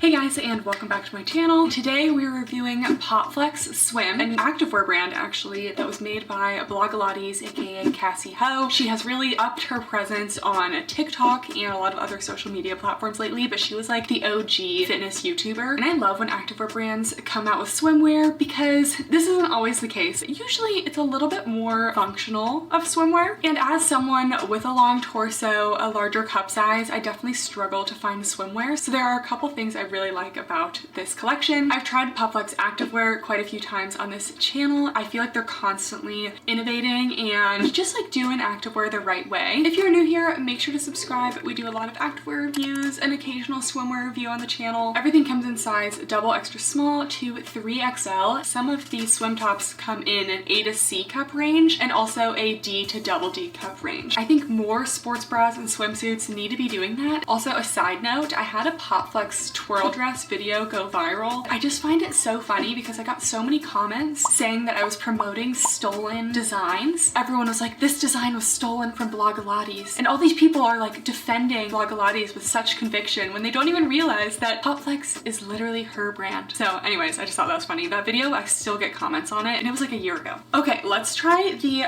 Boardwalk Bombshell one piece. This is $85, which is definitely, I would say like mid to high price point for swimwear. There's definitely more expensive swimwear. I think in general, a lot of swimwear is just more expensive than it needs to be. My measurements and everything are in the description down below. Someone recently pointed out to me that I did not have my height in the description, and I literally thought it was there. People would ask my height. I'm like, it's in the description, guys. It wasn't there. So I apologize. I'm 5'9". So there wasn't a huge color range. Everything is basically either in this little like blue pattern or black, and that's like kind of it. So I don't generally love to get black, but I didn't want to get everything in the blue pattern. And then we have underwire around the bust area. We do not actually have any sort of cut pads or anything in here, so there's no padding. It is double lined though, but even if something's double lined, there's always still a chance for nippage. But sheerness shouldn't be a problem because the fabric feels pretty thick and it's also black. And then we actually have nice thick straps. They do just go up and down, so I hope that they are tight enough where they don't fall down. But I like to see a nice thick strap. You know, it's a little bit more supportive, especially because this is the D double D. And then it seems like we're gonna have a pretty high cut leg line. Let's try it on. Here is the one piece. It's a super high cut leg line. Like it's going above the hip bones. It is definitely feeling just a little bit short for a long torso, so just keep that in mind. It definitely could use a little bit more length. Is it wearable for me? Yeah, but it definitely feels a little bit tight. I definitely still have the space for, you know, lip coverage down there, but it definitely goes a little bit narrow kind of quickly. You need a pristine bikini line to wear this kind of swimsuit. So yeah, I'm all for a high cut leg. I think it's very elongating on the legs, but I think I prefer just a little bit more coverage in the front. I mean, technically I am fully covered, but I would give it like a medium front coverage. It's a nice thicker material and you can definitely tell that it's double thickness. It's almost kind of like giving a little bit of compression. We have this adjustable back, so I loosened it up a little bit before I tried it on. You almost can kind of like corset yourself in there and really like tighten it up, and then it almost kind of like defines your waist. It's definitely a nice touch because sometimes one pieces can kind of gape in the back even if you get your correct size, so I like that. It's definitely pretty cheeky in the back. I'd say low to medium coverage in the back. Also, because it's such a high cut leg, it does kind of want to ride up a little bit. We'll discuss this with the two-piece, but there are seams in this swimsuit. They are actually really not doing a bad job of cutting into me, so I'm not getting much cutting in, but there are still seams. And I feel like these strings, I know it's adjustable, but they're really long. I feel like being adjustable makes sense to an extent, but how long do we need these strings to be? And then the front, I actually feel like I do have enough space in the cup area, so I do think that the double D cup range is accurate, but we'll see when I try on the bikini top, because right now the torso situation is just a little bit too long, so I feel like I would like this bust area to be a little bit higher. I feel like I'm being a little bit pulled down right now. But top coverage, I would say medium top coverage. I don't exactly have like cleavage per se because it's not really pushing the girls together, but it's definitely like kind of like a demi cup kind of shape. And then we have the thick straps. They are pretty snug on me because of the torso situation, so I'm glad that they're thick because it kind of distributes the force a little bit. If these were tiny spaghetti straps, I would be in pain right now. So overall, not our best tall girl option, but it is a flattering swimsuit. I love to see that it has multiple cup size options, and maybe I'll wear it. I just am not like a huge one piece person, but overall I don't have any huge issues with it, and I like the little cinching in the back, and the straps are really nice too. Next we got the Boardwalk Bombshell Bikini Top.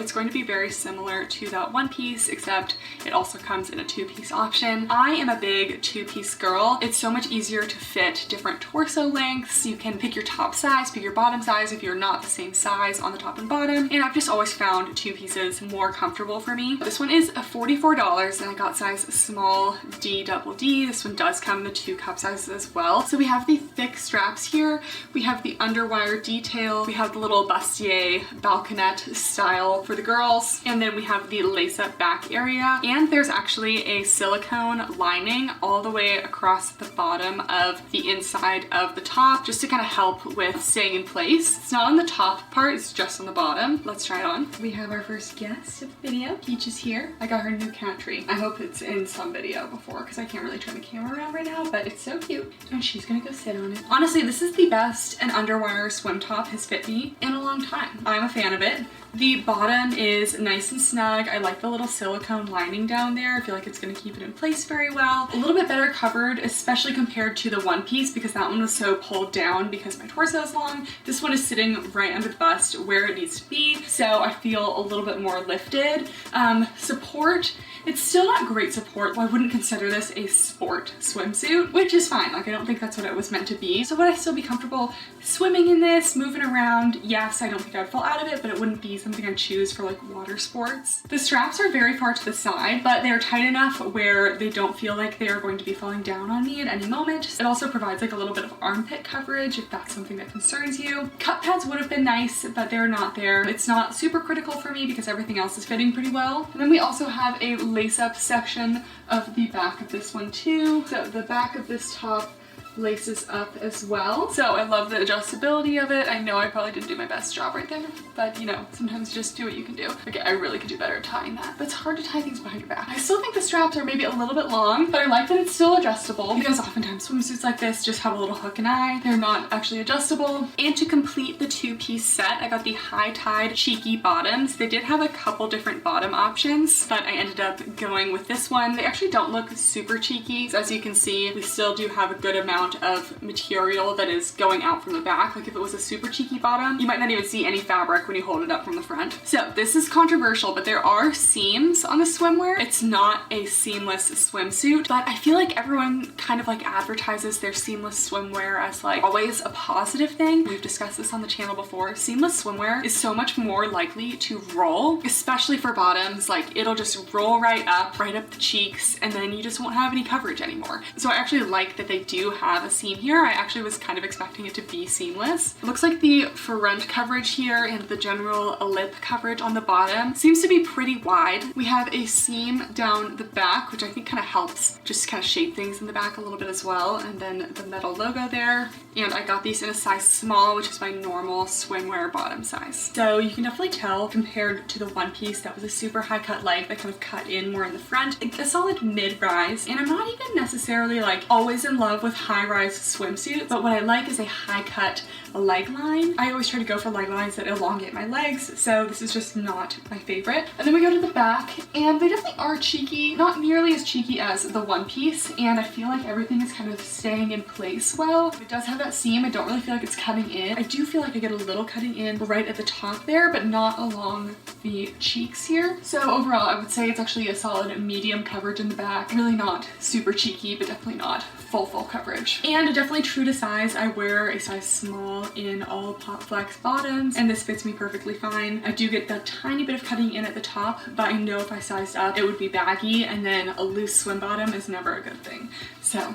And lastly, for clothes, they launched a swim cover-up. So this is the I Need a Vacation shirt dress with pockets. It's a size small medium, so this one doesn't come in quite the same size range, but kind of meant to be oversized. And this is $65. So definitely all the swimwear is a little bit on the pricey end. This is all made of a 100% cotton, and it's definitely like a linen type vibe. Very like in for like, you know, a Greek vacation. I've never been to Greece, but if I were, I think I'd wear something like this. We have some like pearlescent type like buttons going on, which I think is cute. You have the button-up sleeves. I'd probably roll up a little bit, a little front pocket, and then it also has a belt to go with it. So it has similar to the button material, and then it's one of those like loop belts. So let's try this one on. Some linens are definitely a little bit more on the itchy side. This one is really flowy and actually really soft. It is a shirt dress, so I understand that it's a little short, but I would have liked it a little bit longer personally. So I'm gonna do one sleeve rolled and one long, just so we can kind of see the difference. All right, so here's the rolled sleeve. This is probably how I would wear it, but you can also wear it long. It has a nice like thick cuff at the bottom, like on the actual swim pieces and on the shirt. But if you pull them, it's not like the whole thing just unravels. They do cut off. So you can wear this open, and it definitely does still cover my butt. And keep in mind, I am tall, so it will probably cover most butts. Maybe it's not as bad as I was making out. It also is a little bit sheer, but it is a swim cover-up, so you know you aren't meant to like not be wearing anything underneath this. So here we have a couple of buttons. You can wear it kind of like off the shoulder if you want, just kind of like have an open neck, very loungy. And then if you want a little bit more waist definition, and then there it is, kind of cinched. Yeah, I feel like if you're short, the cinching will work because it does kind of take away some of the length, but for me, I feel like it just made it like a little bit too short. I probably would not wear the belt with it, and I might just wear it open, but it definitely is a little bit on the pricier side, so I wish it was a little bit less expensive. The swim, I feel like I can see the quality for the price, but $65 is just a little bit steep for this piece.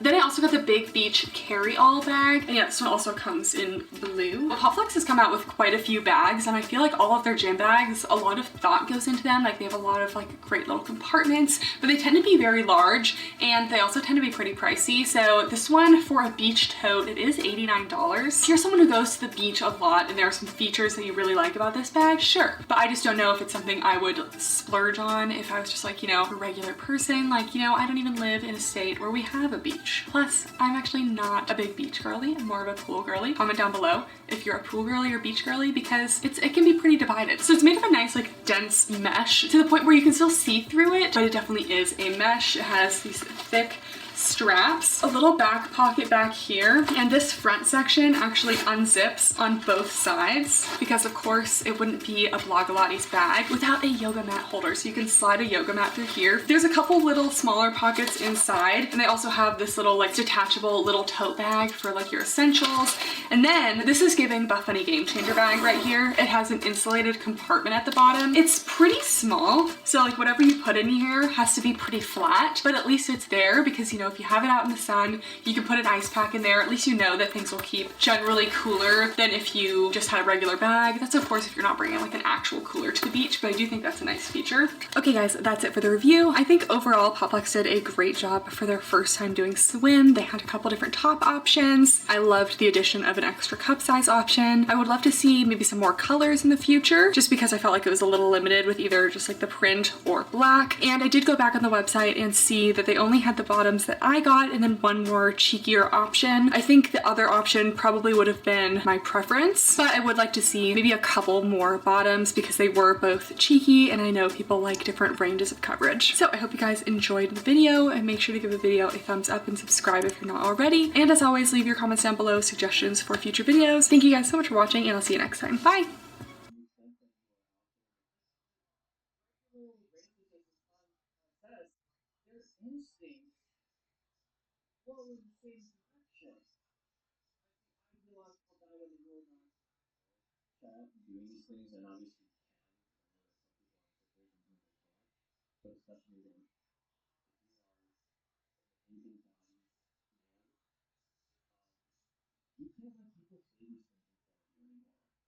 Hey guys, and welcome back to my channel. And today we are doing a love it or leave it if you guys are new here, which I feel like it's mostly my regulars watching the love it or leave it's. But this is kind of my quarterly activewear check-in where we do a bunch of mini reviews, and boy do I have a lot of mini reviews today, as well as some quality updates if there are any activewear or other pieces that I've noticed have or haven't been holding up over time. And finally, any favorites or just things that I would like to mention over here. So today we have a couple affordable activewear pieces. We got a couple patchouli pieces, we got some colorful koala, we have some ox chucks, we have a good mix. So if you haven't already, please give this video a thumbs up, and let's get into the mini reviews. I'm hoping I can get this video up before the launch, but if not, it will be very close to the launch, or it'll just be here for reference. But Tula is having a launch on July 20th at 8 p.m. Eastern time, and that last launch was definitely more neutrals and everything, but this launch is definitely more brights, fun colors. I'm wearing one of the tops right now, and you guys know, as much as I am a neutrals girly sometimes, the colors are where I truly thrive. I do also have a discount code with Petula. Make sure to use it to get, I believe it's 5% off.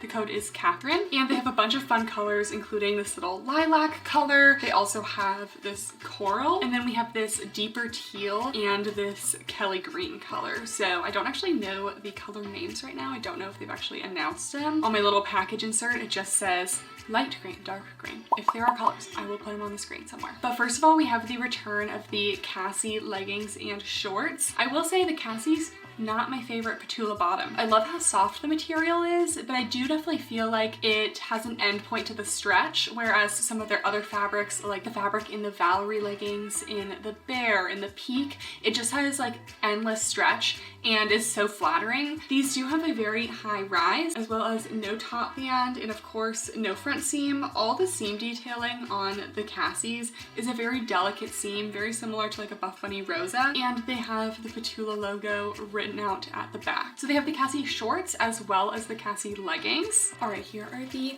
Cassie shorts. I love the 6-inch. They are a little bit snug on the thighs, but I definitely would still consider them thick thigh friendly. I think overall they're true to size, but I would definitely size up if in between. They're not super compressive, but I think because they lack a little bit of stretch, like I was saying, they just feel like a little bit more like a medium compression. And then we have the back. The seams do go above the glutes, but you just get a lot of like, I don't know, it feels like a lot of pancake butt going on. It's not like a low on the booty scale or anything. They're definitely still a medium, but I just really wish this fabric had a little more stretch and hugged the curves a little bit more. For that reason, the Cassies are not my number one, but the thick waistband is nice. They're a super high rise, and I love that they come in the multiple color options. And then there also are a bunch of tops in this collection, which I'm super excited about. So I have the one that I'm wearing here. This is the Crew cropped tee, and I actually got all of my tops to now be in smalls instead of mediums where I got before, and I just feel like it's a better fit. All right, here's the top.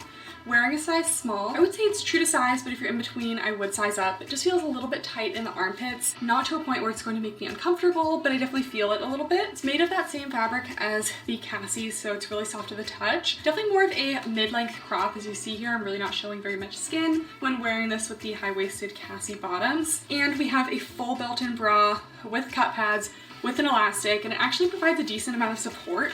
Like with the compressive over layer, I'm honestly getting a solid medium to high support. The back doesn't have anything to it really. You do see that band a little bit on the inside, but that's just the trade-off of having that built-in bra, and I personally would rather have the support than have a seamless back. The only thing I found about this one is it is a little bit difficult to adjust the cut pads on the inside because you can't really like reach around and adjust them that way. Like you have to kind of like get in there and kind of like move around the cut pads like as best you can.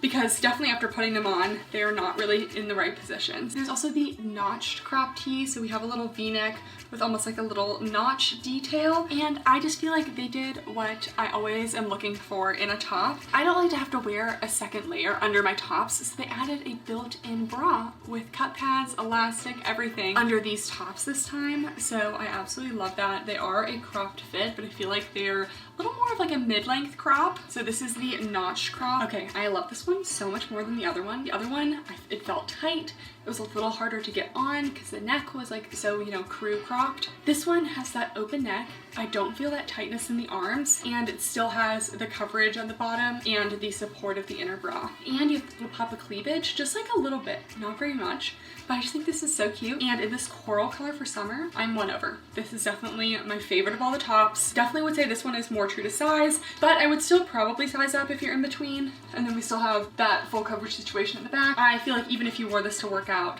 you're not really gonna fall out of it, even though there's that little V-neck detail, a little pop of cleavage. I still feel very secure. And then we also have the fitted t-shirt. So for my girlies looking for a little full coverage, Petula has us covered this time. Every launch needs to have at least like some sort of longer option for people who aren't looking for something super cropped. This one is just a single layer of that Cassie fabric, so you will have to wear some sort of bra underneath this. But if the built-in bras just don't really work for you, like it's not enough support for you, you definitely have the freedom to add a higher support option under something like this. All right, so here we have the top. It's just one layer. There's no bra or any support under this. I'm wearing another one of the tops under this one. It is a true full length, kind of scoops down a little bit in the front and a little bit in the back. I would say it's definitely a slim fit, but it's not so tight where I would feel like I would need to size up. Definitely I get a little bit more compression up in the bra area, but I don't really mind that. Kind of a wider scoop neck, which is nice because it doesn't like, you know, ruin your makeup every time you put it on. And little short sleeves. Definitely would recommend true to size, but if you want maybe a little bit of looseness, you don't want it super skin tight, or you're worried about the bust area, you definitely could size up for those reasons. And then you guys, we have flare leggings. Our first flare legging from Petula. Petula loves a wide leg pant, which their wide leg pants have become like a favorite of mine. We're gonna talk about that in my favorites, but I don't think they have done a flare legging yet. So this is our first one.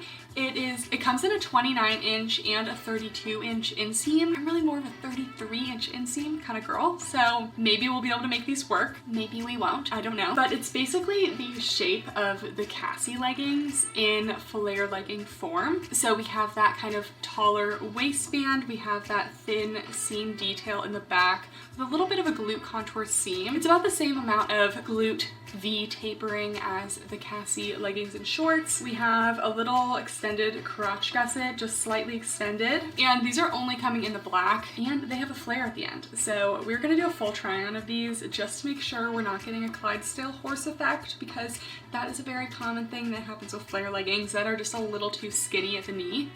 All right, so we got the flare leggings, and my concerns are coming true. Again, just something about this Cassie fabric, I really feel like it's just gotta go. It's not nearly as good as their other fabrics, and they keep coming out with so much in it. There's a lot of things I don't like about it. Like, if this happens more in the Cassies than others, but I definitely get like some settling into the crotch, and I get a little camel, which I almost never get in anything that doesn't have a front seam unless it's like a stiff fabric like this. And I really don't think it comes across as bad as it feels.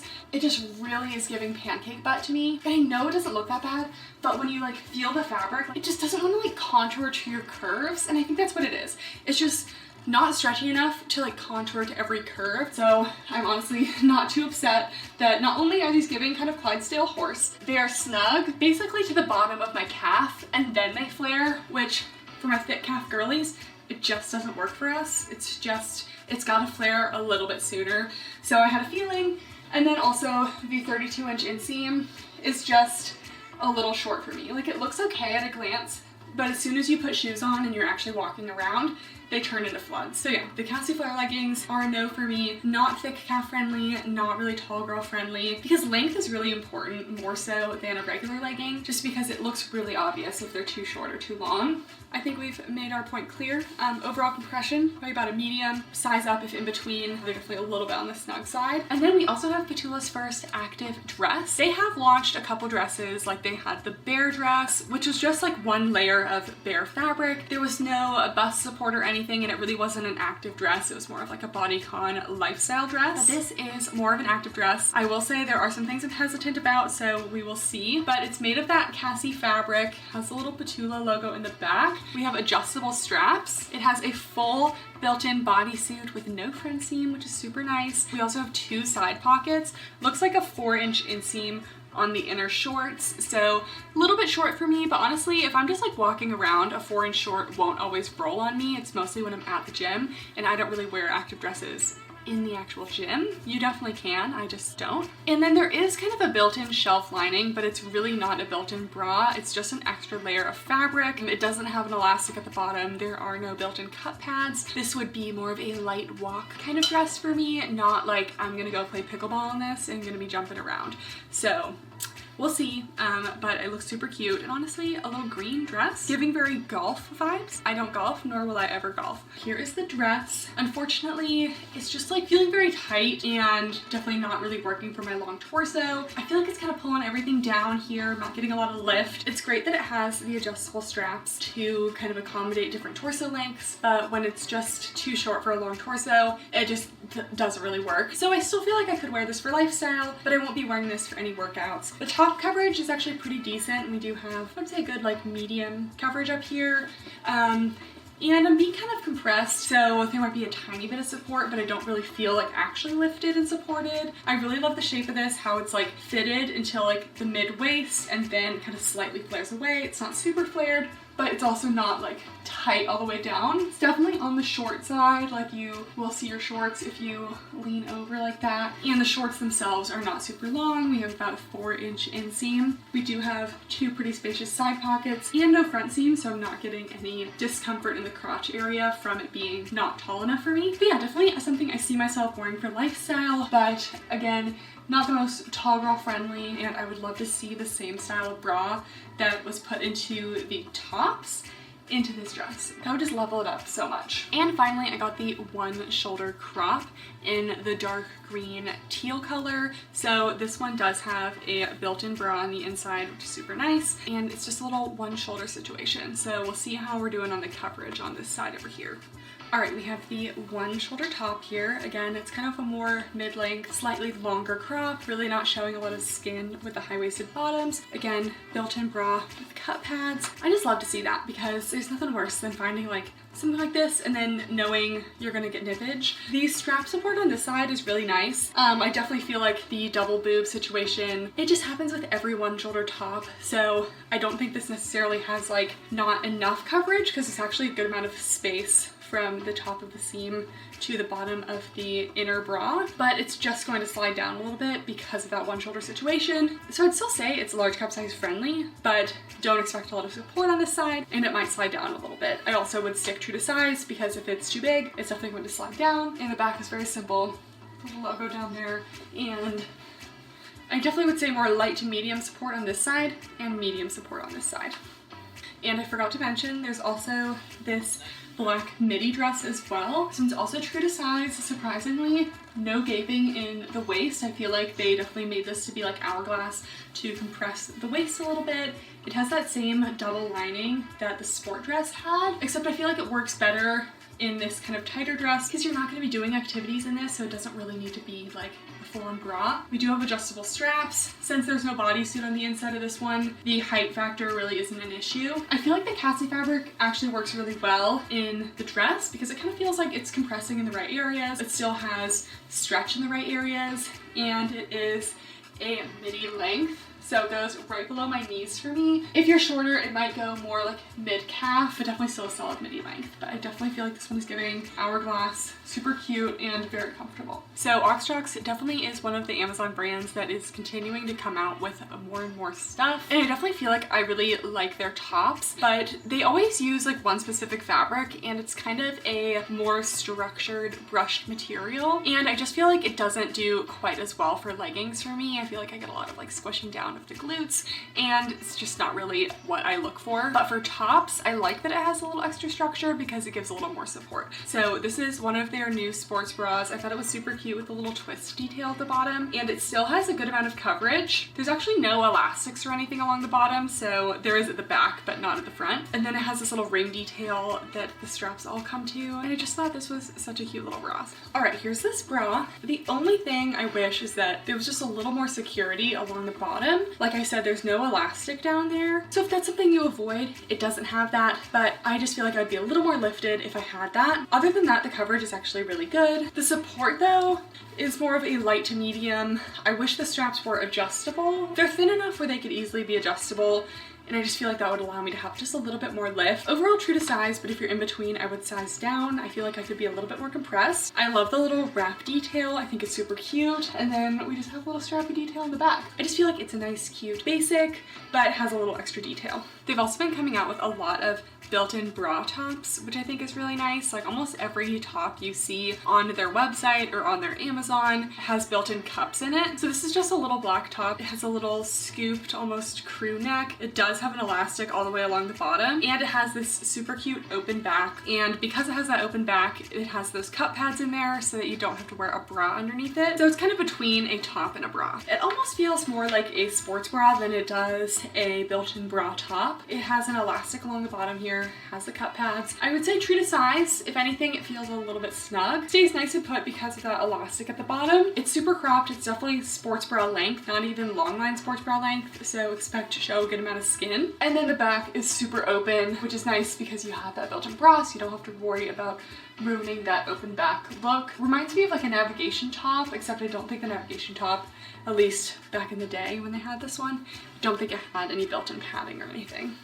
This is their Sienna bra, which I have talked about before, and I wouldn't talk about it again, except I thought this color was like so cute. Like it's giving The Little Mermaid. And this top also like almost kind of reminds me more of a swim top than a workout top, but it's good for those days where, you know, you're just lifting weights, you're not doing any cardio, you don't need like a ton of support, but it's still super cute and has that super open back. I think this color is just so bright, fun, and summery. I love a good teal. Definitely a cleavage moment, and we don't even need to jump to know that it's light support, but there are cup pads, which sometimes can be hard to find in a bra like this, so I like that. I would definitely say low coverage, and I definitely have risk of falling out of this one, so this is one that I definitely have to choose my gym day very carefully if I'm going to be wearing this to the gym. That's just for me as a larger cup size. If you're a smaller cup size, this is super flattering. Definitely a little bit of side boob as well. Also super cute open back for back days. So it's not the most functional sports bra. If you're looking for a functional sports bra, obviously this is not going to be it, but I think it's cute. It's also true to size. If you're in between, I would probably size down. And here's where we get a little bit crazy. They made a onesie, a unitard, if you will. I don't know what like the proper name for this is. A jumpsuit, a bodysuit, everyone calls it different things, but these are very in right now, and I will wear a black bodysuit, you know, for some errands. I just throw on a little lightweight jacket over it, and honestly, it's an outfit, and you didn't have to think much about it. The only thing is that it can be a pain to go to the bathroom in these. So we have built-in cups. There's not actually like a separate bra. There's not actually a separate elastic or anything, which is kind of a bummer, but it does have a little curved contour under bust seam, as well as almost some little like corset style details. It also has no front seam, which is super important to me, and looks like maybe like a 6-inch short, which is also hard to find. And then it's super open in the back. The back scoops super low, and it has a little scrunch. I don't know how I feel about the scrunch, but maybe it'll look cute. Maybe it won't be super scrunchy. Anyways, I'm keeping an open mind. I just want to apologize because I just feel like the menu reviews today, there's just a lot that I'm not liking. And I hate filming videos where everything is like kind of disappointing because I like to be impressed by things. And I just feel like today, lots of things are letting me down, including this bodysuit. Doesn't feel right. First of all, definitely not long torso friendly. Before I yanked this up as far as it could go, the bust area was down here. It's never gonna give me the lift that I want. The straps are not adjustable. It's just never gonna get there. That is mostly on me and my body type. I get it, but there are other things that I'm not a big fan of. It does have removable cup pads and a little contour detail. I really need an elastic thrown in there. So I would say there's kind of minimal support for the girls here. Like this is definitely like a sexy bodysuit. It's not something I would really feel comfortable comfortable working out in personally, just because I feel like I would fall out here. We have an issue in the back. Some of the seams here are not flat lock seams. They are just like single stitch, and they have all that extra, and I will show you. But the stitch kind of sticks out on the inside. I just always like when a brand goes the extra mile and does all flat lock stitching. It's just a cleaner look, and it doesn't have that like irritating feeling. It feels like the stitching is kind of poking into me. Peach, Peach, hey cat. As we haven't been getting a lot of cat appearances yet because Peach is usually behind the camera on her tree, but Pinto actually took the top spot on the tree right now. So Peach is right here, having a good time on the ground. I love you so much. And you guys do too. You guys always want more cat appearances, so Peach, can we make that happen, please? Yeah, anyways, as I'm wearing this, I just feel my girls being dragged down and down. I don't like that feeling. I do like the little corset seam detail up here. I love that we have like a little V taper here as well. It's great that there's no front seam, because if there was a front seam, it would be causing me problems because of the height issue. And I also love that they're a 6-inch, and the shorts are actually pretty spacious at the bottom, so I would say thigh friendly. The back is super open, but this area down here, first of all, you can like definitely see my underwear unless I like really shove it down, and I'm not even wearing like high-rise underwear. I also feel like it's just a little bit loose around here to the point where what are we going to expose, you know?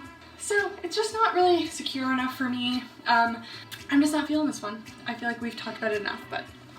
And lastly, like I mentioned, they love to do those built-in bra tops. So they also do a lot of them in long sleeves. So this is one of them. I thought this was a super cute purple color. And it's basically the same front as the Sienna bra, except in a full long sleeve. It does have removable cups in there. No elastic or anything though.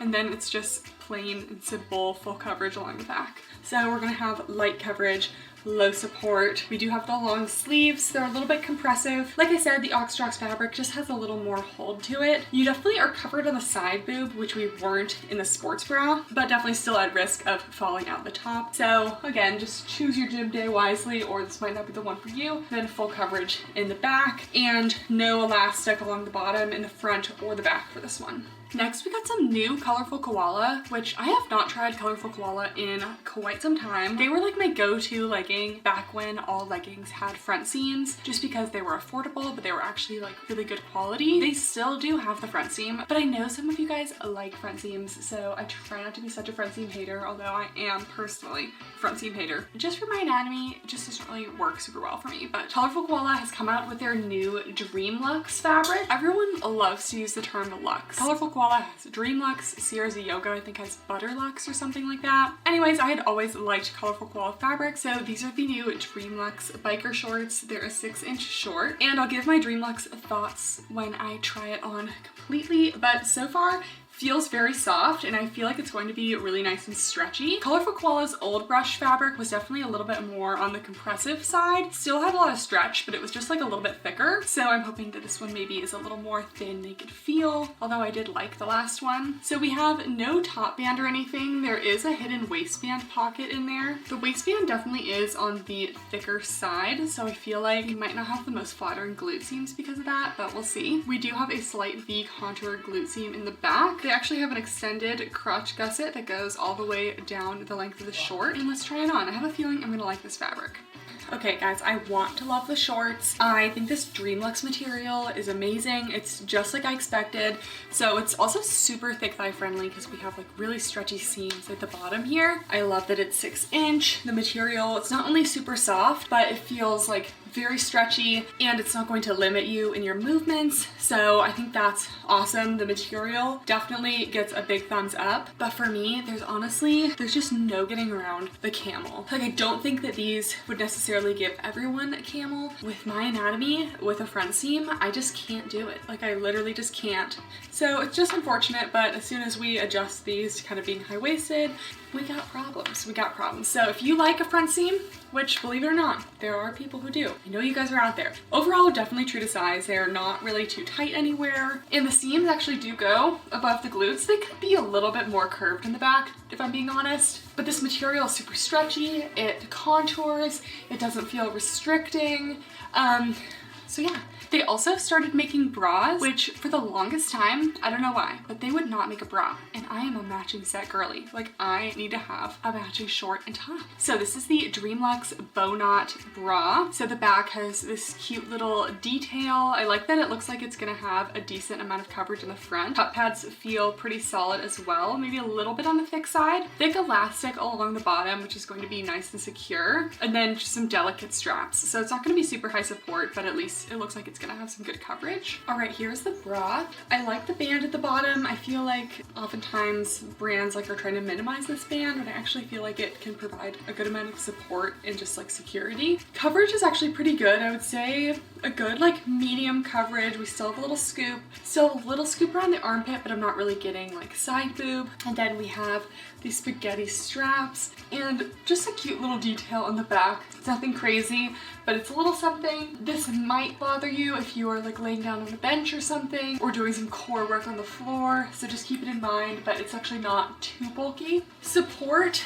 is like a light to medium support, and I really like the material. I think they did an excellent job on it, but I definitely feel like the cup pads could be improved. They are pretty stiff and they definitely stand out. I positioned them as best I could so that they would kind of blend in, but if I just take one out, it's super round, the edges are pretty thick, and it's pretty stiff as well. Like, it doesn't really have a lot of flexibility. So it's gonna be good for preventing any nippage, but it's definitely going to give you that like round shape right on the girls, which I just feel like is not the most flattering. So I would have liked to see a better cup pad. All right, next we have the Colorful Koala Dreamluxe V-neck bodysuit. Yes, they have started making bodysuits. I've talked about it before, maybe in a Love It or Leave It, but I love the Pumi bodysuits on Amazon. Those are incredible. Love the material, so stretchy and super comfortable. This one's giving more of like an active bodysuit vibe. So it's made of the Dreamluxe material, so it's really soft. Almost has a Lululemon Align tank like upper shape, even down to like the little seams on the back. I feel like that's very similar to the Lululemon Align tank, but it's in bodysuit form, and the bottom has like a seam, so it definitely kind of like cuts off, which is interesting, and I hope maybe like if you layer something over it, it's not going to be showing, but I don't really know where it's going to hit on me. And then it is actually a thong back, which is my preferred bodysuit. I don't really want to have underwear lines. I'm a thong girly and I honestly find them comfortable. Then we have little snaps at the bottom as well, but I like to step into my bodysuits. I don't like to like put them over my head and then clasp them, but I guess when going to the bathroom, the clasps are nice. But any ex dancers know, you just pull it to the side. I'm not gonna bother undoing the clasps, you know? I would say that's TMI, but you guys know we share everything here on this channel, so. All right, here's the bodysuit. I'm trying it on with just some loungy shorts, just because I don't really feel like I feel like it leans more towards like an active bodysuit, which I don't know, it could be lifestyle, but I feel like the top of it is giving, I feel like it's trying to be an active bodysuit. So anyways, it's made of the Dreamluxe material, super comfy. Definitely a little bit of extra fabric for me around the waist area. So I feel like if anything, it runs a little bit on the large side, so just keep that in mind. The bra area though feels and fits like a normal size small sports bra. It does have a full built-in bra on the inside, so we do have an elastic as well as cup pads. Pretty deep V, so not the most coverage. I would say it's like a low to medium coverage on the top. I do like the V-neck style. I think it's cute. And then we have a little scoop in the back, but I'm just like not sure how I feel about the seams around here. Unless you're wearing something super high rise, you're going to see these little seams. It feels like it's a top connected to underwear when I see the seams, so I would like it to be a little more seamless. Maybe it's a thing to have these seams, I don't know. The thong part is actually pretty thin in the back, so it's actually quite comfortable. And there are two options for the little claspies at the bottom to make it a little more long torso friendly, and I definitely feel like this one is not too short for my torso. It's not feeling too tight. It actually feels pretty good. So overall, love the material, but just a little confused about these seams. That's it for the mini reviews. Now we're moving on to favorites. I have one clothing favorite, and I basically just hinted at them, but last month, Petula launched these high flow pants, and I have just been living in them. I bought a second color. They came in this color and then also black. They're probably pretty picked over right now sizing wise, but I just had to share them because I literally love them so much. They just make for like the cutest little like effortless outfit, good for around the house because they don't really collect pet fur. They're made of like a lightweight, almost windbreaker material, but it's really more on the quiet, flowy, lightweight side and not like super heavy and loud. The waistband is lined with what feels kind of like similar to the Cassie fabric fabric. It's just a brushed legging material, so it's really soft against your skin. It does have that Petula logo right front and center, which I wish wasn't there, but it really doesn't bother me too much. I believe it's only a 31-inch inseam, but it surprisingly works for me just because they're so flowy and long. But you can see it's literally a wide leg all the way down. They're so lightweight, I can wear them in the 110-degree heat. I'm still okay wearing pants. Like, these are the only pants that I can actually wear outside right now, and sometimes I just don't feel like shorts.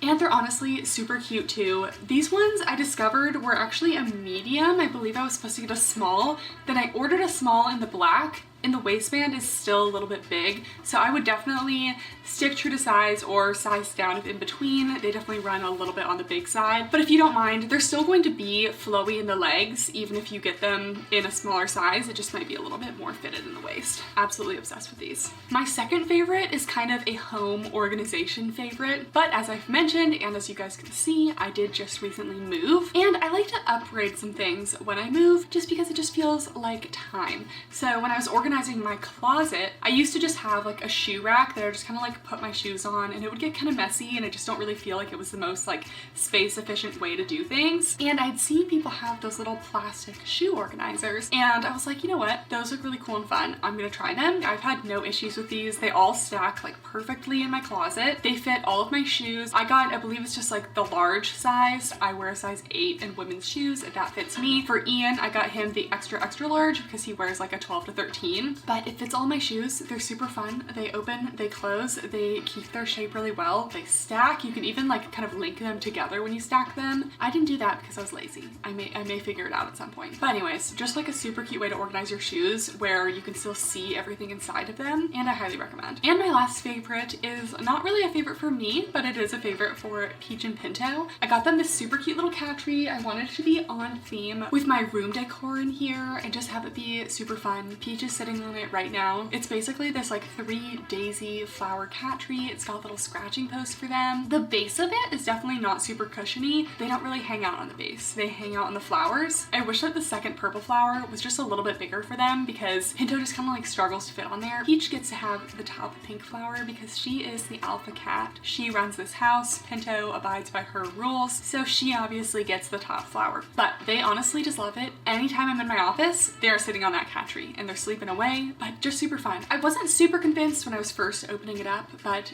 now that the cats are loving it as much as they do, no regrets. And the last section of the video, we have a quality update. We just reviewed the Buffbunny Naked collection, and I talked about how I loved this little exposed mesh jacket, and don't get me wrong, I love it. But when I was first moving into my new place, I didn't have like a lot of jackets, and I didn't have like a lot of clothes that were unpacked. I had all of the new Buffbunny launch stuff in a suitcase like ready to go, so I was wearing a lot of that. Because this was so lightweight, had a little more coverage, I was wearing this a lot. So I wore this all day for 2 days, and the black dye not only came off on my actual arm, I don't have any photos of it, but the entire like this portion of my arm was like gray, and it took me like 2 showers to get it off. And I was wearing this little top underneath the jacket. I've washed this twice now, but you can still see, so hopefully we're focusing, but you can see a little black staining down it. So it has stained my little shirt, and I love this shirt. And it's not always super obvious because it kind of just looks like shadowing, maybe wrinkles,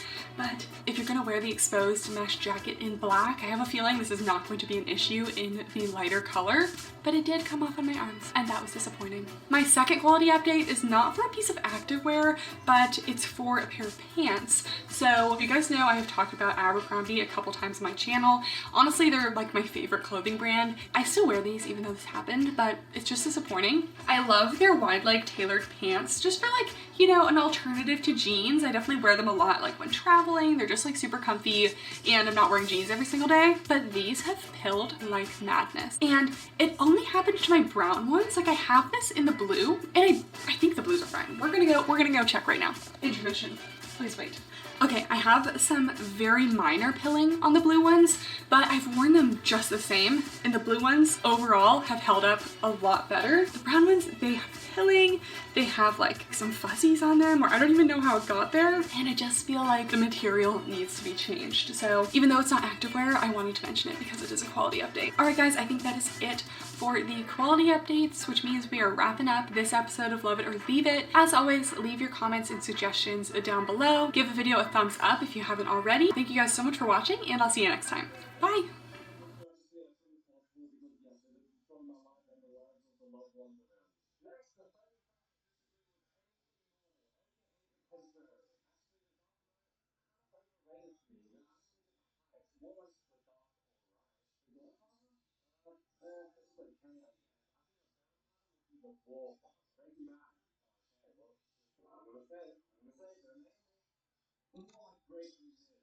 Hey guys, and welcome back to my channel. And today we're doing the long-awaited post-dental school Q&A life update. We're answering questions during this big transition point in my life. If you have missed it, I've mentioned it in like every video for the past like 2 months, but I just graduated dental school. I did dental school in Las Vegas, Nevada, and now I have moved to Arizona, and we are beginning the process of, you know, real life. Working a job as a dentist, you know, continuing social media or not. Just kidding, I am, but like a lot of you guys think that I am quitting. Anyways, you guys had a lot of questions, so I asked on the YouTube community post, and I also posted one of those Instagram little question boxes, so we're going to answer a bunch of the frequently asked questions. Some of it is definitely going to be dental related, but some of it is also just life related, so if you don't know dentistry, you should still be okay watching this video. Give this video a thumbs up if you like an occasional Q&A. I feel like it's just a good way to check in with you guys. And I did adjust the filming setup a little bit today. I hope it's a little bit better. I don't know if this is going to be the next video I post after my first video in this setup, but we're just playing around with lighting and everything. So starting off with question 1, what will you be doing to celebrate finishing school? So when I am filming this, it is actually just at the beginning of July. I was going to film this a lot sooner, but I wanted to wait until I actually officially had my first dentist job lined up, which I still don't, but anyways, I figured I'm not going to delay it anymore. But Ian and I went on a trip to Japan as my little post-graduation celebration. It was super fun. I shared a lot of that on my Instagram stories and a couple Instagram posts. Also, between school ending and graduation, I went on a little Disneyland trip with one of my friends. And then after graduation, my family and I all went to Zion National Park, did a little hiking trip. So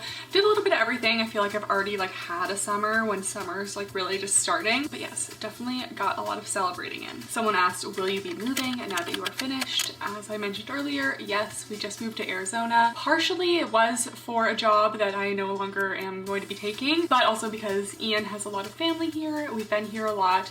I like the desert weather. I love a dry heat. It's still more affordable than where we're from. We're both from California originally. Not really ready to move back there, so this is where we're here for the foreseeable future, and we're liking it so far. We are renting a house. I have my own filming space, which is super nice. Ian and I used to share an office, and he works from home when I do my filming. It's just like really hard to be in the same room, so we really wanted to have a 3-bedroom, and that's what we got, and it's so nice to have my own space. All right, someone asked, Kathryn Mueller DDS, correct? My degree is actually DMD, so when you're a dentist, you're either a DDS or a DMD. It's not the same as medical school being MD or DO. Those are like actually like different schools, and the coursework is slightly different, but DMD, DDS, they're literally the exact same thing. They're just different letters. I believe it started as DDS, and then some schools changed to DMD just to kind of be less focused on surgery because we're doctors of dental medicine, not just performing surgery. So yes, I will be Kathryn Mueller, DMD, or I am. Someone asked, was dental school harder or easier than you thought it would be? Did you always know you wanted to go into that profession? So in ways, it was easier than I thought. Like looking back at like the coursework I had in college, like I hated doing like physics, calculus, like all the problem sets, organic chemistry, like those were just like ridiculously insane classes that looking back, they just honestly aren't that relevant to when you're actually a doctor. But when it comes to dental school, it's a lot of memorization, and memorizing is one of my strengths. I wouldn't say I have like a photographic memory, but when I make charts, I can kind of like visualize those, like when I am trying to recall them. So since dental school was mostly memorization, that made it a little bit easier, but you have so many more classes to worry about that's what made it hard. You basically have like 13 finals in 1 week, and it was just like there's not enough time in the day to ever give that much time into studying. So, and then by the end of dental school, you are mostly just seeing patients, and I didn't feel like that was that hard. Like obviously there are challenges to every patient, and you have like difficult cases and everything, but you're no longer in like the school mindset. It's more like what you were trying to do the whole time. So by the time you're done with 2nd year of dental school, you're honestly like in the clear. So I don't know, I hear people say you couldn't pay me to ever go back to dental school, but overall I loved dental school. I made so many amazing friendships, so many close relationships with my future colleagues. Like you're never going to be in a place where you're surrounded by that many professionals again, so many people to ask advice to, things like that, that I honestly just had a great time. What were some things that shocked you when you got into dental school, like random things you just completely did not expect? I mean, I honestly don't really feel like I was super prepared for what dental school was going to be like. Like, I definitely did my shadowing and everything, but you really don't know until you get in there. And I feel like one thing I didn't know that I probably would have known more if I were an assistant before doing dental school was how much lab work there is. Like, just how much time I spend in the wet lab, like pouring up stone, trimming stone, like all these little like tools that you have to use, like wire bending for ortho, just like some crazy things that like you just like don't think about. Like, it's not all just like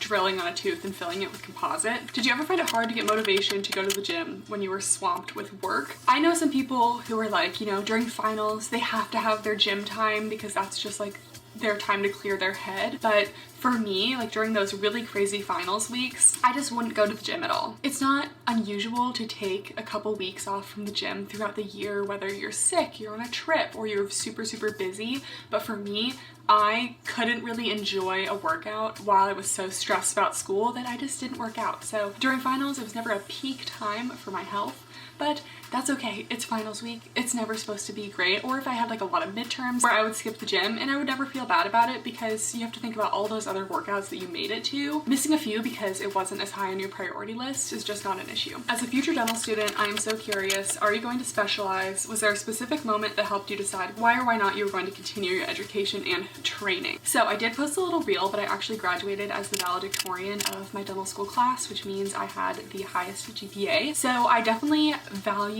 education and I love learning. And even when I decided that I was not going to specialize, which answer to the question, I am not specializing and I am not doing a GPR, that never stopped me from wanting to do well in my classes. Like, that's just who I am. And it's an interesting position to be in because generally people expect that if you're at the top of your class, you're going to be specializing. Whereas constantly getting faculty who didn't even necessarily know that I was the top of my class, they just saw I was doing really good quality work. They were constantly asking me to specialize. They're saying I should specialize. And it just gets to a point where like, why can't I just strive to be an amazing general dentist? Why can only the top portions of the class, why can't we have hardworking, smart people, which honestly everyone in my dental school class are, they're all hardworking, smart people, but you know what I mean? Why can't we also just want to do general dentistry? For me, none of the specialties interested me enough to want to do full time. I love general dentistry. If there's anything that interests me down the road, it would probably be a little bit more cosmetic dentistry, a little more focused on like fixed prosthetics. So you could go into a pros residency, but that's a lot of removable as well. So none of them interested me enough. And something I absolutely loved about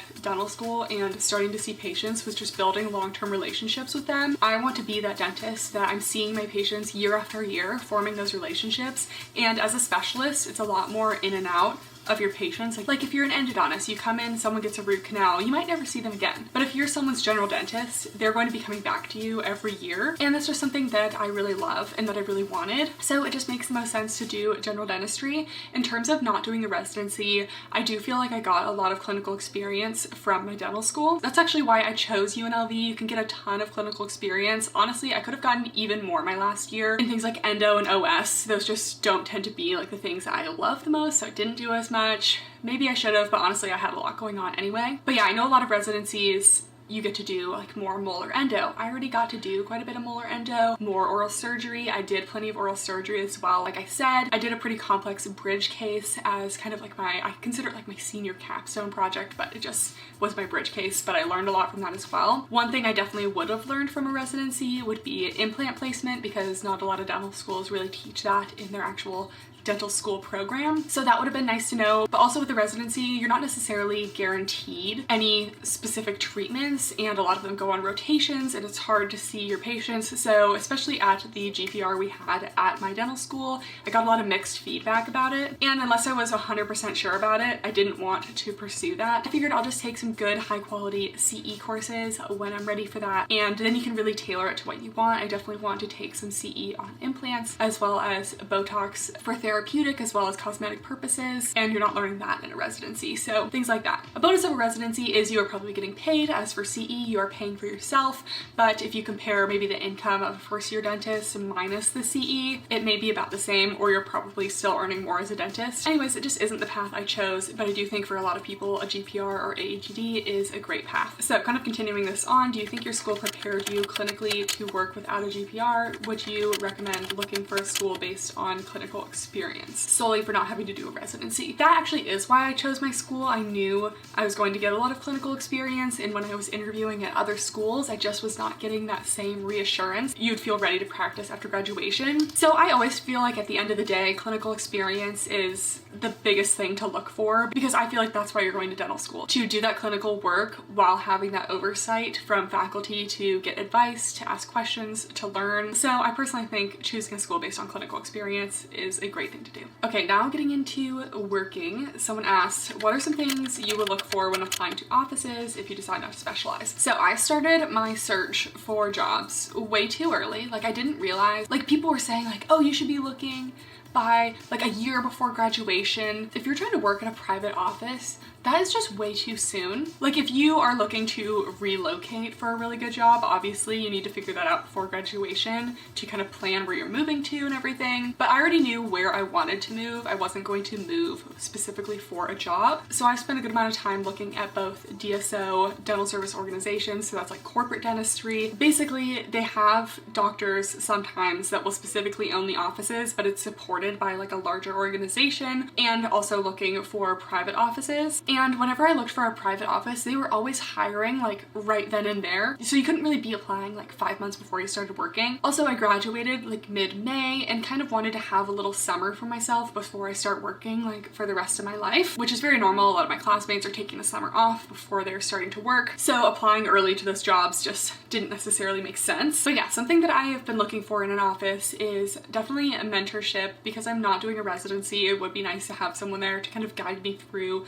more complex cases. That can definitely be hard to find. I would definitely like a pretty modern office with scanning, not just impressions. I also prefer a lot more fixed prosthetics than removable prosthetics. So just kind of the patient demographic that would be more fixed as opposed to like partials and dentures, although I do like to do an occasional partial and denture. And you also look for staff that has been there for a long time and really enjoys the office, because that tells you that people are happy where they work. So I've already had a couple contracts that have not worked out for me so far. Again, I'm still looking to have a little bit of a summer before I start working, so I am still on the job hunt now, but I already have my license active. I already have everything I need, so as soon as I find a job and if they're ready for me to come on, I'm ready to go. But yeah, I have had a contract from a corporate office as well as a private office, and both of those had things that just didn't work out. So yeah, I thought I would have had something locked in by now, unfortunately, but we don't, and that's okay. Someone asked, with you done with school, are you going to continue this channel or focus on your dental career? What path motivates you to your passion? I honestly love doing both. Ever since I was young, I've always loved being busy, and I honestly can't imagine having gone through dental school without having YouTube and everything to focus on. As soon as school lightened up, I transitioned into YouTube, and it's just kind of been my creative outlet. A lot of people who do YouTube full-time, which is a reason why I feel like I couldn't do it full-time, is it just eventually feels like work. And right now, if I still have like dentistry and everything, that is like my real job, and this is still my creative outlet. And I love dentistry. Like, I really love doing it. So I have both, and I'm lucky that I love both. But yes, I have no plans to quit YouTube. Honestly, I don't see myself doing legging reviews for the rest of my life. Like, that's just not a reasonable thing to expect. I mean, I don't have any plans to quit anytime soon, but definitely it's not going to be something I do forever, which I feel like some people don't necessarily have like a backup plan when they're content creators. And I just feel like it's good to have a backup plan. Like, you have to think, can you see yourself doing this exact thing in 10 years? For me, no. I'd love to start doing more day in the life of a dentist videos. I know you guys wanted to see that as well. We gotta wait until I'm actually practicing to do that. But things like that, maybe some actual dental content, maybe start a whole new dental YouTube channel to get into some of that kind of stuff. So the YouTube journey and the dentistry journey, they're both continuing on, and they're both side by side.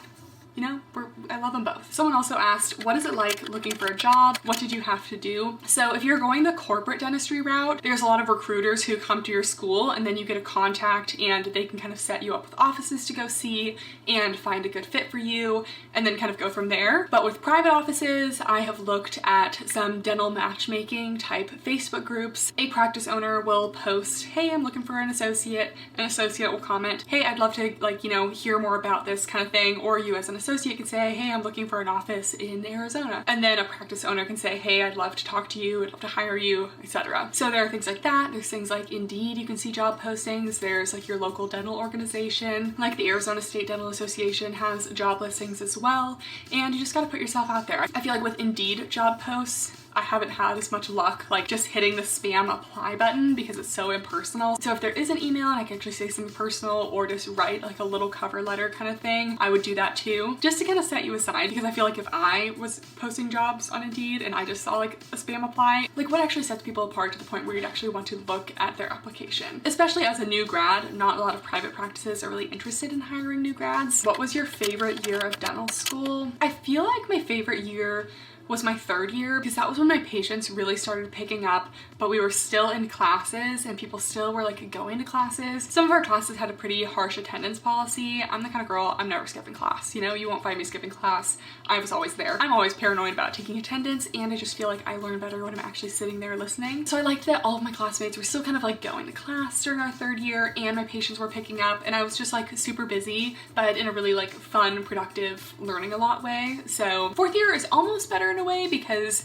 you've barely any classes to worry about at all, so it's like really not that stressful. But I just feel like I wasn't seeing as much of my friends in my fourth year, so I feel like third was better. Someone asked, do you regret not taking a gap year before studying? So if you guys did not know, I went straight from high school to college to dental school, no breaks in between, and I actually liked it that way. Like I feel like now it would be hard to get back into studying and getting back into that schedule. But since I never really got the chance to experience like what life was like without studying, I feel like it just kind of went from one to the other. And I personally liked it that way. It also just like kind of makes your life easier because you don't have to search for jobs after college to like find something to do during your gap year, which sounds weird, but it's true. Like it's easy when you just have a plan to go to school. Like all my friends who are going to residency, like you don't have to worry about finding a job. It's just easy. Like you apply to your residency, you're going, and you don't have to think about anything else. But applying for jobs is like a lot more work. I definitely am feeling a little bit burnt out by the end of school.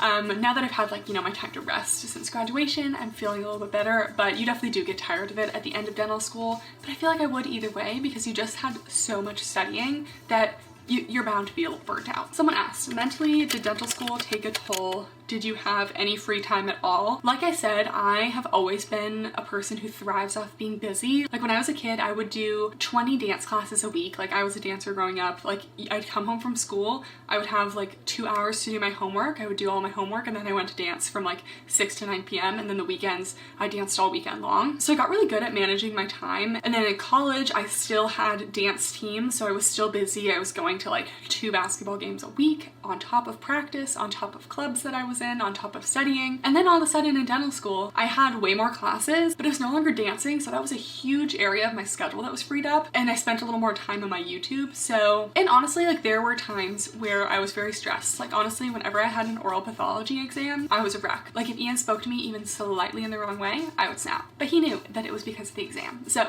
there were times like that where my stress was definitely clear. Also, every time I had an oral pathology exam, I would get a canker sore, you know, just literally physical signs of stress. But as soon as those exams were over, that was only like maybe 3 weeks out of the semester, I was back to being fine again. Again, being busy is not something that I see as a bad thing. Like I really enjoy having something to do all the time. Also, dental school is very social, so I felt like I was having my social life every day when I was at school, having lunch with my friends. Then when I come home, I have Ian, so we're socializing then too. So I never really felt like I was missing out on anything. My friends and I still did things from time to time, but we saw each other so often, like during school. Once we were done with like a week of seeing each other, we're like, all right, see you Monday. We had to have like our, you know, recovery time on the weekends to ourselves and everything. And honestly, I attribute definitely a lot of my mental health to having not only Ian, but also the cats and having that emotional support from a furry little friend is just huge. Someone asked, did you have to do any remediations? So in dental school, it's kind of unheard of to not fail anything. I didn't fail any of my classes. Like I never had to remediate a whole course, and remediate is just like redo if you get below a C. I never had to remediate a course. I never had to remediate a written exam, but I'm trying to think when it was. I think it was just maybe 1 or 2 operative exams. Like, I don't even know what they're called anymore. My gosh, it's been so long. But I'm pretty sure I failed my class 3 composite restoration, not the prep. I don't know, if you're in dental school, they go so hard on you in sim lab. Those sim lab clinical exams are just crazy. Like my work that I did in sim lab that would get like absolutely like wrecked by criticism, when you do it in clinic, the doctors are like, wow, this is the most amazing filling I've ever seen. And you're like, why were we grading it so hard in sim lab? Obviously you have to be graded hard in sim lab so that you can establish really high standards for yourself. So when you're doing work on patients and the situations are not always ideal, you have saliva, you have heme, the patient has limited opening, things like that, then you know you're able to overcome some of those obstacles, but it's just crazy. So yes, I did have to remediate 1, maybe 2. I don't know why I wouldn't remember the second. At least 1 sim lab operative exam. Okay, I feel like I have covered everything. If you guys have more questions, leave them in the comments below. I feel like that was definitely more dentistry focused than life focused. Honestly, not too many life updates other than having moved here, but I have been updating you guys on certain things on Instagram stories and things like that. If you enjoyed this video and made it this far, please make sure to give it a thumbs up and subscribe. Thank you guys so much for being here. I love all of you guys so much, and I'll see you next time. Bye!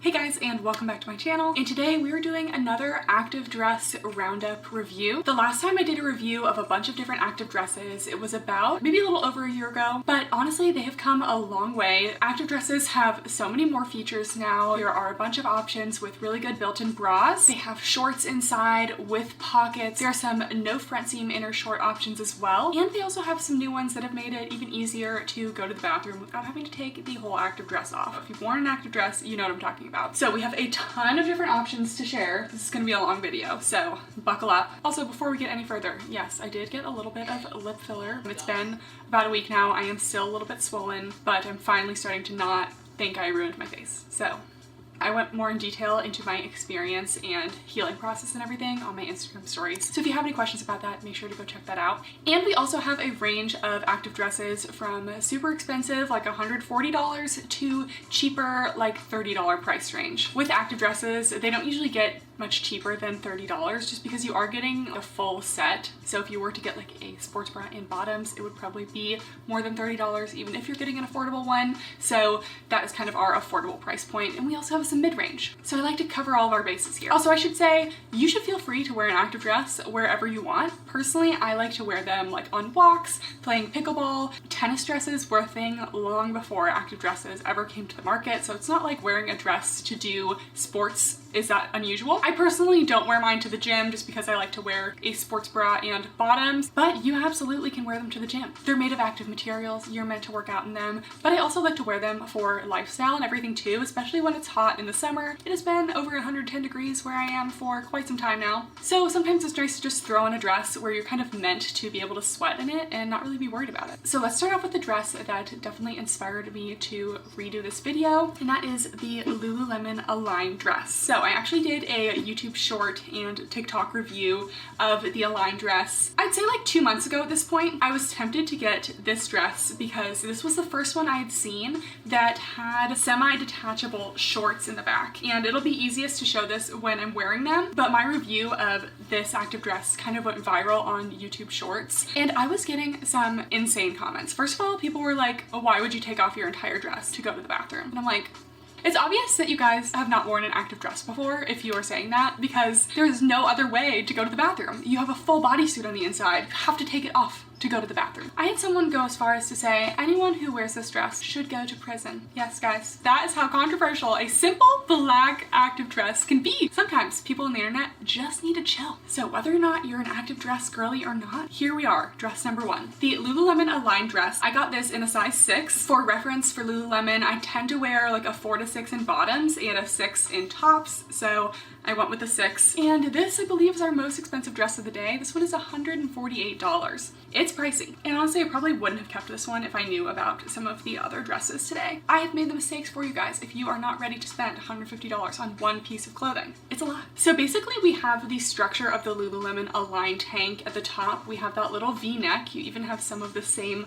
little seam details going on. There is a space for cup pads in this, but there's not necessarily, like, I wouldn't necessarily call it a built-in bra. Like, there is bra support, there is an elastic, but it's not like a detachable bra that we'll see kind of later on in the video how that differentiates. It's made of the Nulu fabric, that is the Lululemon Align fabric. It's soft, it's brushed, it does collect pet fur and lint, so just be careful. But the reason I was so tempted to get this dress was because of the detachable short section. So it's more semi-detachable, it's only detached in the back, but you can still pull the shorts down to go to the bathroom and then pull them back up. You can't take them off completely, but I did bring this dress on my Japan trip, and it was a lot better in like random public restrooms to just kind of like pull the shorts half down and pull them back up after you're done using the bathroom than taking off your entire dress and just being naked in the middle of a foreign country in a random bathroom, even if you're not traveling wearing this dress. So I liked that feature. We also do have side pockets. There is a front seam, and the inner shorts are a 4-inch inseam.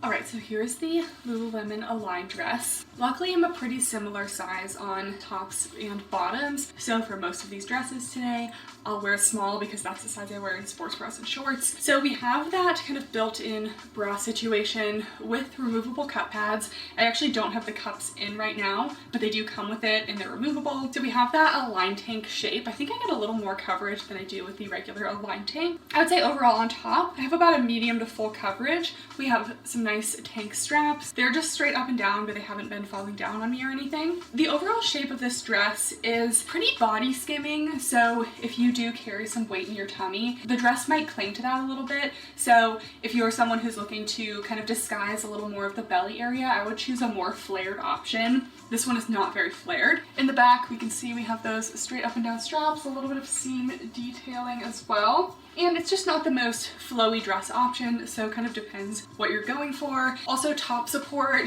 is about a medium as well. It's actually pretty decent. And then when we lift up the dress, we see that the shorts, so first of all, they are a 4-inch inseam, and they do cut into my thighs a little bit, so they're not the most thick thigh friendly. We do have that front seam. Right now, it's not causing me any problems though. Because of this detachable short situation, it makes everything a lot more long torso friendly, so I would say that this one is long torso friendly. But we actually have a lighter weight material here in the torso area and on the back for the detachable part. And you could see this as a good or bad thing. At first I was like, that's kind of weird, but it actually makes the dress a lot more lightweight because this inner material is very thin, very breathable. So when you have 2 full layers of fabric with the inner bodysuit and the dress, it's a little less hot when you have that inner lining being the lighter weight material. So I actually do kind of like it. But if you're someone who just wants that softer material against your skin, you might want to go with a different option. So we do have that detachable short area. So one thing about the detachable shorts is that you really have to make sure this area on the inside is lying flat, especially with a slimmer fitting dress like this. You may be able to see it if it kind of bunches up in the back. And I also find that with this dress and some of the other ones with detachable shorts, the back elastic can gape a little bit. It's not a huge problem because the shorts are usually snug enough to keep them on your body and everything. If that bothers you, just keep that in mind. You might want to just go for the full bodysuit. And then to go to the bathroom in this type of dress, I'll show you while keeping the dress on. You just pull the shorts down. I'm still having the dress there to show you, but you can pull the shorts down, you can go to the bathroom, and then you just pull the shorts right back up. And I have done this multiple times. I've gone to the bathroom many a time in this dress. I have worn this one a little bit, and it's honestly not very difficult. It didn't get in the way. I think this is a great solution while keeping that bodysuit on the inside. Overall, I like this dress. I think I prefer a slightly more flared shape because I think it's a little bit more flattering, but I think it has a lot of great features. It just definitely is pricey. Keep that in mind. Next, we are going to move on to some Halara dresses. So Halara is a brand that has been making active dresses since I made that first video. They were one of the first more affordable brands to start coming out with active dresses. And I will say at first, we did a Halara review a long time ago, and a lot of their stuff was very much, you know, AliExpress dropship white labeled stuff, you know, things you could get from AliExpress. But they have definitely taken a lot of steps to make improvements to their active dresses, and I feel like they've come a long way. So honestly, my opinion of Halara definitely changed. I think their dresses are some of the best out there. Like, they continue to add new features on, which I think is really awesome, but they're still affordable. When you look at the website, they might say like that they're $55 or something, but there's almost always some sort of sale going on. So I tend to purchase the dresses for about like $34. I feel like that's like kind of what they end up being. So I definitely would put them at the affordable price range. So this is a dress that made me regret getting the Align dress. This is the Halara Cloudful Easy Peasy dress. And all of their Easy Peasy dresses have that same feature as that Lululemon Align dress. These actually have been out for a little while, so I'm not really sure who came out with it first, but they literally have that same half detachable short feature, except the dress is literally a fraction of the price.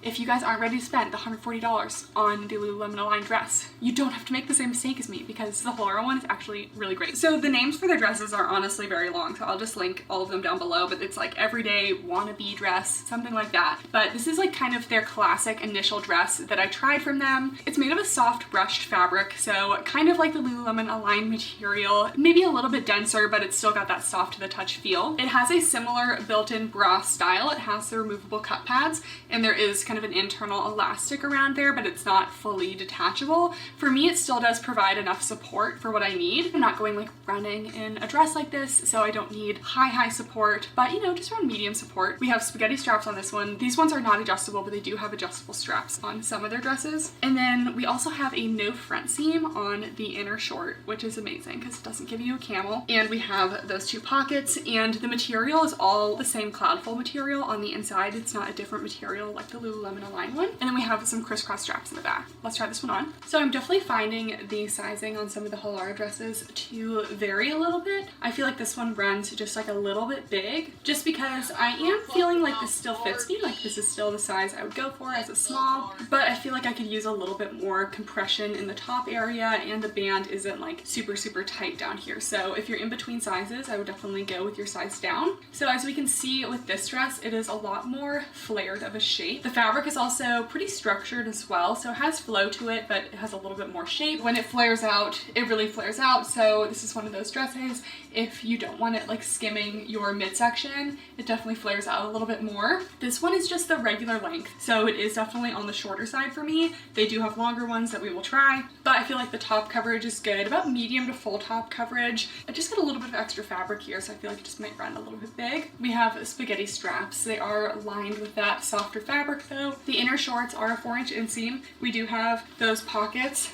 on either side, as well as no front seam in the front. And the 4-inch inseam, it is a little bit short for me. Unfortunately, a lot of the dresses, they just have a 4-inch inseam. There aren't really very many with longer inseam options. Then we have the back. The straps just are a simple twist in the back. Again, this is a shorter dress, so when I lean over, I am gonna see some of those shorts underneath. So that's not my personal preference. I would go for a longer one. And then this one, we have what looks like a full-on bodysuit in the front. It's all one material, as opposed to the Lululemon one, which did have a lighter weight mesh. And then we do have those detachable shorts. Similar to the Lululemon one, I feel like the shorts, they just like gape a little bit in the back. It doesn't really cause any problems, like the shorts don't fall down, and you don't really see it when you have one of these more flared dresses, but just something to keep in mind. I do feel like this one is a little more thick thigh friendly as well. I'm not really getting any squishing of the thigh area like I got in the Lulu one. This one is also long torso friendly because of that detachable short section. I'm really not getting any discomfort, which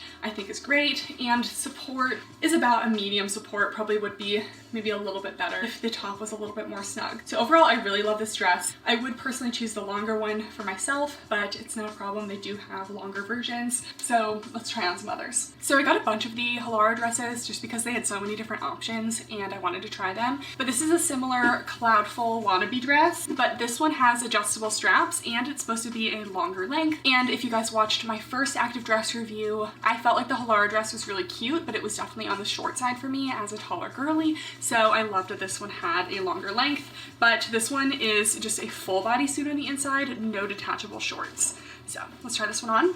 Alright, here is the longer version. I feel like this one fits a little bit better, but still, if anything, for these Halara dresses, I feel like they run just like a tad on the big side. So not enough to really size down, but if you're in between, I would definitely go with your size down. So I'm loving the extra length of this one. It's actually feels like so much longer, but it's still like a very reasonable length. And because it's also longer, I also feel like they made the torso section longer, so it's also still super long torso friendly. So my tall girlies, we actually have some dress options. I really feel like I have really good coverage. Like I know I'm gonna lean over and nothing's gonna come out. So I would say medium to full coverage, even though it's just spaghetti straps. And support is, it's about a light to medium support. Like I really wouldn't do anything too high impact, but I would be very comfortable going to play tennis or pickleball on this, which is obviously my #1 reason for the dresses. It's made of that cloudful fabric. I really like it. It's lightweight, has enough structure, but still a little bit soft. I love that this one has the adjustable strap. I think this is a much better addition.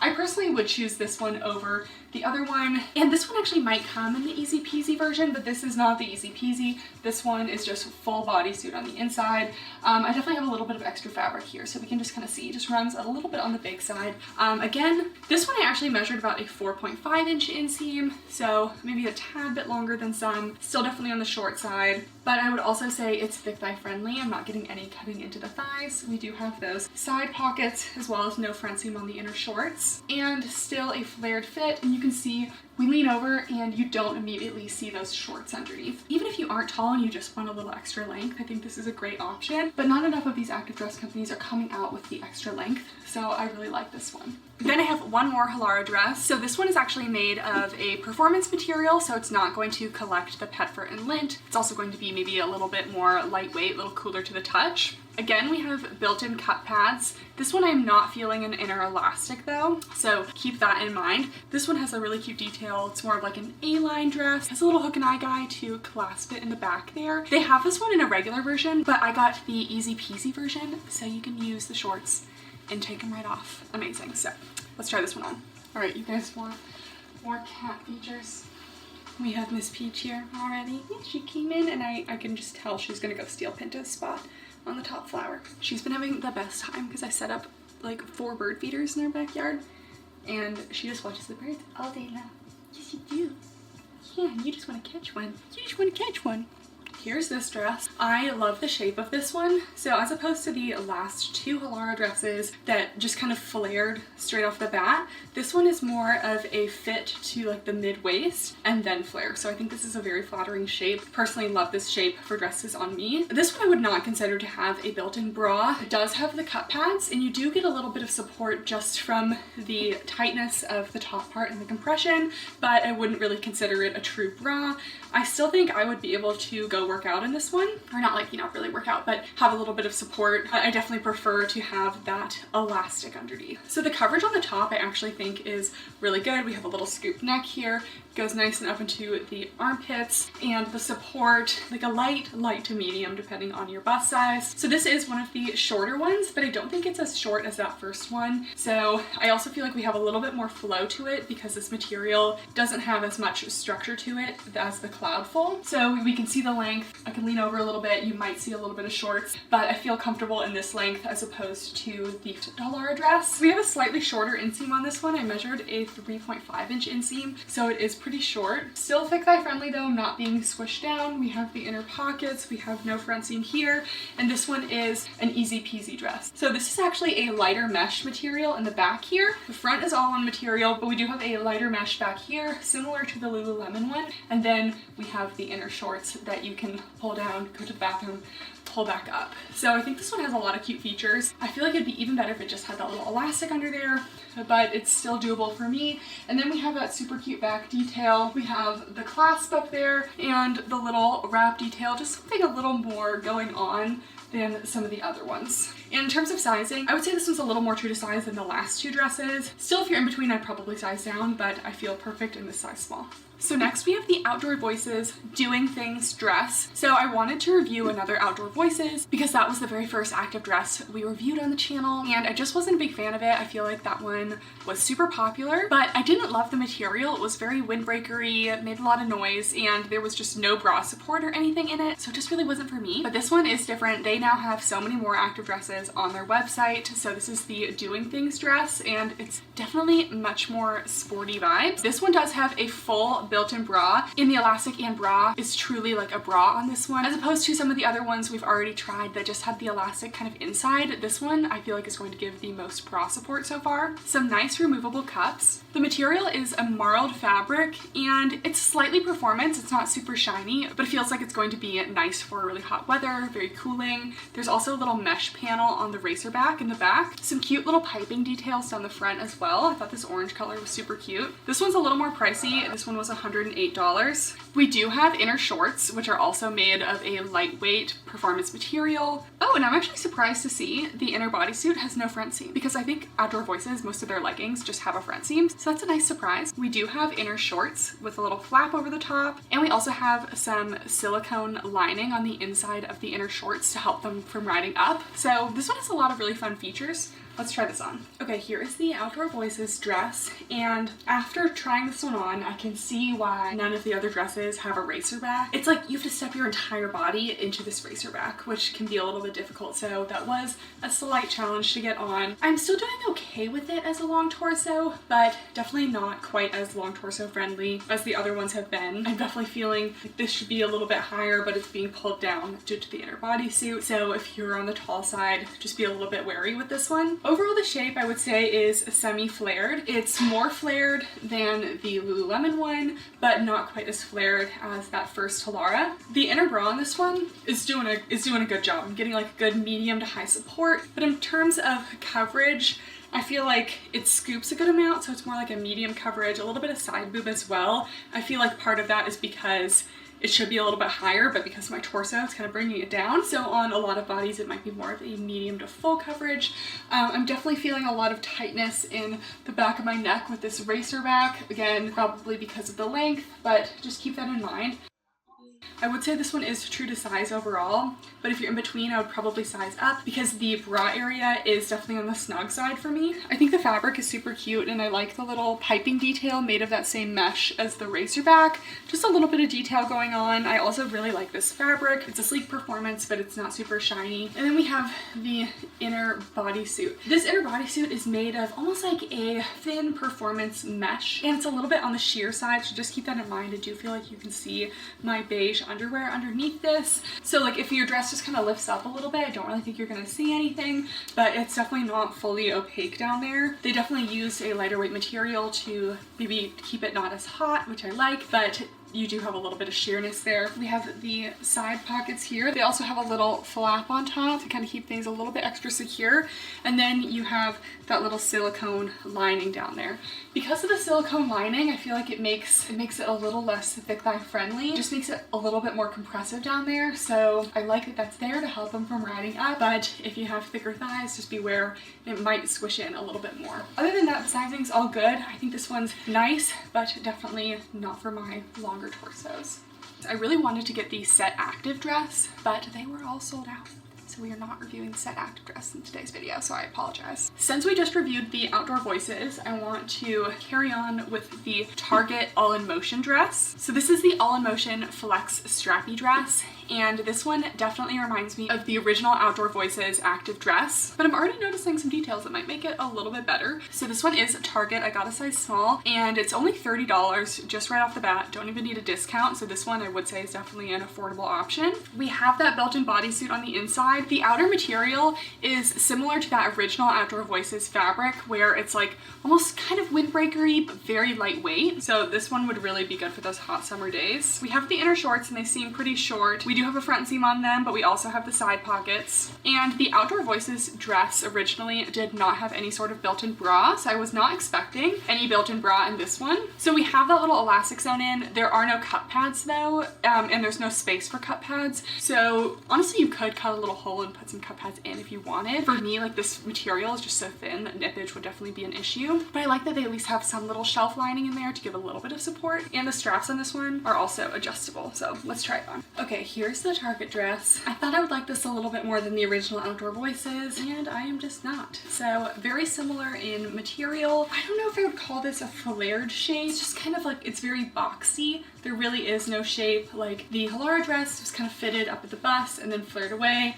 This one is just giving kind of like sack, which is fine. Like, you know, it's just like loose and flowy. It's just not really something I go for. The material, it's kind of got that windbreaker type material. Like it does have a little bit of noise to it, but it also has some stretch. I think the main issue here for me is that it's definitely not long torso friendly. So if you are a long torso, it's not for you. If you're shorter, you're in luck. And I definitely feel the elastic going on here, but with the lack of cup pads, I'm not really getting any support. Also, everything's just being kind of pulled down because of the torso situation. The shorts are pretty short. The inseam will be on the screen as always, but we do have that front seam here. We do have 2 side pockets, and it is a full bodysuit on the inside there. The straps are adjustable, but the straps here, they're super thin spaghetti straps. The Halara spaghetti straps were lined with that softer fabric, so it doesn't really cut into you as much. These ones, I would not feel comfortable wearing this for more than 5 minutes. So overall, this dress is just like kind of uncomfortable, pinching me in weird areas. Just not really my favorite. It might work if you're a little shorter, but there are still things that I'm just not really a big fan of. The straps are adjustable though. Here's the back. This definitely is the most lightweight option though. So if being super lightweight and breathable is very important to you, this might be an option. All right, next we have the Iuga Alosoft Courtside dress. I got the size small, and this one is $118, so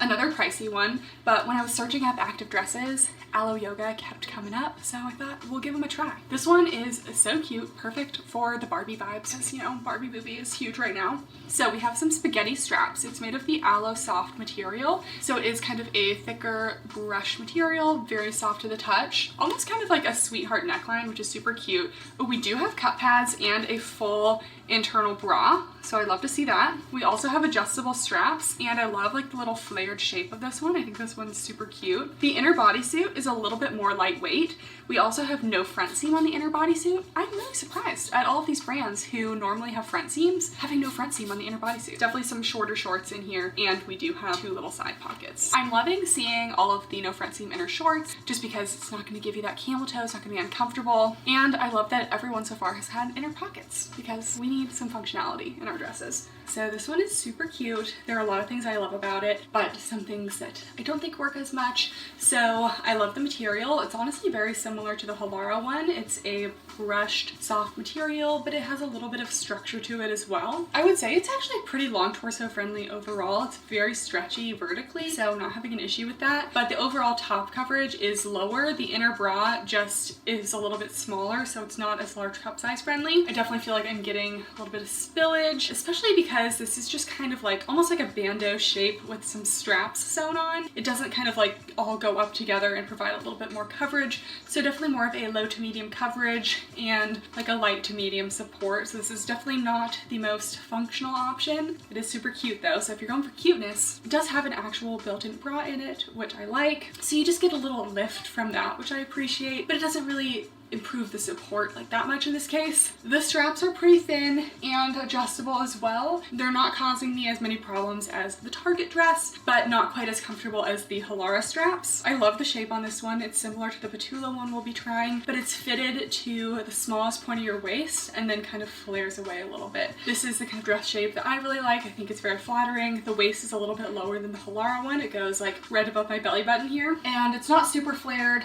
at the bottom though, so it's more of like almost like a semi-flare body skimming fit. And then we have the inner shorts. So the inner bodysuit is actually made of a lighter weight material. It's not the same material, which is good because it's not 2 layers of a dense brushed fabric that's going to keep you very warm, but it's not quite as stretchy as the Alosoft, so I wish it was a little bit stretchier. No front seam, which is nice. We do have 2 side pockets, and then we have the back as well. The short inseam is pretty short, but it's actually not cutting into my thighs, so that's good. And it's definitely a shorter dress. Like you lean over and you're seeing a little bit of those shorts underneath, and the shorts are already very short, so just keep that in mind. It's definitely on the short side. So this is definitely one that I might wear for lifestyle. It's super cute. I think the shape is super flattering, but it's not going to be the most functional option for today. Next, we are going to do the POPFLEX twirl dress. So POPFLEX does have a couple different dress options. This was kind of their first one, and I did do a YouTube short of this one as well, so you might have already seen a little review of this. But the twirl dress, I think, is such a cute little dress. It was doing something a little bit different than some of the other dresses. They came out with this a little while ago when all of the dresses kind of looked the same, so I really liked that they were doing something a little bit unique. So we do have a full built-in bra with this one. It does have that separate elastic. It does have those cut pads. It's made of a brushed material. Just kind of a scooped design in the front and back. Then you have this middle section that really defines the waist. You have a little drawstring to even define the waist a little bit more. And then you have a full circle skirt on the bottom, which is why they call it the twirl dress. It's super girly, lots of movement. It is very short though. I feel like this is something that POPFLEX does a lot, but with their dresses and like their running shorts, they like to make the top layer of the skirt or short so short that you see the shorts underneath it, and that's just not something that I like. Like, I know style preference. If I'm wearing an active dress or a pair of like running style shorts, I don't want to see the inner short underneath it, you know? At least not like super long underneath it. So comment down below if you have any preferences on that. But this dress does tend to be on the short side. I believe they made a version more recently with no front seam on the inner shorts, but mine does have a front seam on the inner shorts, and then we do also have those side pockets. All right, here's this one. We have this little drawstring that's right at the center of the waist. This is definitely another one that is nice and fitted at the waist. And then not only is it flared, but it's actually like a full circle skirt. So if I laid this down on the ground, it would be a full circle. So it has a lot of movement. This one is definitely not long torso friendly. I definitely feel a lot of tightness in the torso, and at least this version does have a front seam, which is causing me some problems. This torso issue. The bra space on this one is also very small, so it's not large cup size friendly. Definitely flattering for the smaller chest if you're looking for a little lift for the girls. It is an elastic with a bra on the inside and the cut pads. For me, I'm getting about a low to medium coverage, maybe more like medium coverage. And support is actually, it's actually a solid medium support because it's a little bit snug. I'm kind of like held in. Definitely true to size, but if you're in between, I would size up. And then you can see just how short this skirt is. You lean over a little bit and you're seeing the shorts. I think they made a longer version at some point. I wasn't seeing it on the website, but I definitely think that they've made improvements since I've tried this. But definitely a longer skirt, not like crazy long. I think the one they made was like super long, just like a little longer, you know? Just like make it so that I'm not gonna show my shorts when I lean over, but we're not asking for like knee length, you know? Anyways, I like the material on this one. It's the same material on the inside as the outside, and we do have two pockets on the side of the shorts as well. In the shorts, they are thick thigh friendly, nice and stretchy at the seams. And then here's the back. The straps are just straight up and down, very simple. This is the Petula sport dress. So it's made of their Cassie fabric, which is another soft brushed material. Definitely for my girlies who aren't looking for as much bra support. It does not have cut pads, and I would not consider this a built-in bra. It has like a second layer of fabric on the inside here. So it provides a little extra compression in the region. I have worn this without a bra, but when I went out and played pickleball in this dress, I did put a bra on underneath it just for a little extra, like a little real support, because I wasn't feeling very supported before. It also has adjustable straps. They are in the thinner side as well. Then we do have two pockets on either side, as well as no front seam. So let's try this one on. All right, so here it is. I would say the shape of this one is most similar to the Iuga dress. Definitely fitted on top, and then just like very slightly body skimming, semi-flared on the bottom. Really not a lot of flare. So again, if the tummy area, you don't want your dress clinging to that, wouldn't go for something like this. This one is also pretty short. You lean over, you definitely see some shorts underneath. This one is probably the least long torso friendly. I definitely feel some tightness in the straps, even though they are adjustable. Wouldn't want to loosen them up too much, or else it'll just be so low on me that we wouldn't get any coverage. So we just have two layers of fabric here. We don't actually have any bra support. I am somewhat compressed just because of the sizing. Overall, this one is true to size, but I would size up if you're in between. And the support is just pretty light. Again, there's no real bra support in it. And because of the long torso issue, I just feel kind of weighed down in a way here. So it's just not not my favorite. The material is super soft and comfortable though. I love how the inner bodysuit is that same material, very soft, no front seam. The shorts are somewhat thick thigh friendly. Like I definitely have a little bit of compression down there, but not really any cutting in. And then we have the side pockets as well. So yeah, overall I like this one more as like a lifestyle dress, or I have layered a sports bra underneath it. But for my tall girlies and for my large cup size girlies, it's just not really giving what we need it to give for an active dress. But if that is not something that you look for, it's still a very nice dress, very soft, and I like the shape. And it's also pretty short too, if that's a problem for you.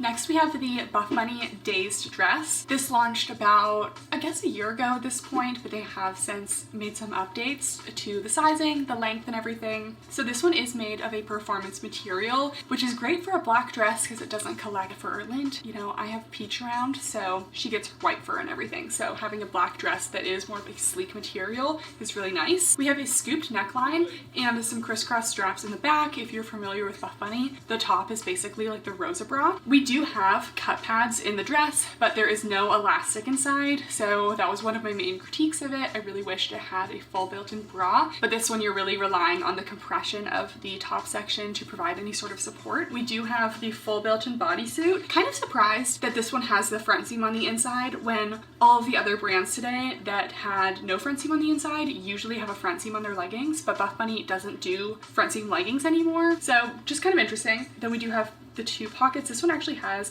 a tennis ball pocket on the inside, so it's kind of a reverse pocket that you can just kind of slide your little tennis ball right into. So that's also super cute and convenient. Let's try it on. So overall the shape of this one, kind of like a semi-flared shape. It's not necessarily like fit and then flared, but it is pretty snug up until about the mid-waist for me, and then it kind of just gently flares away. This fabric is a little bit flowier, so it doesn't like stick out a lot, it just kind of flows down. I really like the length of this one. I don't think it's too long, I don't think it's too short. I think it's kind of good on everyone. You lean over, you really can't see anything.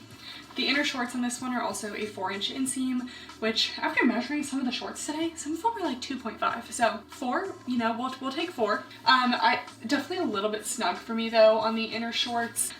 So overall with this dress, if you are in between sizes, I would size up. Good coverage on the top. Like I said, if you know Buffbunny, this is kind of like the Rosa bra shape up here. So good medium to full coverage on the top. And even though there isn't necessarily an elastic, how I define if a dress has like a true built-in bra is if there is an elastic inside.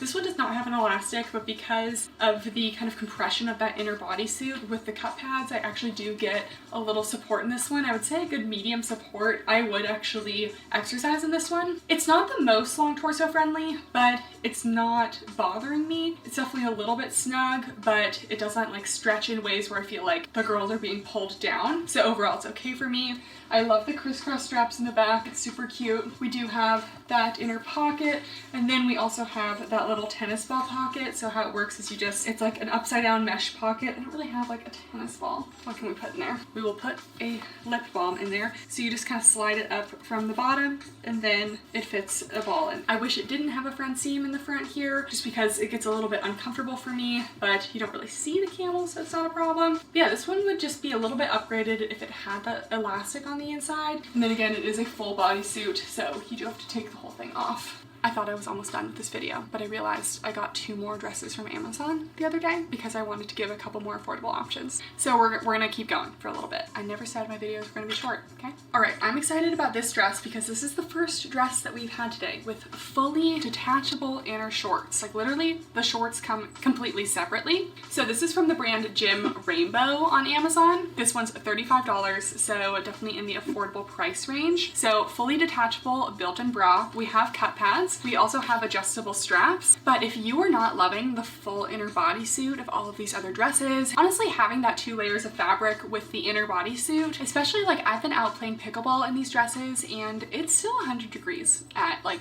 8 and 9 p.m. So having those 2 layers, it gets pretty hot. It's really nice that this dress is just completely open on the inside and does not have that inner lining. Instead, it just comes with a separate pair of shorts. So do I wish that they matched the colors a little bit more? Yes. Yes, but they made the shorts of like this lighter weight mesh material. Honestly, not the best shorts. So you could just buy this dress and then wear whatever shorts you want underneath it. Oh, but this one also has the tennis ball pocket, which is nice. It has a regular pocket as well. It does have a front seam and a top band, but unless the top band is like causing you pain, like no one's gonna see if it causes any muffin top underneath the dress. And the dress is actually made of a nice lightweight brushed material. So this one's promising. Let's try it on. Okay, so here's this dress. It feels so weird after putting on every dress with a full bodysuit inside to have something that's like detachable. I feel like this is something that not a lot of brands are doing, so it's kind of nice to see. I will say it feels like it runs a little bit large up on the top. I would like a little bit more snugness and compression up here, so if you're in between sizes, I would size down. Especially if you have a smaller bust, I would definitely go with the size down. But I feel like the length is good. Definitely maybe a little bit on the shorter side, but nothing crazy. Definitely long torso friendly because there's not even a bodysuit on the inside to make it a long torso problem. The straps are actually pretty comfortable because they're lined with that softer material. The straps are adjustable as well. Pretty similar shape to the Halara one, a little bit more fitted at the top,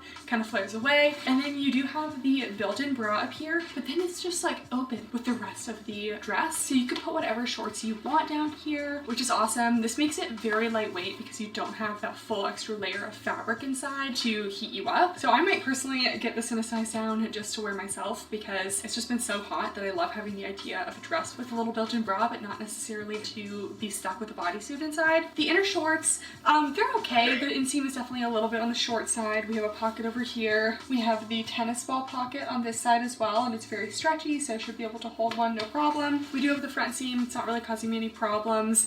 I just wish it was a better color match, just because it almost looks like these aren't meant to be the shorts that go with this dress, but it is. Then in terms of length, definitely goes a good amount beyond the shorts. Not the shortest we've tried, but I think this one is a nice, cute idea, and it's affordable. One more Amazon option for you guys. This one is from the brand Iuga, and I really liked that this one had these thicker adjustable straps. Some of the ones we've already tried did have adjustable straps, but they were a little bit thinner, and if you have a large bust that, you know, requires some work to hold up, sometimes it's nice having these thicker straps to kind of distribute the weight a little bit more. So I loved that. It does have that inner elastic and the cup pads. I'm just really loving the adjustable straps here. This one is a performance material, so it's going to be a little bit sleeker. We do have a full built-in bodysuit, no front seam, with 2 side pockets. Okay guys, here is our last dress, and I am really liking this one. It's a performance material, so it's a little bit more lightweight. It's got that kind of similar shape to that one Halara dress where it's kind of fitted to kind of like the upper waist, and then it flares away. This one might be a little bit more flared even. I would say this one runs just like the tiniest bit big, not enough for me to size down, but if you're in between, I definitely would go with the size down.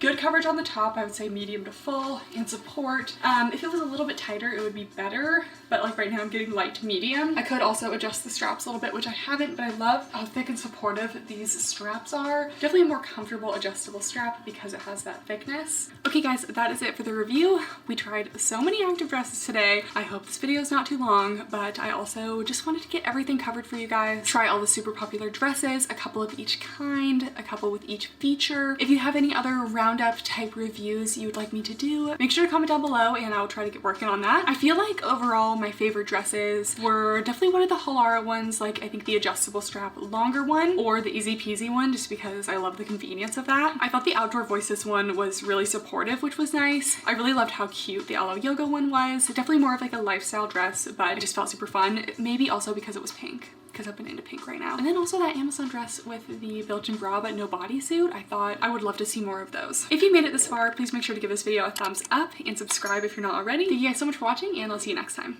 Bye! So yeah, I hope y'all enjoyed that one. Like, subscribe, comment, share. I'm out.